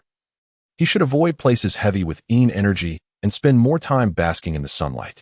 Having just witnessed the extraordinary scene, Sanpo was now fully aware of the truth. It was her misunderstanding of the talisman's application that had led her to wrongly accuse Qing. Filled with remorse, Sanpo apologized and pressed 100 yuan into Qing's hand. "You have lived on the mountain for many years. Should you ever find yourself in need, do not hesitate to let me know. There is no need for formality between us." Qing smiled in agreement, accepting the money. He then politely declined the kind offer of Sanpo to stay for lunch and began his ascent into the mountains, preparing to receive a flood of memories. This was a world on the brink of spiritual revival. The original host was an abandoned infant, discovered by an elderly Taoist priest during his wanderings. With a kind heart, the priest raised him in the temple, where he began learning the tenets of Taoism. However, the original host was lackadaisical, spending more time playing online games than dedicating himself to his studies, often neglecting the old priest's teachings. The priest, in turn, did not hold it against him and managed to sustain their modest living through meager earnings. Yet, as fate would have it, the priest eventually passed away, leaving the temple in the original host's care. Alas, the original host was inept, failing at every endeavor, and soon faced the prospect of starvation. In desperation, he turned to live streaming his gaming sessions, barely scraping by on the meager tips received. He had hoped to sustain himself through streaming and the occasional donations from worshippers. However, a crisis struck at Sanpo's home, compelling her to seek his assistance. The original host, taking the matter lightly, carelessly handed her a talisman, thus missing the crucial window for rescue, leading to the unfortunate demise of Mao shortly thereafter. Enraged, Sanpo rallied the villagers to confront the temple, resulting in a confrontation during which the original host suffered a broken leg. Just then, a girl named Lin Xiao appeared, fabricating a story about having called the police. She frightened away the villagers and took the original host to the hospital. While he was hospitalized, Lin Xiao offered to retrieve a change of clothes from the temple. The original host, not thinking much of it, handed her the entire set of temple keys, believing the dilapidated temple held nothing of value. To his dismay, Lin Xiao vanished without a trace. Anxious and fearing for her safety, he hastily discharged himself and rushed back to the temple, only to discover it in disarray. In a frantic search, he assessed the temple's contents, noting that a cauldron and a sword were missing. The cauldron, acquired by the old priest from a street vendor, was of little worth, while the sword, a treasured heirloom passed down through generations, bore considerable value. Just as he contemplated whether to report the theft, a resurgence of spiritual energy enveloped Blue Star, causing a tenfold expansion of the realm. All communication systems were disrupted, rendering him unable to call for help. With the revival of spiritual energy, various beasts and spirits emerged from the mountains, launching assaults on human settlements, driven by a deep-seated hatred for humanity. The temple soon fell victim to the onslaught of these creatures. In the face of imminent danger, the original host awakened his lightning affinity, gaining the ability to protect himself. He resolved to travel far and wide in search of his own destiny. After a wandering journey of nearly half a year, he finally arrived at a safe zone. However, before he could gather information, the safe zone came under siege by the beasts. On the battlefield, he encountered the missing Lin Xiao, who stood on the city wall, wielding the ancestral sword of the temple, clad in white like a celestial being descending from the heavens. As the beasts surged forth, Lin Xiao leaped down, brandishing the sword, unleashing a torrent of sword energy that sent the ferocious creatures sprawling. To the original host's astonishment, the sword began to grow larger, transforming into a towering mountain-like blade. A colossal sword shadow descended from the sky, cleaving through a horde of beasts. The fervor of the onlookers surged, inspiring many to join the fray, including the original host. Though his lightning affinity did not match Lin Xiao's prowess, he managed to vanquish several beasts. Lin Xiao, noticing him, suspected that he was a lingering threat, intent on seizing her treasure. Without hesitation, she secretly sprinkled beast-attracting powder on him. Moments later, a dozen beasts charged towards the original host, leading to his demise. Was Lin Xiao perhaps a reincarnated soul? Qing inquired. This is exceedingly evident. First, there was a deliberate approach to the original host, followed by the swift removal of the items from the Taoist temple just before the revival of spiritual energy. The system replied, indeed. That sword and cauldron were meant to be the original host's sources of strength. Just the synergy of the Thunder Spirit root with that sword would have rendered the original host the divine protector of the Xia Kingdom. Not to mention that cauldron, which could refine demon beasts and enhance human capabilities. What became of Lin Xiao in the end? Did she become the goddess of war? The system tapped its head. No. She utilized that cauldron to cultivate a considerable faction of her own. Then, in a twist of fate, she had a passionate night with a man and eloped. Qing responded. So she fled while he pursued her? Was she unable to escape? The system clarified. To correct you, it was 3 treasures from 1 pregnancy. And the final outcome was that the man's family ascended to an unassailable noble status, while the female protagonist became the esteemed matriarch. Very well, she conceded. Qing revealed the expression of an elderly gentleman on the subway engrossed in his phone. The original owner's aspiration was to alter the tragic fate of their demise and to truly live for oneself. It carries a rather positive energy. Qing, while grumbling, strode into the bedroom, swiftly stowing away the sword that hung on the wall and the incense burner resting on the table into his spatial realm. With these items secured, the matter concerning Sanpo was satisfactorily resolved. He was now eager to see what excuse Lin Xiao would conjure to approach him. The following morning, just as the first light of dawn crept in, Qing was roused from his slumber by the clamor of drums and gongs. Rubbing his bleary eyes, he pondered the peculiar situation. Could it be that there was some grand celebration unfolding in the mountains? Qing donned her attire and stepped outside the door. There, she beheld Sanpo, accompanied by a throng of individuals, making their way toward the temple in a grand procession. Upon spotting Qing, Sanpo's face instantly lit up with a radiant smile. She hurriedly approached, grasped Qing's hand, and exclaimed, "Taoist Yin, my grandson awakened last night and was able to recognize me. He is perfectly fine now." Qing felt quite pleased upon hearing this. It was a relief that all was well. However, Sanpo shook her head and said, No, I must remember your kindness. I understand that living in the mountains is not easy for you, so I have brought a considerable amount of rice and some dried vegetables that we have sun-dried ourselves." As she spoke, she gestured towards the pile of goods behind her. Qing hastily declined. "Third aunt, this is quite unacceptable. How could I possibly accept your gifts?" However, Third aunt was a stubborn individual. She insisted on presenting the rice to Qing, threatening to purchase double the quantity if he refused. After a considerable exchange of insistence, Qing ultimately could not rebuff Third aunt's kindness. As the saying goes, one is soft-hearted when accepting favors. One cannot easily refuse a hand that feeds. Given that Mao's incident transpired at the mass grave, he might as well make the trip. That evening, the moonlight was hazy. Qing descended the mountain, treading carefully along the winding path towards the village's infamous graveyard. This burial ground was regarded as an ill-fated site within the village. During the tumultuous era of war, countless souls were interred here. The area was dotted with solitary graves, overgrown with wild grass that swayed in the breeze, emitting a soft rustling sound. Suddenly, a long, resonant blast of a horn shattered the tranquility of the night. Blasts of sound echoed. "Brothers, charge forth. For our homeland, for victory. We shall die without regret. Charge." A group of phantoms, adorned with red five-pointed stars and clad in tattered military attire, gradually emerged. Some among them brandished rifles, valiantly advancing. Others wielded machetes, poised to engage the enemy in close combat. Among this spectral assembly, the most striking figure was the one leading the charge. Bound to his body were 5 or 6 makeshift explosives, his eyes radiating resolve and courage. This was Qing murmured softly, standing quietly to the side, her gaze solemnly fixed upon the warriors.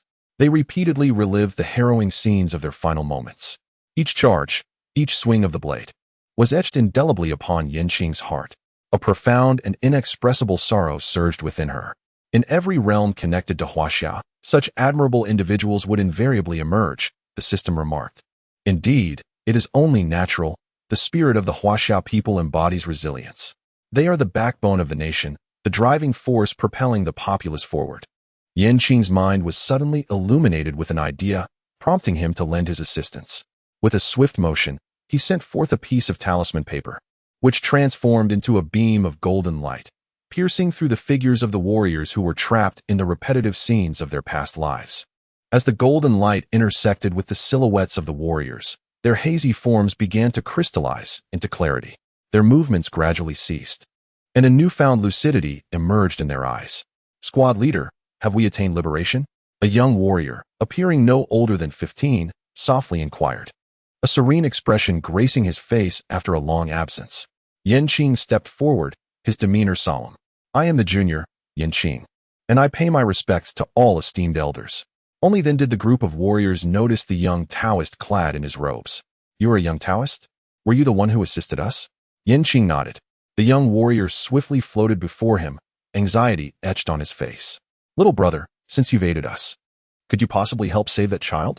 A few days ago, we inadvertently frightened a young child, and we were unable to halt our actions, merely watching helplessly as the child's spirit was terrified away from its body. You possess extraordinary abilities." The other warriors gathered around Qing, each recounting their accounts of that fateful night. In truth, they harbored many more questions.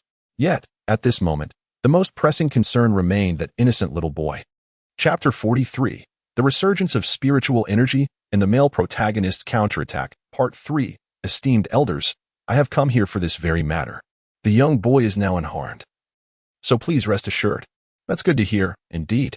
I, Zhang Qian, have spent my life on the battlefield, vanquishing countless foes, and I feared that even in death, I might inadvertently harm an innocent child. Knowing the boy is safe allows me to find peace. Yes, as long as he is unharmed, all is well. Surrounded by them, Qing found herself enveloped in a cacophony of voices that soon faded into silence. With a hint of anticipation, the class leader softly inquired, "May I ask, Have we emerged victorious? Yin Qing smiled, his eyes shimmering with resolute brilliance as he nodded emphatically. We have triumphed. We have emerged victorious. The mountains and rivers remain, and the nation is at peace. Upon hearing these words, tears of blood welled up in the eyes of all the warriors. Indeed, all our efforts have been worthwhile. The young warrior, with a hint of trepidation, inquired of the young Taoist priest, "Are you here to guide us to another world?" "My mother once told me that Taoists can ferry the spirits." Yin Qing shook her head, following the resurgence of spiritual energy. Not only did various demonic beasts and human cultivators emerge, but also a number of formidable ghost cultivators began to make their presence known. Rather than allowing malevolent spirits to become ghost cultivators, it would be more fitting for these brave and venerable predecessors to ascend to that status ahead of time. I divined a reading and discovered that the world's spiritual energy is on the brink of revival. At that time, demonic beasts will rampage unchecked, and humanity will face unprecedented opportunities and challenges. I hope that you can become powerful ghost cultivators, standing shoulder to shoulder with the Xian nation to collectively fend off external threats. Upon hearing Yin Qing's account, the warriors present fell into deep contemplation, their faces revealing a hint of perplexity. The young warrior's eyes sparkled with curiosity as he excitedly exclaimed, "Isn't this akin to the tales of legendary cultivation described in those stories? Does this mean I too could one day soar through the skies and traverse the realms like an immortal?" Upon hearing this, Yin Qing smiled and nodded gently, responding softly, "That is one way to understand it." The soldiers exchanged glances, their hearts brimming with gratitude and respect. At that moment, the squad leader stepped forward, solemnly saluting Yin Qing with a formal military gesture. His voice was firm and resonant as he declared, "On behalf of all the soldiers in our squad, I wish to convey our most sincere appreciation to the young Taoist. This kindness will forever be etched in our hearts." Yin Qing also solemnly returned the gesture, acknowledging that as a junior, it is we who ought to express our gratitude to you. Without your valiant sacrifices and selfless contributions, our present tranquility and happiness would not exist. Yin Qing temporarily settled them within a jade gourd. Although the Taoist temple lay in ruins, it provided an environment less detrimental to their cultivation as ghostly practitioners. The jade gourd, capable of nurturing 100 spirits, offered them a sanctuary for the time being. The spiritual energy of Blue Star does not erupt suddenly to its zenith. Rather, it accumulates gradually like a gentle stream, until it reaches a state of relative saturation before erupting with great intensity. This suggests that the mountains surrounding the temple have begun to foster flora and fauna imbued with spiritual energy. During the day, Yin Qing delves deeply into the forest, engaging in tranquil meditation and cultivation. At night, he leads his warriors in collective practice beneath the luminous moonlight, drawing upon the essence of heaven and earth. This body, once belonging to the original owner, seems to have been born for the purpose of cultivation, as he possesses an acute sensitivity to the presence of spiritual energy. Remarkably, after just one day of practice, Yin Qing attained the second level of qi refinement. Of course, this achievement is largely attributable to the spirit-gathering array that Yin Qing had meticulously established. With the array's enhancement, the surrounding spiritual energy became exceedingly rich, resulting in a significantly more effective cultivation experience. Not only did it greatly accelerate the cultivation pace of Yin Qing and his warriors, but it also unexpectedly attracted numerous spirit-endowed creatures. Initially, these animals fled in panic at the sight of Yin Qing, fearing potential danger. However, it was eventually a bold, golden-haired monkey that cautiously approached him, gathering the courage to draw near. Yin Qing did not drive it away. Instead, he embraced it with a gentle and friendly demeanor, offering food to the golden-haired monkeys. Gradually, other animals sensed Yin Qing's kindness and began to approach him. Whenever Yin Qing activated the spirit-gathering array to meditate and cultivate, he was invariably surrounded by a multitude of creatures. Monkeys, rabbits, cicadeer, and even a rare albino South China tiger lay peacefully by his side, momentarily transcending the food chain, fervently absorbing the rich spiritual energy that enveloped him. For several consecutive days, Yin Qing reveled in this harmonious existence with the animals, savoring the rare tranquility and peace, until the arrival of the officials disrupted his rhythm. A few days prior, Yin Qing had reported the situation at the mass grave to the authorities, also informing them of the resurgence of spiritual energy. This issue was taken very seriously because that letter had mysteriously appeared at the military base. At that time, everyone was in a meeting when they witnessed a man clad in Revolutionary-era military attire appear in a flash. He dropped a neatly bound stack of A4 papers along with a letter before vanishing just as swiftly. The cover of those A4 sheets boldly proclaimed the correct methods of cultivation. After reading the letter, generally, the leader displayed a mixture of excitement and gravity. Such matters must be reported upwards. Simultaneously, he dispatched personnel to repeatedly confirm with the technical department whether there were any issues with the surveillance at the military base that day. Soon, the technical department reported that the surveillance footage was functioning perfectly, with no anomalies detected. General Lee, feeling a weight lifted from his heart, began his investigation into the mysterious burial grounds. If the cultivation method was indeed authentic, then the individuals behind it must be intricately linked to the peculiar events surrounding the burial site. Upon receiving this exhilarating news, the higher-ups immediately recognized its significance and accorded it utmost importance. They ordered the establishment of a dedicated cultivation class near the Shenangjia area, aiming to assemble the most elite soldiers from various provinces to explore the path of cultivation together. On the first day, none detected the presence of spiritual energy. By the second day, a soldier managed to sense the energy and began to draw it into his body. By the third day, over 70% of the soldiers had successfully drawn the energy in. Meanwhile, scientists secretly conducting atmospheric composition observations at renowned national scenic spots began to report their findings. They discovered the presence of novel microscopic particles in the air, distinct from any known substances, and notably, the quantity of these particles was steadily increasing. With a decisive wave of his hand, the higher-ups resolved to implement the cultivation methods throughout the military. The authorities also uncovered that Qing had successfully treated air mal. Consequently, Qing's background was thoroughly investigated. The findings revealed that he was a Taoist adept in exorcism. This revelation further convinced the officials that Qing was likely dispatched by a time-honored, hidden lineage that had endured for millennia. Otherwise, he would not have described the resurgence of spiritual energy so precisely. Thus, they quickly sent emissaries to the mountain, hoping to establish contact with Qing. As they approached the entrance, they beheld a young man clad in an ethereal Taoist robe, standing quietly. "You have come rather late, and it is about to encroach upon my cultivation time," he remarked, slowly turning to reveal his handsome countenance. It was Qing.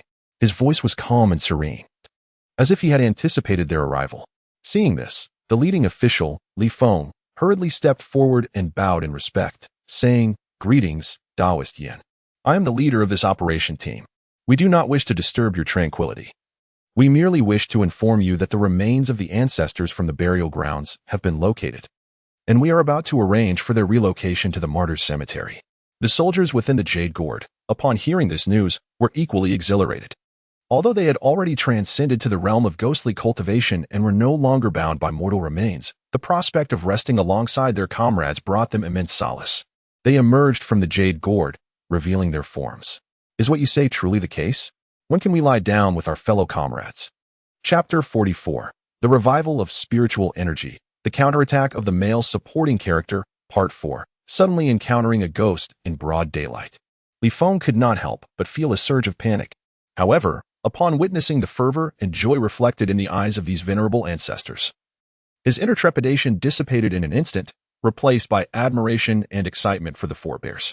Clearing his throat, Li Feng led his team members in a synchronized military salute. His voice trembling as he proclaimed, "The People's Liberation Army of the Summer Nation pays homage to the predecessors of the War of Resistance." The soldiers floating before him responded in kind, executing a crisp military salute. In that moment, time seemed to stand still, as the souls of two generations of soldiers converged in resonance. Following their formal introduction, the soldiers began to announce their names and hometowns one by one, facilitating the official establishment of commemorative monuments for them. After the registration was complete, Li Feng finally noticed Qing, who was standing aside, idly toying with a jade gourd. "Taoist Yin," he began, "though I am unaware of the hidden lineage from which you hail, we are profoundly grateful for all that you have done. You are paving the way for our summer nation and indeed all of humanity." Pausing for a moment, he articulated the true purpose of their visit. "I wonder if you might have the time to offer some guidance to our soldiers." The members of the military camp eagerly anticipated Qing's visit to their ranks, for he was among the earliest practitioners of cultivation, and his experiences and insights were undoubtedly invaluable treasures to them all. Noticing Qing's hesitation, Li Feng continued to sweeten the deal.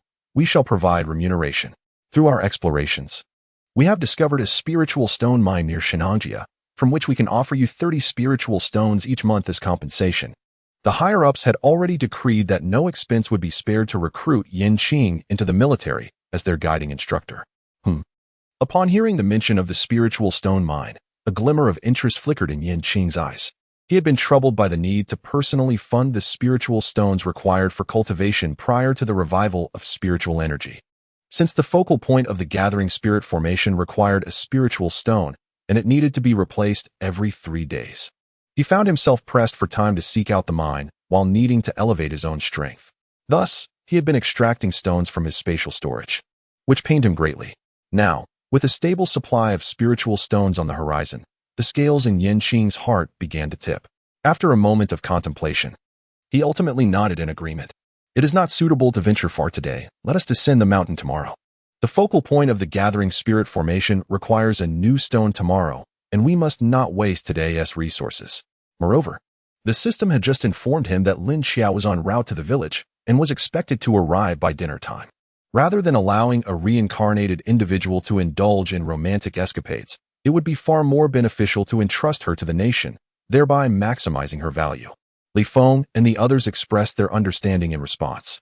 They understood that Qing needed to pack his belongings, and they recognized the significance of the Taoist temple. After all, once Qing joined the army, the temple would be left unguarded, a matter that required their consideration. Whatever you deem appropriate, Taoist. For you too must prepare your things.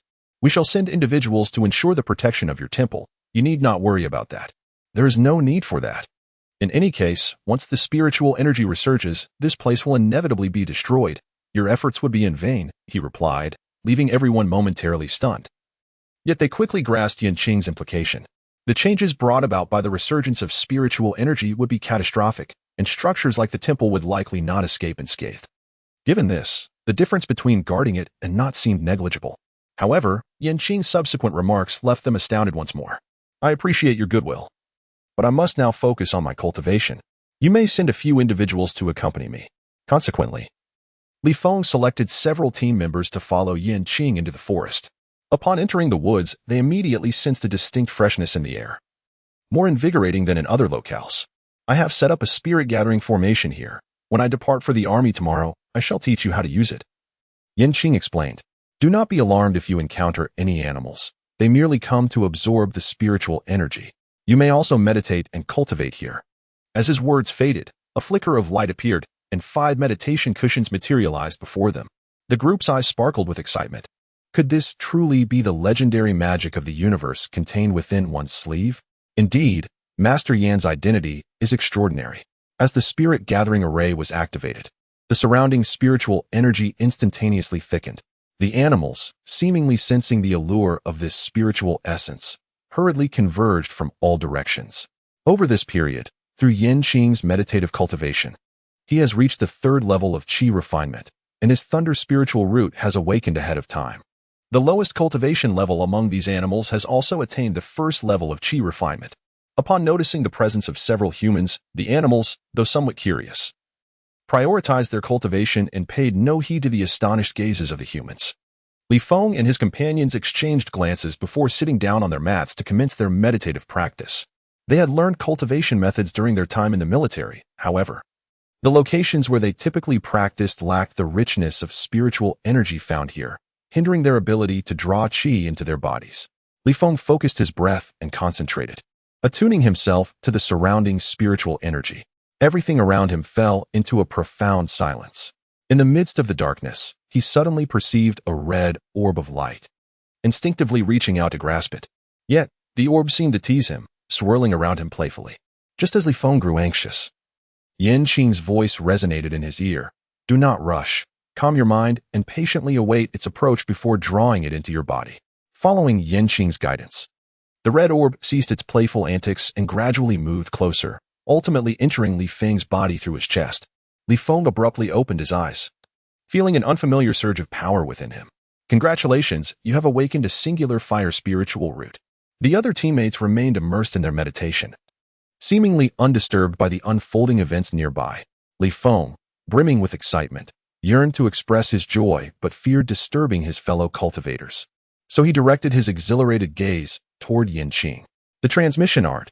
You shall learn it in due time. Qing calmly elucidated. This is one of the fundamental spells from a certain realm of cultivation, which Qing deemed highly suitable for communication in the early stages of spiritual energy revival. You may continue your meditation and gradually sense the presence of your spiritual root within. Qing never anticipated that Lin Feng possessed a singular fire spirit root. In the realm of cultivation, he would undoubtedly be a coveted talent, fiercely sought after by both alchemical and smithing sections. Several hours elapsed, and the others gradually emerged from their meditative states. Although they had not awakened their spirit roots, they had all successfully drawn in the atmospheric energy. Had this been in a military camp, they would have certainly been under significant cultivation by their superiors. They came to appreciate the significance of the spirit-gathering array, each casting fervent gazes towards Qing. Qing felt somewhat uncomfortable under the gaze of a group of men. Clearing her throat, she assured them that in a few days, they would certainly find use for the knowledge she imparted. If they were interested, they could continue practicing with her that evening. Meanwhile, Lin Xiao concealed herself among the thickets, hesitant to reveal her presence. Tents were pitched in the open space before the entrance of the Taoist temple, where a group of men in military uniforms engaged in earnest discussion. Lin Xiao couldn't help but feel a surge of doubt. What had happened to the villagers who were supposed to have attacked Qing? Had Qing awakened her thunder spirit root and established communication with the government? This thought sent a wave of panic through Lin Xiao. If Qing had indeed allied with the state, how could she possibly secure the sword and the cauldron? In her rebirth, she had believed she could alter her fate and seize the initiative, yet it seemed that events were unfolding in a manner far removed from her expectations. As Lin Xiao pondered these unsettling thoughts, Qing emerged from the depths of the forest accompanied by several soldiers. Witnessing this, Lin Xiao felt an even greater reluctance to act rashly. Though she had been reborn, her past cultivation did not accompany her into this life. She was acutely aware of the vast chasm between her abilities and those of Qing. If discovered, the consequences would be dire. However, Qing had already sensed Lin Xiao's presence.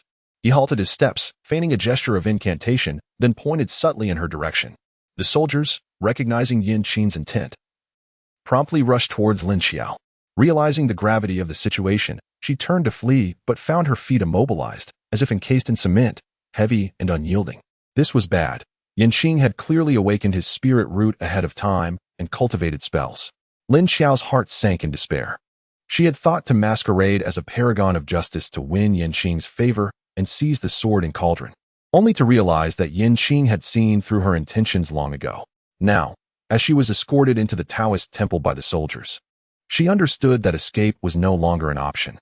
Brought before Qing, she lifted her gaze to see him standing there with an air of calm confidence, as if everything lay within his control. A wave of inexplicable fear washed over Lin Xiao. She sensed that this time, her situation was truly dire. Lin Xiao, Qing inquired, having undergone rebirth, you ought to be seeking the endless opportunities within the secret realms. What brings you to my tranquil Taoist temple? Just as Lin Xiao felt her limbs regain their mobility and her heart swelled with joy, Qing's question left her momentarily stunned, frozen in place. The others looked on with wide eyes, fixated on Lin Xiao. The revelation that they could cultivate had already shattered their understanding of the past 2 decades. How could it be that someone could be reborn? Lin Xiao felt the intense gaze of the crowd, her heart racing with unease. She swallowed hard, striving to calm her emotions, and then cautiously raised her head to meet Qing's profound eyes, which seemed to penetrate all facades. I do not comprehend what you are saying. I merely came to hike. Passing through this place, she feigned ignorance, unwilling to reveal her true intentions.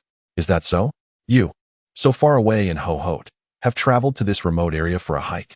That appears somewhat implausible, Qing remarked, extending his palm to reveal a magnificent tripod that materialized effortlessly in his hand. I have anticipated your purpose, yet my possessions are not to be taken at will. Lin Xiao was taken aback. The spiritual energy had yet to awaken, and this Taoist before her had already mastered the art of manipulating the cosmos within his sleeves. He even foresaw her arrival. Could it be that fate itself was at play? Qing's gaze was as profound as the ocean, seemingly capable of penetrating all illusions and reaching the depths of the human heart. There was an ethereal aura about her brows, as if she were beyond the reach of mere mortals. Everyone was rendered speechless. Surely she must be the legendary practitioner of the arcane arts, one who not only possesses the ability to discern fate, but also willingly forewarns the nation in times of peril. What a benevolent soul. Upon realizing that her intentions had been laid bare by Qing, Lin Xiao quickly sought to defend herself. I was merely anxious. I hope the esteemed elder can forgive my haste. Host, this woman truly speaks candidly to those present and whimsically to the unseen, the system interjected.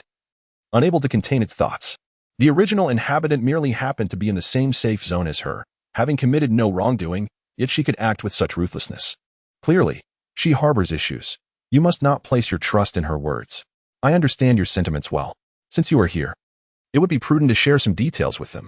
Qing's gaze suddenly sharpened, and he continued, do not entertain thoughts of deception. I can deduce all this information myself. With that, Qing turned and walked towards the temple, his silhouette gradually fading in the setting sun. The surrounding soldiers, having heard everything, murmured, well, isn't this an opportunity handed to us on a silver platter? Madam, we kindly ask for your cooperation in our endeavors. Lin Feng gestured for Lin Xiao to follow him. Lin Xiao felt a swell of despair. It truly was a case of losing both the lady and the troops. Why had she acted impulsively, thinking she could seize that cauldron? As Qing had pointed out, she could have easily awaited at the entrances to those secret realms, seizing the advantage. An hour later, Lin Xiao was taken away by another group of soldiers. The following morning, the first rays of sunlight gently cascaded upon the temple's courtyard, draping this tranquil space in a veil of golden light. Qing stood gracefully in the vacant space before the Taoist temple, his posture as upright as a pine tree. With his eyes closed in deep concentration as he practiced his techniques, his breathing was profound and rhythmic, seemingly harmonizing with the cadence of nature itself. With each inhalation and exhalation, the surrounding spiritual energy was drawn closer, gradually coalescing around his form to create a faint halo. This halo pulsed in synchrony with his movements, as if resonating with his internal breath. Time slipped away unnoticed until Qing slowly opened his eyes, a glimmer of brilliance flickering within them. He gently exhaled a breath of stale air, accompanied by a soft whoosh, as if expelling the distractions within him. The moonlight and the first rays of dawn both harbor a unique energy, undoubtedly beneficial to practitioners like us. Qing turned around to face the group of individuals who were following him in their training, and continued, from now on, you may practice independently. After having breakfast, Qing joined Lin Feng and others as they boarded the vehicle, preparing to head to the airport. This time, he was bound for a training base near Shenangjia, where a remarkable assembly of distinguished soldiers was gathered. Qing was more than willing to provide them with clarity.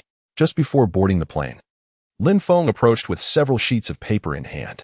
These contained some directions that Lin Xiao had outlined the previous night, and he requested Master Yin to verify them.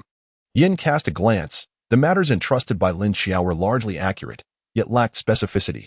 For instance, it was true that a secret realm known as Ling Mountain had emerged in Ho-Hot, where she resided. But the realm was ruled by a fierce and bloodthirsty black dragon that harbored a deep disdain for humanity. In her previous life, Lin Xiao, being a native of Ho-Hot, had not ventured beyond its borders for 5 years, making it implausible for her to forget the existence of the black dragon. Numerous similar pieces of information, laden with underlying flaws, abounded. In the early days, secret realms were typically explored by military personnel who would subsequently provide foundational information to others. Tragically, many military prodigies had perished within, severely crippling the potential for future development. Consequently, certain families seized this opportunity, welcoming extraordinary talents from the populace, gradually emerging into prominence, and in some respects, even surpassing the military. Qing stood aside, seemingly calculating with casual gestures, yet his mind was engaged in deep deliberation. In the narrative following Lin Xiao's rebirth, the absence of the war god, Qing as a paragon left the populace devoid of spiritual support. Many among them were treated as less than human by families that disregarded those without spiritual roots, rendering the lives of ordinary citizens akin to a hellish existence. He was acutely aware of the intricate stakes involved, yet he was unwilling to allow the authorities to exploit his foresight indefinitely. To maintain a fade, Qing feigned the appearance of divining celestial secrets. He began to gesture with his fingers, then produced a pen to inscribe and illustrate upon paper, at times furrowing his brow in contemplation, at others shaking his head with a sigh. As he completed several pages of revisions, his complexion suddenly drained of color, and beads of perspiration began to form on his forehead. He felt an immediate wave of weakness, staggering a few steps before grasping the nearby table to steady himself. Lin Feng, startled by his actions, promptly inquired about his condition and called for the military physician to attend. Yan Qing, exhausted, waved his hand and stated, "Lin Xiao is not to be trusted. While the information on paper may be accurate, she has completely omitted the underlying crises. As the saying goes, the secrets of heaven must not be disclosed. I have suffered a backlash that ordinary medical methods cannot detect. Submit this report. Lin Xiao is useful but not dependable." Upon hearing this, Lin Feng's expression turned grave, and his opinion of Lin Xiao plummeted. If she had disclosed the complete truth, Yan Qing would not have experienced such repercussions. "Then Taoist Yan, please rest well. I will report this matter immediately." Lin Feng reported the situation to his superiors, who had initially intended to recruit and nurture the invaluable talent that was Lin Xiao. However, after a thorough discussion among several elders in the conference room, they decided to abandon this plan. A person who treats lives as trifles, no matter how skilled, cannot become an official. In contrast, Taoist Yan, after deducing the revival of spiritual energy, promptly and selflessly informed the state, showcasing his great righteousness and sense of responsibility. Nevertheless, such a revelation of heavenly secrets undoubtedly subjected him to significant backlash as well, were it not for the urgency of the situation. He might have chosen to conceal this information to avoid causing unnecessary panic. We cannot let such patriotic individuals face hardship. Therefore, I solemnly propose that Taoist Yan's monthly remuneration be increased to 50 spirit stones, and that we also recruit him as a special consultant, granting him access to official resources. As soon as this proposal was made, it received immediate and enthusiastic support. Agreed. At this moment, lying feebly in first class, Yan Qing had no inkling that his attempt to feign weakness to avoid trouble had inadvertently placed him on the rabbit's ship. Chapter 46. The Counterattack of the Male Supporting Role in the Revival of Spiritual Energy, Part 6. In a secret base near Shenanjia, Yan Qing sat upright on the platform, addressing their cultivation dilemmas. This lecture was not exclusively tailored for the military, as it also included a group of exceptional talents. Initially, this group of prodigies harbored a sense of discontent regarding Yan Qing's presence, believing that he had merely seized an opportunity by chance. As Yan Qing ascended the stage, whispers of derision filled the air below, punctuated by sporadic bursts of scornful laughter, as if they sought to drown out Yan Qing's words in a cacophony of noise. Yan Qing smiled gently, not taking it to heart. True strength requires no words for validation. Yan Qing gently waved her hand, and an overwhelming spiritual pressure instantly enveloped the surroundings. The prodigies felt an invisible force descend upon them, as if an unseen mountain was pressing down upon their hearts, rendering them breathless. They attempted to rise and struggle, yet their limbs felt as though they were bound, immobile and powerless. Yan Qing gazed at them, his eyes ablaze with intensity. "Either defeat me in battle or dutifully attend my lessons." His voice, though not loud, resonated with an undeniable authority. The prodigies exchanged glances, a wave of inexplicable dread washing over them. It dawned upon them that Yan Qing's prowess surpassed their wildest imaginations. The atmosphere within the arena instantly turned solemn. As everyone held their breath, fixated on Yan Qing, they recognized that this seemingly genteel Taoist was, in fact, an enigmatic powerhouse. No longer would the onlookers underestimate Yan Qing. They began to attentively absorb his teachings on the path of cultivation. Yan Qing, in turn, generously imparted his experiences and insights, leaving the audience profoundly enriched. The essence of cultivation lies primarily in the cultivation of the heart. Yan Qing spoke slowly, emphasizing that only with a heart as tranquil as water can one perceive the mysteries of the universe. As his lecture concluded, some among them began to voice their queries, and Yan Qing patiently addressed each one. Meanwhile, the group of ghost cultivators joined other soldiers bearing talismans, making their way to various martyrs' cemeteries. Acknowledging the existence of ghost cultivators, they resolved to cultivate a greater number of those with unwavering patriotic fervor. Their aim was to secretly hone their skills and astonish everyone. Recently, Yan Qing had remained at the base, occasionally leading the cultivators into the mountains for practical training. The spiritual energy of Shenanjia proved to be tenfold that of the mountain where the Taoist temple resided, coupled with the effects of the spirit-gathering formation and his inherent constitution, allowing Yan Qing's realm to advance by leaps and bounds. On the day Yan Qing ascended to the mid-stage of the Golden Elixir, There remained but a fortnight until the resurgence of spiritual energy. The nation abruptly announced the advent of a brand new era, proclaiming that Blue Star would soon experience a revival of spiritual energy, with territorial expansion set to increase tenfold. Is this for real? Blue Star? You truly mean it? If I were to awaken a spiritual root, might I not ascend to the pinnacle of life and transform my social standing? To those above, do not entertain such lofty thoughts. It is entirely possible that we are merely adopting a different method of existence. One must ponder, how does the nation possess this knowledge? And the notion of expanding territory tenfold, given the nature of our leaders, who often reveal only half the truth. I boldly speculate that some individuals have already entered the golden elixir stage. Once the news reached the outer web, disbelief reigned supreme. Many dismissed it as a ruse by the great Xia to deceive others. The beautiful nation remarked, "This is merely a smokescreen released by the great Xia. They seek to disturb global peace." The cherry blossom nation concurred, "Father speaks wisely." The kimchi nation retorted, "Nonsense. All cultivators undoubtedly hail from our kimchi nation. All things originate from our kimchi nation. Regardless of whether the world believes it or not, the domestic spring festival travel rush has commenced, lasting a full week." Concurrently, the government has urged the populace to suspend all non-essential labor and embark on a collective journey of self-cultivation. A novel lifestyle has emerged. Each residential block has been designated as a cultivation group, with daily gatherings at specific locations to practice. In the heart of the city, public squares long occupied by the elderly and various sports venues have transformed into sites for spiritual gathering. Areas near mountains and scenic spots have been meticulously chosen, establishing cultivation grounds at their peripheries.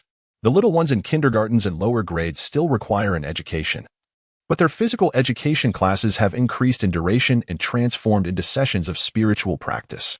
For these lively children, sitting cross-legged is nothing short of torment. They simply cannot remain still. Previously, children would cry and protest against going to school. Now, they weep and wail at the prospect of physical education. University students, though excited at the prospect of flying on swords in the future, lament their arduous present lives online. The abrupt shift in daily routines has proven to be an agonizing adjustment. Though they once stayed up late, they could still manage to rise for early classes. Now, even returning home does not spare them from early mornings. Now at 6, or in some places, even 5. The most excruciating aspect occurs at 9:30 in the evening when all residential areas are subjected to enforced power outages. It is unbearable. The night seems interminable.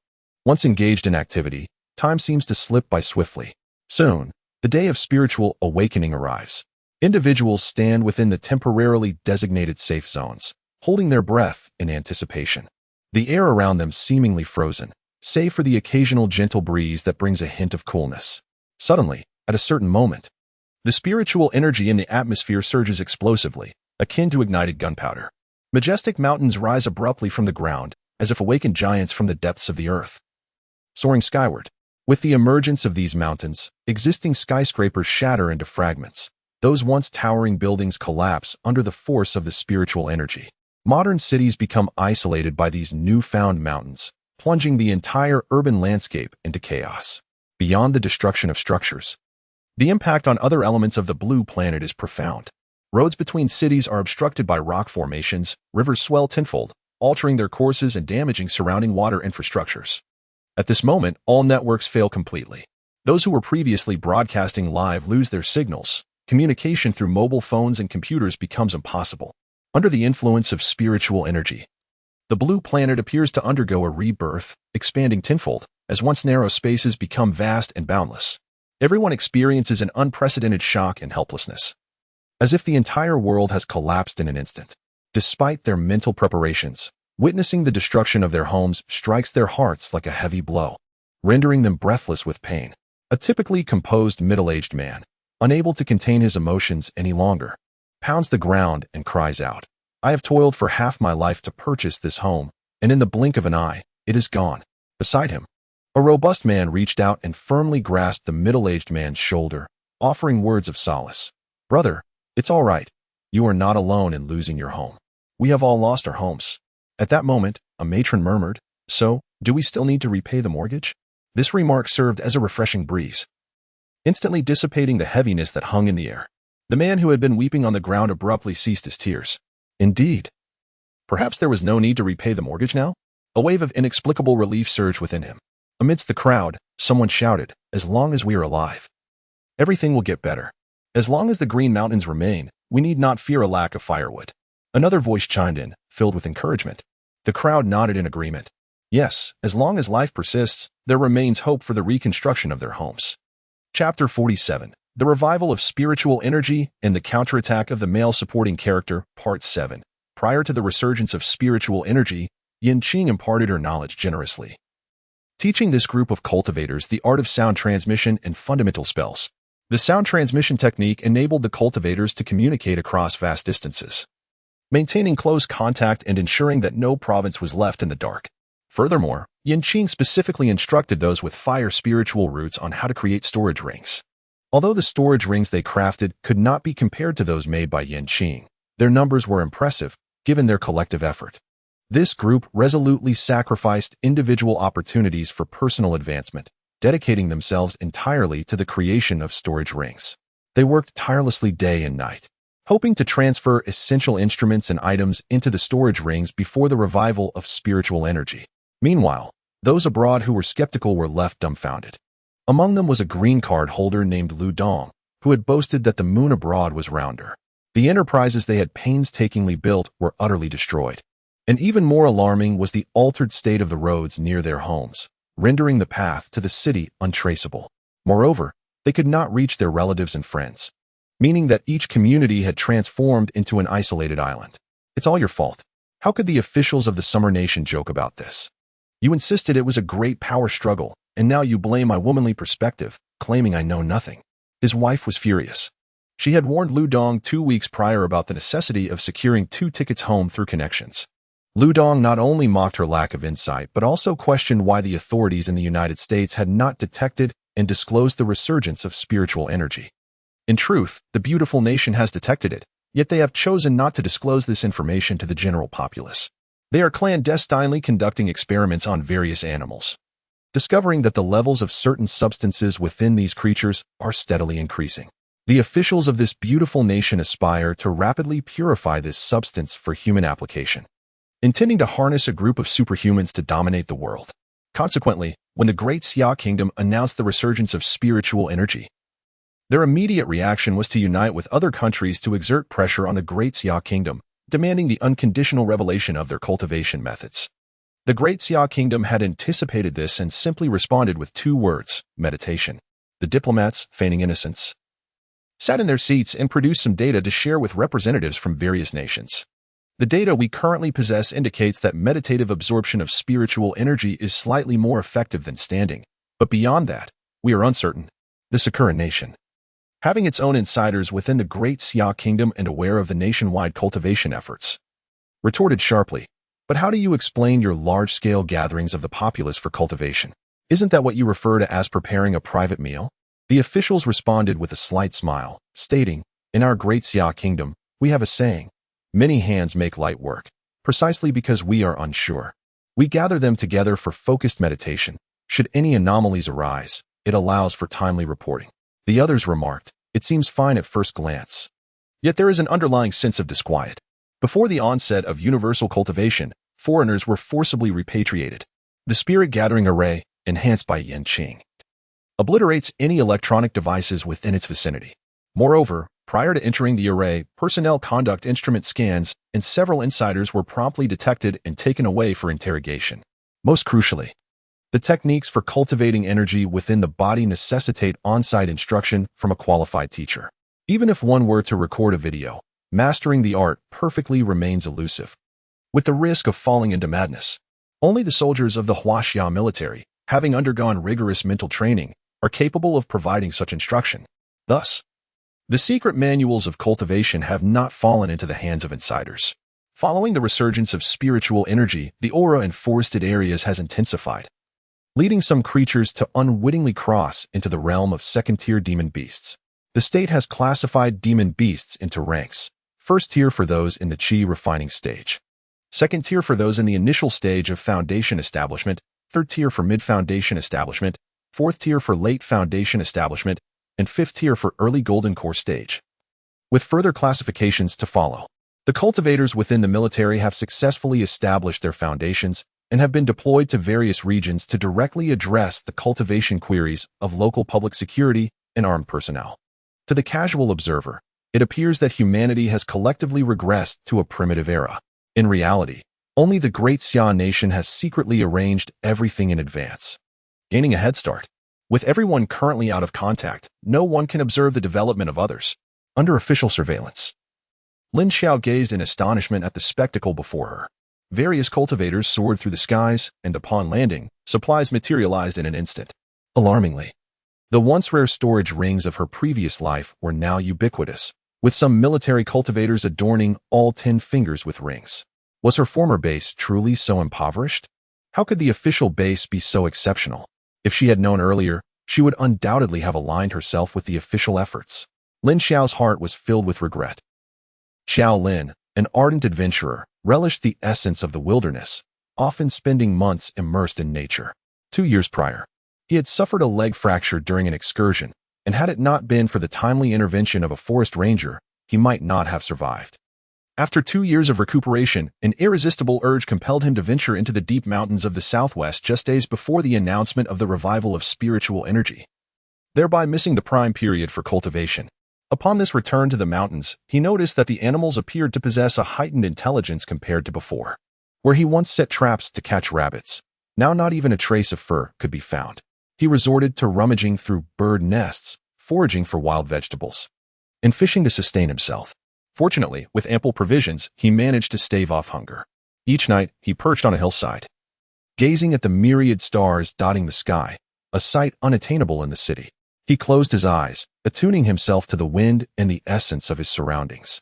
Gradually, it felt as though his very soul detached from his body, floating in the ether, observing his physical form in meditation. This was an extraordinary sensation. In that moment, he felt an intrinsic unity with nature, witnessing the cosmos and all living beings. Before long, he opened his eyes, enveloped in a profound sense of ease he had never experienced before. Could it be that fate intended for him to endure hardship in this place? He murmured to the heavens. Xiaolin regarded this as a once-in-a-lifetime opportunity that he must seize. Consequently, he devoted his mornings and evenings to meditation in this serene location. However, despite his earnest attempts to relax and empty his mind, he could not attain that transcendental state. Suddenly, a phrase he had encountered online flashed through his mind. The pursuit of desirelessness is, in fact, the greatest desire. In that instant, enlightenment dawned upon him. Desirelessness was merely a state of cultivation, and his deliberate pursuit of it was, paradoxically, a manifestation of desire. That night, he once again entered that coveted state, feeling an unusual energy enveloping him. This energy flowed into him through the crown of his head and eventually exited through the soles of his feet. For several consecutive days, he sensed the presence of this energy. He remained oblivious to the fact that it was the surrounding spiritual energy converging upon him. Instead, he fancied himself a chosen one, destined for greatness. Xiaolin lingered in this enchanted realm for months, until the day the spiritual energy fully revived, when he was astonished by the seismic shifts around him. The mountain opposite him appeared to recede, while trees that once stood just 3 meters tall suddenly soared to over 10 meters.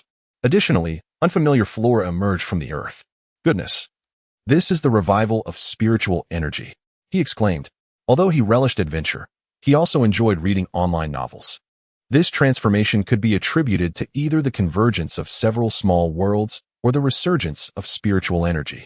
Judging by the increasingly intelligent animals and the unfamiliar, lustrous plants, it was undoubtedly the latter. Very well, if this is the game, he shall remain here indefinitely. Chapter 48. The Counterattack of the Male Supporting Character in the Era of Spiritual Energy Resurgence. Part 8. Outside the secret realm of the Divine Sword. A dozen tents were pitched nearby, where not only officials were present, but also a gathering of cultivators from the surrounding area. Qing sat quietly in the tent, sipping tea as he patiently awaited the opening of the secret realm. He intended to reconstruct his sword within this mystical domain. Initially, he had contemplated slaying the dark serpentine dragon. However, he sensed a subtle rejection from the world's heavenly path during his last tribulation. Had it not been for the sword he carried, which shielded him, he might have succumbed to the heavenly wrath. Though he emerged unscathed, his sword was struck down by celestial lightning, leaving it in ruins. The higher powers became alarmed, fearing that Qing had divulged too many secrets of the heavens and thus faced punishment. They sent him numerous spiritual herbs to aid his recovery. This secret realm was filled with myriad sword pits. If one had an affinity with the sword within, it would respond to summon and become their exclusive weapon. If there was no reaction, alas, one would have to resort to other weapons or spend a fortune to commission a weaponsmith to forge a new one. In a past life, the sword immortal Jiang Chaoyang had acquired a divine sword here, which recognized him as its master. 5 years later, at the tender age of 18, Jiang Chaoyang ascended to prominence as a renowned sword immortal. Now, a mere 6 years old, Jiang Chaoyang sat across from Yin Qing, gazing at him with admiration. Yin Qing had personally rescued him. An orphan, Jiang Chaoyang had lost his parents in an accident and was sent to an orphanage. After the resurgence of spiritual energy, he longed to return to the orphanage to see if he could find the rag doll his mother had given him. In the haste of leaving, the matron had only allowed them to take some food and daily necessities, causing him to inadvertently leave behind his cherished doll. As he approached the ruins of the orphanage, he encountered Zhang Mingze and his cohorts. Zhang Mingze had always harbored resentment towards Jiang Chaoyang. Despite both being abandoned children, he could not comprehend why Jiang Chaoyang was favored by the matron and other adults. Even when someone sought to adopt Jiang Chaoyang, Zhang Mingze was displeased. After the resurgence of spiritual energy, both had reached the 3rd level of qi refinement, yet Zhang Mingze had several lackeys at the 2nd level. Jiang Chaoyang found himself unable to retaliate against their assault. Just then, a young man clad in a Taoist robe descended from the heavens. With a mere flick of his finger, the young man immobilized Zhang Mingze and his companions. Bullying peers is no trait of a true man. One should diligently cultivate their skills and slay demonic beasts when capable, he proclaimed. The young man shone like a beacon, illuminating Jiang Chaoyang's somber heart. Moments later, Zhang Mingze discovered he could move freely again. He made a face at Yin Qing and fled the ruins. Thus, Jiang Chaoyang was saved by Yin Qing and became his disciple, receiving direct instruction from him. Though he did not grasp why the military brothers held such respect for Yin Qing, this did not deter his aspiration to become a formidable individual like him. Shaoliang. Once you enter, simply close your eyes and attune to the surrounding vibrations. Focus solely on your deepest desires, Yin Qing reiterated. As all would be separated upon entering the secret realm, Jiang Chaoyang nodded earnestly, committing his master's words to memory. Upon entering the secret realm, Jiang Chaoyang found himself standing at the base of a towering peak. This mountain was unlike any other, seemingly cleaved in twain by an indomitable giant sword. With a vast scar stretching from its summit all the way down to its foothills, the mountain was adorned with a multitude of swords of various lengths and widths, each blade reflecting light and shimmering with a chilling luster. At the pinnacle, one sword stood alone, distinct from the others, radiating a resplendent spectrum of colors. As if imbued with boundless mysterious power, Jiang Chaoyang gazed in rapt fascination. Just then, the admonition from Yin Qing resonated in his mind. Jiang Chaoyang promptly closed his eyes, striving to purge his thoughts, chanting inwardly, "I must grow stronger, I must grow stronger." Suddenly, a deep and melodious sound of sword resonance filled the air. As countless sword intents surged skyward, the blades upon the mountainside seemed to awaken under some unseen force, swaying as if attempting to rise, yet unable to extricate themselves from the earth. It became evident that the vividly glowing sword at the summit was suppressing them, wielding a power potent enough to render the mountain sword submissive. At last, the radiant sword ascended into the air, akin to a brilliant meteor, soaring directly before Jiang Chaoyang. As if sensing its presence, he slowly opened his eyes. With a steady hand, Jiang Chaoyang grasped the sword firmly. The moment the blade was unsheathed, a torrent of formidable sword energy surged skyward, and the surrounding swords seemed to sense this overwhelming aura, emitting a jubilant chorus of ringing sounds, as if celebrating Jiang Chaoyang's awakening. Before he could revel in this triumph, Jiang Chaoyang felt the exhilaration of the sword in his grasp. As a crescendo of even more resounding sword cries erupted from all directions. In an instant, various gleaming swords streaked through the air, all flying towards a singular destination. At that moment, Yin Qing, seated within a sword pit, was taken aback, surrounded by an array of divine swords, each capable of dazzling the eyes of onlookers. Yin Qing took a step forward, and they followed suit, soaring ahead just a bit. How to articulate this is quite challenging. There exists a feeling akin to countless beautiful maidens desiring to wed him, yet he is burdened with a sense of guilt for already having someone in his heart. He possesses a sword. He is merely a wanderer venturing into the secret realm to gather materials for reforging his blade. Surely, he cannot aspire to become a dual sword practitioner. I appreciate everyone's admiration, but I have already cherished a beloved sword. My journey to the secret realm is solely for the purpose of seeking materials to reforge it. Qing retrieved the sword from the spatial realm. The moment the blade materialized within the secret domain, the surrounding swords ceased their resonant cries. Trembling and retreating a few steps, the dazzling radiance that enveloped them vanished entirely. Host, this sword is extraordinarily formidable. It has absorbed the brilliance of so many divine swords. The system exclaimed in astonishment. Qing, calm and composed, replied that this entity could assist her in withstanding the tribulations posed by the heavenly Tao, rendering it far from an ordinary object. This was also the reason behind Qing's diligent search for materials. Such an exquisite sword, once the mission concludes, she would undoubtedly bring it back to her space. Even if it required 1,000 points for storage, she would accept it without hesitation. The surrounding divine swords were rendered speechless.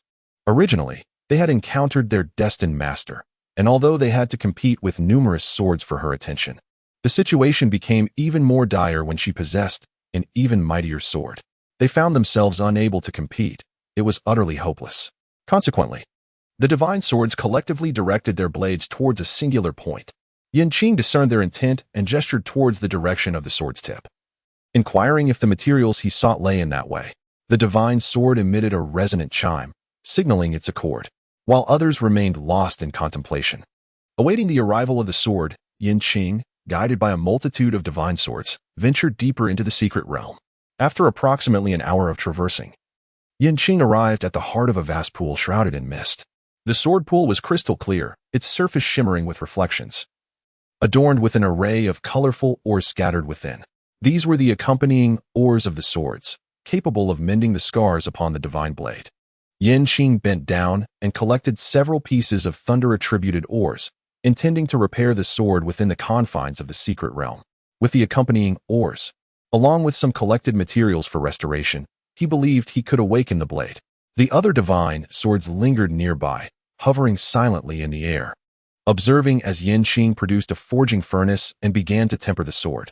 As day transitioned into night, and night into day, after a full cycle of forging and anticipation, the sword in Qing's hands finally responded. The once dull blade began to flicker with a faint luminescence. Chapter 49. The Awakening of Spiritual Energy and the Male Lead's Counterattack. Part 9. Upon waking from a slumber, how has my brother's treasured sword transformed so? A rugged voice, reminiscent of an elder, emanated from the sword's body. Is this the sword spirit? A glimmer of surprise and curiosity flickered in Qing's eyes, for the notion of a sword spirit awakening was absent from the original narrative. He gently caressed the blade and replied, "This sword has endured damage, and I have only just restored it. Is that so? In light of your restoration efforts, I shall refrain from holding it against you." The sword spirit instinctively responded. After a few moments, it seemed the sword spirit had come to a realization. Someone had just communicated with it. This was a first. Since the day of its inception, no one had ever reached out to it, and as the surrounding spiritual energy dwindled, it had been forced into a deep slumber. In a sudden flash, the sword floated before Qing, inspecting him with keen interest. "Are you truly my master?" Before Qing could respond, the sword radiated a soft golden light. Though it appeared somewhat shabby, its form was not without charm. "I shall reluctantly acknowledge you, Qing. Is it customary for spirit swords to converse in such a manner nowadays? I humbly request my master to bestow upon me a name," the spirit sword exclaimed with enthusiasm. Qing was momentarily taken aback, then jested, "Let us call you De Zhuang." "De Zhuang." The sword spirit pondered these two syllables, and after a brief pause, burst into hearty laughter, exclaiming, "Excellent, excellent. This name is splendid. I am indeed both large and robust. Truly worthy of being awakened by my master. I am quite pleased with this appellation." Throughout their journey, De Zhuang engaged Qing in numerous discussions, pondering why the spiritual energy had suddenly become so abundant and the reason behind the plethora of swords surrounding them. The sword spirit resembled an incessant fountain of inquiries, chattering without pause, much to Qing's chagrin, who felt a throbbing headache from the relentless conversation. Conversing with such a loquacious companion was indeed a formidable challenge. Had he foreseen this, he would have chosen a sword much earlier. Noticing the concern etched on Qing's face, De Zhuang promptly inquired, "Master, do you find yourself troubled by some issue? Please feel free to command, De Zhuang." Qing's eyelids twitched incessantly, prompting her to decide to exit the secret realm. "De Zhuang, Noticing Yin Qing's hastened pace and her silence throughout their journey, assumed she was in a foul mood. Thus, he resolved to lighten her spirits and suggested, "One of my former masters is skilled in kung fu opera. Shall I perform a piece for you?" Yin Qingxin thought to herself, rather than endure de Zhuang's incessant chatter, it would be more delightful to sing. Thus, she acquiesced to his request. "It's simply because you are so beautiful, baby. It's solely because you are so beautiful, baby." Yin Qing stumbled, nearly falling awkwardly. What is happening? Is there a distortion in time and space? How did a sword spirit manage to learn the kung fu opera? You, as the previous master, must possess the ability to prepare hot pot and various delicacies, right? Yin Qing inquired helplessly. Not quite. For that master was a female general whose culinary skills were so disastrous that she could almost blow up the kitchen. However, she would have others cook for her and was renowned for brewing exceptional wine, often receiving requests from the emperor for additional jars. Unfortunately, I am unable to communicate with her. Otherwise, I would certainly ask her to immerse me in hot pot and wine, so I could savor those experiences. In Yin Qing's mind, an image of a sword being immersed in a hot pot surfaced, sending a shiver down his spine. The vision was too exquisite to contemplate. Upon reaching the exit of the secret realm, Yin Qing spotted a wild man clad in a grass skirt, wielding a sword, approaching him. "Brother, were you also inexplicably transported to this secret realm?" The wild man waved his hand, his face brimming with excitement. This individual was none other than Xiaolin, who had been cultivating in the mountains. While practicing at night, Xiaolin inadvertently discovered a mysterious object glowing with golden light at the foot of the mountain. He hurriedly descended, only to be transported to the secret realm by the luminous orb, and he had acquired a flying sword in the process. As he prepared to leave, he encountered a young Taoist standing at the exit of the secret realm. "Inexplicable?" Yin Qing replied, puzzled. "Indeed, I accidentally touched that luminous orb, which brought me here."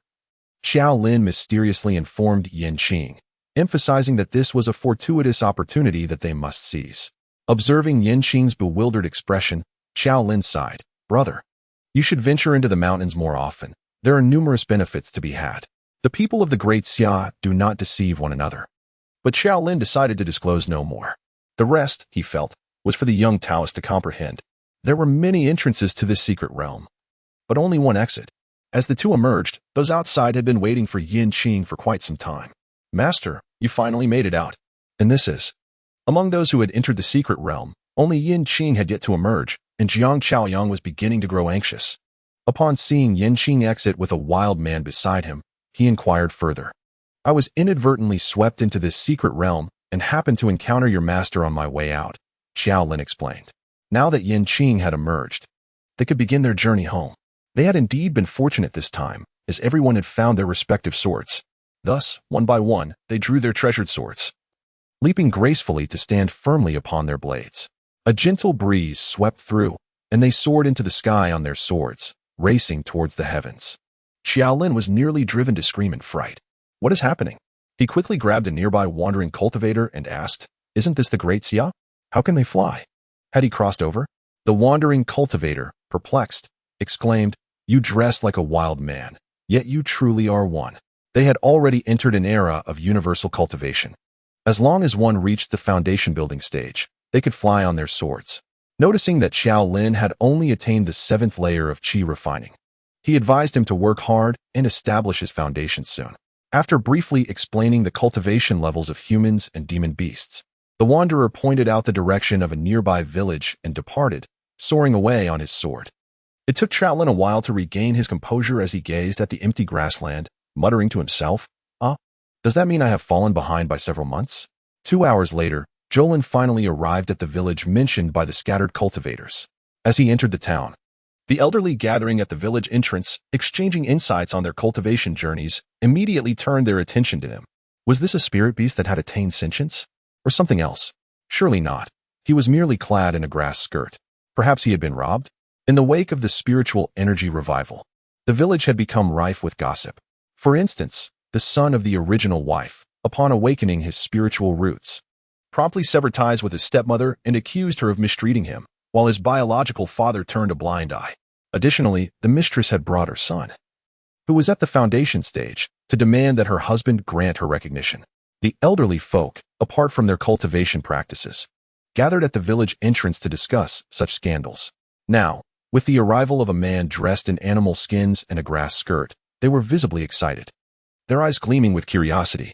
Jolin, taken aback, instinctively took a step back. Suddenly, he heard the voice of a middle-aged man nearby. "Boss Jolin?"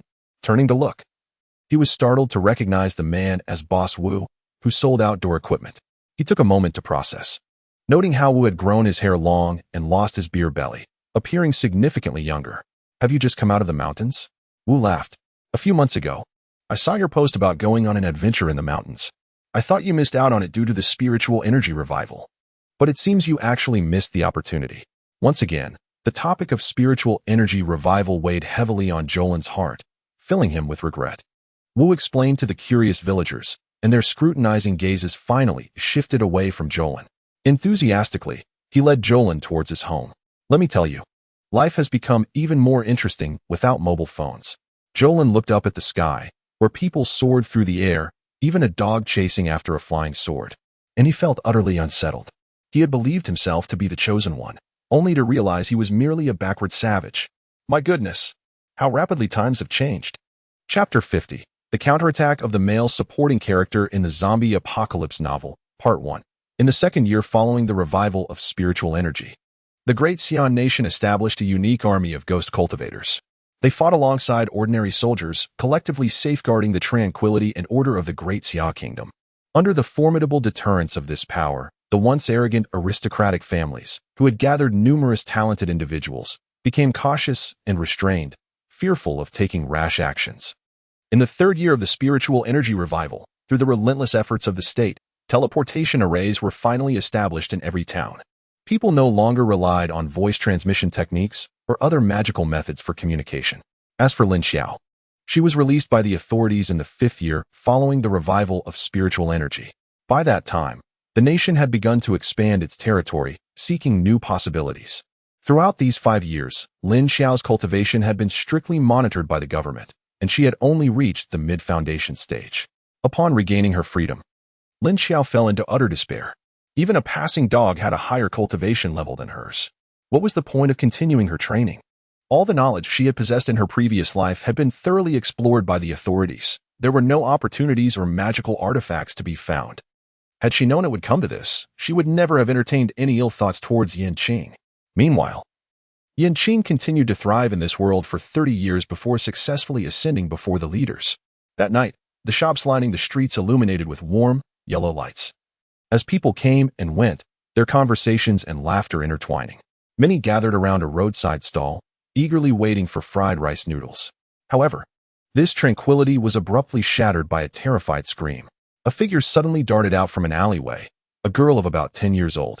Dressed in the uniform of a nearby high school, she was covered in blood and grime. Her expression was devoid of emotion, replaced by a vacant, soulless gaze. "What happened to you?" A compassionate passerby approached the girl while dialing emergency services. Suddenly, the student lunged at the passerby, opening her bloodied mouth and biting into his shoulder. "Are you insane? Is there anyone to help me?" The bitten passer let out a piercing scream, yet the girl did not relent. Instead, she became even more frenzied in her assault. The surrounding crowd quickly took notice, their terrified screams echoing as they scattered in all directions, none daring to step forward to assist. A minute later, the girl abruptly lifted her head and lunged at other onlookers who were filming the scene with their phones. Simultaneously, the bitten passerby staggered to his feet, his eyes equally vacant, emitting strange, guttural growls. "What are you standing there for? Run!" In the midst of the crowd, a man suddenly realized the dire situation. He shouted fervently and swiftly darted towards a nearby vehicle. Before long, a bitten passerby lunged at a bewildered elderly woman who stood frozen in place. Thus, one after another, individuals were bitten, and a relentless wave of zombies emerged. The once vibrant street transformed into a veritable hell on earth, filled with screams and cries that echoed through the air.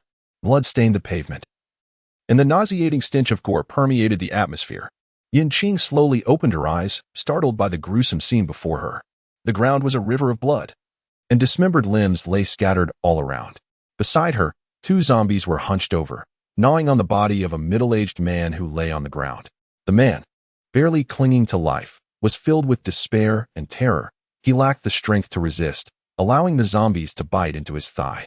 Not far away, a horde of zombies was relentlessly battering the roll-up door of a supermarket, producing a deafening cacophony. At last, after a continuous barrage of blows, the door was shattered, and the zombies surged forward. Moments later, the interior of the store was filled with heart-wrenching screams. Qing lowered his gaze to examine his hands, the ashen hue of his skin clearly indicating that he was not endowed with the complexion typical of a human being.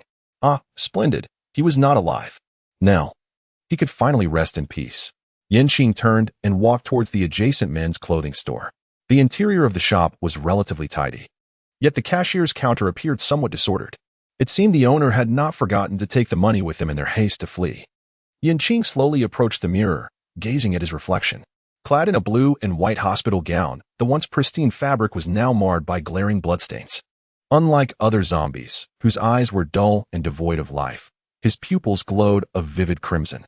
Qing meticulously inspected his body, finding no bite marks nor any ominous remnants of unknown flesh in his mouth. He selected a casual sports outfit and stored all the garments in his spatial realm. Tongzi-gu, please activate the automatic sorting mode with 10 points. Qing addressed the system. He was truly reluctant to exert his mental energy to organize the items within his space. In this apocalyptic world, nothing delighted Qing more than acquiring resources without cost.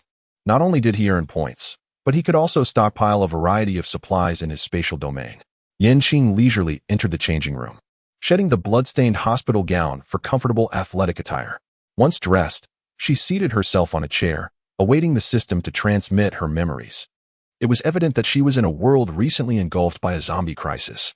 The original host had awakened a healing ability at the tender age of 5, yet was perceived as a monster by their parents, who sold them to an underground research facility controlled by the Cherry Blossom Nation for experimentation.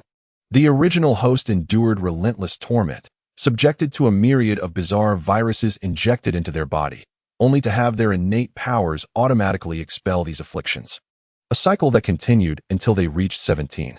One fateful day, the Cherry Blossom Nation unearthed an unknown virus from beneath the ice and injected it into the original host. The transformation was immediate. The host morphed into a level 5 zombie, retaining human consciousness but with the intellect of an 8-year-old child. It was during this tumultuous time that the host encountered Jiang Yuan, an 18-year-old blind girl. Mistaking the host for a mute, she took pity and offered refuge. With the host's presence, no other zombies dared to approach Jiang Yuan. As time passed, the host developed feelings for her. Consequently, the host utilized their healing powers to cure Jiang Yuan, sustaining injuries in the process, rendering them temporarily unable to use their abilities. Upon discovering the host's true identity as a zombie, Jiang Yuan's instinct was to flee. She escaped, and the host understood, harboring no resentment towards her. However, she returned with a throng of individuals intent on ending the host's existence. Devoid of powers, the host could only summon the surrounding zombies for aid. Unfortunately, the minions were no match for the armed onslaught of the assailants, leading to their gruesome demise. Ultimately, the host was beheaded, their crystalline core extracted. It was a tragic fate, a cruel irony where they lost everything without gaining anything in return. The system promptly responded, questioning why it had sent her to alter the outcome. Indeed, the host's desire was to escape the role of Jiang Yuan's loyal servant, yearning instead to embrace a life of leisure, to traverse the splendid landscapes of their homeland. The host's existence had been confined within the walls of the research facility. Deprived of floral scents and delectable foods, they had no semblance of a normal childhood, nor any friends, suffering inhuman torment daily. Just when they encountered a glimmer of companionship, it turned out to be a treacherous betrayal. Qing sighed softly. Upon exiting the clothing store, he immediately noticed the jewelry shop across the street. A smile crept onto his lips. Even if he were to become a zombie, he would still be the one adorned with wealth. Chapter 51. The Counterattack of the Male Supporting Character in the Zombie Apocalypse. Part 2. Since the original owner desired to travel, he must first gather some supplies. Without hesitation, he set his plan into motion. Qing swept through the streets, collecting every resource in sight, leaving no stone unturned. Even the roadside stall selling stir-fried rice noodles fell prey to his relentless pursuit. You truly spare not even a single vermicelli, the system remarked. Indeed, resources dwindle with every use. If you do not partake in meals, you cannot fathom my sorrow. As he exited an outdoor shop, Qing was clad in a sun-protective jacket, sunglasses shielding his eyes, a hat pulled low, and a mask concealing his face. With even his exposed hands hidden within black gloves, one might mistakenly believe he was a celebrity clandestinely meeting a lover, were it not for the impending apocalypse. Qing nodded in satisfaction. Even if he were to encounter a human, as long as he remained silent and feigned muteness, others would remain oblivious to his true identity as a zombie. At that moment, the commercial street was enveloped in an eerie silence. The streets were lined with zombies, their tattered bodies swaying. Some were missing limbs, while one male zombie, reduced to merely half a body, crawled on the ground. It was nothing short of a hell on earth. Meanwhile, mobile phones had lost all signal, leaving many trapped within office buildings or shopping malls. They sought to call for help from the outside world, only to discover their messages could not be sent. This was a hasty decision made by those in power. They severed High City's connection to the outside. Yet as an essential trading port with a dense population, it was impossible to contain the frantic exodus of its citizens. Furthermore, various zombie rats and zombie birds were spreading the virus beyond the city limits. In less than 2 weeks, the entire world had transformed into a paradise for the undead. Qing grasped a large cleaver in one hand, while the other held a map, setting forth towards the city center. His initial destination was Sioux City. However, with the recent outbreak of zombies, the highways and national roads were inundated with panicked individuals fleeing the chaos. Not only was there a severe traffic jam, but military personnel were also stationed to intercept the masses, rendering those routes perilous. Thus, Qing opted to explore the city first. Despite having resided here for numerous years, he had never ventured beyond his doorstep. Exiting the commercial district, he observed several abandoned vehicles parked along the roadside, with many zombies trapped inside, incessantly howling. He strolled leisurely towards Pujiang. After a few moments, a school bus suddenly careened around the corner ahead, closely pursued by a throng of zombies. Qing swiftly darted into a nearby bun shop. The surrounding zombies, drawn by the sound of the vehicle, all began to rush towards its direction. Qing silently poured a bit of fragrant vinegar and chili oil into his dish, then retrieved a steamer basket filled with dumplings and began to eat. Yet, upon taking the first bite, he was struck by discomfort. As a zombie, he found that consuming human food held no flavor whatsoever. Haha. I suppose you no longer need to eat, do you? You can no longer comprehend the sorrow of others, the system mocked. At last, it had seized the opportunity to retort. Qing pursed her lips, gazing at the plethora of steamed buns and dumplings within the shop, and with tears in her eyes, she gathered them into her space. After wandering for an entire afternoon, she finally arrived at the banks of the Pujiang River. This location is renowned as one of the scenic spots of the city, teeming with tourists. A river apart, it seems as though 2 centuries converge here. On one side stands the historic architecture of the international settlement, where every brick and tile resonates with the allure of a bygone era of opulence.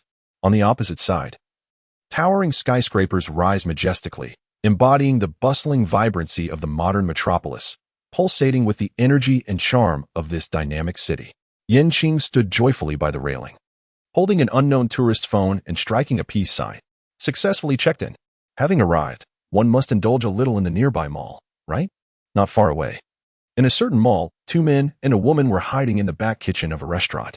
They sat on the floor, hardly daring to breathe, fearing that even the slightest sound might alert the horde of zombies outside. Honey, I am so scared. When will someone come to rescue us? The woman, clad in a provocative red dress, was on the verge of tears. Beside her, a heavily tattooed man tightened his grip around her waist. Darling, I fear we are doomed. At first, we could reach the police, but now we cannot even make a call, let alone get a signal. Not to mention, my online videos and photos have been censored, added the last young man, adjusting his glasses.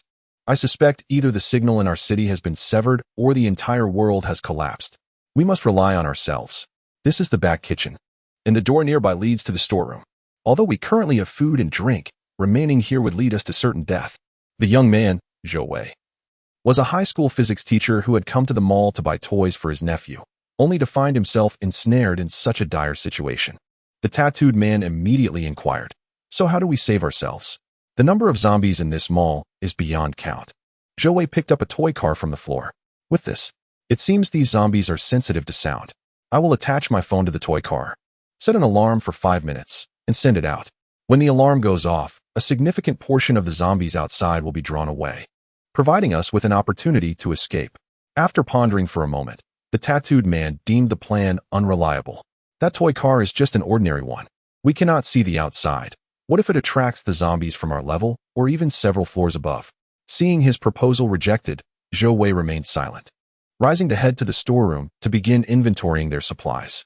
Although the drinking water had not yet been contaminated, the poor soundproofing of the area meant that the noise from the faucet might also attract the zombies. Currently, there was electricity, and the provisions in the freezer could sustain 3 people for a month. However, if the power were to go out, the situation would become uncertain. Meanwhile, in the security room on the basement floor, Qing silently turned off the mall's surveillance cameras and began to explore the upper levels. The day of the zombie outbreak happened to fall on a weekend. What was once a bustling mall was now a playground for the undead, their numbers staggering beyond belief. Qing, however, remained unfazed. He strode leisurely amidst the horde of zombies, his large cleaver glinting ominously in the dim light. The filthy undead were utterly oblivious to his presence, allowing him to navigate their ranks with ease.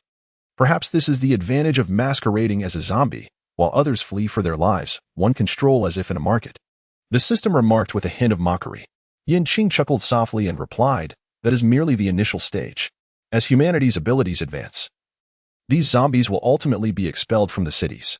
By the time the original host was killed, 5 major military bases and numerous private ones had been established across the nation. Subsequently, the authorities regained control over several 3rd and 4th-tier cities. Among the plethora of private bases, the Dawn base stood out as the most formidable, and the man responsible for the original host's demise was none other than Zhang Baifei, the eldest son of the base's leader. He was surrounded by a loyal entourage, ruthlessly slaying zombies while frequently encountering stunning beauties eager to offer opportunities. One of whom was Jiang Yuanyuan.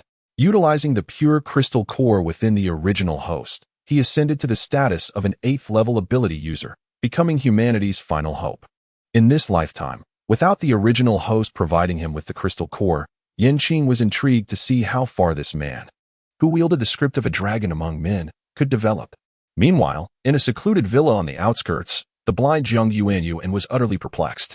Sitting on the sofa, she anxiously gnawed at her fingers. How could Qing, who was supposed to appear near the villa by noon, have vanished without a trace?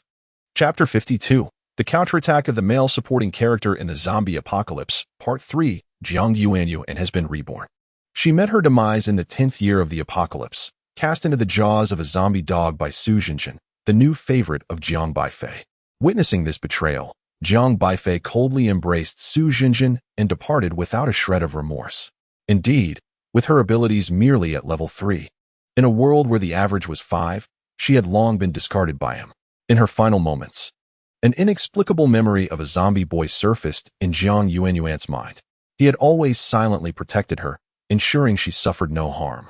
Enduring the agony of backlash to heal her eyes, Jiang Yuanyuan's parents had passed away early, leaving her a villa and some shares.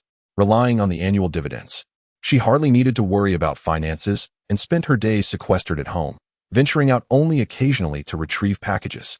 On the day the zombies emerged, she remained oblivious to the chaos outside, as the villa, situated in the suburbs, was yet to be overrun. While on her way to collect a parcel, she encountered the original owner of her body. Mistaking him for a mute and homeless, she inexplicably brought him back to the villa. Subsequently, after inadvertently leading to the demise of the original owner, Jiang Yuanyuan became involved with Jiang Baifei. Initially, he found her somewhat intriguing, and they indulged in a fleeting romance. However, this bliss was short-lived, as Jiang Baifei soon grew weary of her, eventually forgetting her existence entirely. To him, beauty was a trivial commodity, and he was surrounded by numerous enchanting companions. Without Qing's protection and burdened by her low-level abilities, Jiang Yuanyuan quickly experienced the harsh realities of human nature. Facing bullying from all sides, unable to accept her fate, she found herself competing relentlessly with Jiang Baifei's other admirers. Yet, how long could she remain a mere plaything? Regret consumed her for having chosen the wrong path. Now, reborn with her wood-based abilities at level 3 and a healthy body, she returned to this world anew. In the 10th year of the apocalypse, such abilities seemed insignificant. However, in the early days of the outbreak, when the zombies were still weak and most had yet to awaken their powers, even level 3 abilities could be formidable. Was this the heaven's way of allowing her to atone for the boy? With hope for their reunion, Jiang Yuanyuan arrived at the parcel station where they had first met. She waited there throughout the afternoon, defeating several zombie guards, yet the boy remained elusive. Could her rebirth and the eradication of nearby zombies be the reason for his absence? Perhaps fortune would favor her in the future. For now, her priority was to enhance her strength, with the ultimate goal of confronting Jiang Baifei. To eliminate him and seize all his future opportunities, along with Su Jinjin. They both must perish. At the shopping mall. In front of the claw machine at the arcade, Yin Qizheng was intently maneuvering the mechanical claw. He had thoroughly plundered the nearby jewelry store. Yet he deliberately steered clear of the outdoor shop on the top floor. There, the presence of survivors lingered. Yin Qing intended to distance herself from humanity. Aspiring to be a free spirit, or rather, a zombie. Engaging with humans would inevitably plunge her back into their chaotic entanglements. A fate the original owner of her body sought to avoid. The original owner yearned for a life of indifference, and so she embraced it wholeheartedly. The cacophony emanating from the arcade drew nearby zombies, yet upon recognizing their own kind, they swiftly retreated. At that moment, a diminutive toy remote-controlled car appeared at the arcade's entrance, tethered to a mobile phone that emitted a faint glow.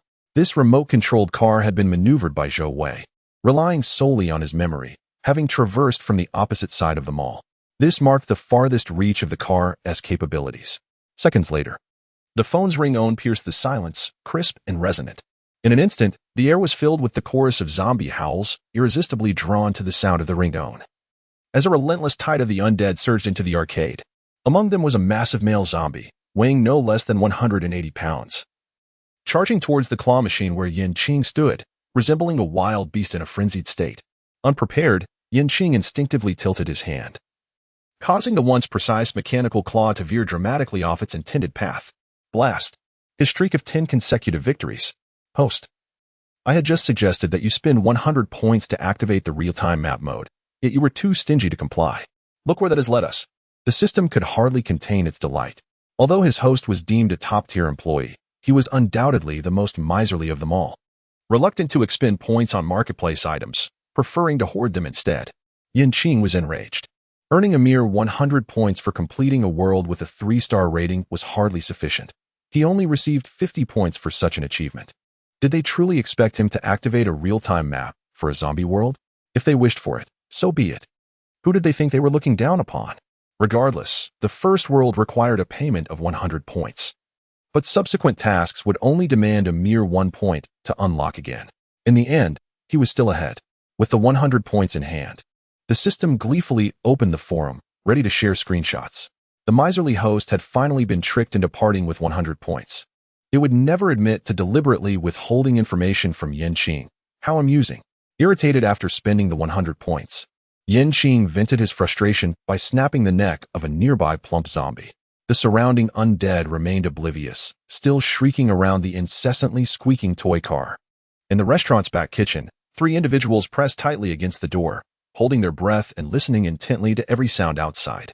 The previous sporadic groans of zombies had now vanished entirely. The silence was unnerving. It seemed their plan had worked. The horde outside had dispersed. Zhou Sheng whispered in relief, a glimmer of joy on his face.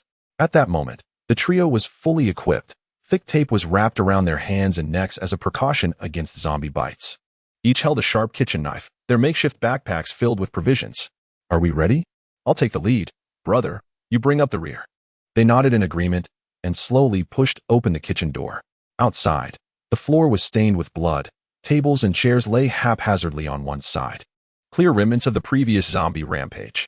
They cautiously stepped out of the kitchen, making their way down the stairwell towards the safety stairs on the basement level. The zombies had congregated in the arcade, leaving this area eerily quiet.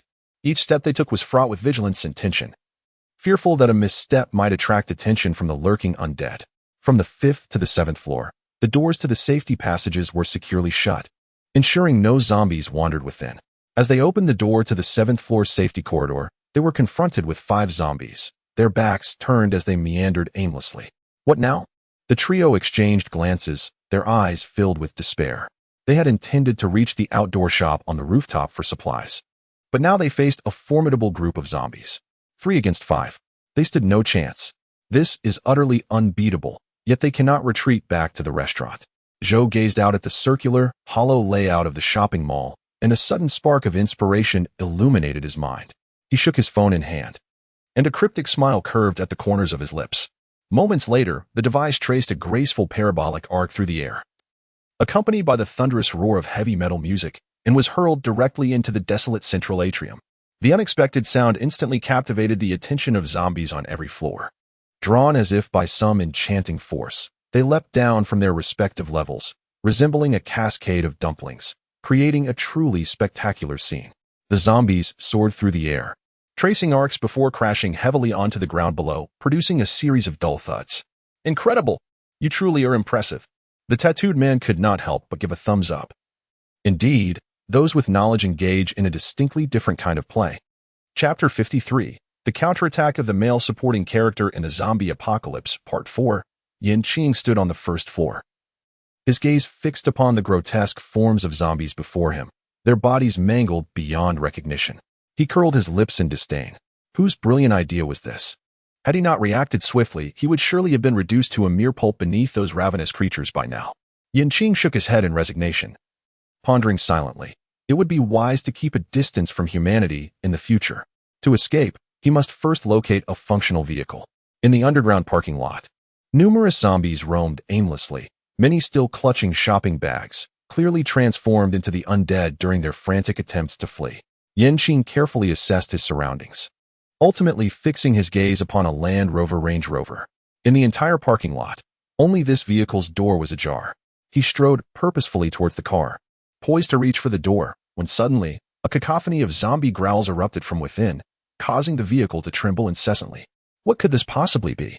A wave of unsettling thoughts surged through Qing's mind.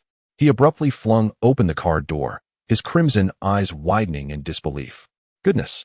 In broad daylight, there was a pair of zombies, a man and a woman, engaged in a grotesque display within the vehicle. Is this how the people in the city entertain themselves? Qing quickly regained his composure, secretly relieved that he had not sat down directly moments ago. He glanced around and swiftly grabbed a piece of clothing from the side, tossing it towards the pair of undead figures in an attempt to obscure the ghastly scene. However, the zombies paid no heed to his efforts, continuing their mindless behaviors unabated. Qing let out a sigh and immediately unleashed a level 5 zombie pressure, causing the two zombies to scramble out of the vehicle in sheer fright. Qing spent the entire day driving to the border between Haisher and Su Province. He opted not to take the highway, instead plunging deep into the mountains, intending to depart Haisher via the meandering trails within. He was not alone in this decision. Many others had come to realize that the highways would undoubtedly be choked with traffic, potentially transformed into a veritable paradise for the undead. Thus, Qing occasionally encountered other fleeing souls within the mountains. Having just dealt with two men who had attempted to rob him, he then stumbled upon a family of 3. They were resting on the ground, 2 enormous hiking backpacks piled behind them. Upon seeing Qing wielding a bloodstained machete, the couple sprang to their feet in unison, instinctively shielding their child behind them. The little girl, appearing to be around 3 or 4 years old, peeked out cautiously from behind her parents. Qing merely nodded at them before continuing on his way. Noticing that Qing was alone and his backpack appeared rather deflated, the man mustered his courage to approach and offered him a bottle of water. Hey, young brother, are you heading to Su Province as well? If you have an extra bottle, you can fill it up at the spring behind us. There's a natural mountain spring that is quite refreshing. At this moment, the people had not yet been entirely consumed by fear and despair. They still retained a semblance of kindness and compassion. However, in a few months, should they encounter similar circumstances, they would likely choose to turn a blind eye. After all, in conditions of extreme scarcity, safeguarding oneself and one's family becomes the paramount concern. Qing halted his steps, accepting the water from the man's hand, and then retrieved 3 packs of instant noodles from his backpack, offering them to the group. After all, he could not discern the taste, so it was better to share with the kind-hearted souls. No, it's merely a bottle of water. We will be fetching more from the back shortly, so there's no need for trouble. The man waved his hand, hastily declining the offer. He merely perceived Qing's solitary figure as somewhat pitiable and wished to assist the young man. Qing did not persist. She merely placed the instant noodles on the ground and departed without looking back. In the forest, many creatures have yet to fall victim to the encroachment of zombies. That evening, Qing stood atop the mountain, absorbing the thin spiritual energy that surrounded her.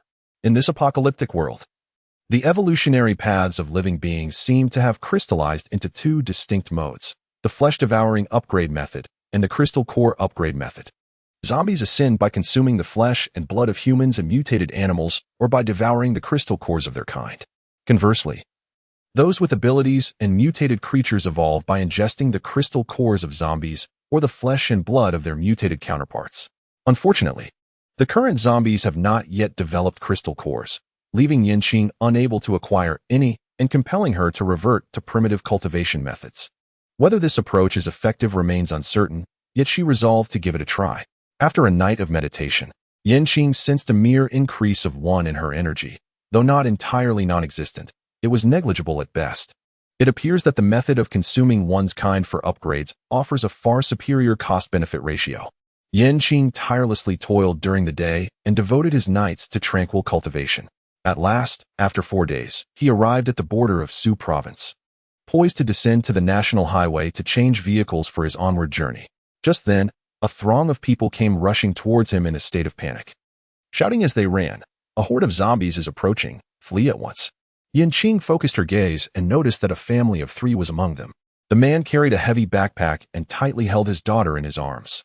Suddenly, a thud echoed as the woman tripped over the uneven ground and fell heavily.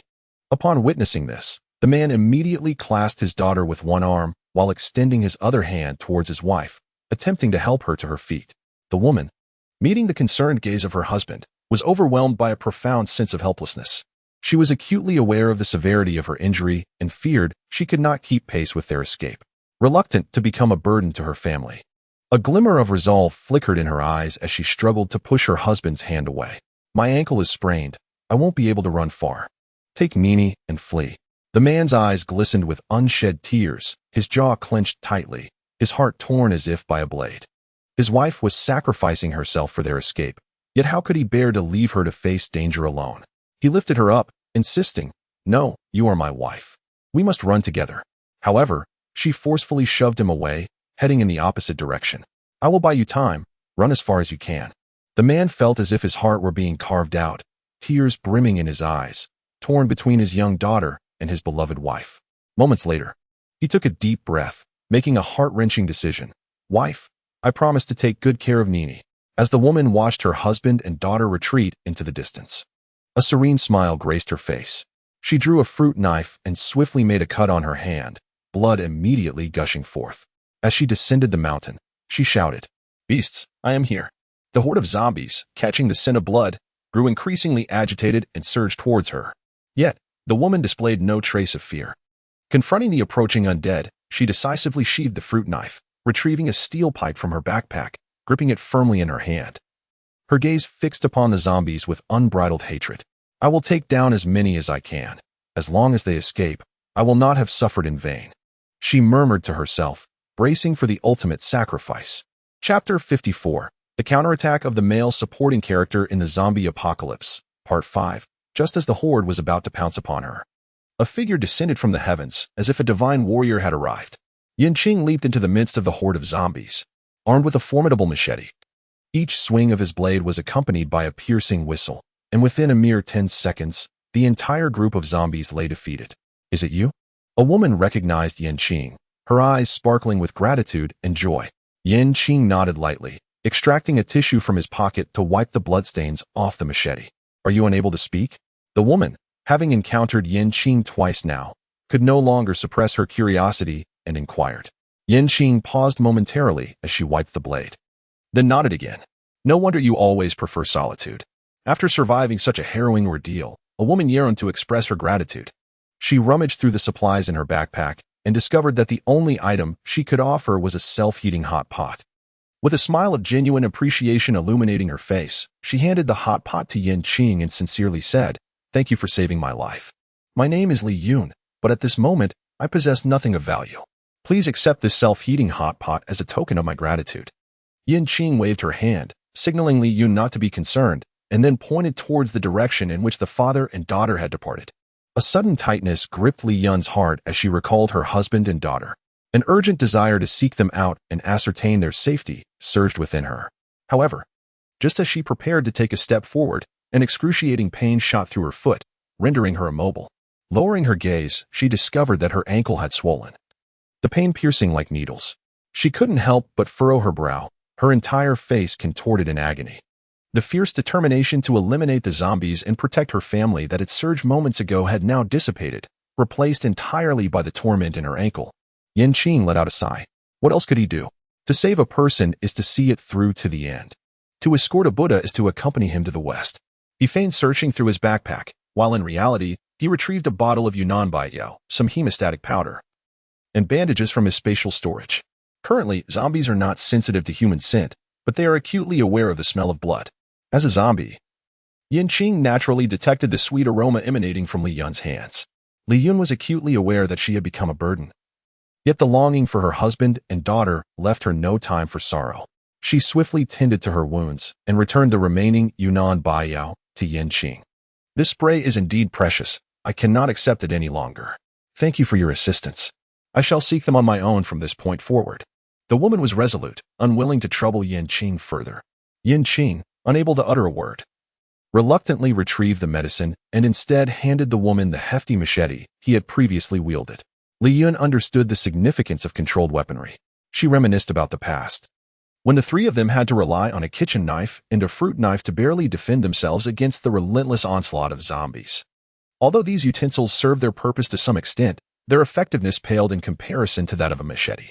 Thus, when Qing presented the formidable weapon, Li Yun graciously accepted it without pretense. As she grasped the knife, the weight of it imbued her with a profound sense of security. She expressed her gratitude once more and limped up the mountain. Following this incident, Qing resolved to invest an additional 10 points to enhance the system's real-time map with a biological display feature. He aimed to avoid further interactions with humanity. Almost instantaneously, the changes on the map became visible, with myriad colored dots twinkling like stars, each hue symbolizing a different form of life. Qing occupied a position marked by a gray symbol, signifying his identity as a zombie. Adjacent to him was a small green dot representing Li Yun, who was moving slowly towards a cluster of nearby green dots. These green dots symbolized human beings. However, among this cluster of green dots, 2 yellow dots stood out conspicuously, indicating the emergence of individuals with extraordinary abilities. In just a few days, the appearance of such gifted beings suggested an astonishingly rapid transformation in the world. The system exclaimed in surprise, seemingly struggling to comprehend the situation. Humanity had always been favored by the natural order, despite the current dominance of zombies. It was evident that in the end, humanity would reclaim its position as the true sovereign. Ordinary zombies weaken and may perish without sustenance, while humans possess boundless creativity and adaptability. When faced with scarcity, they cultivate the land. When land is unavailable, they explore hydroponics or other innovative methods. Their intelligence and resilience are unmatched by the undead. Qing paused momentarily before continuing. Indeed, humanity is not without its vulnerabilities. Their insatiable desires often serve as the catalyst for wars and internal strife. The original host's aspiration was to wander freely, grounded in the solitary contemplation of one's own existence. However, as he has transformed into a zombie, he is irrevocably aligned with a different faction than humankind, an existence that demands either a struggle for survival or a cohabitation in peace. Yet, as the host, you have chosen to embody the lone wolf, refraining from elevating the undead to a higher plane or collaborating with humanity. The system finds it difficult to comprehend Qing's current approach. Previously, he would have undoubtedly sought to establish a realm for the undead. Qing chuckled softly, recognizing that the original owner's aspiration was to travel the world, not to become a zombie monarch. Even a salted fish has its own way of living, treating this scenario as an extended vacation. As for leading the undead towards a brighter future, that was a matter for the Zombie King, entirely unrelated to someone like him who merely sought to explore the globe. Meanwhile, the residents of Haishur had collectively gone missing. Yet no official media outlet reported on this unsettling development. The public sensed an unusual odor in the air, and although online discussions about the matter were prohibited, the power of the curious masses was formidable. With official channels suppressing any mention of it, the populace resorted to using code names. On a gaming forum, a post swiftly ascended to the pinnacle of trending discussions, unraveling the mystery behind Yang's disappearance. I am an obscure gaming content creator, frequently teaming up with fans, one of whom was a devoted follower named Yang. One day, while engaged in a gaming session with him, he suggested taking a break to hydrate. Suddenly, he exclaimed a profanity, alerting me to the presence of several suspicious individuals in his neighborhood, behaving erratically like rabid dogs. He mentioned that graphic images and videos were circulating in a community chat group, being quite intrigued by gossip and sensational news. I eagerly urged Yang to share the material with me. He agreed, but mentioned that he had to retrieve a food delivery that was knocking at his door. Moments later, however, a piercing scream erupted from his end, and then silence enveloped the connection. After a while, the game abruptly disconnected. And despite my attempts to reach Yang, there was no response. Thus, I began to suspect whether a zombie crisis had erupted, or perhaps a riot of some sort, prompting the authorities to maintain silence. Note: as I habitually record my gaming sessions, I captured everything in its entirety. If you doubt my account, you may download the video for verification. Aside from the game's title being obscured, no other modifications were made. Initially, everyone regarded it as mere entertainment, until a tech-savvy user dissected the video, amplifying the sound of Yang opening the door. This analysis unveiled an unusual audio waveform, which, when extracted, bore a striking resemblance to the sound of his family's husky gnawing on a meat bone. This revelation ignited a considerable uproar on the forum, and as discussions deepened, more insiders began to come forward with revelations. My cousin, who attends university there, suddenly sent me an image reminiscent of a scene from Resident Evil, cursing the institution for allowing such a film crew to invade the campus and disrupt the environment. A once pristine tree-lined path had been sullied by the crew's various tomato sauces and props. Reflecting on the poster's words, the more I pondered, the more I sensed that something was amiss. The son of my neighbor was employed there. Before losing contact, he was still calling his parents, mentioning that a brawl had erupted on the street ahead, with a throng of people rushing towards their direction. After that, there was no further communication. This post subsequently transformed into a document, circulating widely in various gossip groups. An increasing number of individuals online are demanding an explanation from the authorities. Chapter 55. The Counterattack of the Male Supporting Character in the Zombie Apocalypse. Part 6. Sioux City, Suburbs. Qing set out early in the morning, armed with a fishing rod and an array of fishing gear, making his way toward the riverbank. The map indicated that this area was sparsely populated. However, as Qing approached the water's edge, he was taken aback by the sight of numerous individuals seated in a row. This group had indeed risen at an astonishingly early hour. Qing found an available spot, settled himself, set up his fishing chair, and began to fish. A cloth pouch hung from his chest, occasionally emitting the soft mews of a kitten. This was a cat that Qing had discovered in the suburbs. Whenever he entered the animal's perception, they would scatter in fright, like startled birds, fearing that a moment's carelessness would render them his prey. Yet, this little kitten wobbled its way toward Qing. Qing has a fondness for cats and dogs, yet he never readily adopts them. After all, he has the potential to live for a remarkably long time, while the companionship of cats and dogs is fleeting, lasting just a few years. There is, however, one exception: when the animal becomes attached to him. Qing relished the serendipitous nature of their encounter. After he offered the kitten some goat milk powder, it gently nuzzled against the back of his hand and nestled at his feet, refusing to leave. With no other choice, he decided to keep it. This was also the reason he had ventured to the riverbank early in the morning. Throughout the morning, Qing sat by the river, fishing, while the kitten slumbered soundly in his bag. Suddenly, a startling announcement was made. The country had confirmed the emergence of zombies in Haishur, and there was a possibility of various zombie animals appearing, particularly zombie rats and birds. One of his fellow anglers glanced at the news in his hand and immediately rose to his feet. "Brotherly, perhaps we should leave? If any zombie animals show up, our efforts would be in vain." The middle-aged man nearby showed no inclination to stand. "Brotherly, are you not leaving?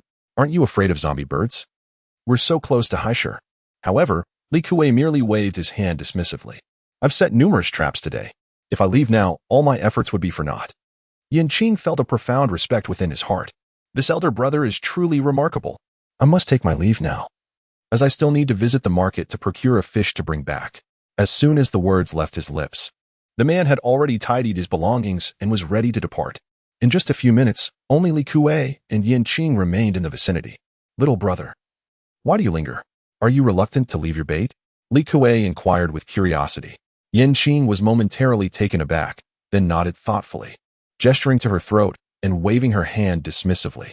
Li Kuei understood her implication and quickly offered his apologies, expressing his regret for encountering a fishing companion who could not speak for the first time, and he hoped for her understanding should he have inadvertently caused any offense. Qing continued to wave his hand. The two resumed their fishing, occasionally exchanging a few words. They fished for an entire afternoon. Suddenly, Li Kuei's phone, resting in his pocket, began to vibrate. Dear, I'm not fishing. I'm out shopping. Hasn't the government publicly disclosed the reason for the disappearance of Haisher? I'm stocking up on supplies at home, and you should hurry and buy some provisions as well. Get plenty of salt and sugar, especially sugar. It's quite precious. Yin Qi, is this the realm of fishermen? A fisherman never returns empty-handed. Yet I am not fishing. After a while, Li Kuei ended the call with his wife and promptly sent a message to his assistant. Ensure you procure supplies for 3 months and store them at home. Do not let my wife discover that I am fishing. Alas, having a wife at home is akin to possessing a priceless treasure. With a sigh, Li Kuei murmured this sentiment before he began to gather his belongings in preparation for departure. Young brother, make haste to return home. The wilderness may not be safe now. Exercise caution, Li Kuei advised Yin Qing before he left. Yin Qing, I am but a zombie. Who do I fear? Once the man departed, an utter silence enveloped the surroundings. Meow meow, the little kitten awakened, lazily stretching its limbs before leaping out of the bag and nuzzling into Yin Qing's embrace. Yin Qing lowered his head, his eyes brimming with affection and tenderness. He gently caressed the small head of the calico cat, savoring its sparse yet soft fur. Though the kitten was frail in stature, its eyes sparkled with vitality and brightness. Under the gaze of those enchanting eyes, a long-neglected softness within his heart seemed to be gently stirred. He meticulously prepared the freshly caught fish, slicing it into small pieces before offering it to the kitten. The little feline stood on the ground nearby, relishing the meal, intermittently emitting contented purrs.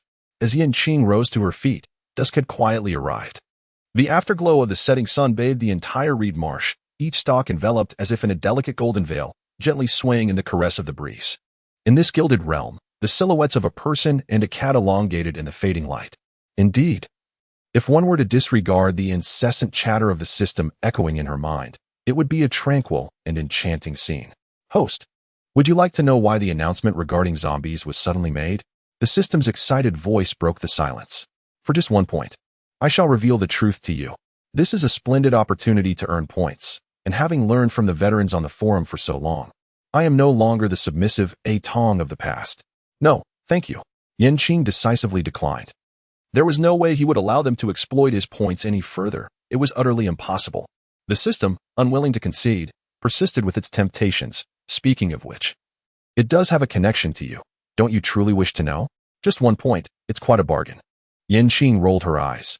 You speak as though these points were earned by you. A single cent holds value. Does that not render my 1 point significant? Given the vast differences between this life and the last, it certainly implies that someone must have been reborn. I have grown accustomed to it.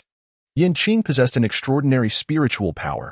Whenever the heavenly principles of the small world detected his reincarnation as a villain or a significant figure, they would often orchestrate the rebirth of characters associated with him. However, for Yin Qing, his sole desire was to fulfill the original owner's wishes. As long as the trajectory of the plot did not conflict with those wishes, he would not hastily alter it. Of course, if the protagonist were to provoke him, then someone would surely face dire consequences. Noticing how quickly Yin Qing had discerned the outcome, the system was about to offer a feeble defense when it noticed another individual approaching, prompting it to momentarily silence itself. Hey, young brother. I still feel uneasy leaving you alone. This is a steel pipe I typically use for self-defense. I'm giving it to you for protection. The newcomer was none other than Li Kuei. As he placed his fishing equipment into the trunk, he noticed the steel pipe resting off to the side. It was an item he carried for safety during his nocturnal fishing excursions, especially since he sometimes fished near grave mounds and needed something for protection. During their earlier conversation, he had discovered that this young man was mute and was dressed quite warmly, yet for reasons unbeknownst to him, Li Kuei felt a deep affinity towards him. His instincts had always been remarkably accurate, and this inexplicable sensation had previously spared him from several investment scams. As he had aged, he found himself yearning to cultivate benevolent connections. Thus, Li Kuei returned to his original position and presented the steel pipe to Yin Qing. Yin Qing, feeling disinclined to refuse, resigned himself to the situation.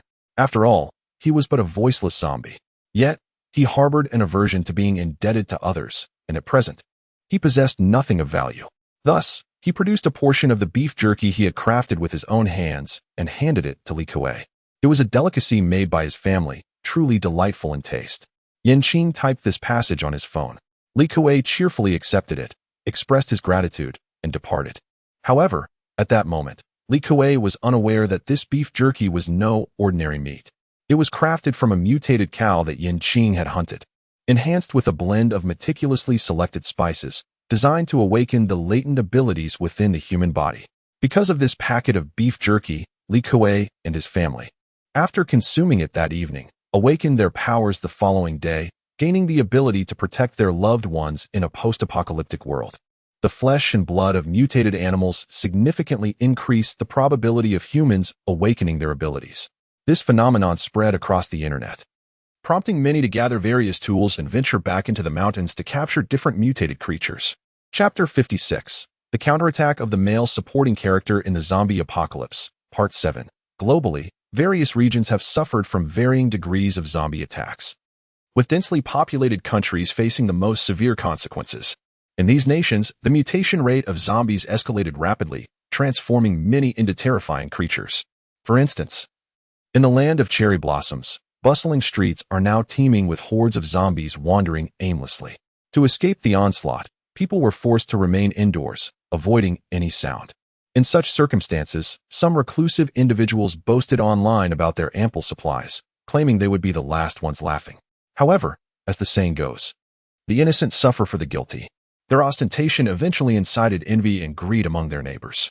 After all, it was common knowledge that those who secluded themselves at home tended to hoard supplies, and the sanctuaries these individuals took pride in ultimately became their tombs. In contrast to the chaos unfolding abroad, Huawei swiftly adjusted its strategies, urging the populace to report any attacks from unidentified creatures promptly. Most citizens responded positively to the government's call. However, a minority spread conspiracy theories, attempting to disturb the public's peace of mind. Some eccentric streamers, in pursuit of online fame, took the reckless risk of live streaming from the outskirts of Haishur, only to encounter zombies. Among them, some tragically turned into zombies, while a fortunate few successfully awakened their abilities. The emergence of these empowered individuals ignited a sense of adventure in the hearts of many, prompting a surge of people eager to flock to Haishur. Naturally, in response to this situation, the government promptly reinforced its strategies, strictly controlling the movement of individuals in and out of the surrounding cities. Nevertheless, with the continuous appearance of zombie animals across land, sea, and air, such measures could only temporarily slow the spread of the biothreat. As Qing wandered the streets of an ancient town in Jiangnan with a kitten in tow, the once lively and bustling alleys now lay in eerie silence, populated solely by wandering zombies. The entire town had been besieged by a swarm of zombie birds, with most inhabitants transformed into the undead. He sheltered beneath an umbrella, leisurely traversing the cobblestone paths amidst the deathly stillness. Upon passing a guest house, he noticed the zombies were particularly agitated. The guest house, designed in the classic Hui architectural style, stood only 2 stories high. Zombies surged toward the entrance, with some clawing at the door and emitting guttural cries. Through the cracks of the door, Qing caught a faint whiff of fresh cream. He glanced at the real-time map and noted that apart from a few green dots near the mountains, the only remaining sign of life within the ancient town was a yellow dot indicating the guest house. This signified that only one empowered individual resided there, and they were injured. Living alone, as long as one could endure the solitude, there would be no need to worry about supplies. Moreover, the ability to fend off so many zombies suggested that this individual possessed considerable skill. In the struggle for existence, only the fittest survive. There will always be individuals who manage to thrive even amidst the world's tumultuous transformations. Qing did not pause in his stride. Instead, he made his way to the stone bridge in the town, intending to catch some fish for Ahua. Indeed, in a moment of whimsy, he had named the 3-colored cat Ahua. On the second floor of an inn, a boy who appeared to be around 17 or 18 years old was secretly gazing at Qing, utterly astonished. His unique ability of perception revealed to him that the man fishing under the umbrella was, in fact, a formidable zombie. But who could explain to him why this zombie was cradling a small kitten? Moreover, the zombie was fishing to feed it. Is this what they call a situation where a human is outshone by a cat? How infuriating. Qing sensed the gaze upon him but did not dwell on it. They maintained their own boundaries as long as they did not provoke him. This is a town that has not yet fully embraced commercialization, with its primitive charm remarkably preserved. Qing was quite enamored. He decided to extend his stay for a few more days. As night fell, Qing chose a quaint guest house nestled within a bamboo grove as his refuge.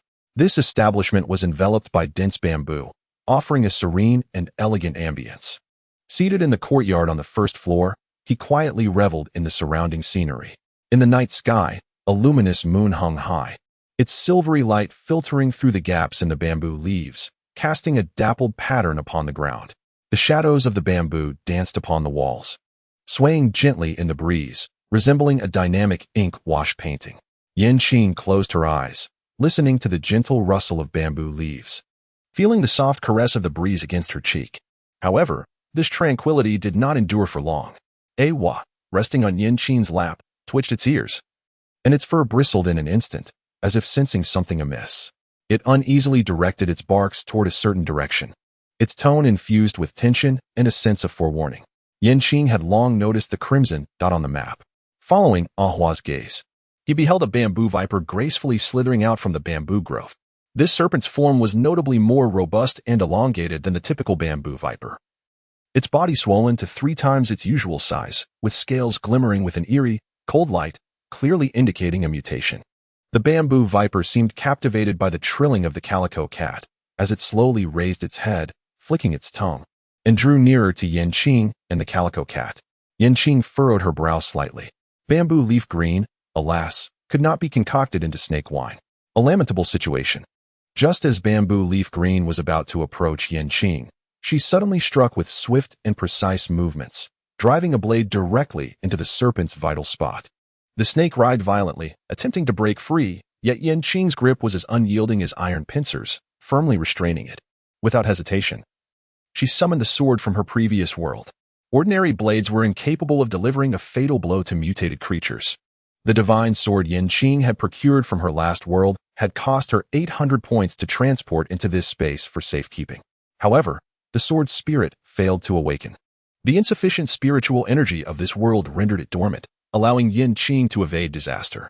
In her previous world, throughout the 24 hours of the day, De Zhuang had primarily occupied himself with various fan fiction novels, commenting on them as he read, lamenting the folly of romantic notions, warning his master not to emulate the male protagonists, who often ended up in dire predicaments. The incessant critiques of the novel's plot were overwhelming. It was all quite unbearable. Contemplating this, Qing leapt gracefully into the air, wielding his sword to sever the serpent's head.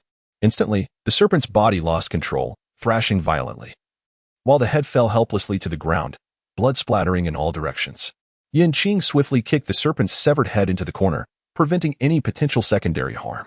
Meanwhile, intrigued by the unexpected trophy, Ahua attempted to approach for a closer inspection, only to be promptly restrained by Qing.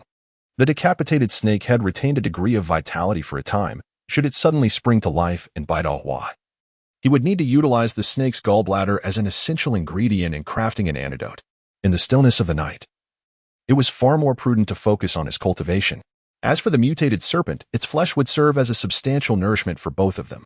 Cooked serpent meat, paired with the beef jerky meant for Ahua's dental needs, might just elevate her to the ranks of mutated creatures. Without further ado, they set to work. Qing entered the house to prepare a pot of boiling water. This quainton utilized a traditional earthen stove. As Qing stoked the fire, ready to tend to the snake meat outside, he noticed Ahua squatting beside the snake meat. Her small face contorted in concentration as she seemingly exerted all her strength to gnaw at a piece of the flesh. Despite her usual petite and endearing demeanor, with a single bite, she managed to tear off a substantial chunk of the snake meat. Upon witnessing this, Qing could not help but burst into silent laughter, emitting a classic zombie-like ha-ha sound that startled Ahua, causing her to fall to the ground. A few seconds later, realizing that the peculiar chuckle had originated from Qing, she hurriedly scurried over, clutching the piece of meat, and trotted playfully to his side. Subsequently, she astonished him by spitting the bitten snake meat at his feet. Qing was momentarily taken aback as he gazed at the snake meat lying at his feet, then shifted his attention to Ahua's eyes, brimming with anticipation. Was this an offering of meat for him? A warmth enveloped Qing's heart, and a sense of pride, akin to the blossoming realization of having a daughter, surged within him. He gently crouched down, tenderly caressing Ahua's head, his crimson eyes brimming with affection and satisfaction. After engaging in playful moments with Ahua, Qing picked up the snake and entered the kitchen, adeptly preparing the snake meat. Meanwhile, Ahua obediently lay beside Qing's feet, occasionally emitting soft whimpers, as if playfully seeking his attention and hoping for a morsel of food. The system discreetly captured this heartwarming scene and surreptitiously uploaded the photograph to the system forum. Qing led a leisurely existence in the quaint town, often taking his small cat for strolls and occasionally fishing by the riverside. His lifestyle elicited a mix of envy and resentment from Yaoi, who, despite his daily ventures in search of supplies, never worrying about sustenance, felt his life paled in comparison to that of a cat cared for by a zombie. Indeed, Yaoi was the young man residing in the guest house. Frequently, he would hide on the second floor, peering down at Qing as he fished. Whenever a fish eluded him, Yaoi would exclaim in gleeful mischief. Should Qing become aware of his presence, his demeanor would surely erupt. One morning, as Yaoi stealthily descended from the rooftop in pursuit of supplies, he witnessed an even more audacious scene. Qing nonchalantly traversing a horde of zombies, wielding a hoe. How fortunate you are, he thought bitterly, filled with resentment. Why had he not awakened the power to shield himself from zombies? After several days of relentless rain, the sun finally graced the sky, prompting Qing to venture into the mountains to hunt for mutated creatures and gather some bamboo shoots. Ahua, his feline companion, trailed leisurely behind him. No longer the clumsy, needy kitten, Ahua had grown to a size comparable to that of an adult Labrador. However, this increase in stature also came with a significant rise in appetite. The once sufficient small bowl of cat food was now inadequate, and Qing found himself resorting to a large metal basin for feeding. Observing the dwindling supply of cat food filled Qing with melancholy. If he did not procure some meat from mutated animals soon, the remaining cat food would soon vanish. A more pressing concern loomed. Ahua was still in its juvenile phase. Would it grow to the size of a leopard upon reaching adulthood? With this thought, Qing sighed deeply, gazing down at Ahua, who was affectionately rubbing against his pant leg, eyes brimming with innocence and dependence. What else could he do? As the caretaker of this little feline, he was bound to fulfill his responsibilities. Consulting the real-time map, Qing swiftly pinpointed several nearby red markers as targets for his hunting expedition. After a morning of relentless effort, he and Ahua successfully captured 3 mutated rabbits and 1 mutated goat. Just as he intended to return to the guest house with Ahua, the sound of a vehicle echoed from down the hill. Was it a rescue team come to clear the zombies? Qing found a vantage point atop a broad treetop and quietly crouched down. He gazed down at the bustling figures below, where a group had descended upon the small town. They were engaged in the frantic hunt for zombies, their movements chaotic and disorganized, lacking a discernible path, and their coordination appeared rather clumsy. Armed with a variety of weapons, they swung long blades and utilized their unique abilities to combat the horde of undead. This group seemed far from a formal unit. Rather, they resembled a haphazard assembly of mercenaries. It was likely they aimed to seize the town as a sanctuary. Given that people had arrived in the town, it would be wise to maintain a safe distance. Qing descended from the tree and beckoned Ahua to leave the small town from the hillside. As for their destination, Qing intended to first venture into an area teeming with zombies to ascertain the presence of second and third tier undead. Currently, he stood at the pinnacle of level 5 and required a substantial number of zombie crystal nuclei to ascend to level 6. The region with the highest concentration of zombies nearby was in Chun City, devoid of any safe zones, making it an ideal location for him.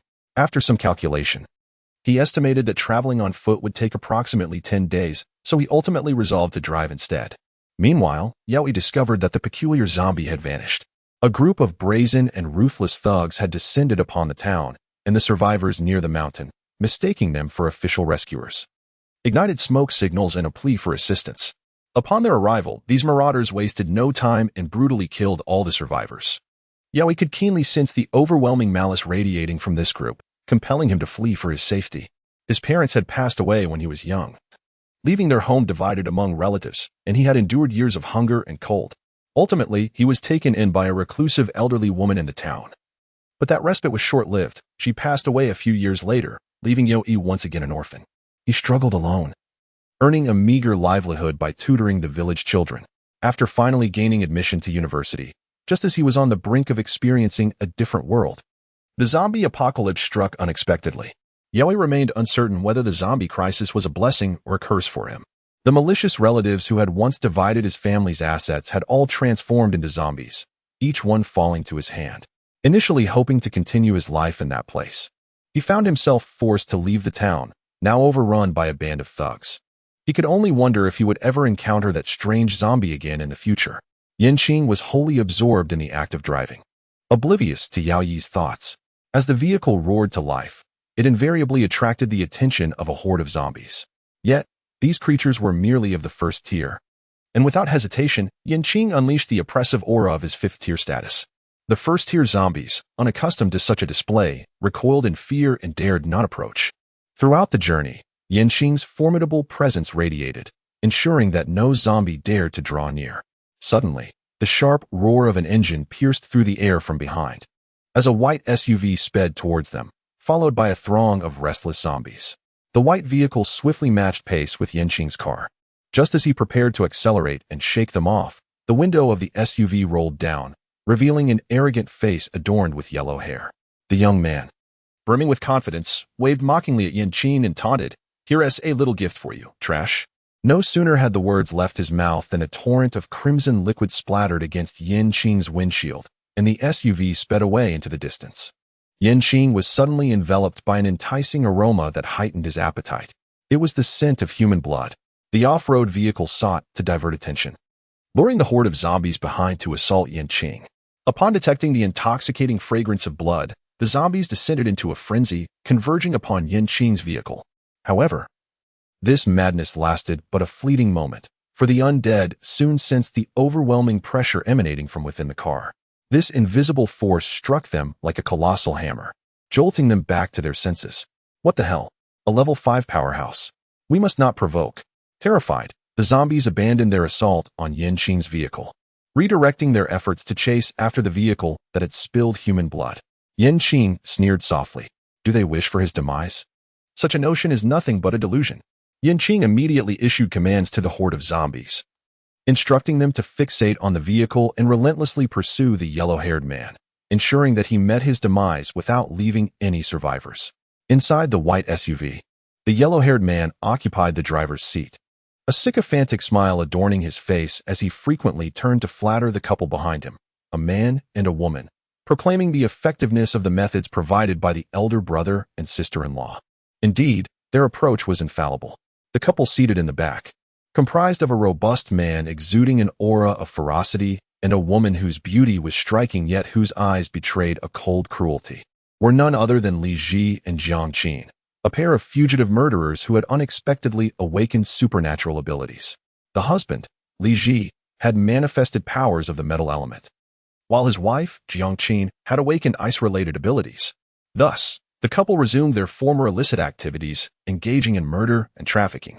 Initially, the yellow-haired man was merely a petty thug, yet upon witnessing the couple wield their powers to gruesomely eliminate others, a profound admiration burgeoned within him. Eager for protection, he unhesitatingly aligned himself with this formidable duo, becoming their devoted lackey. At that moment, they were deliberating their next destination when the chilling roars of the pursuing zombies reached their ears. Alarmed, the yellow-haired man turned hastily, only to behold the horde of zombies closing in, each one roaring as they charged toward them. Frustration boiled within him as he exclaimed, "Damn it! How can it still be that same group of zombies? Was that guy so weak? Devoured in less than a minute?" Chapter 58. The counterattack of the male supporting character in the zombie apocalypse. As the zombies drew nearer, the yellow-haired man urgently urged the driver to accelerate. Yet, no matter how swiftly they drove, the relentless horde remained hot on their heels, even multiplying in number. Li Ji and Jiang Qin had exhausted their powers and could only manage to create a mere few meters of distance between them and the undead.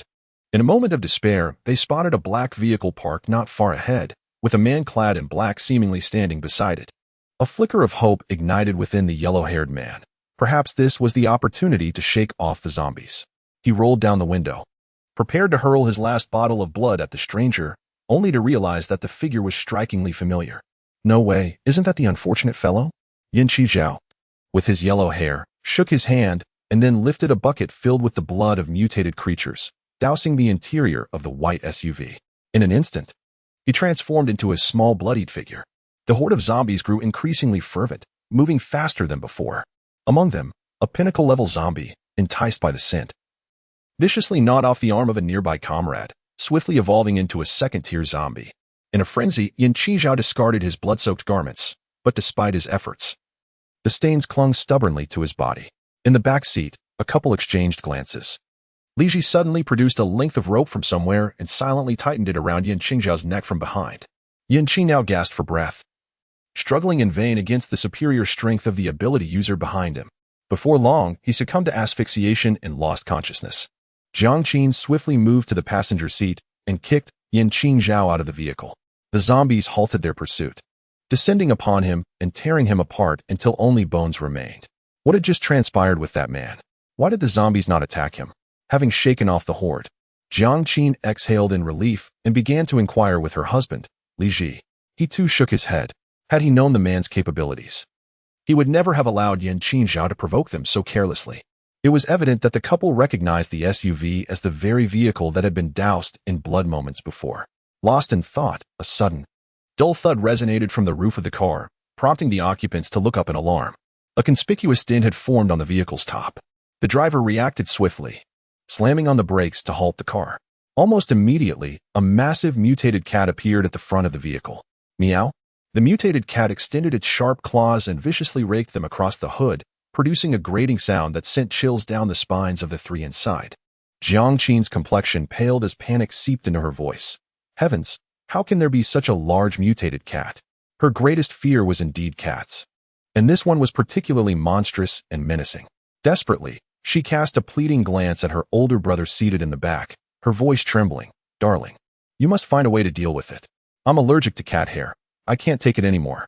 Li Ji, whose abilities had yet to recover, found himself no match for the mutated creature. As he observed his wife's growing distress, a glint of cruelty flashed in his eyes. He produced another length of rope and swiftly tightened it around Jiang Qin's neck. Caught off guard, she felt a wave of suffocation wash over her. She struggled with all her might, but her strength paled in comparison to her husband's, and soon she lost consciousness. Delin, hurry and drive. I'll toss Jiang Qin out. If she survives, we both perish, Li Ji urged, slipping into the passenger seat and instructing the driver to accelerate. Just as his hand grasped the door handle, an ice pick suddenly materialized and struck him violently on the temple. Ah! Li Ji let out a pained cry. Instinctively raising his hand to cover the wound, blood instantly seeping through his fingers, staining his palm crimson. He looked in bewilderment at the interior of the car. Jiang Qin, who had previously been unconscious, had awakened, her eyes brimming with hatred. You wish for my demise. Then you shall perish first. Jiang Qin had always been wary of Li Ji, having long discerned his selfish nature. In her eyes, a person like Li Ji would forever prioritize his own interests, utterly indifferent to the lives of others, even if she were his wife. Thus, whenever she unleashed her powers, she would deliberately retain a portion of her strength, just in case. Once more, Jiang Qin unleashed her abilities, summoning a colossal ice spear that ruthlessly pierced towards Li Ji's chest. The weakened Li Ji had no time to evade it. The spear penetrated his chest, spilling forth a torrent of blood. Coldly, Jiang Qin pushed Li Ji out of the car, her heart devoid of any trace of compassion. He fell heavily to the ground, producing a dull thud that immediately drew the attention of the mutated cat lurking atop the vehicle. The creature nimbly leapt down, advancing towards Li Ji's fallen form, its eyes gleaming with the thrill of the hunt. Lin Ge, the situation is dire. We must hastily flee from this place, Jiang Qin urged the driver anxiously, the scent of blood growing increasingly pungent around them. She understood that any further delay would plunge them into peril. However, the driver did not respond. A flicker of unease crossed Jiang Qin's mind as she slowly turned her head, her eyes widening in shock. To her horror, she noticed 2 ghastly blood spots had appeared on the driver's neck. The driver's head hung low, his body utterly still, seemingly devoid of life. What is happening? Outside lurked the mutated wildcats, and within the vehicle, an inexplicable malevolence thrived. Despair enveloped Jiang Qin. Clenching her lip, she swiftly opened the car door, yearning to escape this terrifying place. Yet, at the moment her feet touched the ground, a searing pain shot through her ankle. She collapsed to the ground, discovering a small, crimson serpent tightly coiling around her ankle. Unlike any venomous snake she had ever encountered, this one possessed 2 heads. One head clung to her ankle with a fierce grip, while the other fixated its gaze upon Jiang Qin. The toxin swiftly coursed through her body, draining her strength and blurring her vision. Ultimately, darkness enveloped her, and she breathed her last. Yan Qing stood at a distance, observing the direction of the off-road vehicle with keen interest. The mutated snake ceased its assault and slowly slithered toward the mutated cat. Beneath the mutated cat's paws lay the heart of an ability user, crushed into a pulp. Unlike ability users, who possess no crystal cores within them, mutated creatures can evolve by consuming the hearts of humans. The two heads of the mutated snake feasted upon the flesh. Once satiated, it deftly climbed onto the back of the mutated cat. The cat emitted a low purring sound and approached Jiang Qing. With a swift motion of its paw and a snap of its teeth, it began to relish the blood-red heart. Intriguingly, the mutated cat and the two-headed snake appeared to share a symbiotic relationship. Qing parked his vehicle at the intersection, awaiting the arrival of the yellow-haired individual, when he noticed two red dots on the map hastening towards his direction. Consequently, he retracted his ominous aura and deliberately splattered the blood of a mutated creature towards the yellow-haired person. He aimed to lure the two aberrant beasts using the occupants of the white SUV, thereby orchestrating a cunning act of treachery. No one could provoke him and escape unscathed. Chapter 59. The Counterattack of the Male Supporting Character in the Zombie Apocalypse, Part 10, who could elucidate for him the absurdity of the situation. He had merely witnessed a performance, yet inexplicably, this mutated feline had taken a liking to Ahua. Ahua was scarcely a few months old, still a mere child. How outrageous. Qing was so exasperated that he scratched his head in frustration. Not far away, Ahua lay languidly on the ground, her eyes half closed. Beside her was the mutated cat, incessantly grooming Ahua's fur with meticulous care. Qing exchanged a glance with the two-headed serpent beside him and, to his astonishment, discerned an expression of resignation in one of its eyes. Could it be that this creature had evolved in two distinct directions? One head embodying might, while the other represented wisdom. Just as Qing was ensnared in contemplation, Ahua rose and approached his feet, mewing softly. It was hungry and yearned for a meal. Before Qing could react, a stray cat beside him nudged Ahua, and then a piece of bloody mutant animal flesh appeared before Ahua. Spatial abilities? Qing suddenly recalled that in the original storyline, a mutated cat and a mutated snake had emerged in the southwestern region. They had claimed dominion over the mountains and had gathered a host of mutated monkeys as their subordinates, forbidding any humans from approaching. Could it be them? Ahua sniffed the meat by her feet, then disdainfully turned her head away, continuing to meow incessantly at Qing. Qing chuckled softly, then gently patted Ahua's little head. It must be said that the tiny head of a cat is simply irresistible to stroke. Qing gently waved her hand, and suddenly a large iron basin appeared before Ahua, filled with steaming hot-boiled meat. The nearby mutated cat and mutated snake were drawn by the enticing aroma, inching closer. Ahua, displeased, emitted a warning sound, forbidding them from approaching. The mutated cat, feeling aggrieved, let out a few soft whines before seizing a bloody piece of meat and retreating to a corner to enjoy it alongside the mutated snake. After the meal, Qing intended to depart with Ahua. However, the mutated cat seemed to take a keen interest in Ahua, following closely by the vehicle, maintaining a careful distance. Ahua sat inside the car, glancing out the window from time to time, casting a pleading look at Qing, as if silently asking, "May we take it along with us?" How to put it?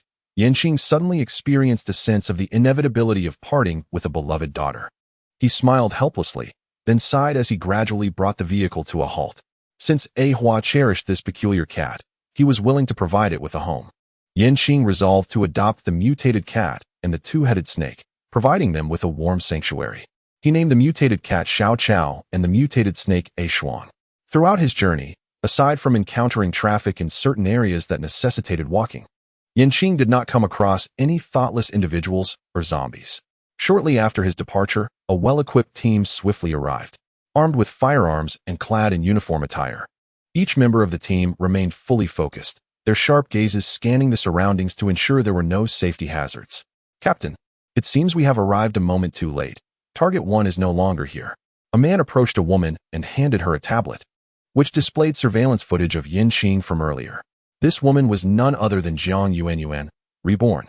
After waiting for 2 days in the villa district without catching a glimpse of Qing, she ventured alone to the Jiang family estate, intent on enacting her revenge. Seizing an opportunity, she disguised herself as an innocent woman being pursued by zombies and successfully fell into Jiang Baifei's embrace while he was out hunting the undead. Having endured a decade of vying for affection in her past life, she was acutely aware of Jiang Baifei's preferences and aversions. Within less than a day, she had become his new favorite. However, Jiang Baifei remained wary, never allowing her to spend the night in his room, and his quarters were always guarded by capable protectors. Patiently, Jiang Yuanyuan lingered by Jiang Baifei's side during the day, engaging in deep conversations with him at night, providing ample emotional support. After several days of interaction, Jiang Baifei's satisfaction with her grew exponentially. Sensing the moment was ripe, she suggested they indulge in something novel. With beauty in his arms, Jiang Baifei had little reason to refuse. Under the cover of night, Jiang Yuanyuan gradually bound him and silenced him with a cloth, just as passion enveloped them. She decisively struck, ending Jiang Baifei's life with a swift cut to his throat. To conceal her whereabouts, she created the illusion of having fled through the window before swiftly hiding in Jiang Baifei's secret chamber, an area she had inadvertently discovered in her previous life, now proving invaluable. By the time the bodyguards sensed something amiss and rushed in, Jiang Baifei's life had already slipped away. His death sent shockwaves through the Jiang family, and Jiang Yuanyuan swiftly became their target. Faced with the relentless pursuit of the Jiang clan and having no viable options, she ultimately chose to surrender to the state. Not only did she provide extensive intelligence on zombies and mutated creatures, but she also disclosed Yin Qing's unusual circumstances in this life. Upon receiving Jiang Yuanyuan's information, the authorities commenced thorough analysis and discussion. After careful consideration, they unanimously concluded that Yin Qing had also undergone a rebirth. Subsequently, the government publicly acknowledged the existence of zombies and rapidly established official bases in various provinces to ensure the utmost safety of humanity. Now that we are aware, everyone take a break. We shall resume tracking the primary target in 2 hours. He is likely headed to Anshuan, Jiang Yuanyuan commanded. Yes, the team responded in unison. As she gazed in the direction Yin Qing had departed, she murmured to herself, "In this new life, what do you truly desire? Why do you not harbor hatred towards me? Why do you not come to kill me?" Soon, Yin Qing arrived within the vicinity of Anshuan City, a quaint hot spring town. As Yin Qing stepped into the quaint little town, he sensed the presence of an unseen pair of eyes lurking in the shadows. Observing him intently, Yin Qing quickly realized that the map was dotted with gray points, indicating the absence of mutated creatures. This suggested that an intelligent zombie had set its sights on him. Unlike ordinary zombies, intelligent ones possess the capacity to think and strategize like humans. Such zombies are often far more perilous, as they adeptly manipulate their environment and resources to achieve their objectives with minimal cost. Indeed, it was not long before the scattered zombies, as if summoned by some mysterious force, converged into a throng, roaring and shrieking as they charged toward Yin Qing's direction. Yin Qing, unfazed, agilely ascended to the rooftop, surveying the tumultuous horde of zombies below with a commanding view. Amidst the chaotic throng, she discerned an anomalous figure. It was a gaunt male zombie, whose attire appeared remarkably tidy, even somewhat new, in stark contrast to the surrounding tattered and filthy undead. Moreover, a small vacuum of space encircled him, devoid of any other zombies. Given the warm reception from this intelligent zombie, it seemed only fitting to engage him in a captivating game. Yin Qing offered a faint smile and waved at the intelligent zombie. The intelligent zombie was momentarily taken aback, only to have a look of fury spread across his face. A provocation. The black-clad zombie before him was clearly mocking him. The intelligent zombie let out a howl that resonated like thunder throughout the town. With his roar, an increasing number of zombies were summoned, converging from all directions. They flailed their arms, climbing atop one another, forming a towering wall of zombies. The intelligent zombie felt a surge of pride. He could not discern Yin Qing's level, indicating that Yin Qing was indeed superior to him. But so what? While other zombies relied solely on brute strength, he possessed the acumen of strategy. He was destined to occupy the pinnacle of the zombie hierarchy. Despite his lower level, he had recently devoured a nearby Tier 3 zombie, establishing himself as the sovereign of this small town. With his hands on his hips, the intelligent zombie stood at the rear of the horde, coldly fixated on Yin Qing. Chapter 60. The Counterattack of the Male Supporting Character in the Zombie Apocalypse. 11. Yin Qing remained composed, as if conjuring magic, a bucket materializing in his hand seemingly from thin air. With a gentle flick, the water cascaded from the bucket like a waterfall, instantly drenching the horde of zombies, leaving them thoroughly chilled. Why do you always resort to this tactic? Even the system is growing weary of it. The effectiveness of a strategy lies not in its frequency but in its efficacy. As this was their first encounter, a token of greeting was in order. The zombies below, soaked to the bone, exuded an alluringly sweet aroma. It was the scent of mutated animal blood. The intelligent zombie detected this fragrance. Those once under its control began to break free, ceasing their ascent to engage in a frenzied assault upon one another, devouring their kin who had been splattered with the blood. Witnessing the chaos before him, the intelligent zombie was left agape, unable to fathom how effortlessly Qing had unraveled his meticulously orchestrated tide of the undead. Qing stood atop the rooftop, gesturing a friendly sign towards the intelligent zombie, a smirk of mockery gracing his face. The intelligent zombie was filled with both anger and panic. All the zombies had gathered here, and he had no other minions at his disposal. Unable to fight, he decided to flee. However, as the intelligent zombie turned to escape, he found his body rigid and utterly immobile. Qing gracefully leapt down from the rooftop, instantly unleashing the oppressive aura of a level 5 zombie. Under the weight of this formidable presence, the surrounding zombies appeared momentarily paralyzed, as if entranced by an unseen force. It was at this juncture that the intelligent zombie comprehended the magnitude of the adversary it had provoked. Step by step, Qing approached the intelligent zombie, with each stride causing the heads of the surrounding undead to explode in a dazzling display. By the time Qing stood before the intelligent zombie, only the two of them remained amidst the chaos. Overwhelmed by fear, the intelligent zombie fell to its knees, pleading for mercy, in a desperate bid for survival. It tremblingly produced 2 third-tier zombie cores from its bosom and extended them towards Qing. What was this? A bribe? He was not the type to be swayed by such tactics.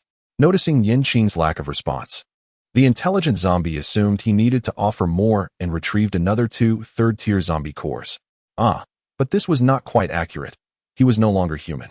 Thus, to refuse such an offering would indeed be a considerable loss.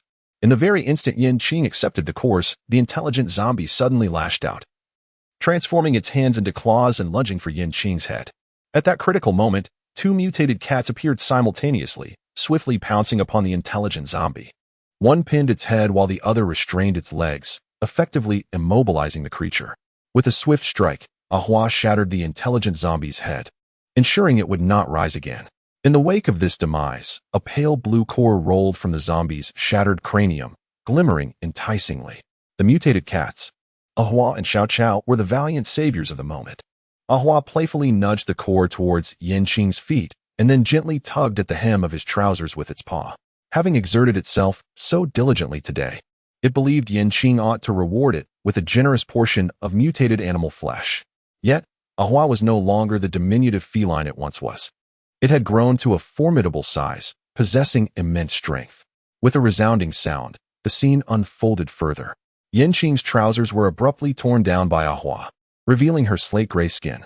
Instantly sensing the gravity of the situation, Ahua rolled over, exposing her pale yellow belly in an attempt to appease Qing.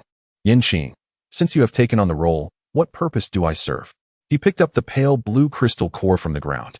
This was a uniquely special zombie crystal core, imbued with a potency far surpassing that of ordinary ones. Additionally, he had acquired 1 peak-level 2nd-tier core and 4 peak-level 3rd-tier cores from the zombies. Splendid. Tonight, he would undoubtedly ascend to level 6. Nightfall. Qing had just ascended to level 6 when the system suddenly released a momentous announcement. Jiang Yuanyuan had arrived at the hot spring town with a group of individuals. In truth, Qing had long noticed the green dot on the map, yet due to his pressing focus on leveling up, he had paid it little heed. After all, he had no authority to prevent others from entering the city in search of supplies. Upon hearing Jiang Yuanyuan's name, he furrowed his brows in perplexity and inquired of the system, "Why did you not inform me sooner?" The system, feeling a bit aggrieved, replied, "You did not ask. And besides, you did not instruct me to monitor Jiang Yuanyuan this time." Indeed, in the previous world, Qing had always arranged for the system to keep an eye on the protagonist. However, on this occasion, he chose to honor the original owner's wishes, opting to be at ease and indifferent to the affairs of others. Thus, the reincarnated individual was Jiang Yuanyuan. Had she allied with the state? Qing suddenly connected the dots regarding the nation's early announcement about the zombies. Indeed, I sense they might be intent on extracting your brain to facilitate governmental research. After all, your physique resembles that of a zombie progenitor. The system speculated a few possibilities. Qing gazed at the small green dot on the map, which distinctly indicated that Jiang Yuanyuan and her group had arrived within the town. Since Jiang Yuanyuan now represented the state, she undoubtedly possessed a unique set of skills to track his whereabouts, rather than perpetually being pursued. It would be wiser to await their arrival here and observe the official demeanor towards him. As Qing contemplated, he sat leisurely in the square of the hot spring town, awaiting the arrival of the procession. Before long, a group clad in black uniforms emerged into his line of sight. Their steps were synchronized, their expressions solemn. At the center of the formation stood the familiar figure of Jiang Yuanyuan. When her gaze met Qing's, an indescribable feeling of shame surged within her. She had believed she was prepared to confront him, yet when faced with him in reality, she discovered the deep-seated fear and guilt lurking within her heart. She still feared Qing. He was a high-level zombie imbued with human consciousness. The thought compelled her instinctively to turn and flee, but reason restrained her from doing so. Jiang Yuanyuan signaled for her team to halt, and they immediately came to a standstill, entering a state of alertness. She inhaled deeply, striving to maintain a facade of composure. Qing, you too have been reborn, haven't you? Jiang Yuanyuan gazed into Qing's eyes, seeking answers, but his profound gaze resembled a frozen lake. Devoid of any emotional ripples, biting her lip, she summoned her courage to continue. I believe you have also been reborn. Otherwise, you would not have chosen to leave Shanghai and come here. I know I owe you an apology. With that, she bowed deeply to Qing. She understood that mere words of apology would not sway him to cooperate with the nation's research. Those in power had analyzed that Qing had disappeared from normal society at a young age, re-emerging only as a high-level zombie. A being who had departed from the normal world in his youth yet was willing to save Jiang Yuanyu and indicated that Qing still harbored goodwill towards humanity. Thus, she shifted her tone, her urgency and pleading evident. But the nation needs you now. We hope you can temporarily set aside our grievances and cooperate with the nation's research to contribute to the future of humanity. If these words had been spoken to the original owner, she might have considered them. Yet, the original owner was the original owner, and Qing was Qing. Upon hearing this, Qing felt utterly disheartened. How could she muster the audacity to utter such words? Were Jiang Yuanyuan a paragon of selflessness? Qing might have entertained a semblance of belief in her. Yet, she is not. The system, too, was incensed, exclaiming, "This woman is truly shameless." After avenging herself and her own rebirth, she was hunted by the Jiang family and, out of necessity, joined the official ranks. And now she dares to preach selfless dedication to others? Chapter 61. The male supporting characters counterattack in the zombie apocalypse, Part 12. The system had long been monitoring Jiang Yuanyuan's every move. It was inextricably linked to its host's fortunes. They thrived together and suffered together. Unless the host were to retire, it would remain by her side. After all, the host had suddenly adopted a cat, shifting her entire focus to this small creature, seemingly forgetting the system's existence. Despite feeling a twinge of jealousy, the system would never readily admit such a sentiment, for it is, after all, a system keen on reaping the rewards of its host's points. Qing took out a mobile phone, typed a message, and then converted it to voice. "How dare you? And I still need it. Who gave you the audacity to utter such words? You are a benefactor of this situation. Naturally, you wouldn't complain. I am no longer the naive fool I once was. Out of respect for your official status, you should promptly leave." Seeing Qing's resolute attitude, Jiang Yuanyuan decided to abandon all pretense, asserting, "As long as you are willing to return with us, you may do as you wish to me." After all, as long as Qing submitted to the state, she would certainly be unable to eliminate her easily. Unfortunately, Qing had already discerned Jiang Yuanyuan's ulterior motives and shook her head in refusal. The other team members were left dumbfounded, unable to comprehend why Qing would decline the captain's request. Their team consisted entirely of individuals selected from the safe zone. With no military personnel among them, they only convened during training and missions. Jiang Yuanyuan, as a third-tier wood-based supernatural being, possessed the ability not only to hasten the growth of crops, but also to breed mutated seeds for combat. The team members held a deep trust in their captain, Jiang Yuanyuan. Yan's cold and indifferent demeanor greatly displeased a man who had long harbored secret affections for Jiang Yuanyuan, prompting him to step forward. "On what grounds do you treat our captain this way? You are nothing more than an emotionless zombie, fortunate enough to retain human thought. Why do you act so arrogantly?" Jiang Yuanyuan hurriedly intervened, tugging at the young man's arm. "Please, refrain from speaking. It is I who owes him an apology." The man grew more impassioned. "In a world where sacrificing yourself could benefit all of humanity, shouldn't you be willing to make a contribution for the greater good?" Qing perceived the man before her as somewhat dim-witted. They were of entirely different species. What relevance did discussions of benefiting all humanity hold when he couldn't even strive to improve the plight of the undead? As the man attempted to articulate further, an unexpected sensation of constraint enveloped him. Lowering his gaze, he beheld a vine, slithering like a serpent, entwining itself around him, binding him tightly. In a swift motion, he was mercilessly suspended in the air. Bloodthirsty corpse vine, Jiang Yuan exclaimed in alarm. As a practitioner of wood-based abilities, she instantly recognized this as a vine cultivated by zombie-induced plant life. This wood vine was unlike ordinary flora. It did not draw sustenance from sunlight or moisture, but rather from the vibrant blood of the living. Once ensnared, not only would one be rendered immobile, but the vine would gradually siphon away their life force until nothing remained.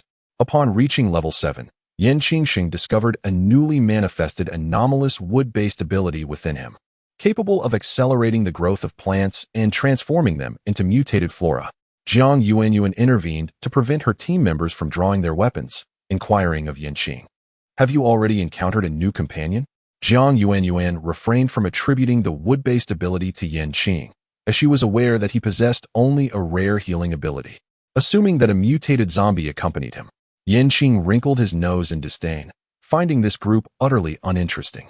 One might argue that the authorities held him in high regard, yet the individuals they dispatched were rather lackluster.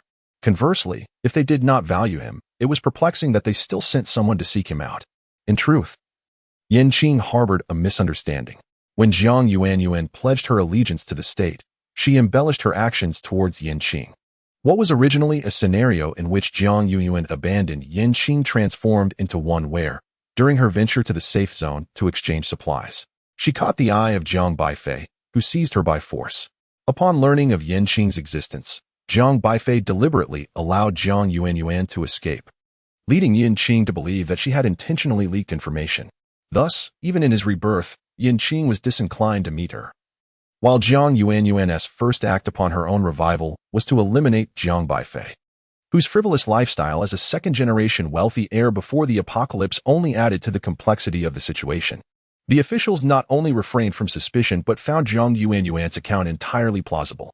The expert group concluded that once Jiang Yuan clarified her intentions with Yan Qing, he would naturally be willing to return with her, which is why they permitted her and her team to search for him. Yan Qing's silence regarding Jiang Yuan's speculations seemed to her an implicit acquiescence. Jiang Yuan believed that Yan Qing had formed an association with the undead, which she perceived as an ominous sign. In her previous life, Yan Qing had been solely devoted to following her, even when she managed to escape. It was Yan Qing who safeguarded her on the perilous journey to the safe zone. Now that she had been reborn and had the support of the authorities, why was Yan Qing reluctant? When she had just regained her sight, she had been confronted by a zombie, its body a ghastly hue, with blood-red eyes glaring back at her. Fleeing in terror may have been an overreaction, yet who wouldn't be frightened in such a situation? The more Jiang Yuan pondered, the more aggrieved she felt. Had Yan Qing appeared as he had in her past life, punctually waiting outside the delivery station, she would have certainly refrained from seeking revenge against Jiang Baifei, and she would not have been subsumed by the state.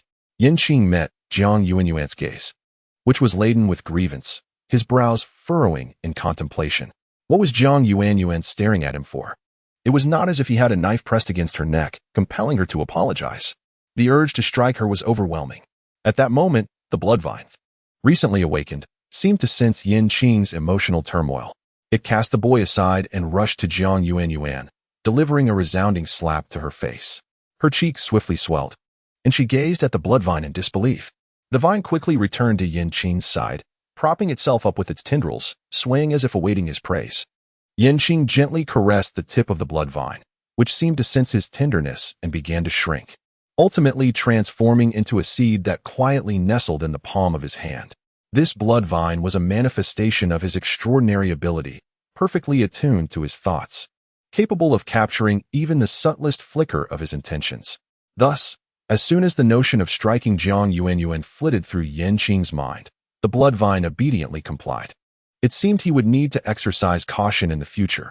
Should he impulsively consider a more drastic action, the consequences could be dire. Consequently, Yan Qing retrieved a piece of sturdy cardboard and a pen, inscribing a message upon it. Collaboration with your research is utterly impossible, yet I shall not initiate harm against humanity. Your desire to redeem yourself through official channels is your concern, not mine. Cease your attempts to contact me. Having completed his note, he hurled the cardboard towards Jiang Yuan, disregarding her desperate calls from behind, and rose to depart the square.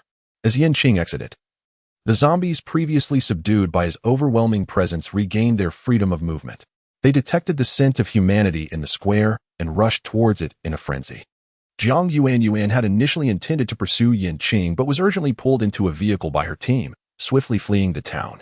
Clutching the cardboard tightly, her complexion turned pale and ghastly. Qing had not forgiven her, nor did he wish to see her again, plunging her into the depths of despair akin to being abandoned once more, from which she found it impossible to extricate herself. Qing did not linger in the hot spring town for long. The following day, he departed, embarking on a journey towards the vast northwest. In Chapter 62, titled The Counterattack of the Male Supporting Character in the Zombie Apocalypse, Jiang Yuan remained undeterred, repeatedly seeking out Qing in hopes that he would align himself with the national camp and collaborate with researchers. Several times, Qing contemplated delivering a swift blow to her, but upon reflection, he realized that would be too lenient and could potentially attract the country's pursuit. After all, an unexpected intervention could leave him severely injured or worse. Moreover, he was there to travel, not to instigate trouble, rather than causing her demise. Qing preferred to let her exist in despair, for enduring a painful life was far more excruciating for someone like her than the release of death. Thus, as Jiang Yuan set out once again with her team, he personally penned a letter detailing her transgressions from a previous life. The betrayals, deceptions, and harm she had inflicted were meticulously recorded on paper. As the team members perused the letter, their expressions gradually morphed into a complex tapestry of emotions. They had never imagined that their leader was a person of such duplicity. Before long, this information reached the ears of the authorities, who promptly interrogated Jiang Yuan. Initially, she maintained her silence, but repeated questioning eventually exposed her inconsistencies. Unable to withstand the pressure, she divulged the truth. The higher-ups realized that her issues were far more grave than they had anticipated. Such a person was unfit to be one of their own.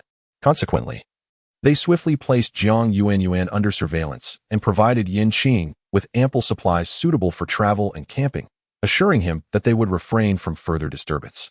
After all, the distinction between a high-level zombie who cherished travel and one who was an adversary to humanity was glaringly apparent.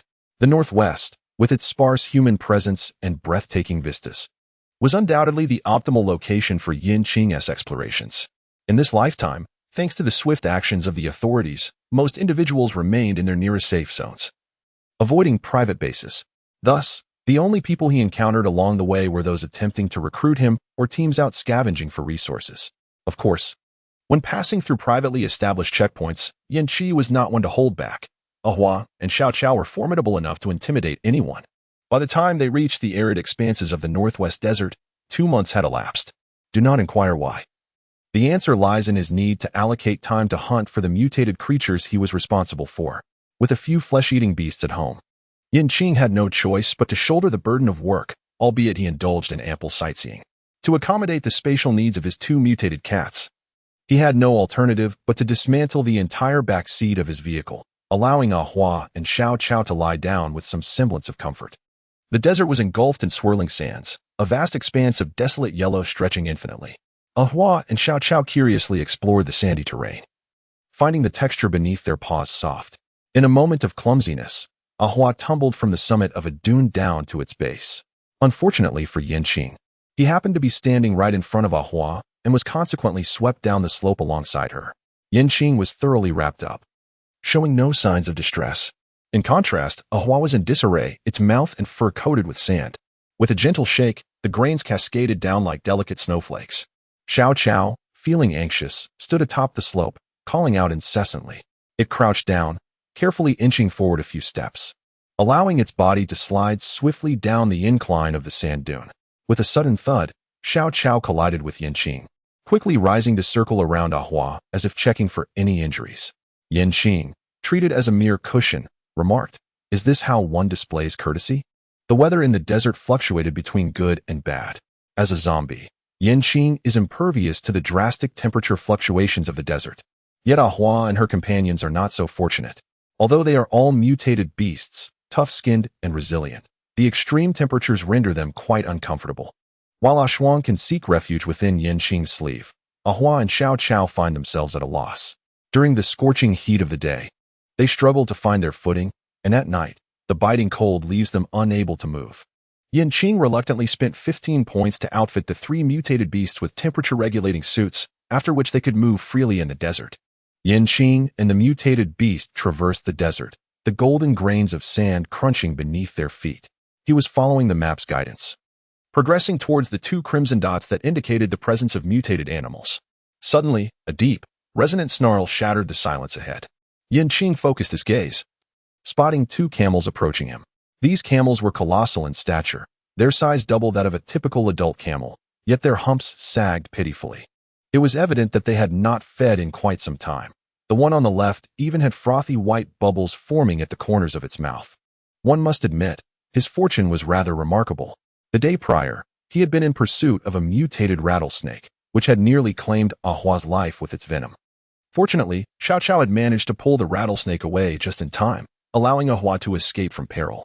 Despite the close call, there were gains to be had.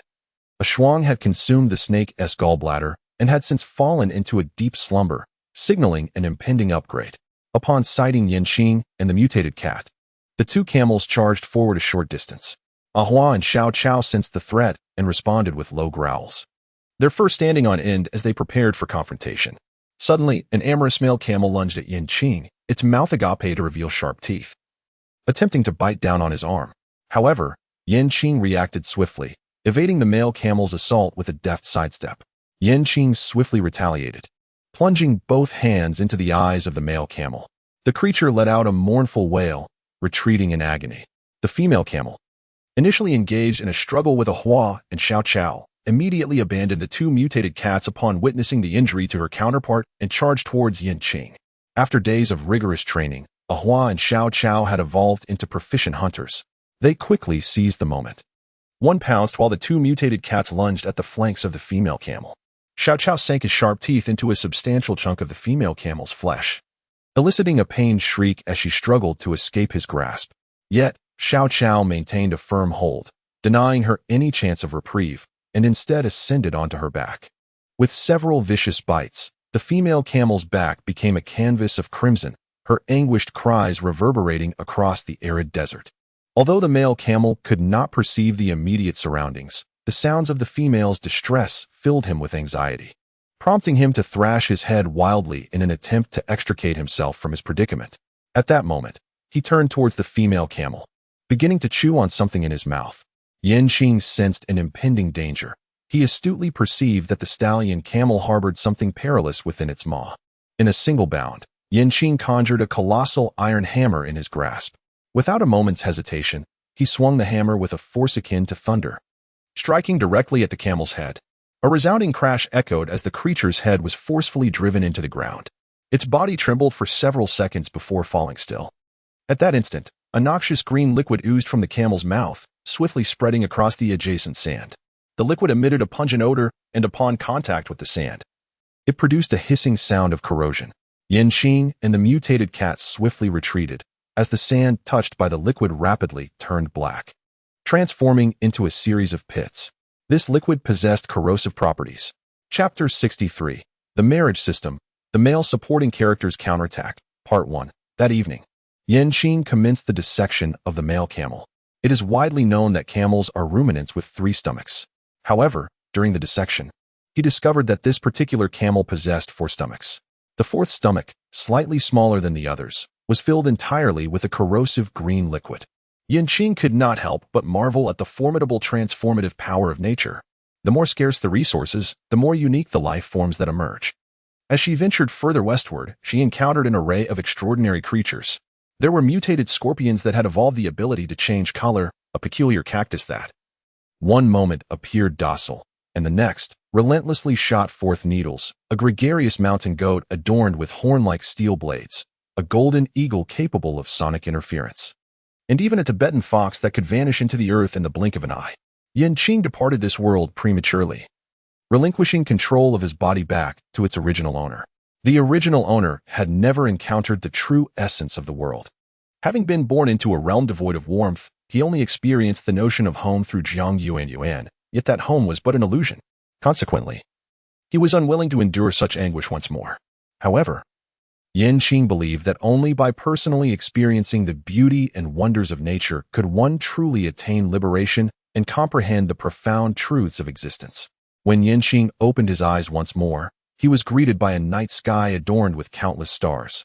He lay atop a mountain, surrounded by a hua and the blades of grass, while a shuang nestled quietly in a nearby nook. Not far away, a vehicle stood silently parked. Qing first examined his palm, where a ring rested.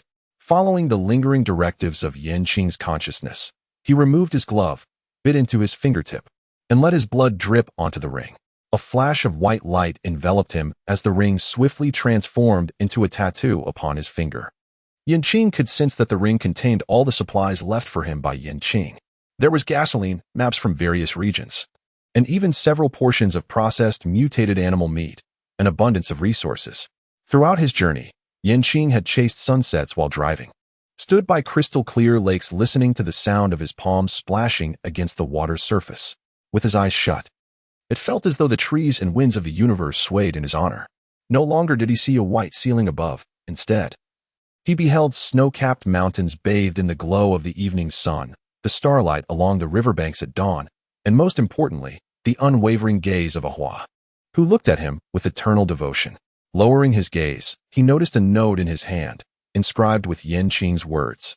On one side, it read, "Are you feeling unhappy? Take a stroll in the mountains." On the reverse, it stated, "Step outside, and answers will come naturally." Qing, do not hide in there without a sound. I know you are home. Open the door, hurry. If you don't pay last month's rent soon, I shall truly cut off your water and electricity. As Qing just opened his eyes, a pungent odor assaulted his senses. Damn it, could he possibly be a decrepit old scavenger? Qing glanced around and abruptly sprang up from the sofa. To his astonishment, he found himself nestled amidst a heap of refuse. The table was littered with half-eaten instant noodle containers, while several pairs of hardened, odorous socks lay strewn across the floor. The mingling scents of the noodles and the stale socks coalesced into an aroma more repugnant than that of canned herring, assaulting his olfactory senses with relentless intensity. A look of disgust surfaced on Qing's face as he vigorously waved his hand, attempting to dispel the suffocating stench. Qing promptly opened the window and turned on the kitchen exhaust fan. What on earth is happening? Quickly, transfer the memories. This is a delightful tale of traversing through literature. Jiala, having perished from overwork, found himself within the pages of a matchmaking system narrative he had read just a few nights prior. In the original text, the male protagonist acquires a wedding ring system, successfully uniting numerous couples, thereby cultivating extensive connections and achieving financial independence. Thus, Jiala, seizing the opportunity presented by the plot, hastily purchased the very gemstone that the male lead was poised to acquire at a premium price. That very night, Jiala successfully awakened the matchmaking system. The inaugural novice task issued by the system was to forge a solid friendship with the male lead, subsequently having Jiala introduce a romantic interest for him. As a reader, Jiala was quite familiar with the male lead's character and the women surrounding him, swiftly becoming his confidant. However, instead of choosing wisely, he inadvertently selected Lulu, a seemingly divine beauty who harbored a hidden penchant for cruelty towards cats. They were both alumni of the same university, and Lulu had fervently pursued the original protagonist, who, lost in the allure of gaming, had spurned her advances. Given Lulu's affection for the original protagonist, Jiala deemed this the simplest and most straightforward path to success. He divulged all of the original protagonist's preferences to Lulu. Before long, the original protagonist fell into the romantic trap meticulously crafted by Lulu and Jiala, leading to a swift marriage. Lulu, a moderately well-known pet influencer online, subsequently created a secondary account to flaunt her idyllic married life, portraying herself as a devoted wife who cared for over a dozen cats, thus garnering a plethora of admirers. Yet, unbeknownst to her family, she was inflicting cruelty upon dogs and cats. While she had not harmed the cats in her home, since they were her source of income, she targeted the strays in the neighborhood. Under the guise of helping her fans find homes for stray cats, she would bring them in only to take them to the outskirts and cruelly slaughter them. After their marriage, the male lead uncovered Lulu's dark secret. Unable to reconcile the image of his seemingly animal-loving wife with her heinous acts, he sought a divorce. Naturally, Lulu was vehemently opposed to this. Encouraged by Jiala, Lulu ruthlessly severed the male lead's tendons and bound him within their home. The male lead, a reclusive individual with minimal familial connections, went unnoticed in his disappearance, and no one thought to alert the authorities. Meanwhile, in a bid to amass a considerable number of points in a short span, Hijala took advantage of those willing to pay handsomely. He paired cunning women with unsuspecting men, introduced wealthy men in their 50s and 60s to attractive women in their 20s, and matched affluent older women with obedient younger men. Hijala regarded the male lead's emphasis on happiness in matchmaking as impractical. What luck would it take to find pairs with a happiness score exceeding 90 amidst the vast sea of humanity? So, am I the unfortunate male protagonist? Qing inquired of the system. Congratulations, you are correct, but there is no reward. However, why would Lulu have any affection for the original owner? Is it because he resides in a garbage heap or because his socks are foul? Qing was nearly overwhelmed by the foul odor permeating the living room. Yet, it was not entirely unexpected, for the original owner had maintained an exemplary reputation during his university days, where Lulu was his junior. Upon entering the workforce, however, he fell victim to a trap set by his superior after he rebuffed their unethical advances, leading to his unjust termination. In a state of despair, compounded by the difficulties in securing employment, he reluctantly took over his mother's matchmaking agency, which was now barely sustaining itself, having fallen into disarray and even owing the landlord a month's rent. The rent. The individual who had just pounded on the door must surely be the landlord of this rental property. While the matchmaking agency belonged to his family, the residence he occupied did not. When his mother was alive, the agency thrived, and as they were all neighbors, the rent was consistently paid monthly. However, following the death of his mother, the original owner lacked the aptitude to successfully introduce satisfactory matches, resulting in a steep decline in the agency's business, which now teetered on the brink of closure. Once the rent was paid, there would be no funds left for sustenance. Thus, he stubbornly resisted payment. The original owner aspired to make a name for himself in the matchmaking industry, seeking retribution against Hijala and Lulu. Is everything all right? Are you certain you are not jesting? In response, the system chuckled mischievously. The task was indeed designed to ensnare Qing. Within the Temporal Management Bureau, aside from the Love Division, no one else was willing to undertake such arduous and thankless tasks. Everyone yearned to be a formidable figure in their careers. However, this task offered triple points, and the system continued, "You truly do not." Before the system could finish its sentence, Qing had already disposed of all the trash from the table into an oversized garbage bag. If I do not descend into hell, who will? Having come this far, he resolved to embrace the task. Chapter 64. The Matchmaking System and the Male Supporting Character's Counterattack. Part 2. The narrative had now progressed to the point where Hijala had awakened the system, preparing to orchestrate a chance encounter with Qing, thereby connecting him with Lulu and introducing Qing to her. Qing resolutely decided to retreat from the world, dedicating himself entirely to the pursuit of expanding and strengthening his career. Though he may lack understanding in matters of the heart, this does not hinder his ability to accumulate points. The realm of marriage introductions does not necessarily require the establishment of a marriage agency, does it? He could present the criteria of these matchmaking candidates online, dissecting them with meticulous detail. Cyber matchmaking, emphasizing authenticity, became his chosen path. After deciding to venture into self-media, Qing registered a new account under the username, Matchmaking Expert Master Yen. Upon commencing his live broadcast, he found only a handful of viewers, with little engagement from the audience. Qing paid little mind to the matter at hand. Absorbed in her own thoughts, she began transcribing the information of her match from the dating app onto the blackboard. Let us examine the analysis of the conditions presented by today's first online suitor, a 24-year-old female, weighing 100 pounds, who has never been in a relationship. She graduated from a prestigious university and holds a position within the civil service. Residing in a provincial capital, she owns 5 properties. Her father is employed in the civil service, while her mother serves as the vice president of a university, both adhering to traditional values. The individual in question is mildly depressed and prefers to avoid social interactions. At first glance, one might think this is acceptable, yet hidden within these details lie numerous pitfalls. Firstly, she has not disclosed her height. The absence of this information is certainly a red flag. Her height must be either above 170 centimeters or below 155 centimeters. Moreover, her status as a lifelong singleton suggests 2 possibilities. Either she has been strictly controlled by her family, or there is considerable room for improvement in her appearance. When we consider points 2 through 5 collectively, it becomes evident that her family's circumstances are quite favorable. With a mother who is a vice president and a father with a high-ranking civil service position, this constitutes a formidable family alliance. The daughters of such families typically have little need to seek partners in the market for arranged marriages. The fifth point is particularly crucial. The level of her depression is likely far more severe than merely mild.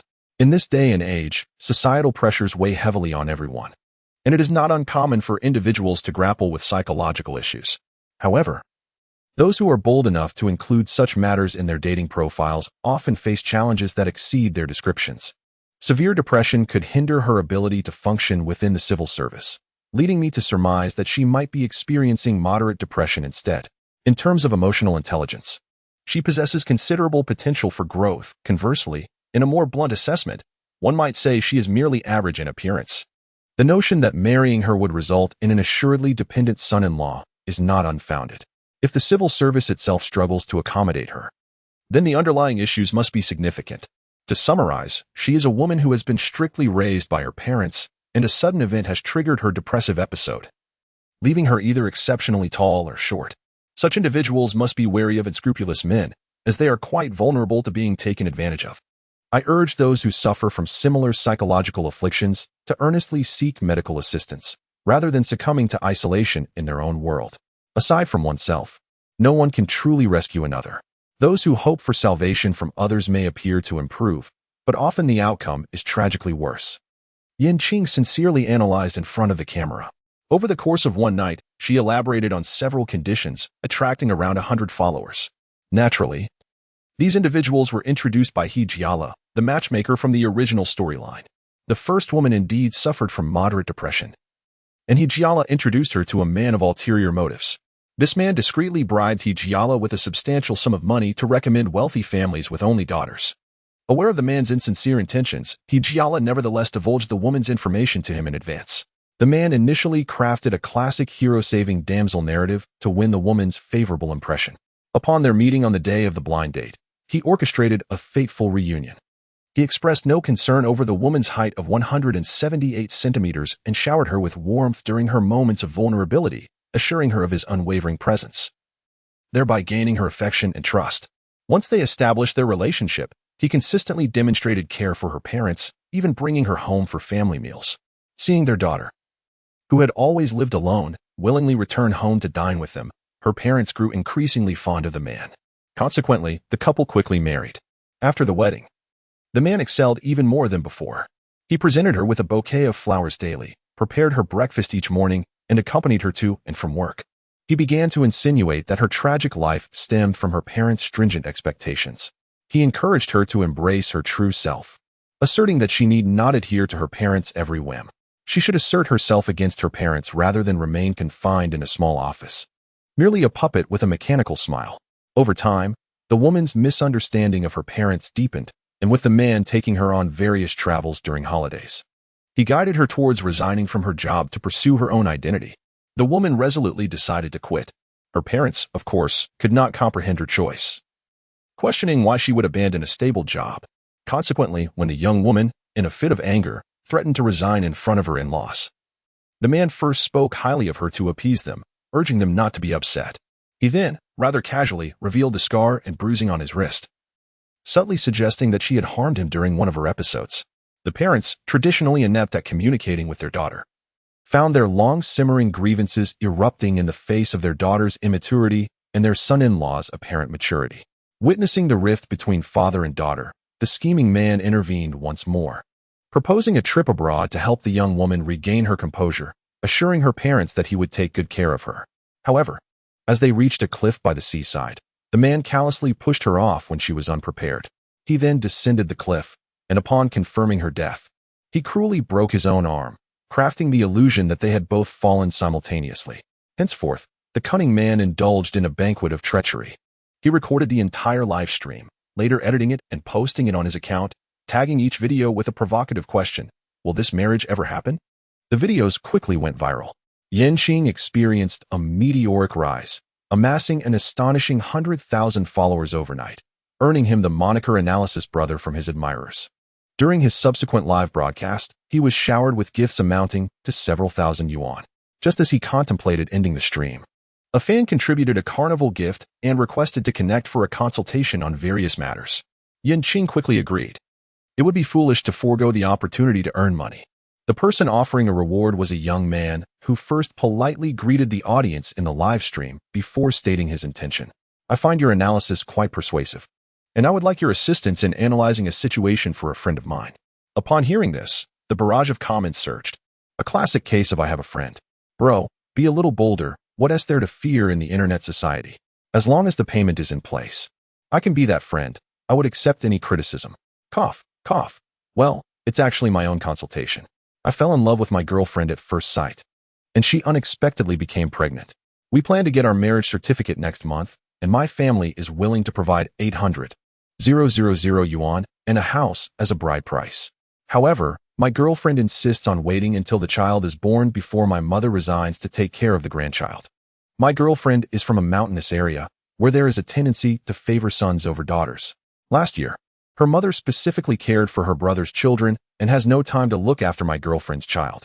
My mother refused, saying she has never raised a child and fears she would not do it well, which I understand, as I was raised by a nanny and my mother indeed lacks experience in childcare. Nevertheless, my mother is willing to spend 20,000 yuan monthly to hire a nanny to care for the child.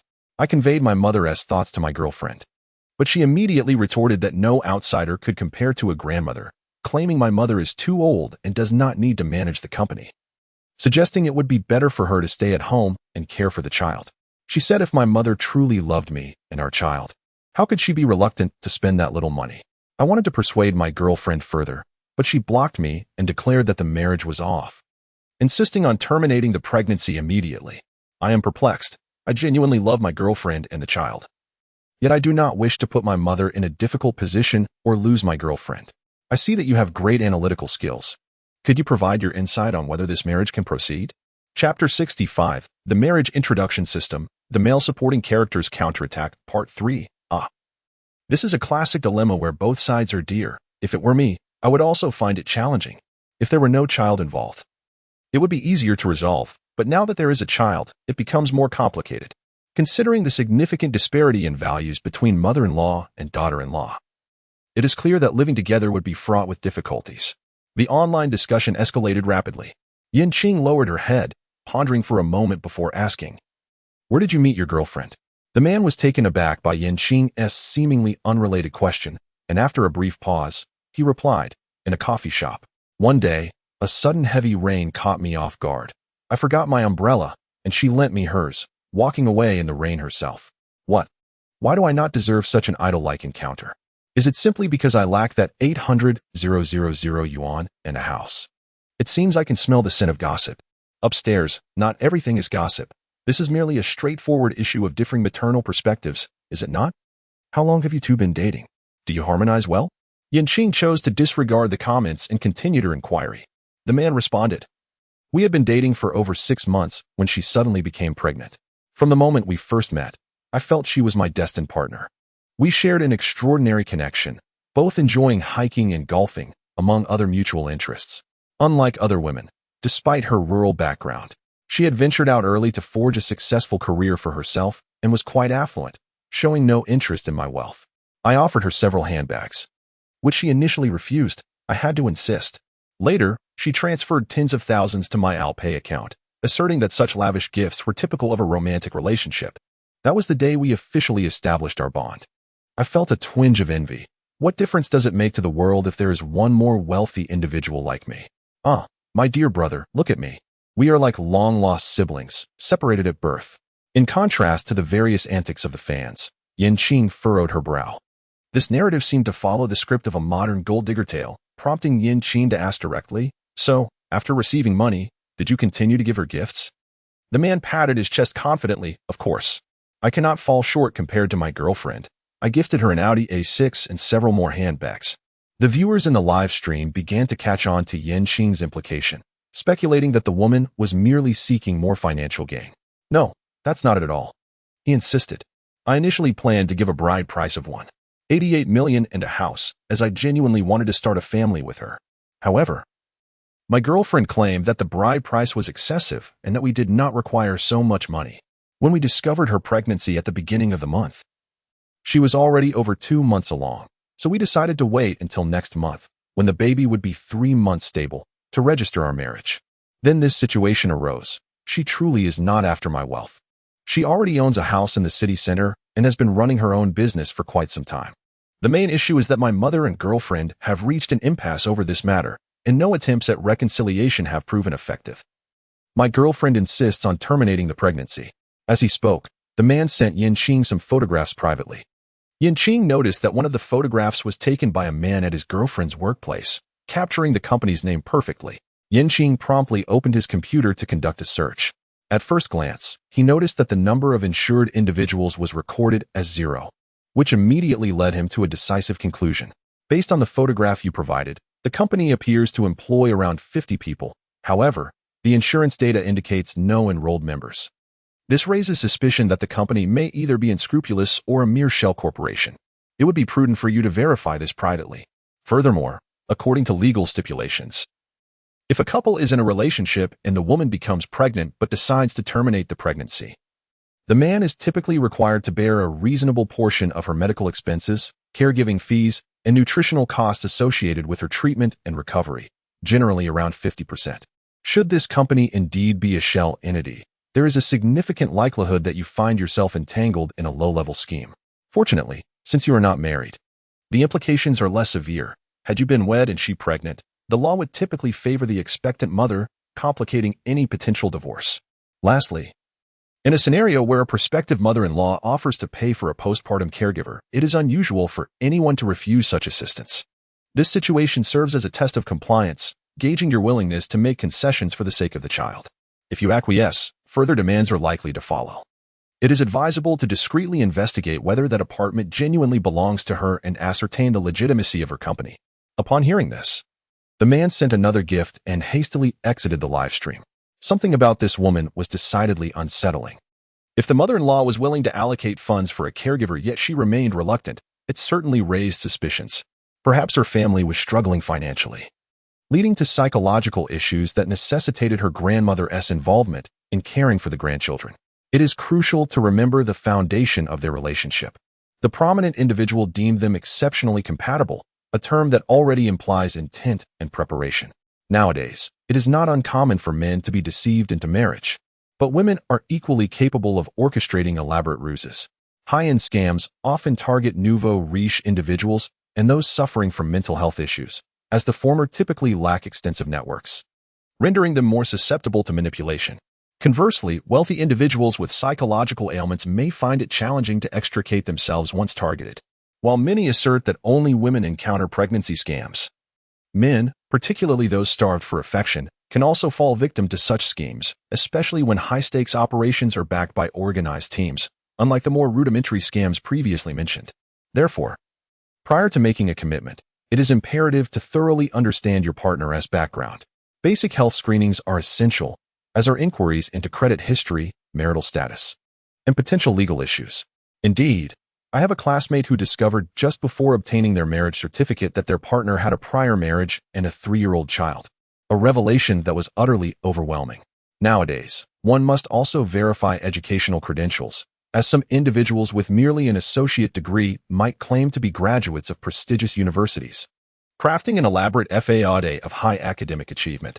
There are even instances where individuals have enlisted actors to portray their parents, falsely presenting themselves as returnees from abroad, only to later learn that their spouse had only completed an associate degree after already having 2 children. Fortunately, I am of modest means, the kind of person who can feed oneself without burdening the family. Such situations are far removed from my reality.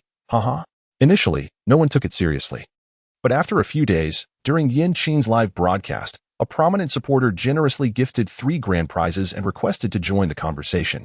Upon connection, the man expressed his heartfelt gratitude, followed by gifting another 3 grand prizes. He stated, "If it weren't for you, my family would have truly fallen victim to a scam. My girlfriend, oh no, that woman, is nothing but a fraud. I had someone inquire about her in her hometown. And it turns out she has been married before and has even given birth to a pair of twins, who are now 3 years old. This is undoubtedly a case of marriage fraud. I demanded the return of the betrothal gifts, but she refused, claiming it was compensation. I could not be bothered to argue with her and promptly hired a lawyer to prepare for a lawsuit. Had I married her, my family would have been utterly devastated. As the man recounted his tale, netizens responded with admiration, exclaiming 666. Qing has achieved remarkable fame. Numerous dating analysis accounts have emerged, capturing a significant amount of traffic. Meanwhile, Jialu is engulfed in despair. System, could you possibly assign a different task? I have yet to complete my novice mission. And I already owe you 5 points. How can I possibly fulfill this task? Chapter 66. The Revenge of the Male Supporting Character in the Marriage Agency System, Part 4. Jialu has been lingering at the entrance of Qing's community for 4 or 5 days. Yet he has not caught even a glimpse of her. At this moment, the system suggested the purchase of a tracking alert device, which would notify him immediately upon Qing's departure. Without hesitation, Jialu entered into a credit agreement with the system and promptly acquired the tracking device. But what was the outcome? Even the community of Qing is not excluded. The day before Qing's live broadcast, she arrived at her landlord's door, bearing fruits as a gesture of goodwill. Not only did she take the opportunity to explain her circumstances, but she also settled her overdue rent and paid for the upcoming month. The landlord, a hardy middle-aged woman, had previously knocked on the door out of necessity, as she could not reach the original tenant. Upon witnessing Qing's sincere demeanor and her prompt payment, the landlord chose not to pursue the matter further. In recent times, Qing had become engrossed in the world of social media, relying solely on food delivery services for her groceries, hardly stepping outside except to dispose of trash. Jialu found it nearly impossible to seize an appropriate opportunity. Although he could not change his novice partner, he had the option to refresh his tasks, a process which required a payment of 2,000 points. The matchmaking system began to tempt Jialu with the prospect of accruing points on credit. Without hesitation, he firmly declined the system's proposition. As a character traversing through a narrative, he was acutely aware that the points awarded for each task ranged between 10 and 30. 2,000 points? What a daunting endeavor that would be. Absolutely not. Outside, the rain began to patter softly against the window. Qing was preparing to visit the marriage agency to tidy up its affairs. Holding a portion of stir-fried noodles he had purchased at the entrance of the community, he was about to open the door when someone suddenly tapped him on the shoulder. Turning to look, Qing's eyes narrowed slightly. It was Jialu. Jialu was equally surprised. He had almost given up waiting for Qing when, in the next moment, his device indicated that Qing had stepped out. Hello. May I ask if your marriage agency is still in operation? I am looking to find a partner for myself. Jialu planned to start by posing as a customer, gradually getting familiar with Qing before introducing Lulu to him. Lulu was a beast cloaked in human guise. Only such a deviant could fully captivate Qing. Eventually, he would reveal Qing's preferences to Lulu, thereby effortlessly winning Qing's heart. Qing instantly recognized the insincerity etched upon Jialu's face, suppressing the urge to roll his eyes. He offered a polite smile and replied, I no longer intend to pursue this business. I plan to transfer the shop. Jialu's smile faltered, confusion evident as he questioned, Why would you stop? I have heard that your family had quite a good reputation. Qing responded, That was during my mother's time. Since I have taken over, the business has declined. Jialu could no longer contain his disbelief. How could someone admit to their failures? Yet, in a bid to engage with Qing, Jialu promptly expressed his interest in taking over the shop. His awakened system was a marriage introduction system, indeed necessitating the establishment of a marriage agency as a foundation. Qing was taken aback. Such a fortunate circumstance existed? Please, come in and take a seat, he said, extending an invitation to Jialu to enter the establishment and gesturing for him to sit in a chair. Jialu surveyed the surroundings. Noting the outdated decor that lacked creativity, he began to envision how he would transform the store once it belonged to him. Qing discerned Jialu's intentions and promptly poured him a glass of water. Having squatted outside for an extended period, Jialu was indeed parched. He seized the cup and gulped it down eagerly. You truly are like a panda ordering takeout. The bamboo shoots have arrived at last. Yet, this water had likely been sitting for quite some time. Would it not cause him an upset stomach? The system chuckled incessantly but still offered a word of caution. What if he posts a video tomorrow speaking ill of you? You have become a minor internet celebrity. Be mindful of your influence. It's merely a small lesson, nothing of great consequence. Qing seated herself opposite He Jialu and commenced deliberating over the expenses related to equipment and storefront. The valuable apparatus was rather limited, comprising merely 2 computers and 2 cameras. Should you be inclined to accept, I can offer you a valuation of 1,000. The tables and chairs shall be included at no additional cost. However, regarding the storefront, the current market price stands at 2 million. He Jialu nodded in agreement, acknowledging that this price was indeed reasonable. The establishment of Qing is situated in the heart of the city. Originally, the proprietor's mother opted to invest in the commercial property rather than in residential real estate. Alternatively, one could lease a unit at a monthly rate of 10,000, which totals 120,000 if paid annually. Qing is increasingly inclined to transfer all his stores to He Jialu. If He Jialu were to change the target of his system's tasks, and upon completion, transfer his marriage agency to He Jialu at a low and reasonable price, he would undoubtedly suffer a significant loss. He Jialu hesitated. His identity in this world was rather ordinary, merely that of an average person. However, the novice gift pack from the system had bestowed upon him a lucky card, which, with its fortuitous influence, enabled him to purchase several lottery tickets, resulting in a windfall of 6 million. Take your time to decide. After all, I came here today merely to post a transfer advertisement.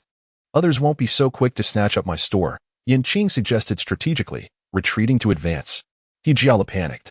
The foot traffic in this area had always been impressive, and in a few years, the authorities planned to develop the nearby tourist attractions vigorously, which would undoubtedly increase the influx of people. Yet, He Jialu overlooked a crucial detail. His establishment was merely a marriage agency, and regardless of the foot traffic, it was rare for tourists to engage in transactions at a marriage agency. Qing urged He Jialu to reflect carefully before affixing the transfer notice to the door. That evening, after tidying up the materials from the matchmaking agency, Qing's phone vibrated incessantly. Upon checking, he discovered a message from a university classmate. Qing, you're truly impressive. I've come across your live streaming videos several times. If only I had consulted you back then, I wouldn't have been deceived into spending tens of thousands on blind dates. This classmate had experienced a rather unfortunate first blind date, where he spent thousands on a meal, only to be blocked by the other party, realizing too late that he had been duped by a scammer. During his second blind date, he met a stunning woman, albeit with modest academic credentials, who had only 2 demands: for him to support her travels and to possess a cheerful disposition.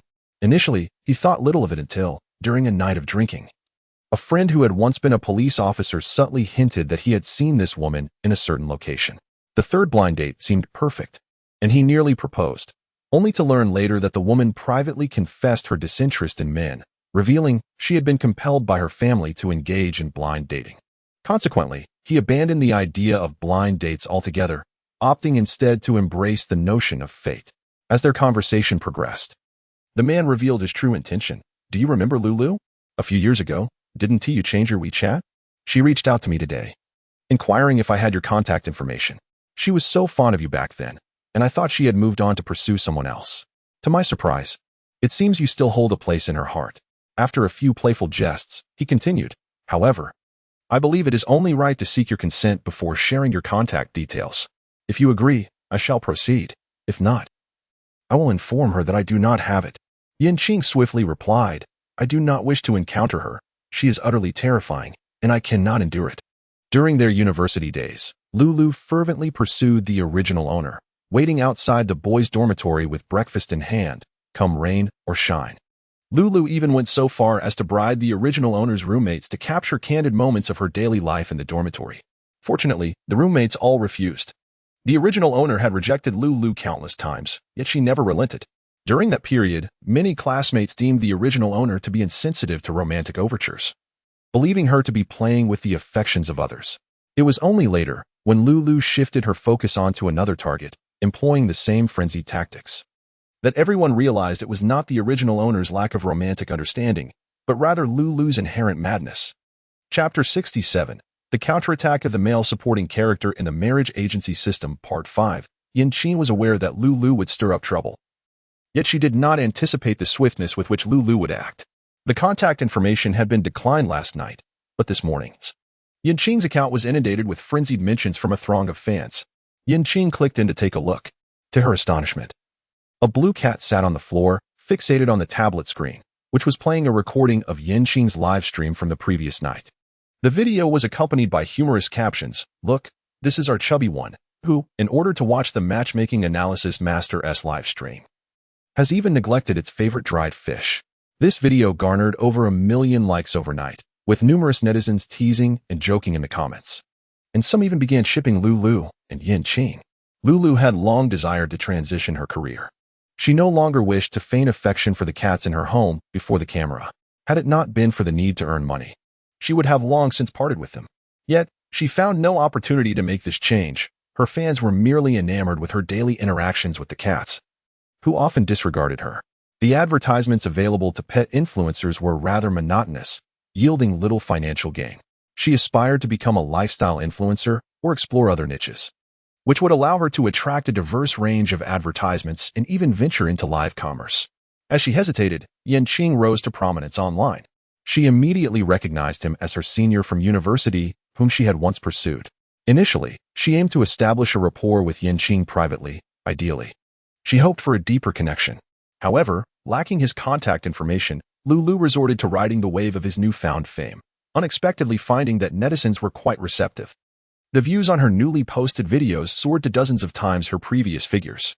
This only strengthened her resolve to pursue Qing, as she began to drop ambiguous hints in her fan group, expressing her admiration for him.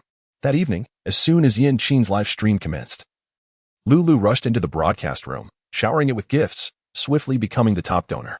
A swarm of Lulu's fans gathered, igniting a frenzy in the comments. Is Lulu planning to make her chubby dream come true tonight? Help! My sister Lulu is still so fierce. If you like him, you must confess. Be bold, ladies. As long as we live long enough, we can wait for anything. It's truly fabulous. Before long, Lulu sent a request to join Qing's stream. Qing gazed at the comment section, filled solely with collaborations, and fell into deep contemplation. Never mind. When the soldiers arrive, we shall confront them. When the waters rise, we shall build our dams. Qing agreed to join the live stream. On Lulu's side, several cats were seen eagerly devouring their canned food. Hello, everyone. Good evening. Host, I'm Lulu. My chubby cat adores watching your broadcasts, which is why I wanted to have a video chat and meet you, fulfilling a little dream of mine, nothing more. Lulu entered the live stream, warmly greeting her fans. To be honest, her voice now is almost unrecognizable compared to her university days. Furthermore, Lulu never shows her face during her broadcasts, only revealing her hands. Had the original owner been present, she would certainly have been unrecognizable. In the video, the cats were not particularly affectionate towards Lulu several times. When she attempted to pet them, they would hiss in displeasure. Consequently, Lulu's online persona is that of a less than adorable owner who deeply loves her cats. Soon, she brought her blue cat, Chubby, into view, capturing the audience's attention. They chatted about various topics, and Lulu began to steer the conversation towards Qing. Did you know? Because Chubby is so fond of your live streams, I've started to love them too. I'm your devoted fan. After hearing this, Qing responded officially. Thank you for your support and affection, as well as for the fans' unwavering encouragement. Lulu seized the opportunity to delve deeper into the conversation. I heard from your fans that you are also a graduate of Fodder University? Yes, I am from Fodder. Upon hearing this, a look of delight immediately spread across Lulu's face. She excitedly clapped her hands. Really? What a coincidence. I also graduated from Fodder University. It seems we are indeed alumni. Qing was momentarily taken aback, but soon a glimmer of understanding flickered in his eyes. He comprehended Lulu's intentions for the evening. She sought to engage him in a flirtation. However, Qing chose not to directly confront Lulu's motives. It seemed that Fodder University truly produced exceptional talent. Indeed, many of my admirers are alumni. Perhaps one day we could gather together. To the other admirers, from which places do you hail? Qing's response was both courteous and artfully sidestepped Lulu's intentions, prompting the gossiping fans to swiftly shift the conversation towards their own schools and hometowns. Observing this scene, Lulu felt a growing sense of discontent within. Qing remains utterly unchanged, devoid of any romantic sensibility. It is no wonder that she has remained single until now. She truly deserves it. However, she does not succumb to discouragement, persistently posing questions to Qing in an effort to bridge the gap between them. The fans in the live stream have noticed Lulu's interest in Qing and directly queried in the comments, could it be that Lulu genuinely likes the analyst? Upon reading such comments, Lulu feigned panic, inadvertently dropping her phone onto the sofa, and quickly clarified, "Oh dear, you've misunderstood. That is not the case at all. I don't have feelings, I just find the analyst rather intriguing." Qing immediately patted his chest, expressing relief that someone did not harbor affections for him, as he found the attention of admirers, particularly from women, to be a source of great unease, a veritable shadow over his existence. He then recounted an incident from his university days when he was relentlessly pursued by a fervent admirer. "If you ever encounter such an obsessive individual," he cautioned, "be sure to protect yourselves." Fortunately, being a man, my roommate was indifferent to the situation, even agreeing to take casual photos. However, it is imperative that women safeguard themselves. The audience in the live stream was once again drawn into Qing's narrative, diverting their attention from any mention of Lulu. Meanwhile, Lulu, labeled as the obsessive one, found herself the subject of discussion among thousands of fans in the stream, her composure threatening to shatter. Frustrated, she hastily concocted an excuse and exited the broadcast. Qing is truly relentless, provoking her to the brink of exasperation.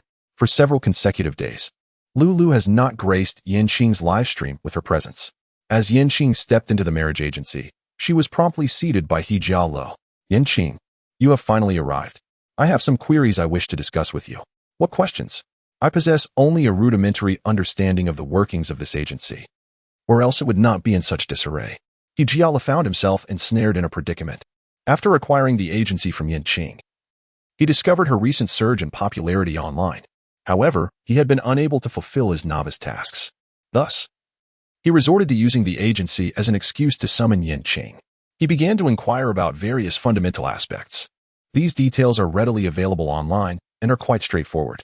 After saying this, Qing rose to leave, but He Jialo hurriedly intercepted her. "Oh, it is indeed my oversight, causing you to travel all this way. Allow me to treat you to a meal instead." Qing lowered her gaze, pondering what scheme He Jialo was concocting. Could it be that he was once again harboring ulterior motives? Just as Qing was about to decline, a young woman entered from outside. Dressed in a pristine white dress that accentuated her graceful figure, she wore a pair of Valentino high heels. Approaching the two of them, she tucked a stray lock of hair behind her ear and inquired, "Boss, are you still open? I would like your assistance in finding a partner." Chapter 68, The Marriage Agency System, The Male Supporting Characters Counterattack, Part 6. Qing recognized at a glance that the woman before him was Lulu. No wonder she had not appeared in recent days. It turned out she had been waiting for him with something significant. It seemed that a grand spectacle awaited him today. Lulu noticed Qing's gaze and proudly straightened her chest.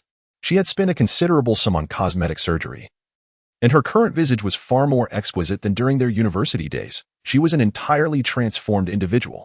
Qing's disinterest in her online presence undoubtedly stemmed from his lack of acquaintance with her in person. Now that he had laid eyes upon her, he would surely be captivated. He Jialo handed Lulu a piece of paper, requesting her to fill in some basic information. Just as Lulu was about to grasp the pen, it slipped from her fingers and fell to the ground. "Oh dear, the pen has dropped. How embarrassing," she exclaimed, brushing aside a few strands of hair from her chest, revealing her meticulously adorned neck and the alluring landscape of her décolletage. As she bent down to retrieve the pen, she deliberately slowed her movements, accentuating her graceful figure. After picking it up, she raised her head, allowing her gaze to linger on Qing for a brief moment, her eyes sparkling with subtle emotions. Lowering her head slightly, she offered a bashful smile and remarked, "Boss, is this handsome young man also your guest? He appears rather dashing." He Jialo promptly poured a cup of hot water for Lulu, placing it before her while explaining, "He is not my guest, he is my friend." Lulu's brows furrowed slightly, her face betraying a sense of regret. "What a pity. I had thought he was also in search of companionship." Turning to Qing, a glimmer of mischief and anticipation danced in her eyes. She inquired, "Does this young man have a girlfriend? If not, would he mind exchanging contact information?" "Mind," Qing coldly replied, his voice a mere 2 words. Lulu's hand, poised with her phone, suddenly halted in midair. She had anticipated a warm acceptance of her invitation and had already extended her hand. Yet, Qing's indifferent response caught her off guard, a flicker of embarrassment crossing her face. "Is that all?" He Jialo was equally taken aback. "Seriously? A stunning girl is asking for his contact details, and he can turn her down? Is this the legendary ironclad straight man?" For a brief moment, the air seemed to freeze. Before Lulu collected her phone, her smile returning, albeit with a hint of barely concealed cunning in her eyes. She turned to He Jialu and said, "In that case, never mind. I shall take a look at the information form instead." He Jialu quickly sought to ease the tension. Introducing the fee structure of the marriage agency, Yin Qing rose once more, preparing to take his leave. However, He Jialu grasped his arm firmly. "Bro, didn't we agree that I would treat you to a meal? Just wait for me a moment longer." Lulu also stood up, exclaiming, "Ah. It seems my arrival is ill-timed. I have gathered quite a bit of understanding regarding this charging model. I have some matters to attend to shortly. We can discuss further online later." The atmosphere had escalated to such a degree that it would be impolite for him to depart at this juncture. Moreover, he was curious to see what intentions the two harbored. In the restaurant, He Jialu persistently poured wine for Yin Qing. Yin Qing, unreserved in his indulgence, consumed cup after cup of wine. After half an hour, he deliberately slowed his drinking pace, his demeanor slightly unsteady, as if he could no longer withstand the effects of the alcohol. Supporting himself against the table, he stumbled towards the door, mumbling, "I need to use the restroom." Observing this, He Jialu felt a surge of delight, sensing an opportunity had arisen. Swiftly, he retrieved a pill from his pocket, emptying the contents of the capsule into Yin Qing's wine glass. The moment the restroom door closed, Yin Qing's gaze immediately regained its clarity. It was evident that He Jialu intended to intoxicate him, aiming to turn the situation to his advantage. Yin Qing has now ascended to the status of an internet celebrity. Should he be exposed for engaging in inappropriate relations with his fans, or worse, be accused of irresponsibly exploiting them, his reputation would suffer irreparable damage, rendering him the target of public scorn and condemnation. Upon returning to the private room, Yin Qing noticed that the position of his wine glass had indeed shifted. He feigned ignorance of this anomaly, raising the glass to his lips for a delicate sip. As the wine slid down his throat, he detected an unusual taste.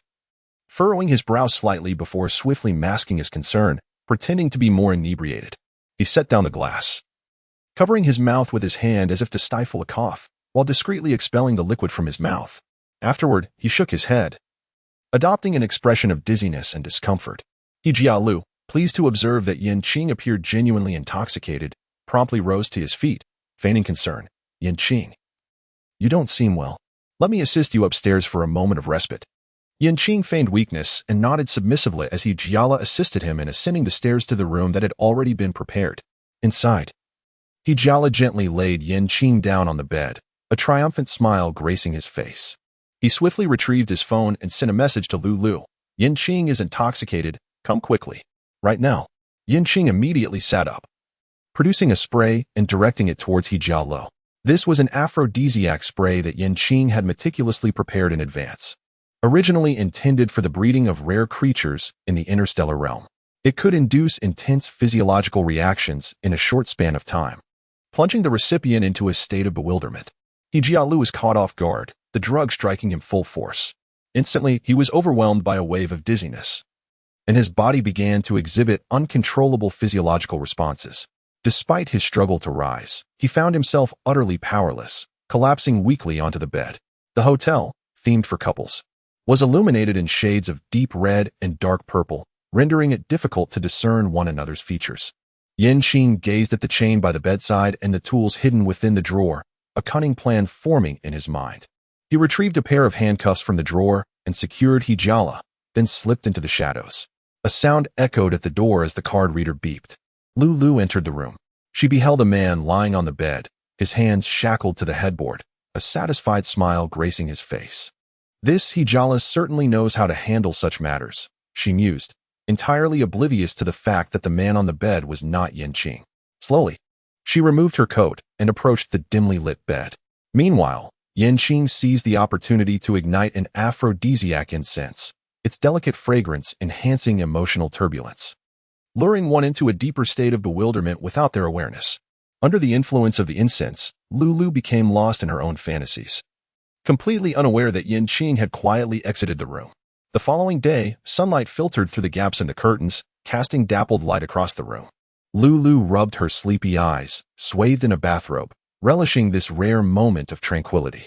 Turning her gaze back, she noticed Yin Qing lying on the bed, facing away from her, seemingly still in slumber. A sweet smile crept upon her lips as she gently patted his back. "Yin Qing, wake up, don't sleep any longer. Why are you in my room? Ah, don't disturb me. I want to continue sleeping." The The man waved his arm dismissively, flipping over in annoyance, drifting back into slumber. Wait, that voice. It doesn't sound like Qing. Lulu froze, abruptly turning the man's head. As she recognized his face, her pupils constricted. And she emitted a sharp gasp. Jiala. How could it be you? Where's Qing? What on earth is happening?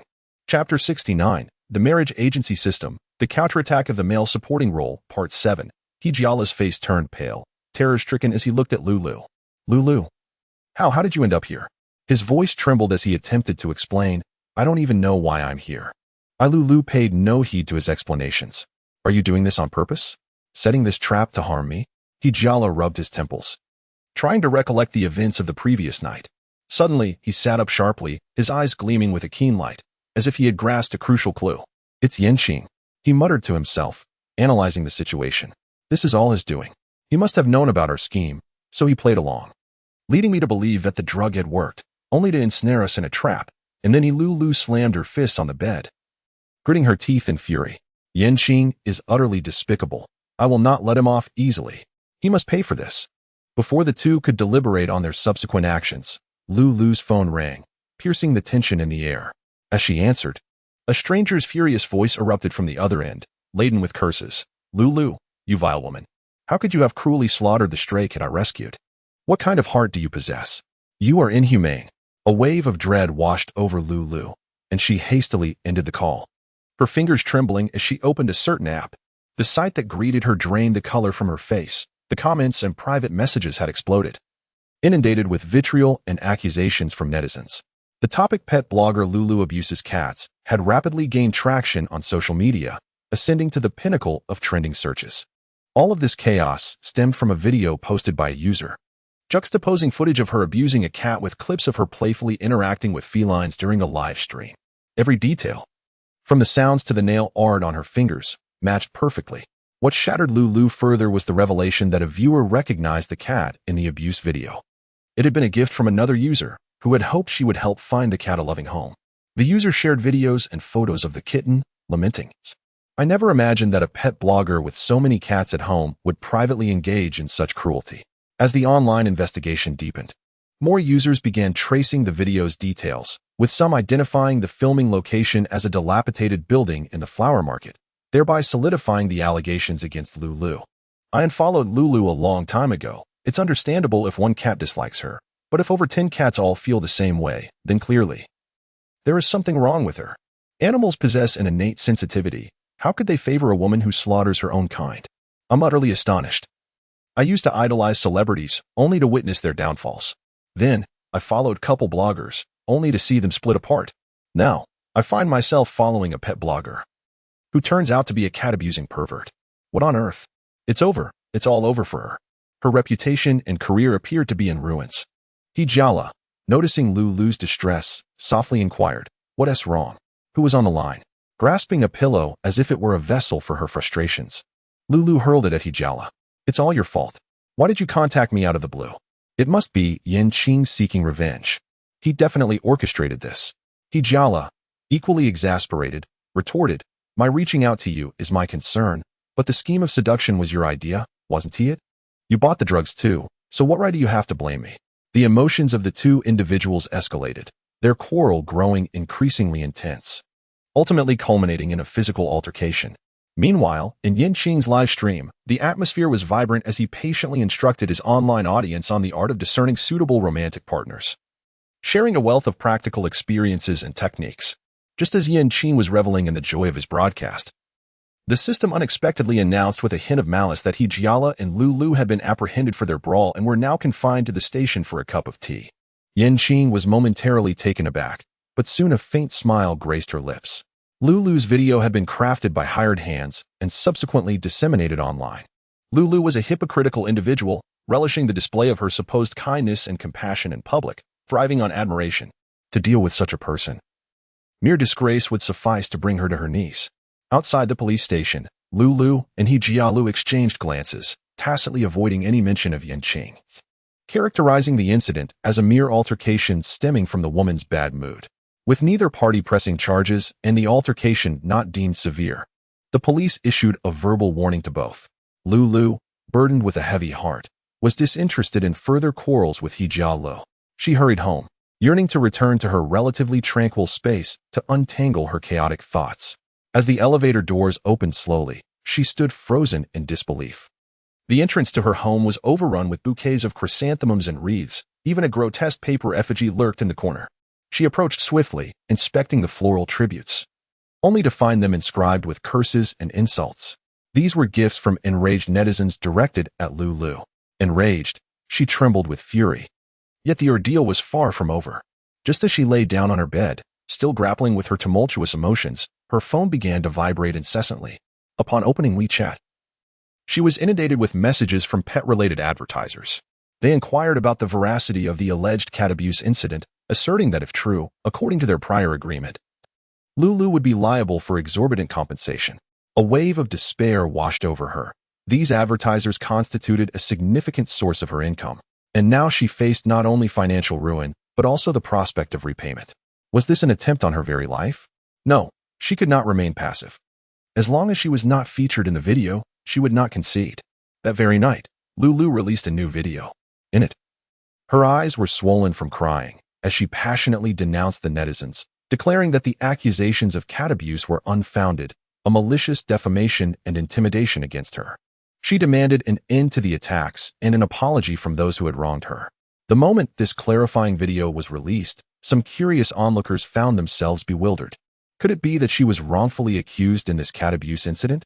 However, nearly half an hour later, the initial creator of the comparative video released another clip. This new video unequivocally shattered Lulu's deception.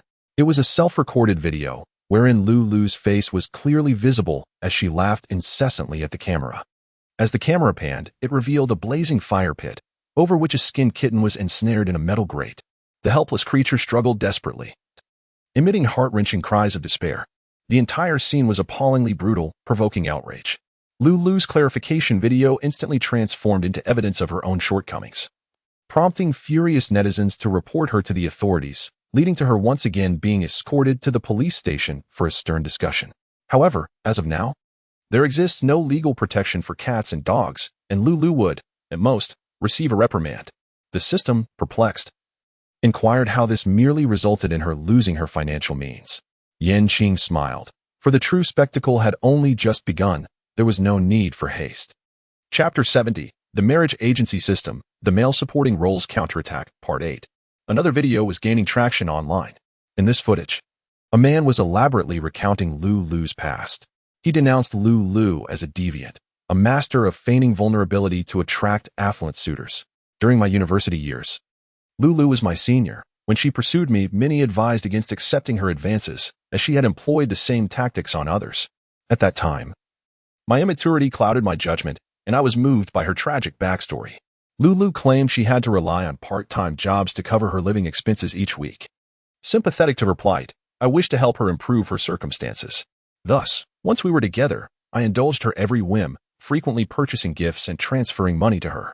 It wasn't until near graduation that I discovered her part-time work involved selling favors online and engaging in illicit meetings offline. When I proposed a breakup, she came to my rented residence and wreaked havoc on my belongings, stalking me relentlessly. I reported her to the police. But since she had not inflicted any tangible harm upon me, the matter was dismissed. The young man shared extensive details and presented relevant evidence, including proof that Lulu continued her online activities. He called for the authorities to intervene and expressed hope that Lulu would face appropriate consequences. Lulu's reputation further deteriorated, and the police, following this lead, dismantled a nefarious gang involving multiple individuals. Upon learning of the successful dismantling of a certain gang, Qing finally accessed his secondary WeChat account. There, he discovered an unread message. "Thank you, kind-hearted soul. Had it not been for your provision of evidence, I would have remained oblivious to her continued involvement in this trade." Indeed, all of this was orchestrated by Qing himself. He had submitted the evidence he collected to Lulu's ex-boyfriend, who had long harbored intentions of revenge against Lulu. However, he had been hindered by the absence of tangible proof, which had delayed his exposure of her misdeeds. Following their breakup, Lulu persistently stalked him, even going so far as to harass his parents, occasionally sending repulsive packages to his family home. Ultimately, he was compelled to study abroad and change his contact information to escape her torment. Within a few days, Lu found herself imprisoned by the police. Now, only He Jialu remained. Upon learning of Lu's incarceration, He Jialu immediately borrowed 2,000 points from the system, intending to refresh his tasks. He was to become a close friend of the task target, Qing, and introduce a potential match. In a fit of rage, He Jialu smashed his cup, exclaiming, "This is nothing but a mere copy of the previous task. System, are you trying to cheat me out of my points?" The system retorted, "I never guaranteed a successful refresh. Would you care to try again?" Its tone dripped with disdain, having long held a low opinion of this host. Initially, it had high hopes for Qing, only to be forcibly bound to He Jialu as his system. Among all its previous hosts, He Jialu was undoubtedly the most ineffectual. A simple novice task remained incomplete under his stewardship. The system could only lament its misfortune in being assigned such a host. Frustrated, He Jialu pounded the wall in anger. Qing was undoubtedly aware that it was he and Lu who had orchestrated the scheme to entrap him. Now, the prospect of inviting Qing out was nearly an impossible endeavor. After much contemplation, He Jialu sent Qing a message of apology, candidly acknowledging his mistakes and shifting the entire blame onto Lu, explaining that he had been deceived by her, which had led him to commit those actions. Upon seeing this, Qing chose not to respond to He Jialu's words and promptly blocked him. Frustrated, He Jialu opted to extend his credit once more, refreshing a task. At last, he was relieved from the burden of friendship, yet he still had the responsibility of introducing Qing to potential suitors. As Qing's fanbase continued to swell, He Jialu clutched his head, engulfed in despair. With no means to contact Qing, how could he possibly fulfill this obligation? In the live streaming room, Qing was engaged in resolving issues for her fans. Suddenly, a female fan's account flooded the chat with a plethora of gifts, expressing her affection in the comments, instantly capturing everyone's attention. "Wow, does this wealthy sister need a chauffeur? I drive exceptionally well. Analyst, your springtime is about to arrive. Analyst, your springtime is about to arrive." Qing gazed at the myriad of comments flooding the screen and courteously replied, "I sincerely appreciate this friend's affection and support. I must apologize, however, as I am not inclined to pursue a romantic relationship at this moment. I believe love is indeed a beautiful thing, but at present, it would only hinder my ability to earn." Yet, the devoted female admirer seemed undeterred, persistently commenting, "May I invite you to dinner? Consider it a gesture of gratitude for your gift." Qing declined, asserting that he would not engage in private communication with female fans, as it could tarnish a woman's reputation.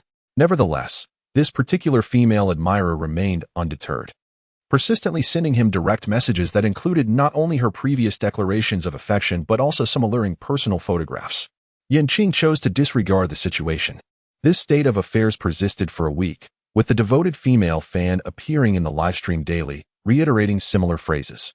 Numerous marketing accounts caught wind of the fervor, reporting on the matter, extolling the female fan's profound affection, while subtly insinuating that Qing was reveling in the adulation yet refraining from a face-to-face meeting, thus appearing somewhat hypocritical.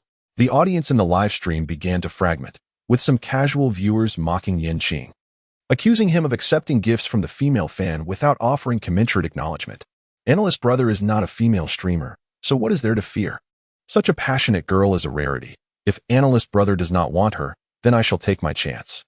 Qing remained unresponsive until he received another private message from a female fan. The fan's patience appeared to have reached its breaking point as she sent a threatening message. "Either meet me in person or refund my money. As a minor, I have the right to reclaim the funds I donated to you, and I will expose you for enticing underage individuals." Qing did not respond to the private message from the female fan. Instead, he reported to the police in front of all his followers. "Hello. I suspect that someone is using my live stream to launder money through donations and is pressuring me to return the gifts through public opinion. I hope to receive assistance from the authorities." The female fan, He Jialu, was left utterly stunned upon witnessing Qing's decision to involve the police. How could the situation escalate to accusations of money laundering? He had deliberately posed as a female fan to approach Qing with the intention of pursuing a romantic relationship, believing that this would fulfill his objectives within the system. He Jialu felt he had discovered the perfect solution. However, Qing remained unyielding, and in his fury, He Jialu resorted to intimidation. In He Jialu's view, any rational person would choose to meet in person rather than return the donation. As long as Qing agreed to meet him, he had numerous ways to facilitate Qing's romantic endeavors. He Jialu was subsequently taken away by the police for questioning. The reasons for his detainment included intimidation and suspicion of drug possession.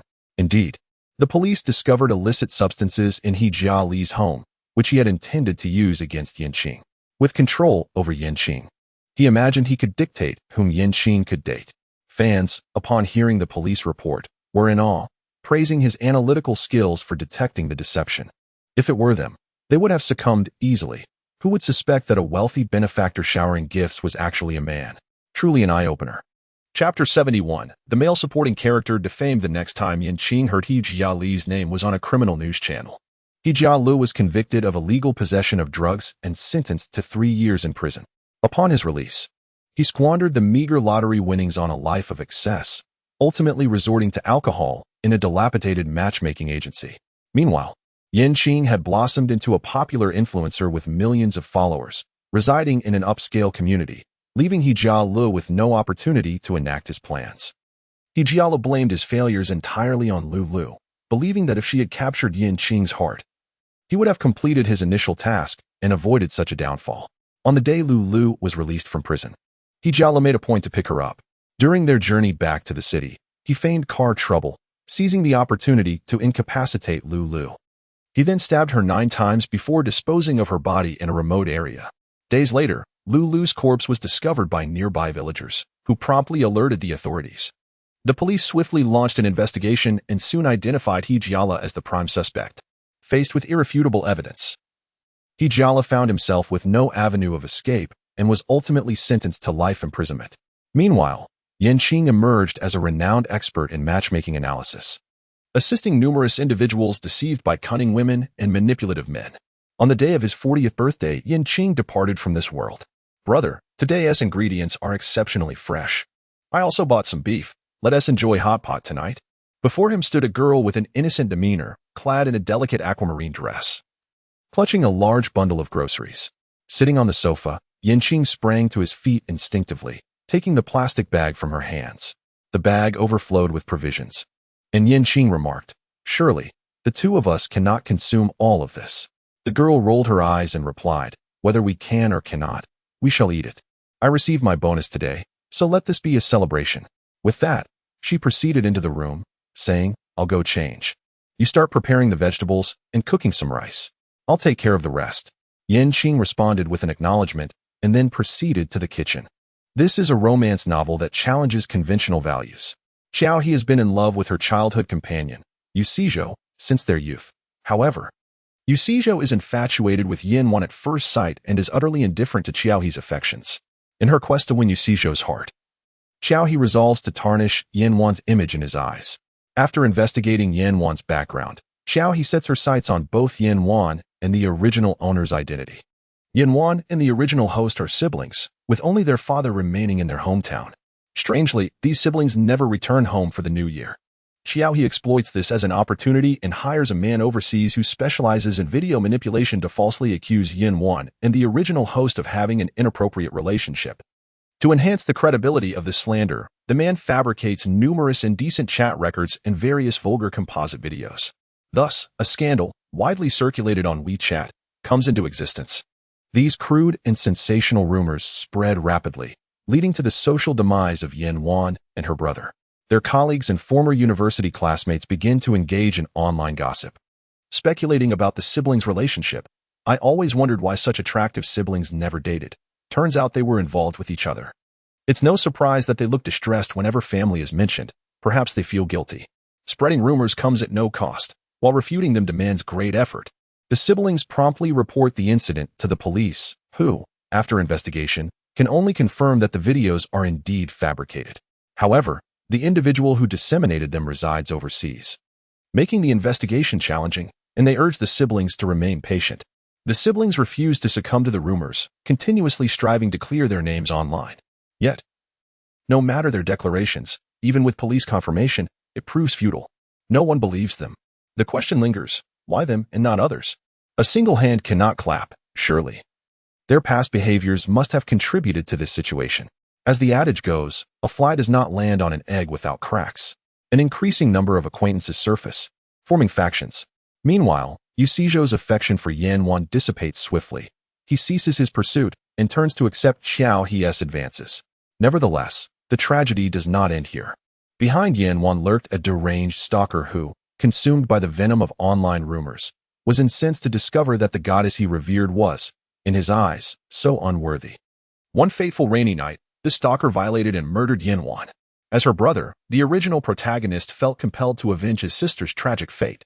Orphaned at a tender age, both siblings endured the torment of a father who squandered his days in drunkenness and gambling, often subjecting them to violence. Clinging to one another, they vowed to escape the abyss of their existence. Ultimately, they both gained admission to Shenzhen University and severed all ties with their father upon graduation. When the police apprehended the stalker, his family sought out the original protagonist's father. Aware that forgiveness would not be found from the original protagonist, they offered a substantial sum to the father in exchange for a letter of absolution. In a desperate attempt to justify his own actions, the father further perpetuated the scandalous rumors regarding Yan and the original protagonist's supposed illicit relationship. No one was willing to believe in their innocence. The original protagonist lost his job and, in despair, returned to his hometown. Upon witnessing his father reveling in drink and lavish feasts, rage consumed him, and he struck his father dead with a shovel. In the end, the original protagonist took his own life. On the day of his demise, Xiao He was joyfully engaged in a celebratory ceremony with Qing at a hotel. This brother and sister faced a truly tragic fate. Qing selected the cilantro in his hand and inquired, "So, his wishes for vengeance?" Indeed. It is imperative to ensure that Xiao He and the man who follows her face retribution, but above all, it is essential for my sister to be joyful, healthy, and free from the clutches of our father. Under the warm golden glow, the hot pot bubbled and steamed, its broth swirling and releasing a rich, enticing aroma. Yan picked up a piece of sliced beef with chopsticks and placed it into the pot. "Brother, our superior mentioned that my performance this quarter has been commendable, and they intend to promote me to team leader. Soon, my salary will see an increase. You should also put in some extra effort. However, I will need to work overtime recently, so I might return a bit later. You need not wait for me for dinner." Yanjing's chopsticks momentarily faltered in her grasp. For Yan was none other than the man who had been following her of late. This stalker, named Qi, had parents engaged in business abroad, who seldom paid heed to their son. On a rainy night when she was working late, Yan encountered Qi, who was sheltering under an awning, lacking an umbrella. Out of kindness, she offered him the spare umbrella she had in her bag.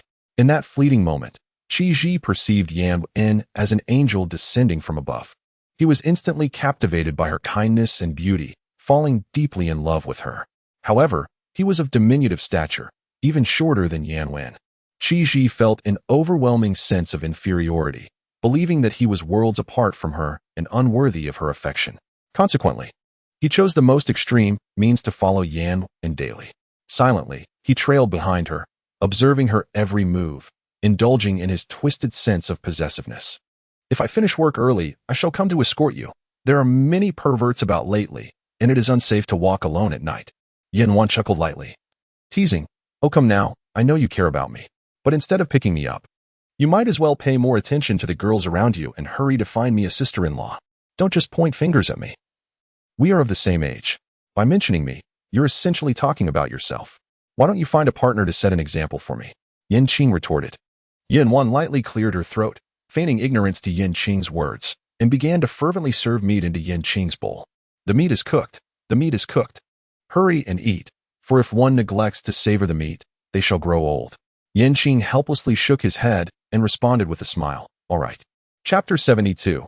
The Male Supporting Character Drenched in Mud, Part 2. Qing searched for videos of Qi and Xiao He. They were somewhat famous online as affluent second-generation heirs, and their fans unanimously assumed that they were a couple. If Xiao He could be deemed a madwoman, then Qi was the sinner who indulged her insanity. In the face of fans' blessings and Xiao He's numerous ambiguous gestures, he consistently chose silence, never offering any explanations or clarifications to the outside world. This undoubtedly instilled a false sense of hope in Xiao He, allowing her to remain lost in her delusions. When both families hinted at a potential union, Qi did not refuse. It was only upon meeting Yan that he displayed an unprecedented fervor. Embarking on a fervent pursuit, he first sent an entire truckload of roses to Yan's company, a gesture that astonished the employees of the commercial building. prompting them to share this romantic scene on their social media.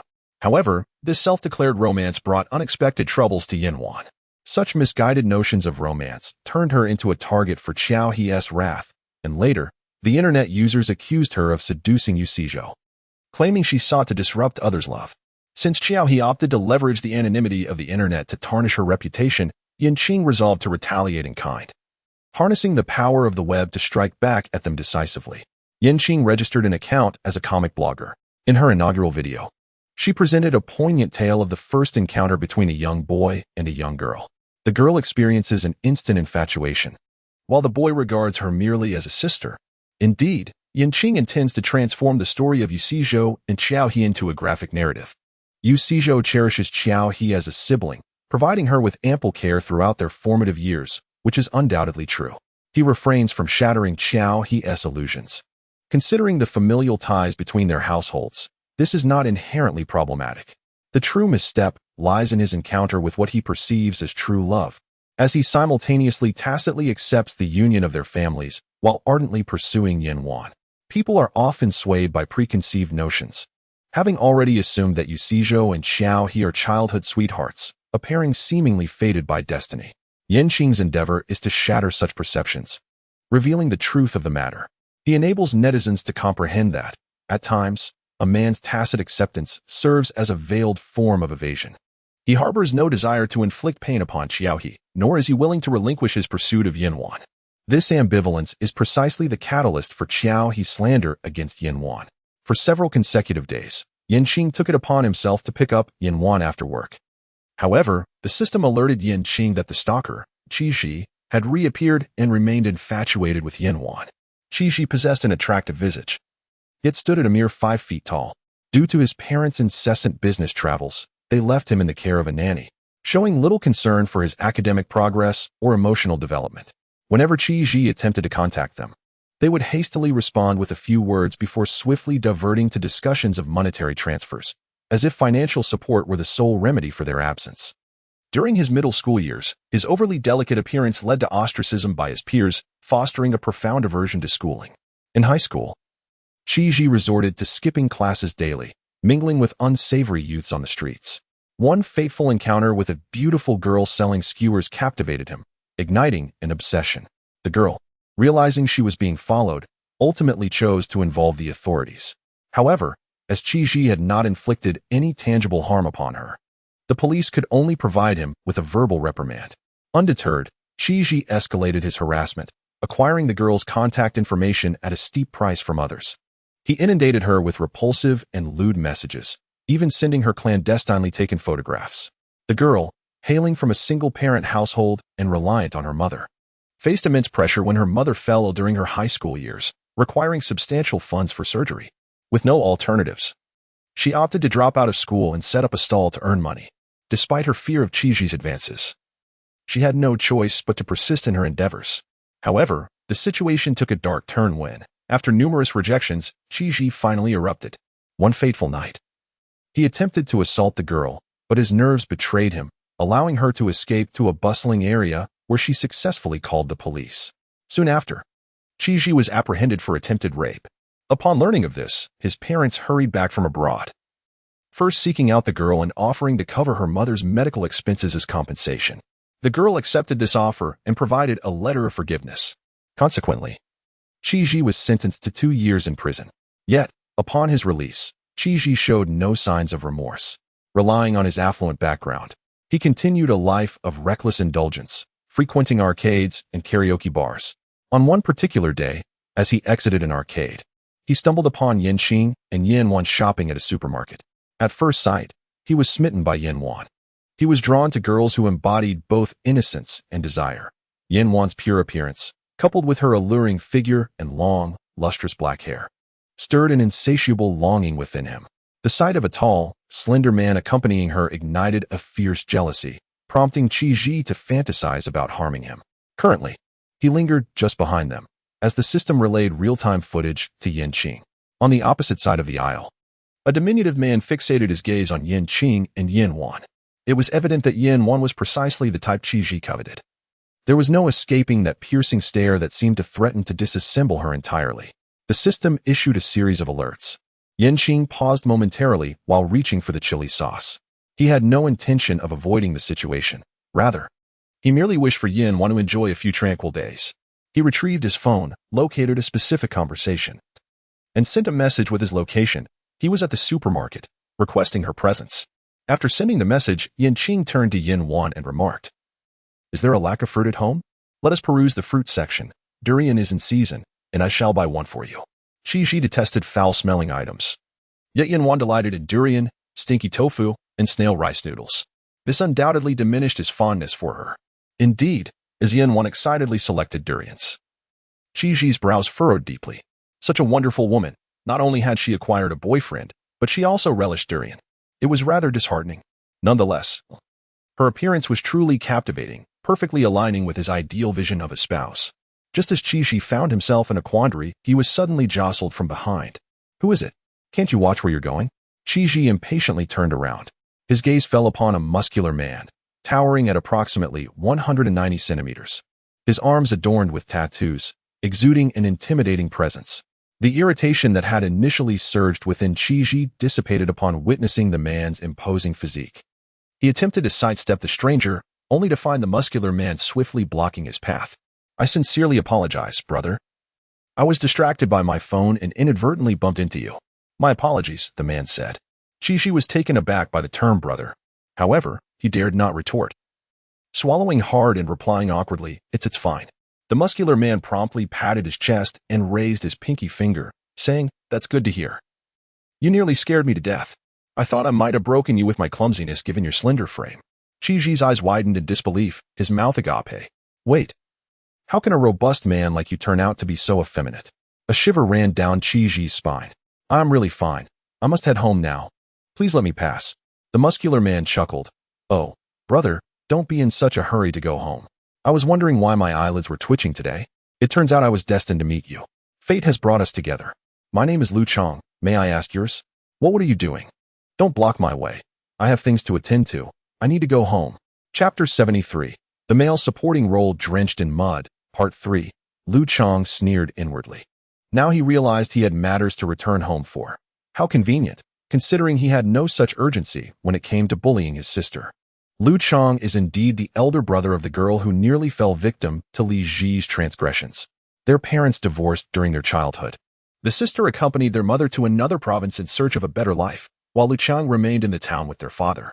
After successfully undergoing treatment, their mother took the sister away from the city, hoping to help her forget the traumatic memories. However, contrary to her intentions, the sister developed severe psychological issues, becoming fearful of the outside world and hesitant to interact with boys, even screaming in terror at the sight of her brother. Heartbroken, Chang sought answers from their mother, who, fearing that he might act recklessly in pursuit of revenge, merely recounted the events without divulging any information about Qi. Chang was compelled to temporarily set aside his hatred and devoted himself entirely to caring for his sister. He took her to numerous doctors, and after several years of treatment, she began to show signs of improvement. When Qing reached out to him with information regarding Qi, Chang nearly rushed to Qi's home with a knife in hand. It was Qing who calmed him down and financially incentivized him to play along with the scheme. Qi had a penchant for stalking, didn't he? He relished in perversion? Very well. Magic defeats magic. Who fears whom? Chang was determined to outdo Qi in his own twisted game, driven by the need for justice against those who harmed his sister. "I'm not doing anything nefarious. I simply find you intriguing and would like to invite you for a drink," he said, leaning slightly forward, his large hands resting firmly, yet not harshly on Qi's shoulders. "What is the matter? Are you unwilling to grant your elder brother this courtesy?" Qi felt the weight on his shoulders akin to 1,000 pounds, rendering him nearly immobile, a wave of fear washing over him. With a nervous chuckle, Qi replied, "Of course not. It's just that I have pressing matters at home today. If it's not feasible, let us exchange contact information." Chang promptly pulled out his phone, urging, "Come on, I'll scan your code. I happen to be free later, and I can give you a ride home. By the way, what is your name?" Qi, unable to refuse, stiffly provided his name. "What a splendid name. From now on, I shall call you a Ji. And you may call me Brother Chang. Should you require assistance in the future, feel free to reach out." There is a saying online that goes something like this. Chang pretended to ponder, then suddenly patted Qi's arm, exclaiming, That's it. You don't need to be strong anymore. For your strength will come from me. So reach out to Brother Chang whenever you need. Lu Chang stroked his chin, scrutinizing Qi Ji from head to toe. Qi Ji felt a shiver run down his spine under that intense gaze. This muscular man must be deranged. After all, he was a man. Why was he staring at him like that? It was repulsive. Yet, the 30-centimeter height difference rendered Qi Ji unable to muster the courage to scold Lu Chang. He meekly replied, "All right, Brother Chang, I'll remember. You truly appeal to my taste, yet your physique is rather fragile, unable to endure much exertion. I shall take you to the gym another day to strengthen your constitution."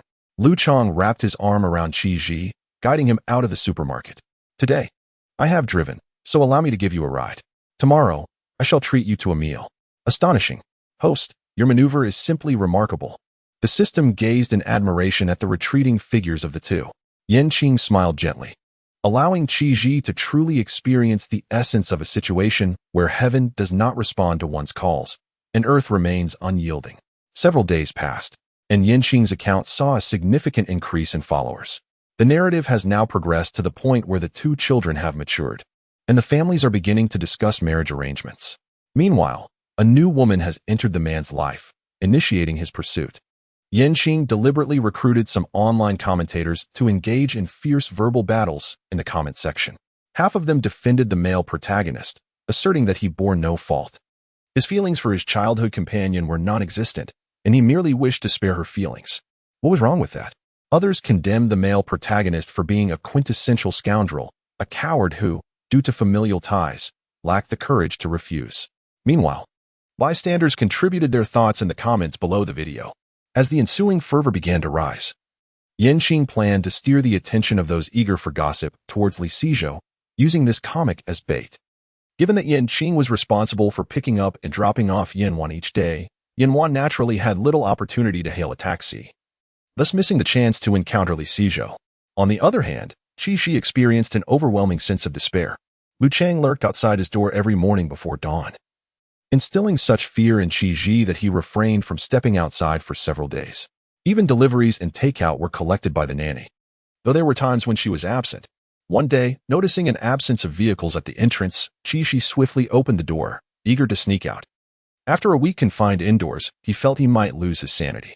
"Go out and have some fun, Qi Ji," a familiar voice suddenly called from behind. As Qi Ji was about to summon a car, he responded without raising his head, "Of course, if I don't get out soon, I'll start to mold." "What a coincidence. I happened to be nearby on business and just saw you standing here," came the reply. Qi Ji's heart raced. It was Lu Chang. He abruptly lifted his gaze, locking eyes with Lu Chang's teasing look. It was over. He was truly trapped today. Lu Chang had asked him out for meals several times, all of which Qi Ji had skillfully evaded with excuses. Now, fate had cornered him. "Come on, I'm treating you to hot pot today. And then we'll check out that new gym," Lu Chang declared, extending an arm to casually hook Qi Ji under it, leading him forward without room for protest. "The car is parked nearby. We have to walk a bit. Hope you don't mind." Qi Ji bit his lip tightly. Was it even a matter of minding? He dared not express any objections. Lu Chang glanced at Qi Ji's suppressed anger, chuckling softly. He had prepared a grand surprise for Qi Ji today. What was happening? Qi Ji felt numb. After enduring the intensity of Lu Chang's gaze while finishing the hot pot, they arrived at the gym, where yet another towering figure over 180 centimeters approached him to offer fitness guidance. Was this the infamous situation of being surrounded by men who could come to his rescue? "Ah Ji, your form is incorrect. Let me help you adjust," the burly instructor said, positioning himself behind Qi Ji to correct his stance. With their proximity, Qi Ji could even feel the man's warmth. The instructor whispered near his ear, "What fragrance do you wear? It's quite delightful." Qi Ji was overwhelmed with despair. Unable to contain his frustration any longer, he shouted, "You two freaks, keep your distance from me." His outburst attracted the attention of those around him in the gym, and soon a young man began to point and comment. "You two are tall and robust. How can you bully a minor?" Lu Chang couldn't help but chuckle. "Buddy, this is my brother. He's already an adult, just a bit out of shape, which is why I brought my friend to train with him." The burly man shrugged in agreement, adding, "Yeah, if my buddy hadn't called me, I wouldn't have come. I'd rather spend this time working out myself." The young man responded with a playful tone, "Little brother, you're still young and may not understand the importance of physique. Today's girls prefer men with abs. You must learn to capitalize on your strengths, understand? Qi Ji's face, already flushed with anger, turned an even deeper crimson, as if it might ignite. Ignoring the group, he stormed out. The smile faded from the burly man's face as he coldly watched Qi Ji flee. Brother Chong, is that all? Still following girls? Lu Chong sighed. Such cowards only prey on the weak when they cannot confront the strong. Remember, the boss has instructed us to keep a close watch on Qi Ji. He will not treat you poorly. Chapter 74. The male supporting character drenched in muddy water, Part 4. Within the starry restaurant, patrons sat in small clusters around their tables. Engaged in soft conversations, their laughter ringing pleasantly like silver bells.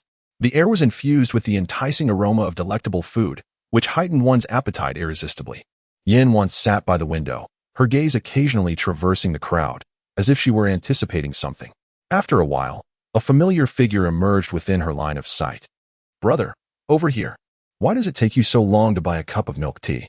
Yin Wan waved her arm. Yin Qing approached with a smile, presenting her with a cup of milk tea and a beautifully wrapped gift box, affectionately ruffling her hair. I came to bring you a gift, after all. Today marks your official promotion and salary increase. It's only fitting that you treat me to a meal. I simply had to offer you a token of my congratulations. Yin Wan excitedly received the gift and, upon opening it, discovered a bag she had long hesitated to purchase. Thank you, brother. I always knew you treated me the best. As Yin Wan savored the delectable cuisine, she animatedly recounted to Yin Qing the amusing anecdotes that had recently unfolded. Yin Qing listened intently, occasionally nodding in agreement, a smile illuminating her face. Suddenly, her gaze was drawn to a couple not far away. The woman, adorned in a Chanel little black dress and donning sunglasses, sat beside a strikingly handsome man. Yet, the man's features bore an uncanny resemblance to Li Sizhou, prompting Yin Qing to steal a few more glances. As the woman removed her sunglasses, revealing a familiar smile, Yin Qing recognized her identity. To his astonishment, Xiao He had actually found a stand-in. This revelation took him completely by surprise, as such a plot twist had never been mentioned in his memories of the original storyline. The system promptly explained that, after all, Xiao He was the protagonist of this world. If she wished to conceal something, she would undoubtedly ensure that no one else was aware. Xiao He seemed lost in her own world, oblivious to the gaze that Yin Qing directed toward her. She and the man, who bore a striking resemblance to Li Sizhou, nestled closely together, their hands entwined, exuding the air of a perfectly in-tune couple. The man was exceptionally attentive, gently tucking a strand of hair behind Xiao He's ear with a tender and natural gesture, as if handling a precious work of art. When the dishes were served, he promptly picked up a piece of food and placed it in Xiao He's bowl. What are you looking at? Yin Wan noticed the direction of Yin Qing's gaze and followed it. Oh, isn't that the wealthy heir? Yin Wan spent her days engrossed in short videos. Naturally familiar with Xiao He, the affluent internet celebrity, hadn't she been engaged to her childhood friend? How could she now be seen with another man? The two patrons at the adjacent table also noticed the commotion surrounding Xiao He and immediately began filming, whispering amongst themselves. Weren't Xiao He and Li Sizhou a couple? How could she be dating someone else now? Had my admiration for this pairing been misplaced from the outset? However, it seemed they had never directly addressed our speculation. Perhaps Li Sizhou merely regarded Xiao He as a sister. Haha, city dwellers are indeed extravagant. Someone like me, earning less than 10,000 a month, hardly dares to dream. After their conversation, the two shared the video on their social media, lamenting that the couple they adored had definitively come to an end. Li Sizhou had just returned home from work when his mother handed him a cup of coffee. It's time to discuss your marriage with Xiao He. Don't you think? You two have grown up together, and she has liked you for so many years. It's about time. Before Li's mother could finish her thought, Li Sizhou impatiently interrupted. Mom, I understand. I will consider it carefully. I have a meeting soon. I need to prepare in my study. Once the door was closed, Li Sizhou let out a long sigh. His family had been frequently bringing up his potential marriage with Xiao He.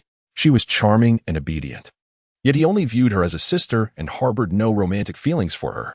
However, as the sole heir of the Li family, he felt compelled to sacrifice his personal happiness for the sake of familial obligations. Buzzing. Lost in thought, Li Sizhou's phone rang. It was his father calling. Sizhou, what is the status between you and Xiao He? I heard she is dating someone who resembles you. What is going on? Li Sizhou was taken aback. Dad, where did you hear this? I wasn't aware of any such thing. His father replied tersely, who else could it be but the ever-present netizens? He then sent a link to Li Sizhou, advising him to reflect on whether he had ever rejected Xiao He. If not, he should minimize the repercussions of this situation, as the families were on the verge of a union. Should this matter escalate, he must be prepared for potential backlash. Li Sizhou grasped the underlying message from his father. He needed to be ready. If he had previously rejected Xiao He but did not formally decline the union, she could easily shift the blame onto him, claiming he had only agreed to the marriage due to familial interests. Conversely, if he had never rejected her, the fault could be entirely attributed to Xiao He. Dad, I have never rejected Xiao He, but I also haven't responded to her overtures, Li Sizhou attempted to clarify. His father interrupted. As long as you haven't outright rejected her, then the situation can be managed. Your marriage can proceed. Xiao He's parents will be visiting tonight. I will be home in half an hour, so you and your mother should prepare. At the moment the phone call ended, an inexplicable heaviness settled in Li Sizhou's heart. That night, the moonlight cascaded like water upon the villa's courtyard. Xiao He, trailing behind her parents as they exited the car, felt a simmering discontent. Why couldn't she seek solace in a substitute? Li Sizhou often neglected her. What was wrong with finding a stand-in to alleviate her emotions? Brother Zhehua, I must admit, this is indeed my fault. I have indulged Xiao He too much, allowing her to act recklessly and make such a grave mistake. Sizhou is a good man, but he is usually preoccupied with work and lacks the time to attend to this child. She hesitates to disturb him, hence her misguided actions. Xiao He, with a sense of grievance, rose to apologize to Li's parents, uncle, aunt. I acknowledge my wrongdoing. I only ever shared meals with that person. My heart belongs solely to Sizhou. Seeing Xiao He take responsibility, the two families exchanged knowing smiles. To recognize and amend one's mistakes is a virtue, they thought. We can only blame Sizhou for being too devoted to his career.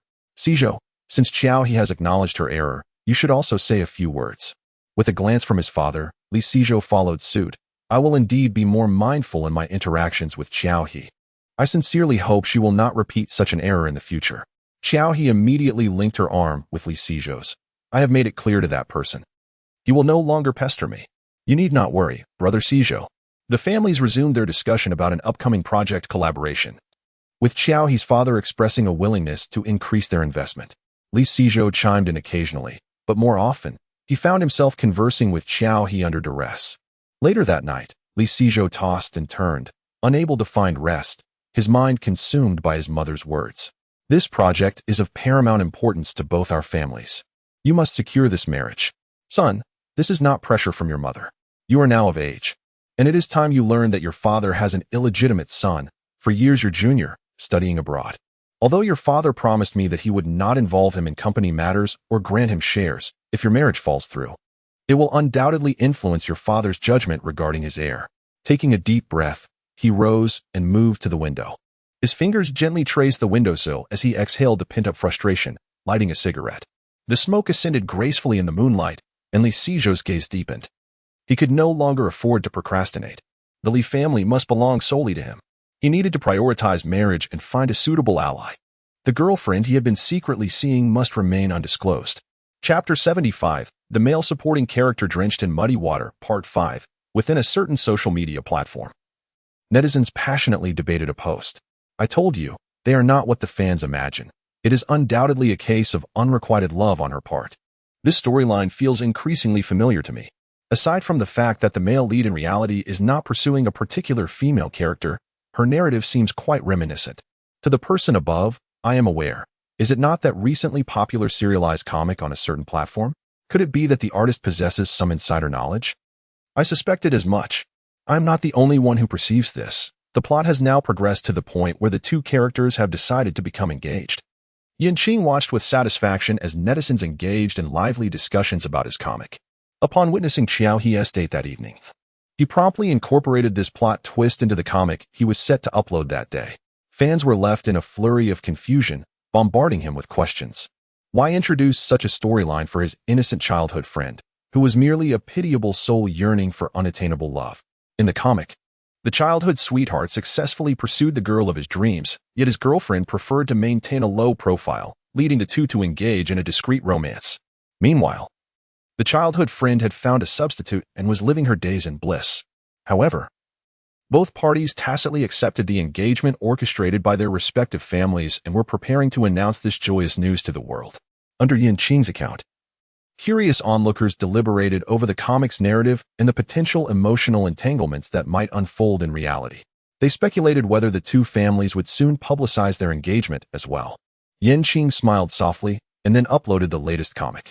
At that moment, her phone suddenly chimed with a message from an unfamiliar number. Boss, Li Sijou has unexpectedly contacted me, stating that he is about to be compelled into an engagement and inquiring if I can continue to be with him. Qing raised an eyebrow. As anticipated, Li Sijou ultimately capitulated. This young woman had been meticulously selected for him. She possessed not only striking beauty but also a gentle disposition, perfectly aligning with Li Sijou's preferences. The moment they encountered one another, he found himself irresistibly drawn to her. The notion of love at first sight often merely stems from physical attraction. However, it soon became evident to Li Sijou that this enchanting girl shared his passions and interests. They engaged in delightful conversations about their favorite books, music, and films, exchanging insights and feelings. She would often alleviate his melancholy, providing ample emotional support. This profound connection of souls swiftly bridged the gap between them, allowing their relationship to flourish naturally. The night was still young, and Qing's plans for vengeance were set to unfold anew. Oh my goodness, they are truly engaged, Wan exclaimed, her eyes wide with astonishment as she sat on the sofa. In her excitement, she grabbed her phone and swiftly navigated to the news page, presenting it once more to Qing. Brother, look, the Li family and the Qiao family have officially announced their engagement. The Li family seems utterly unconcerned. Wan's tone was imbued with excitement and curiosity as she enthusiastically shared the news with Qing, all the while munching on the watermelon in her hand. Qing sat nearby, gently gazing at Wan's face, which was brimming with a sense of gossip, a subtle smile playing at the corners of his lips, revealing a trace of indulgence. He felt an unwavering resolve to protect such a vibrant and endearing sister. Indeed, while both the Li and Qiao families possessed considerable wealth, the Li family was still somewhat inferior to the Qiao family. Moreover, the collaborative projects they were entangled in were far too intricate to disentangle. This was one of the reasons why, in the original narrative, Li Sijou, despite discovering Wan's innocence, was reluctant to clarify the matter. As a beneficiary of the existing interests, he remained a silent observer, equally culpable. Upon learning of the engagement announcement between the two families, the online onlookers flocked to their accounts with mocking comments. You two are truly a match made in heaven, perfectly suited for one another. One is fond of seeking substitutes, while the other, despite having a girlfriend, still wishes to get engaged. How pitiful for the unknown girlfriend. I hope that young lady promptly ends her relationship. This man is not worth it, unwittingly becoming the third party. Immersed in the excitement of her impending engagement, He was incensed upon reading the comments. Li Sijou has a girlfriend? Who is she? I must ensure this little vixen faces ruin. Without delay, He arranged for someone to follow and investigate Li Sijou's daily life. However, the investigators reported that his routine appeared entirely normal, apart from work and social engagements. He had little time to interact with other women. Consequently, He swiftly redirected her ire towards Qing's account. Initially, she contemplated suing Qing for defamation. But the comic's backdrop and character names differed from reality, and the unfolding plot progressed more swiftly than actual events. Thus, she reluctantly dismissed the incident as mere coincidence. Yet, feeling unsatisfied, she enlisted a legion of online trolls to ridicule Qing's artistic skills on her account. Qing sat at home, the heat descending from the heavens. Qing, thank you for bestowing a wave of free popularity upon my video. Li Sijou, trembling with anticipation, finished watching the video posted by Qing. Who is the author of this comic? How could they capture such intricate details? Could it be that someone close to him has truly betrayed him? Countless possibilities flashed through Li Sijou's mind, yet each was methodically dismissed upon closer scrutiny. His girlfriend, unbeknownst to him, had interviewed at the company after they began dating, securing her position with her remarkable capabilities. Within the workplace, their paths never crossed, rendering their relationship imperceptible to others. As Li Sijou perused the investigative materials in his hands, he noted that the operator of the comic account resided abroad, devoid of any connection to them. Ultimately, like Xiaohe, he resignedly concluded that it was merely a coincidence.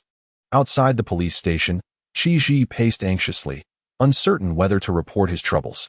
The entanglement between Lu Chang and Zhang Han left him feeling utterly powerless. The two dragged him to the gym daily for strenuous workouts, only to later whisk him away to bars for indulgent escapades. The thought of those men's unwitting touches while drinking filled Qi with revulsion. He genuinely did not harbor any affection for males. Yet, he found himself unable to carve out the time to meet his goddess, oblivious to her well-being or whether she had parted ways with her boyfriend. The scant moments he managed to snatch were merely excuses to sneak away from the gym under the pretense of using the restroom. Standing at the entrance of the police station, Qi wrestled with the decision of whether to seek assistance. Not far off, Lu Chang and Zhang Han observed him hesitating at the door, nearly bursting into laughter. "Brother Chang, what will we do if he actually decides to report us?" Lu Chang scoffed dismissively. "Let him report it. I haven't wronged him in any way. I neither swindled him out of money nor seduced him. When have I ever not covered the tab at the bar? What reason could he possibly have to report anything? Besides, with his lack of courage, I truly doubt he would dare to take such a step." Zhang Han nodded in agreement, inhaling deeply from his cigarette, the smoke swirling around him as a sly smile crept across his face. "You are absolutely right. He can find no plausible grounds for reporting us. We are merely showing him a good time. He willingly joins us every day, doesn't he? Such trash is simply in need of a lesson."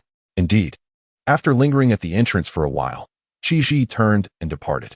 Chapter 76. The Male Lead Drenched in Mud, Part 6. The day of Li Sijou and Xiao He's engagement arrived in the blink of an eye. As the heir of the Li family, Li Sijou was set to be engaged to the only daughter of the Qiao family, Qiao He. Their engagement ceremony was nothing short of grand. The estate buzzed with the presence of the elite and influential, and the impact of the two prominent families ensured that the event's reverberations exceeded all expectations. Media reporters flocked to capture every exquisite moment of this splendid occasion. Every corner of the estate was suffused with the rich fragrance of flowers, creating an ambience reminiscent of a dreamlike paradise. The soft glow of the setting sun bathed the courtyard, enveloping each petal in a warm, golden sheen, while a gentle breeze carried the sweet scent of joy and happiness through the air. In the lounge, Li Sijou appeared somewhat restless, prompting his mother to tease him with a beaming smile. "Sijou, you claim you don't fancy Qiao He, yet look at you during this engagement ceremony. You seem as anxious as can be. What will you do when the wedding day arrives?" Li Sijou, caught off guard, managed an awkward smile but offered no further comment. His mother glanced at the clock on the wall, then rose to address them both. "I must step outside to mingle with the guests.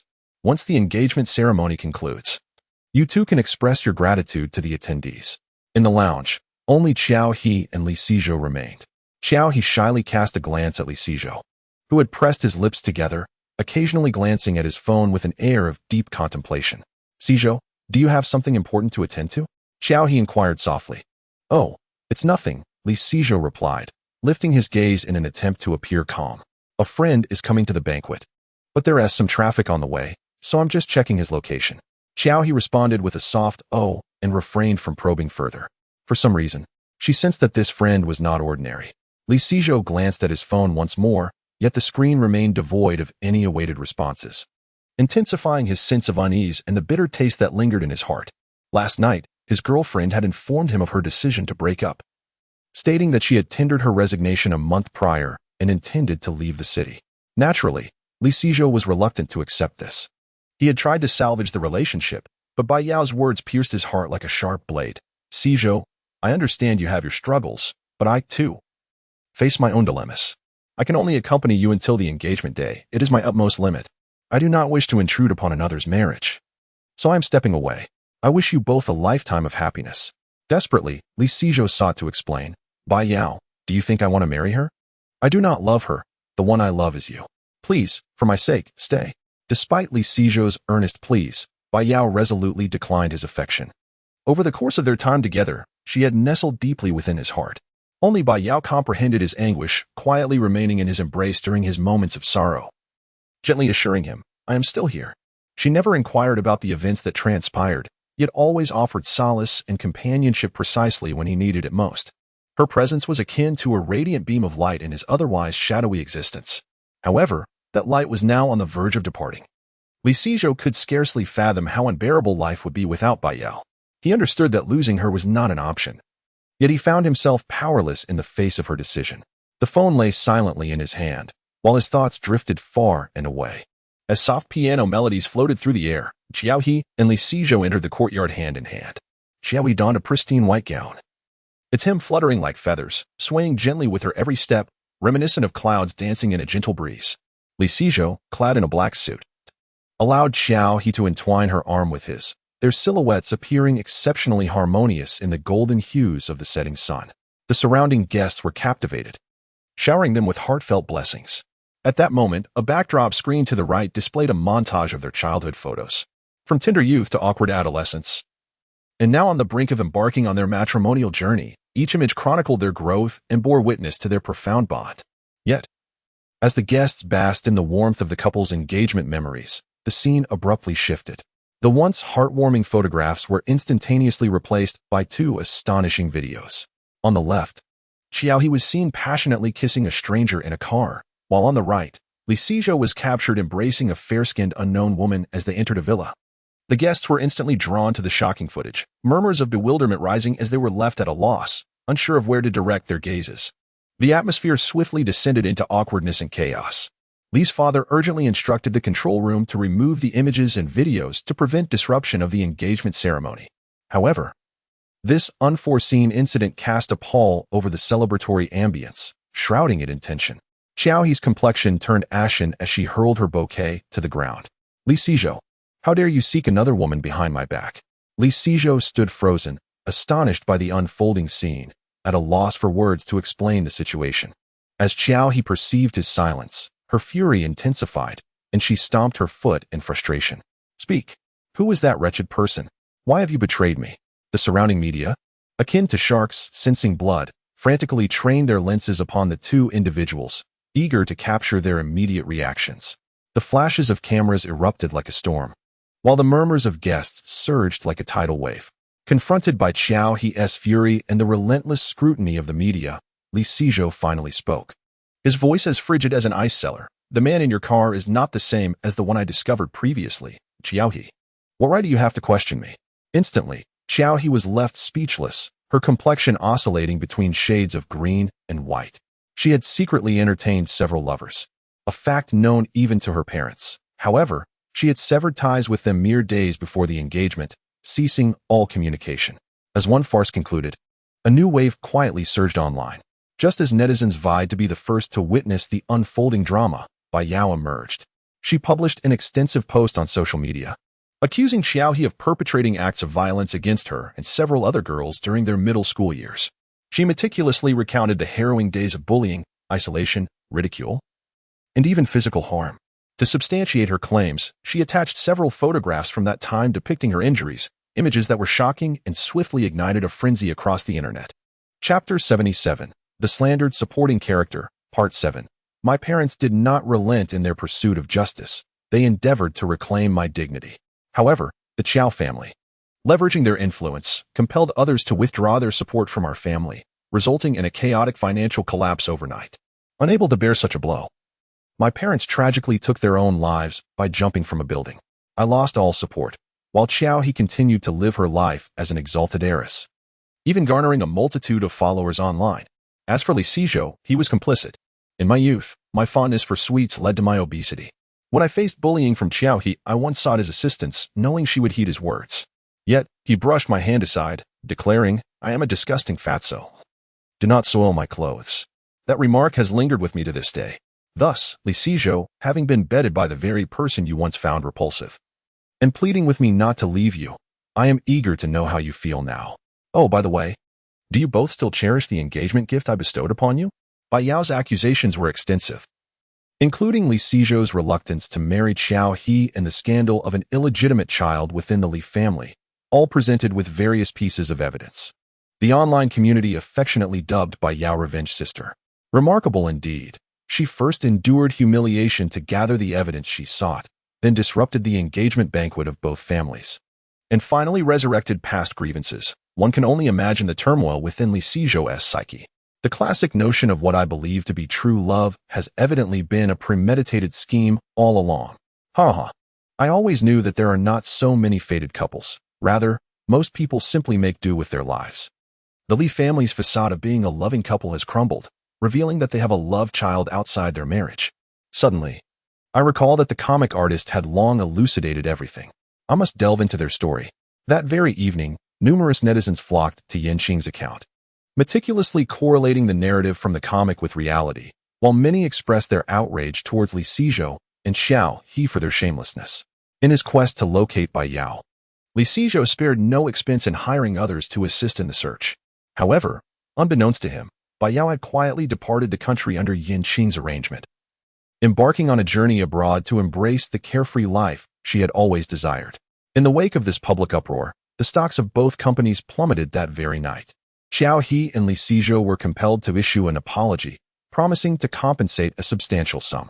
Meanwhile, Bai Yao, vacationing overseas, declared, "I shall never accept your apology. Dream on."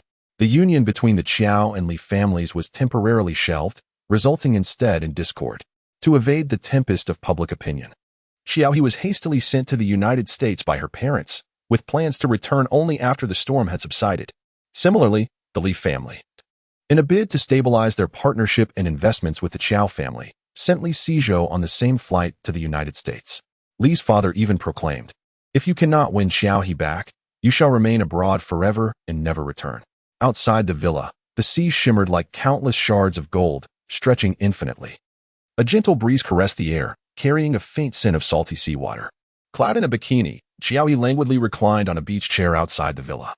Basking in the warmth of the sun, Li Sizhou sat nearby, gazing at her with a complex expression, his heart weighed down by an unfathomable sense of loss. He could hardly fathom that his father had abandoned him. "Brother Sizhou, could you bring me a glass of water?" Xiao He casually issued her command. Before departing for abroad, she received a message from an unknown number, revealing that Li Sizhou's journey overseas was not as he had portrayed it, merely a means to evade scrutiny alongside her. His family held him firmly in their grasp, should her engagement with Li Sizhou falter. The shares held by his father would not be entirely bestowed upon him, but rather partially allocated to an illegitimate child still pursuing studies. This meant she no longer needed to revolve around Li Sizhou as she once did, accommodating him in all matters. Indeed, upon hearing Xiao He's call, Li Sizhou instinctively contemplated turning away. He had grown accustomed to her gentleness and indulgence, and the commanding tone she now employed rendered him profoundly uneasy. However, after taking a few steps, he abruptly halted. He clenched his fists tightly, leaving crescent-shaped impressions upon his palms. Recalling his mother's earnest pleas and the carefree existence of that illegitimate child, he came to realize he could no longer act freely as he once did. The interests of the family and the shares in his father's possession felt like invisible shackles binding him. Unless he chose to marry Xiao He, he would forever remain ensnared by these constraints, unable to return to the liberating days of yore. With this thought in mind, Li Sizhou slowly returned to Xiao He's side and handed her the glass of water from the table. Xiao He felt an increasing sense of triumph within her. See, in the end, it was only she who remained by Li Sizhou's side. Yet, she resolutely vowed to never allow any other woman to occupy that space beside him, absolutely not. As the spring festival approached, the atmosphere of the year-end grew ever more pronounced. Yin Wan meticulously selected an array of festive goods for the new year, from the vibrant red couplets and auspicious characters to the kaleidoscopic lanterns and colorful ribbons, transforming her home into a lively celebration brimming with the spirit of the season. As night fell, the house instantaneously morphed into a rustic karaoke hall. Yin Qing helplessly surveyed the colorful light balls in the living room. "Yin Wan, although the home was already brimming with the festive spirit, could you not tone it down a bit and remove those garish orbs?" After listening, Yin Wan revealed a mischievous smile, pointing out the window and saying, "Brother, you don't understand. This is what we call the down-to-earth flavor of the new year. Just look at the house across the street. It's also adorned with festive decorations." Yin Qing followed her gaze. Goodness. Several buildings across the way were ablaze with light, the intertwining hues of red and purple resembling a splendid ocean of illumination. Laughter and joy filled the home of Yin Qing, radiating the essence of festivity. In stark contrast, the household of Qi Ji was shrouded in a somber gloom. Qi Ji knelt before the altar, his head bowed in silence. Qi's father, his face contorted with rage, the veins on his forehead throbbing, clutched the diagnosis report tightly, his gaze piercing as if he intended to incinerate it with his stare. "Unfilial son, how could you squander money in such a manner? I do not require you to seek employment or embark on reckless ventures. How could you engage in such acts with a man and contract that illness?" Qi Ji lifted his head, tears shimmering in his eyes, a mix of anger and grievance evident in his voice. "Do you think I relish this situation? The nanny is permitted to take leave and celebrate the new year at home, yet you only concern yourselves with making money. What is wrong with seeking a little amusement at a bar? If I hadn't been intoxicated, would such an incident have occurred? During his time spent with Liu Chang and Zhang Han, Qi had gradually grown accustomed to their companionship, though they occasionally exhibited overly effeminate behavior. Their shared outings for exercise and drinks had fostered within him a sense of friendship. However, as the new year approached, they returned to their hometowns for the celebrations, leaving him alone in the vast villa. In his solitude, while his fitness group engaged in video calls over drinks, Qi ventured to a bar to indulge in alcohol. Consequently, in a state of drunken abandon, he found himself dancing with a man at the nightclub and ultimately departing the bar with him. One night of passion led to a regrettable consequence. He contracted an illness. Upon hearing Qi's defense, Qi's father pointed a trembling finger at him, his lips quivering but unable to articulate a single word. Suddenly, his complexion drained of color, the veins on his forehead bulging, and beads of sweat trickled down his brow. His hands clutched his chest as his body began to sway, collapsing onto the sofa as if he had lost consciousness. "Old Qi, what is wrong with you?" Li's mother exclaimed, rushing to support him while hastily dialing for emergency assistance. Chapter 78. The supporting male character in the entertainment industry. Host. Qi has been taken to a private rehabilitation center. On the first day of the new year, Qing awoke to a notification from the system. Qing was already aware that Qi's father had suffered a heart attack and was hospitalized due to the stress. However, he did not anticipate that the first action upon Qi's father's awakening would be to enlist a friend to whisk Qi away to a notorious private rehabilitation center in a distant locale. To the older generation, Qi's behavior was deemed a sign of mental instability, necessitating medical intervention for restoration to normalcy. The thought of the cruel and inhumane treatment methods employed at the rehabilitation facility elicited a cold smile from Qing. Indeed, dealing with someone like Qi was best accomplished by exploiting the despair of his family. His investment in orchestrating this scheme was not in vain. He had first engaged individuals like Liu Chang to shadow Qi, delving into his lifestyle and social circles. Subsequently, he enabled them to forcefully infiltrate Qi's life, steering him towards frequenting gay bars for entertainment. Once Qi embraced this lifestyle, solitude would invoke a profound sense of discomfort and emptiness. This intense feeling and yearning would compel him to seek solace in familiar places, where he would ultimately find himself ensnared in the trap laid by Qing. Not long after the new year, news of project withdrawal emerged from the Qiao and Li families, stemming from the murder of Qiao He by Li Sizhou. Unable to endure the suffocating control exerted by Qiao He, who not only monitored him incessantly, but also restricted his social interactions, Li Sizhou found himself overwhelmed.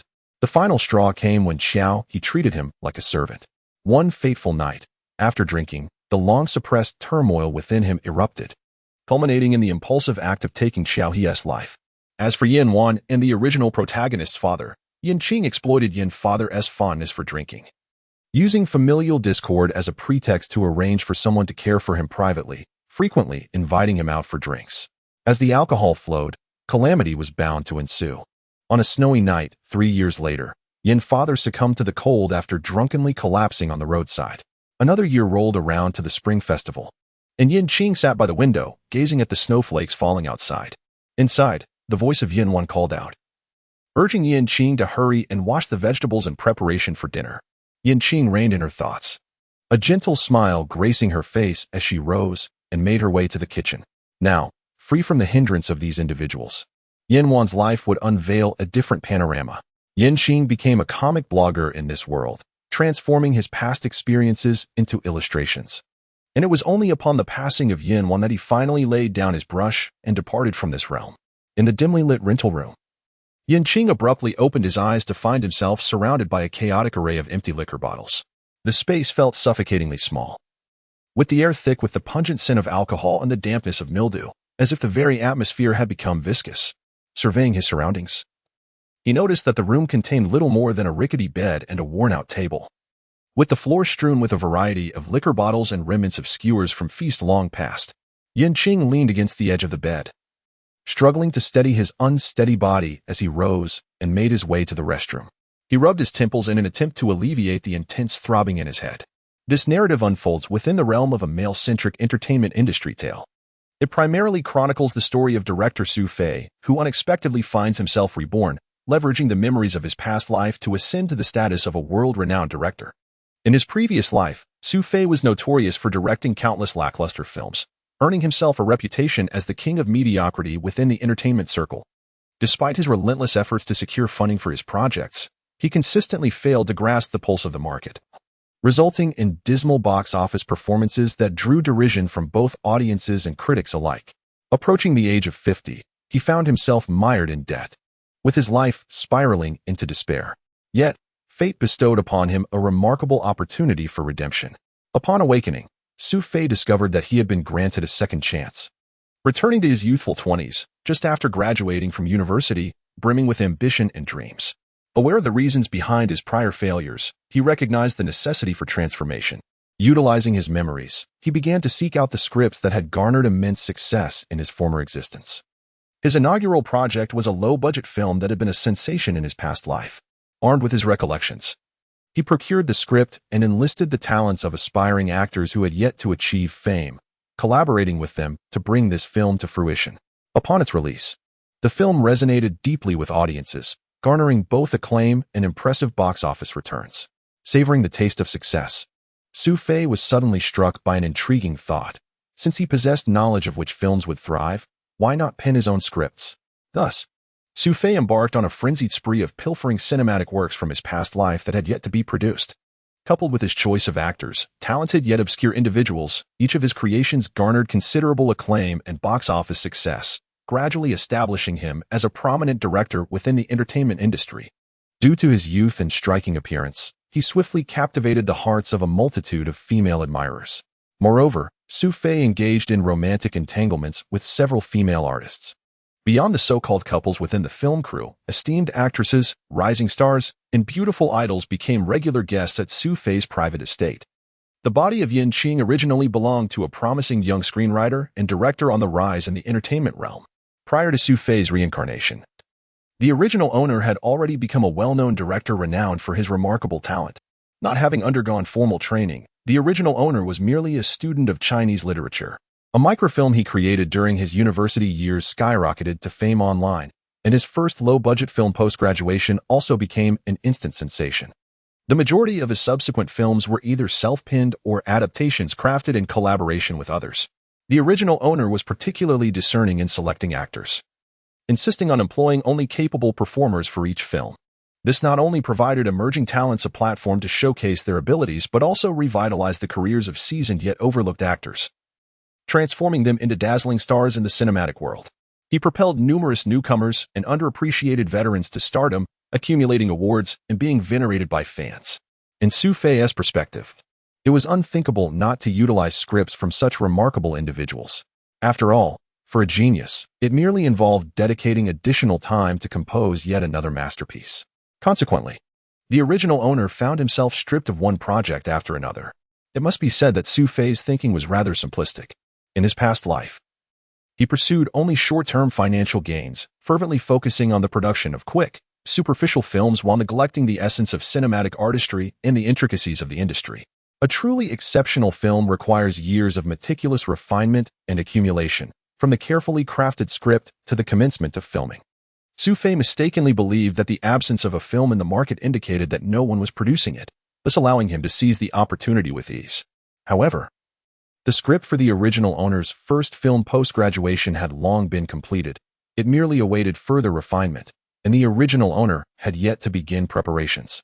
Therefore, when the original owner witnessed a film in theaters featuring a familiar plot and even identical names for the male and female leads, his feelings can only be described as devastating.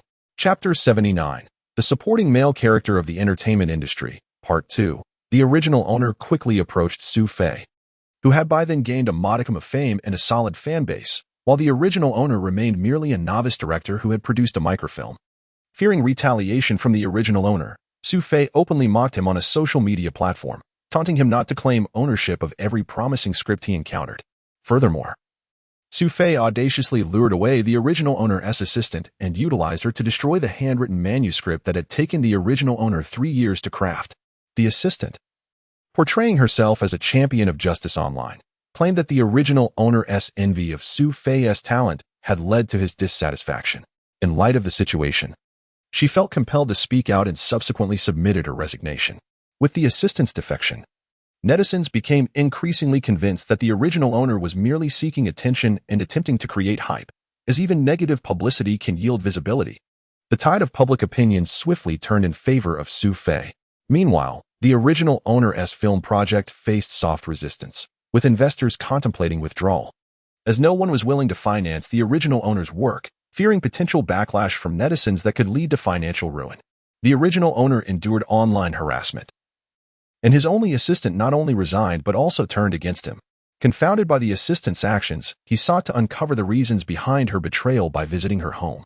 To his dismay, he witnessed her getting into Su Fei's car and heard her derisively proclaim that he was a hopeless failure. Incensed, the original owner contemplated revealing their relationship on social media. However, the assistant preempted him, publicly lamenting how the original owner often made inappropriate advances towards her. A recent female graduate lacking the confidence to confront him. Despite the original owner's attempts to clarify that she was fabricating lies, no one believed him. After all, which woman would jest about her own integrity? He was already perceived as a desperate individual seeking attention, rendering his words utterly untrustworthy. The already incensed netizens grew increasingly agitated, intensifying their online vitriol and directing their ire towards the protagonist's mother. Hailing from a single-parent household, the protagonist's mother had single-handedly toiled to raise him. Achieving admission to a prestigious university, he had always been a source of pride for her. Neighbors often envied her for having such a dutiful and talented son. After finally witnessing her son graduate, she hoped to breathe a sigh of relief, only to find herself plunged into despair due to the turmoil ignited online. The protagonist's mother frequently awoke in the dead of night from various harassing phone calls, tossing and turning in bed, unable to find solace, while the whispers of neighbors added to her mounting anxiety. Yet, she chose to bear this burden alone, unwilling to disclose the truth to her son, fearing it would add to his burdens. Meanwhile, the protagonist, oblivious to the turmoil unfolding back home in Linhai City, sought refuge in alcohol, attempting to escape the anguish of reality. As a result of prolonged mental strain and anxiety, his mother succumbed to severe psychological issues, lacking energy during the day, struggling to sleep at night, and even developing a fear of phone ringtones. In a state of disorientation, she was startled by a passerby's phone ringing while crossing the street, inadvertently ignoring a red light, and was tragically struck by a speeding vehicle, resulting in her immediate demise. Once again, the blame was thrust upon the protagonist. Had he not sought notoriety at the expense of others, his mother would not have lived in such dread. The protagonist was utterly shattered. He had lost his only family member, while the treacherous assistant and Su Fei continued to live unscathed. In pursuit of vengeance, he concealed his true identity and secured a temporary job as a cleaner in the neighborhood where Su Fei resided, preparing for a life-and-death confrontation. Unfortunately, Su Fei possessed an aura of invincibility. Merely brushing past the protagonist, he recognized his true identity, opting not to expose him immediately, but instead secretly hired several bodyguards for protection. He then installed hidden cameras in his home and feigned intoxication to lure the protagonist into committing a crime. The protagonist was destined to be a pawn, unable to contend with Su Fei. As soon as he breached the protagonist's residence, he was apprehended on the spot and sentenced to several years in prison. A powerful lover of Su Fei learned of this incident and, upon the protagonist's release, whisked him away to Myanmar, where he received an all-encompassing service. Thus, the protagonist departed from this world. Ding. The protagonist's final wish, to annihilate Su Fei and ensure his mother's peaceful twilight years. Presently, the narrative unfolds with the protagonist's assistant, Lin Yuan, publicly criticizing him online for his jealousy towards Su Fei and announcing her resignation. The netizens continue to focus their ire on the protagonist, for the time being sparing his mother from their wrath. After taking a refreshing shower and meticulously clearing out all the refuse from his room, Yin finally felt a sense of comfort wash over him. He retrieved his mobile phone, only to discover it was devoid of signal. The original owner had removed the SIM card to evade the incessant harassment of mindless fans' text messages and calls. After rummaging through the dilapidated rental apartment for what felt like an eternity, he finally unearthed the forgotten SIM card beneath a dust-laden pillow. With great care, he reinserted the card into his phone, and as soon as it clicked into place, the device erupted into a cacophony of notifications, with a flurry of messages and missed calls causing his hands to tremble. Qing checked his balance once more, relieved to find that the original owner had a penchant for saving, leaving behind a sum of over 100,000 yuan. Without hesitation, He purchased a ticket home and subsequently booked a tour for his mother abroad, by temporarily placing her in an environment far removed from the domestic turmoil. He aimed to shield her from negative information and discussions, allowing him to confront his current challenges with unwavering focus and no lingering concerns. The original owner's residence was situated in an old neighborhood, populated by longtime residents.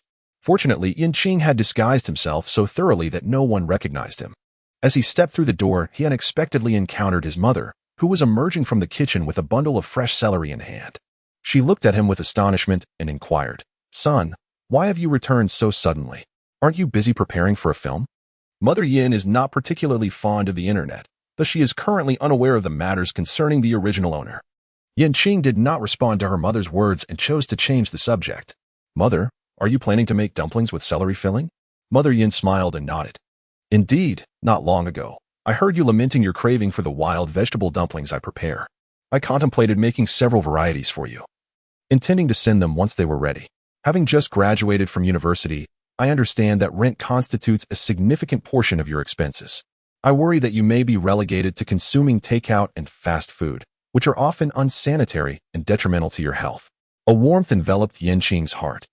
What her son casually mentioned as a craving was, in a mother's eyes, an issue of great significance. Maternal love, indeed, remains ever so simple and profound. In the memories of the original owner, Yan's mother would always be found at the front seat of a bicycle, unwaveringly ferrying him to and from school, regardless of the elements. As time passed, however, Yan's mother gradually found herself unable to ride the bicycle and escort him. Yet, she steadfastly continued to bring him steaming meals to the school. At that time, Yan's father had unexpectedly passed away, leaving the family in less than affluent circumstances. Mother Yan always selflessly sacrificed herself, secretly nibbling on steamed buns while meticulously packing the finest food into his lunchbox. This profound maternal love is a warmth that the original owner can never forget. Qing took the celery from her mother's hand and gently said, "Mother, please sit down and rest for a while. I will handle the vegetables. You can focus on preparing the filling. Leave the rest to me." Chapter 80. The supporting male character in the entertainment industry, Part 3. Qing spent 2 days at home, persuading his mother to join a travel group before returning to Linghai City, perhaps due to his decision not to seek out his assistant Lin Yuan. Lin Yuan had yet to disseminate any scandalous rumors online. However, Qing's social media account had succumbed entirely to chaos, inundated with a relentless barrage of private messages and comments. His phone was incessantly bombarded by zealous fans, rendering it nearly unusable. Qing directly reissued a card in his hometown, and now his phone lies in tranquil silence.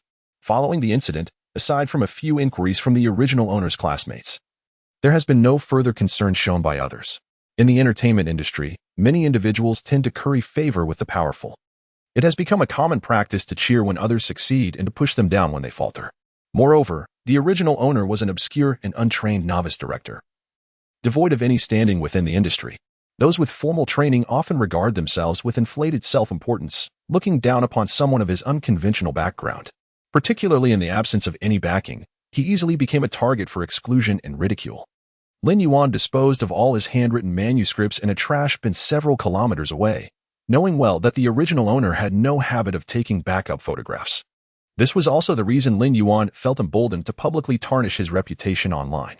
She was confident that the original owner lacked any evidence to prove that Su Fei's new film script was plagiarized from him.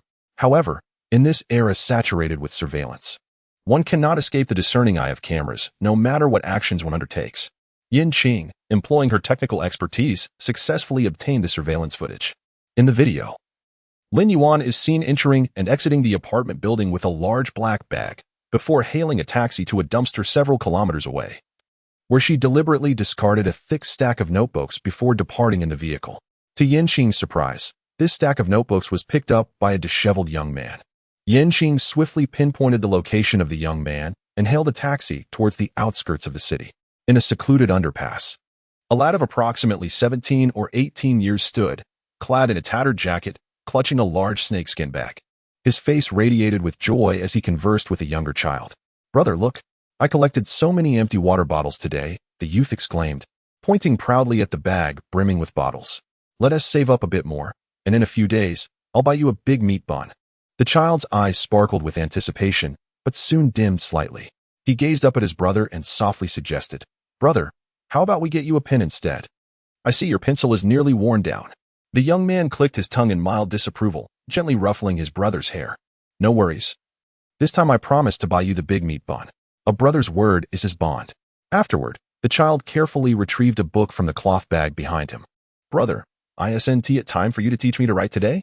The youth smiled as he added a handful of twigs to the fire, then moved to the nearby stream to wash his hands. Indeed, today I shall teach you to write. When Qing arrived, he beheld a poignant scene. A youth, no more than 17 or 18, held a small boy tightly in his embrace. Illuminated by the faint glow of a fire, they diligently inscribed characters upon the ground. With each stroke, the older brother patiently instructed his younger sibling, his voice gentle and nurturing. The child, utterly absorbed, mimicked his brother's movements, his eyes brimming with admiration and an insatiable thirst for knowledge. Qing quietly stood to the side, refraining from disturbing them. After a considerable amount of time had passed, when it seemed the two had nearly absorbed all they could, Qing finally spoke up, inquiring, "Excuse me. May I be so bold as to ask if you happen to have found a rather thick notebook?" Startled by the unfamiliar voice, the two were taken aback.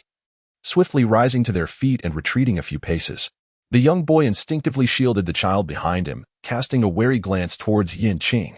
Upon observing the situation, Qing promptly waved her hand and clarified, "I harbor no ill intentions.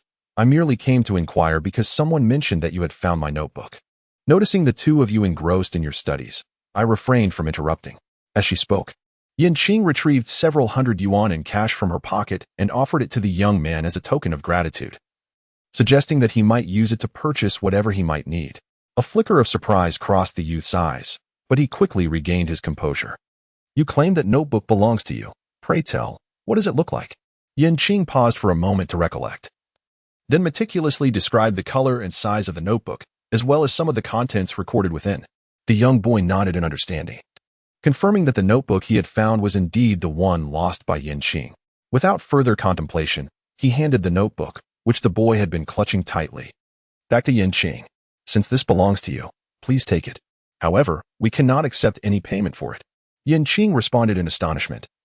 "Are you certain that such a meager token of gratitude suffices? You would forego these few hundred yuan. That amount could procure a considerable number of items." The young man resolutely shook his head, asserting, "We only earn what is rightfully ours. This money does not belong to us, and we cannot accept it. If you truly wish to express your gratitude, please purchase a meat bun for my younger brother. He has a great fondness for them." Qing, intrigued, suggested, "Let me take you to buy meat buns now." The two brothers exchanged glances, their vigilance still evident in their eyes. Qing discerned their hesitation and, with a gentle smile, reassured them, "Do not worry. I have no intention of causing you any harm. You may lead the way, or take me to where I can make a purchase." The boy nodded in response. After some preliminary conversation, Qing learned that the boy's name was Jiang Yin, while the child was named Jiang Yuan. Jiang Yin had been cast out by his stepmother and had wandered to this place, occasionally taking up odd jobs at construction sites. He discovered the boy while foraging for wild vegetables in the mountains, and since the child could not recall his own name, Jiang Yin bestowed upon him the name Jiang Yuan. Why not turn him over to the police? They might assist in reuniting him with his family. Qing inquired with curiosity. However, Jiang Yuan set aside his meat bun and wrapped his arms around Jiang Yin, declaring, "I do not wish to leave my brother. All you adults are wicked. You only seek to separate us." Jiang Yin gently patted Jiang Yuan's head. He was acutely aware that he should hand Jiang Yuan over to the authorities. Just because he had no family did not imply that Jiang Yuan was similarly bereft. Yet, ever since Jiang Yuan had awakened, he had become exceedingly reliant on him. Upon realizing Jiang Yin's intentions, Jiang Yuan adamantly refused to go anywhere, even to eat or drink. Gazing at the obstinate Jiang Yuan, Jiang Yin was reminded of his past self. At the tender age of 7, his mother had departed from their home and never returned. The villagers spoke ill of her, claiming she had shamelessly run away with another man. In his youth, he could not comprehend such matters until he grew older and was compelled by village officials to attend school and learn to read. It was then that he discovered his mother's diary, hidden among the firewood, filled with her despair. She had been deceived into the mountains, harboring a deep loathing for everything here, including him. Yet, Jiang Yin understood that this was not his mother's fault. Eventually, his father remarried a widow from the village, who incessantly accused him of theft in front of outsiders, tarnishing his reputation. One fateful day, the widow claimed that 2 pieces of cured meat had gone missing and expelled him from their home. His father stood nearby, holding a smoking pipe, playfully teasing his younger brother. At that moment, he realized the painful truth: he was without a home. Chapter 81. Supporting Character in the Entertainment Industry, Part 4. After listening to Jiang Yan's story, Yan Qing felt a surge of mixed emotions. The tragic mother, the ignorant father, and the fragmented child. Do you know? At the moment when Jiang Yuan cried out, not wanting to part from me, I knew I could not abandon him. Jiang Yan no longer wished to wander alone. He gazed out the window at the distant lights, yet the night he remembered was shrouded in darkness and endlessness. That evening, he had stealthily followed his mother. She had told him, Jiang Yan, stay right here and be good. Mommy will return soon. However, she did not keep her promise, leaving him abandoned in the mountains. As a young child, he waited alone in the pitch-black wilderness for his mother. He waited and waited, only to be met with his father's brutal fists and kicks. Those memories sliced through Jiang Yan's heart like a knife, and he could not hold back the tears that blurred his vision. Suddenly, a tissue appeared before him, and Yan Qing's voice, heavy with empathy, resonated. Jiang Yan, I understand your actions, but you know that Jiang Yuan needs a household registration, and more importantly, he needs an education. This is crucial for him. Your strength alone is limited. You cannot provide him with everything he requires. Yan Qing continued, surely, you do not wish for Jiang Yuan's future to be one of wandering the streets, or for him to suffer as you once did, begging for a chance to earn a meager living at construction sites? Jiang Yan was rendered speechless as Yan Qing's words struck him like a heavy hammer, awakening the worries and confusion buried deep within him. That night, a piece of news surged to the trending topics. Yan Qing has provided concrete evidence. He published a video online that clearly depicts his assistant stealing a notebook and discarding it in a trash bin. Furthermore, he has shared numerous photographs of his scriptwriting notes. This screenplay narrates a suspenseful tale of a young man from the Miao region who embarks on a quest to uncover the truth behind his grandfather's demise. Intricately woven with unique elements of Miao culture, the original author devoted immense effort to this creation, not only poring over extensive research on Miao traditions, but also residing locally for several months to gather oral histories. In the initial stages of the public uproar, the original author merely provided some photographs taken in the area and the dates of the script's creation as evidence. In contrast, He spent a considerable sum to hire professionals to verify the document's creation timeline, also presenting materials as counter-evidence. The evidence offered by both parties was rather superficial, and compounded by the original author's assistant's testimony against him. Public opinion momentarily swayed in favor of He. However, when the original author's notebooks surfaced online, netizens began to express doubts regarding He. I have long wished to speak up. I am of the Miao ethnicity, and my elders possess knowledge in this domain. After watching the film, my elders remarked that several elements portrayed were indeed authentic. The film features a shaman named Lin Pusa, whom locals refer to as Aunt Lin. Yet, during a media interview, He made a glaring error by claiming that Pusa was merely a colloquial term used by locals. I was taken aback. This was pure nonsense. Nevertheless, the film contains a subtle narrative thread wherein the protagonist seeks Aunt Lin's assistance to summon a spirit, during which she references the Tianmen in our local culture. This Tianmen signifies the boundary between the human realm and the celestial, where divine beings may manifest upon individuals, endowing them with mystical powers, hence the appellation Pusa. This is not a mere colloquialism. It is deeply rooted in our beliefs. Moreover, Yan Qing's notes clearly document these aspects. For further details, one may refer to page 6 of the images he provided, which even recounts amusing anecdotes about the Pusa, all of which resonate with our local experiences. The most prominent comment has garnered a multitude of likes, prompting an increasing number of netizens to scrutinize He's interview videos, revealing discrepancies between his statements and the screenplay. At this juncture, He remained oblivious to the unfolding events online, reclining on a plush sofa, savoring red wine, and basking in a state of complacency. Director He, when will you arrange for me to join the cast of your next film? Lin Yuan gently massaged He's shoulders, whispering sweetly, You promised me that if I identified Yan Qing's faults, you would grant me a chance at stardom. Lin Yuan had long grown weary of Yan Qing. She had immersed herself in the mountains for over half a year solely for a script, playing minor roles and acting as Yan Qing's assistant, all in hopes of securing a role that would allow her to thrive in the entertainment industry. And what was the outcome? Yan Qing unexpectedly rejected her, stating that his production team only required capable actors. Is this not an utterly foolish act? He took a sip of red wine, his expression laden with meaning, and remarked, "Let us observe your performance tonight." Lin Yuan was a pivotal piece in the game, and naturally, she could not be easily discarded, lest she turn the tides and create trouble for him. He narrowed his eyes slightly, knowing that a woman like Lin Yuan, who yearned for fame, was most concerned with her public image. Once he captured the footage he desired tonight, Lin Yuan would lose her utility, and he could simply dangle her along thereafter. At that moment, a phone call came in from the investors. The other party rebuked him angrily. "What is going on? Was that script written by you? People are already dropping evidence against you. The online community is in an uproar. If this matter is not resolved satisfactorily, we shall not be investing in the next film." He's head buzzed incessantly, his mind rendered blank. With trembling hands, he opened a social media platform and beheld the photos and videos posted by Qing.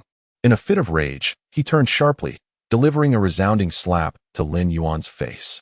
"How could you handle this? Did you not say you disposed of the notebook? How could Qing have found it again?" Lin Yuan was momentarily stunned by the slap, clutching her face in shock as she gazed at He. She too could hardly believe the unfolding reality, stammering, "I threw it away. I disposed of it in a trash bin several kilometers away. How could he possibly find it?" He's brows knitted tightly. "Are you a fool? Did you not consider throwing it in water or burning it? Why on earth would you choose a trash bin? How could you possibly obliterate the evidence this way?" Terrified, Lin Yuan shrank back, sitting silently beside him. He pushed her aside, snatching a cigarette from the table and placing it between his lips. Seeing Lin Yuan still sitting there in a daze only fueled his fury. "What are you gaping at? Hurry up and light this for me." Lin Yuan immediately snapped to attention, frantically grabbing a lighter from the table and trembling as she ignited the cigarette for him. Observing He's grim countenance filled her with anxiety. Having boarded He's ship, her only hope for a brighter future lay in solidifying his innocence and subduing Qing. Thus, she cautiously ventured, "I have thought of a solution. If you could provide me with a substantial sum of money, we could still salvage this situation. It all depends on whether Director He is willing to grant me another chance."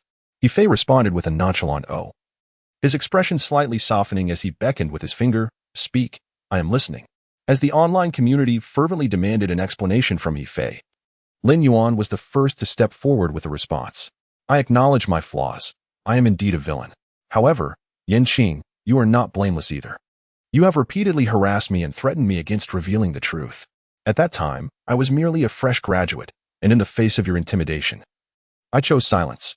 Later, I encountered Director He, who not only accepted my past, but also provided me with support and encouragement. I am aware that you possess the habit of handwritten notes. In an act of vengeance, I have pilfered your script and claimed it as my own, deceitfully informing Director He that I authored it. I am willing to bestow this script upon him without compensation. This entire affair bears no relation to Director He. He is blameless. If there is any ire to be directed, let it be towards me. Is he not unwell?" Upon hearing Lin Yuan's explanation, Qing could hardly contain her laughter in disbelief. Lin Yuan truly seems indifferent to her own reputation. The comment section is rife with individuals who, upon encountering the phrase sexual harassment, begin to sympathize blindly. Why is it acceptable for Qing to bully Lin Yuan but not for Lin Yuan to retaliate? What is wrong with seeking revenge? Others mindlessly support He, asserting, "I knew Director He was innocent. He is so handsome and talented. How could he possibly use someone else's script?" The issue lies solely with his adoration for Lin Yuan. Yet, the majority appear to be awaiting Qing's response. Lin Yuan has provided no evidence, and this mere textual assertion holds no persuasive power. For the moment, I remain unconvinced by this claim. Qing disregarded Lin Yuan's words, promptly reporting to the police and contacting a lawyer, preparing to take Lin Yuan to court. Rather than proving her innocence, she preferred to compel the other party to provide evidence. After all, the original owner was entirely innocent and had never committed any transgressions against Lin Yuan. Qing shared Lin Yuan's words, adding a poignant remark. "Everyone must bear the consequences of their words. We shall meet in court." Lin Yuan had assumed that Qing would seek evidence to vindicate his innocence, yet to her shock, he brought her before the judiciary, leaving her in a state of panic. "Director He truly intends to sue me."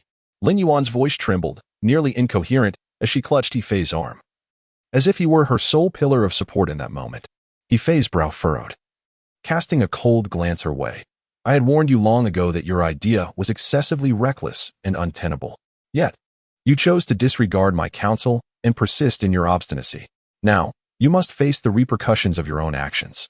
The fact that Qing was able to retrieve his notebook indicates that he possesses extraordinary capabilities. Naturally, He harbored his own ulterior motives. If Lin Yuan's endeavor succeeded, he could successfully clear his name and continue to navigate the industry. As long as he could maintain his presence, he could simply select scripts set in a later period in the future. As Qing had anticipated, she acted unconventionally and sought legal assistance directly. Since Lin Yuan had already become a pawn, it was imperative to swiftly obtain leverage to ensure her obedience, preventing her from causing any further disturbances. Contemplating this, He shifted his tone, expressing, "Of course, we are in this together. Your willingness to plunge into the depths to protect me deeply moves me. Rest assured, I will certainly secure the finest attorney to represent you." Qing lacked evidence to prove her innocence, and so did you. As long as the police could not uncover the truth, doubt would linger in the minds of the netizens. In such a precarious situation, Lin Yuan, engulfed in panic, remained oblivious to the numerous flaws in the argument. She felt a surge of warmth in her heart, grateful that He had not abandoned her and was willing to engage the best lawyer for her case. Qing was merely a destitute individual, unable to secure a competent lawyer. Thus, she fell into He's embrace, her heart racing as she exclaimed, "How fortunate I am to have you by my side." Lin Yuan slightly lifted her gaze, meeting He's contemplative stare. Her cheeks flushed, and she hooked her right arm around his, saying, "Director He, I find myself at a loss for how to express my gratitude, so I shall repay you through my actions."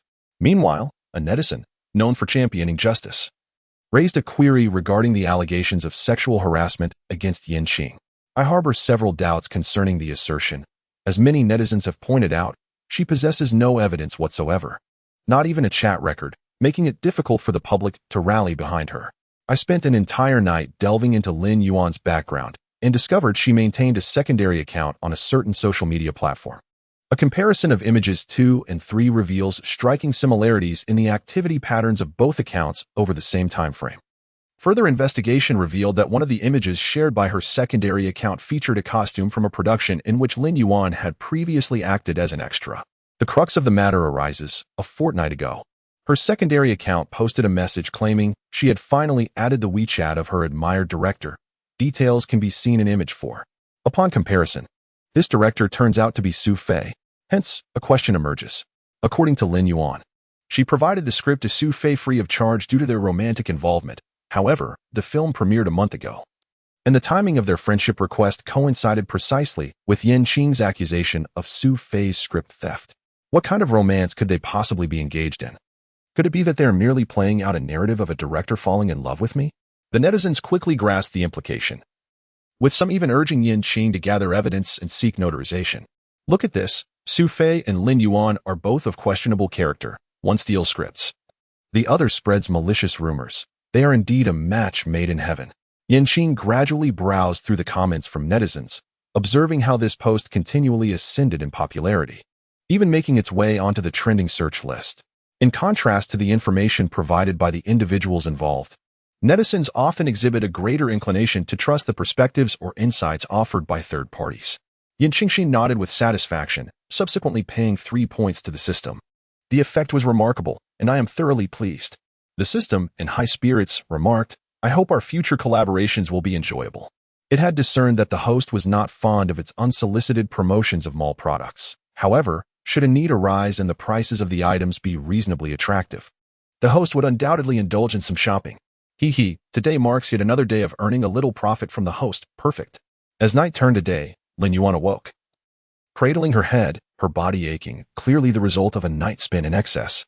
She attempted to shake off the heaviness of her mind, striving for clarity, only to be startled by He, who was leaning against the door frame. Awake? He entered slowly, holding a cup of steaming coffee. "New public opinion has emerged online, and it is decidedly unfavorable for you." Lin Yuan rubbed her eyes, gazing at him in confusion. "What do you mean?"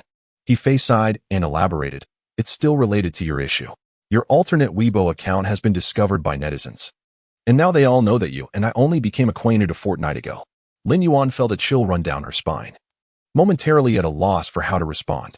The netizens, engrossed in the unfolding drama, had not yet moved on from the thread when Qing released a piece of news. Chapter 83, The supporting male character in the entertainment industry, Part 6, Qing resolved to create a low-budget film. The reason was simple. Investors within the industry remained hesitant regarding the script, and no one dared to finance Qing's new cinematic endeavor. The original script, which had been stolen, revolved around a tale concerning the Miao region. Qing intends to create another film centered around a protagonist hailing from the Miao region, endowed with the art of gu, poisonous insect manipulation, who serendipitously befriends two companions and rises to become a master of exorcism in folklore. The official stance towards supernatural themes in this world is notably progressive, affording Qing ample creative latitude. He is not compelled to excessively rely on horror and supernatural elements to captivate his audience. Nor is he obligated to impose a contrived explanation or a dreamlike resolution at the conclusion. Qing initially sought out a number of students still enrolled at the film university and subsequently spent several days at the film base, where she finally encountered her ideal lead actor, Li Dong. Now 30 years of age, Li Dong primarily works as an extra at the film base, while supplementing his income through freelance painting jobs to cover his basic living expenses.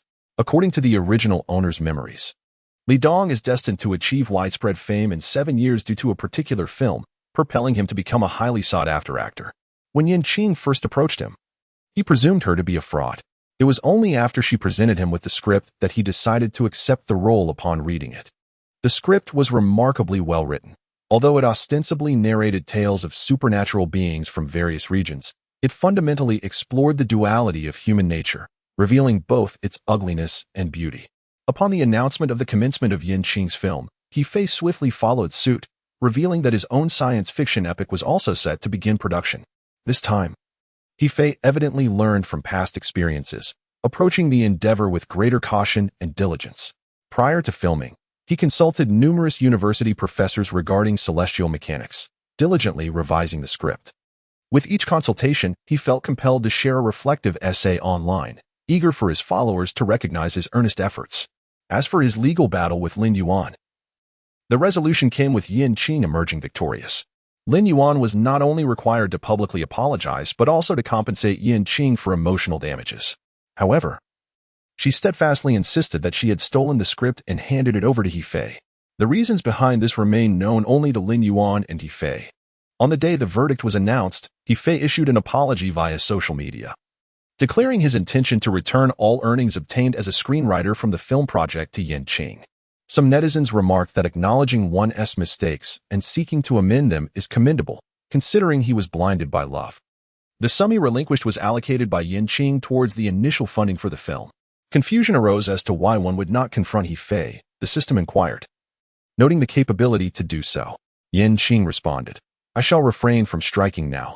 At the very least, he harbors a flicker of hope, deluding himself into believing that a turnaround is still possible. When the flames of his hope are on the verge of igniting, I shall deliver a fatal blow," which would be the epitome of cruelty. Moreover, Lin Yuan has not been imprisoned. She has merely been held accountable for civil liabilities. Do you truly believe Lin Yuan would spare He-Fei? Perhaps Qing's counterattack has rendered He-Fei somewhat flustered. In his eagerness to swiftly amend his reputation and attract more capital, he refrained from casting a seasoned actor in the lead role. Instead, he acquiesced to the demands of capital and enlisted a popular male artist from the entertainment industry as the protagonist. This particular artist had recently starred in a historical romance drama, garnering immense adoration from fans. Yet, there exists a notable distinction between television series and films. Television prioritizes the fluidity of the narrative, with longer plots yet shorter shooting schedules, rarely requiring multiple takes of a single shot. Conversely, films place a premium on the actor's craft, testing the limits of their abilities, with each shot requiring meticulous refinement. This is precisely why Qing is confident that He-Fei cannot stage a comeback. The fanbase of a popular artist is vast, and they are particularly attentive to the hierarchy of roles. Even the distinction between first and second leads can ignite heated discussions on social media. Indeed, prior to filming, the male artist's fans engaged in a fervent debate when his name was announced second in the lineup, exclaiming, "My brother is the lead. Why is he listed second? Does the production team lack sense?" They fervently argued, "My brother worked so hard as an idol. After enduring hardships, he deserves no less than the top billing." Ultimately, the production team was compelled to append a note to the announcement. The order is based on the capitalization of the names, just so you know. Merely the announcement was sufficient to spark trending discussions. One can only imagine the frenzy during filming. Should an artist sustain an injury, the fans would surely unleash their wrath upon the production team. In stark contrast to the chaos surrounding Yifei's production, Yanqing's crew is brimming with joy and camaraderie. The initial portion of Yanqing's play primarily revolves around the southwestern region. Yanqing intentionally brought several prominent actors to reside in the southwestern region for a week. During that time, he guided them through multiple readings of the script, followed by immersing them in the local villages to observe the customs and lifestyles of the inhabitants, thereby enabling them to better embody their roles. Consequently, once filming commenced, the production progressed smoothly. Notably, the lead actor, Li Dong, despite being only 30 years old, had navigated the entertainment industry for over a decade and was well aware of its challenges. He imparted numerous acting tips to the novice actors on set. Meanwhile, Lin Yuan found herself entangled with Yifei. "Yifei, why am I not part of this production? You've turned your back on me," Lin Yuan lamented, feeling utterly wronged. To secure a new role, she had even taken the blame for a plagiarized script and had spent considerable time with him. Although she had contemplated the possibility that Yifei might not assign her a significant role, she never anticipated that he would deny her even a brief appearance. Even blackened fame is still fame, she thought, as she remained undeterred, believing that many actors with tarnished reputations had ultimately risen to become leading ladies. On the other hand, Yifei was equally frustrated. As the director, he felt entitled to allocate even minor roles, but he was taken aback when the male lead opposed Lin Yuan's inclusion. Furthermore, the male lead discreetly informed the financial backers, who were adamantly against allowing Lin Yuan to join the cast, refusing even to grant her the status of an extra. "Our artists do not collaborate with individuals of dubious character. How could someone like Lin Yuan, who is known for her treachery and spreading rumors, appear in your film? Director He? Regardless of your personal relationship with her, we are the investors here." Implicitly, they were compelling Yifei to make a choice. As a director who had just completed a successful film, Yifei was not yet a heavyweight in the industry and had little leverage in negotiations, particularly as he desperately needed quality works to turn his fortunes around. He earnestly laid out the situation to Lin Yuan, only to be met with an unexpected outburst from her, who had always been obedient and considerate of his feelings. "I don't believe it. You just look down on me, but I have been doing this for you." As Lin Yuan's voice grew louder, Yifei hastily covered her mouth. This hotel was provided by the production team, and the surrounding guests were mostly crew members. If they overheard her words, it would be an irreparable disgrace. Realizing the gravity of the situation, Yifei's expression hardened as he whispered in Lin Yuan's ear, "You'd better behave, or I cannot guarantee that your photographs won't surface online." Chapter 84. The Supporting Male Character in the Entertainment Industry, Part 7. Due to the modest budget of Yanqing's film, which pales in comparison to Yifei's extravagant productions, often costing over $100 million, the release date was swiftly determined. Thanks to effective promotional efforts and the novelty of the subject matter, a considerable number of casual moviegoers were drawn to theaters. Lin Yingxue, a diligent office worker in a bustling metropolis, followed a monotonous routine, with her sole source of amusement being the gossip exchanged with her colleagues. The prior dispute over original authorship between Yanqing and Yifei had generated significant buzz. Although Yanqing ultimately triumphed in court, the audience was more eager to witness a box office showdown between the two directors, as both were presenting their original screenplays in this latest cinematic endeavor. Upon the release of Yanqing's film Gu Master, she promptly purchased a ticket to view it. Initially, she anticipated a horror film that would send shivers down her spine and provoke screams amidst the darkness. However, as she settled into her seat and the narrative unfolded, she discovered that Gu Master encompassed far more than mere terror and suspense. Each frame, each plot twist, felt akin to a sharp blade that deeply sliced through her soul. The central storyline revolves around the male protagonist's quest to uncover the true culprit behind the massacre of his entire village. Jiang Ran, the sole survivor, was raised in a Miao village nestled in the mountains. Upon reaching maturity, he stealthily ventured out, only to encounter a dying celestial master shortly after descending. The master bequeathed all his powers to Jiang Ran and handed him 2 books, one for self-learning magic and the other, tightly wrapped, entrusted to him for delivery to the celestial master's estate. Jiang Ran recognized the dagger embedded in the celestial master's chest. It bore an uncanny resemblance to the sword that had once slaughtered his village. Thus, he acquiesced to the celestial master's request. Upon arriving in town, he unexpectedly formed an acquaintance with Qian,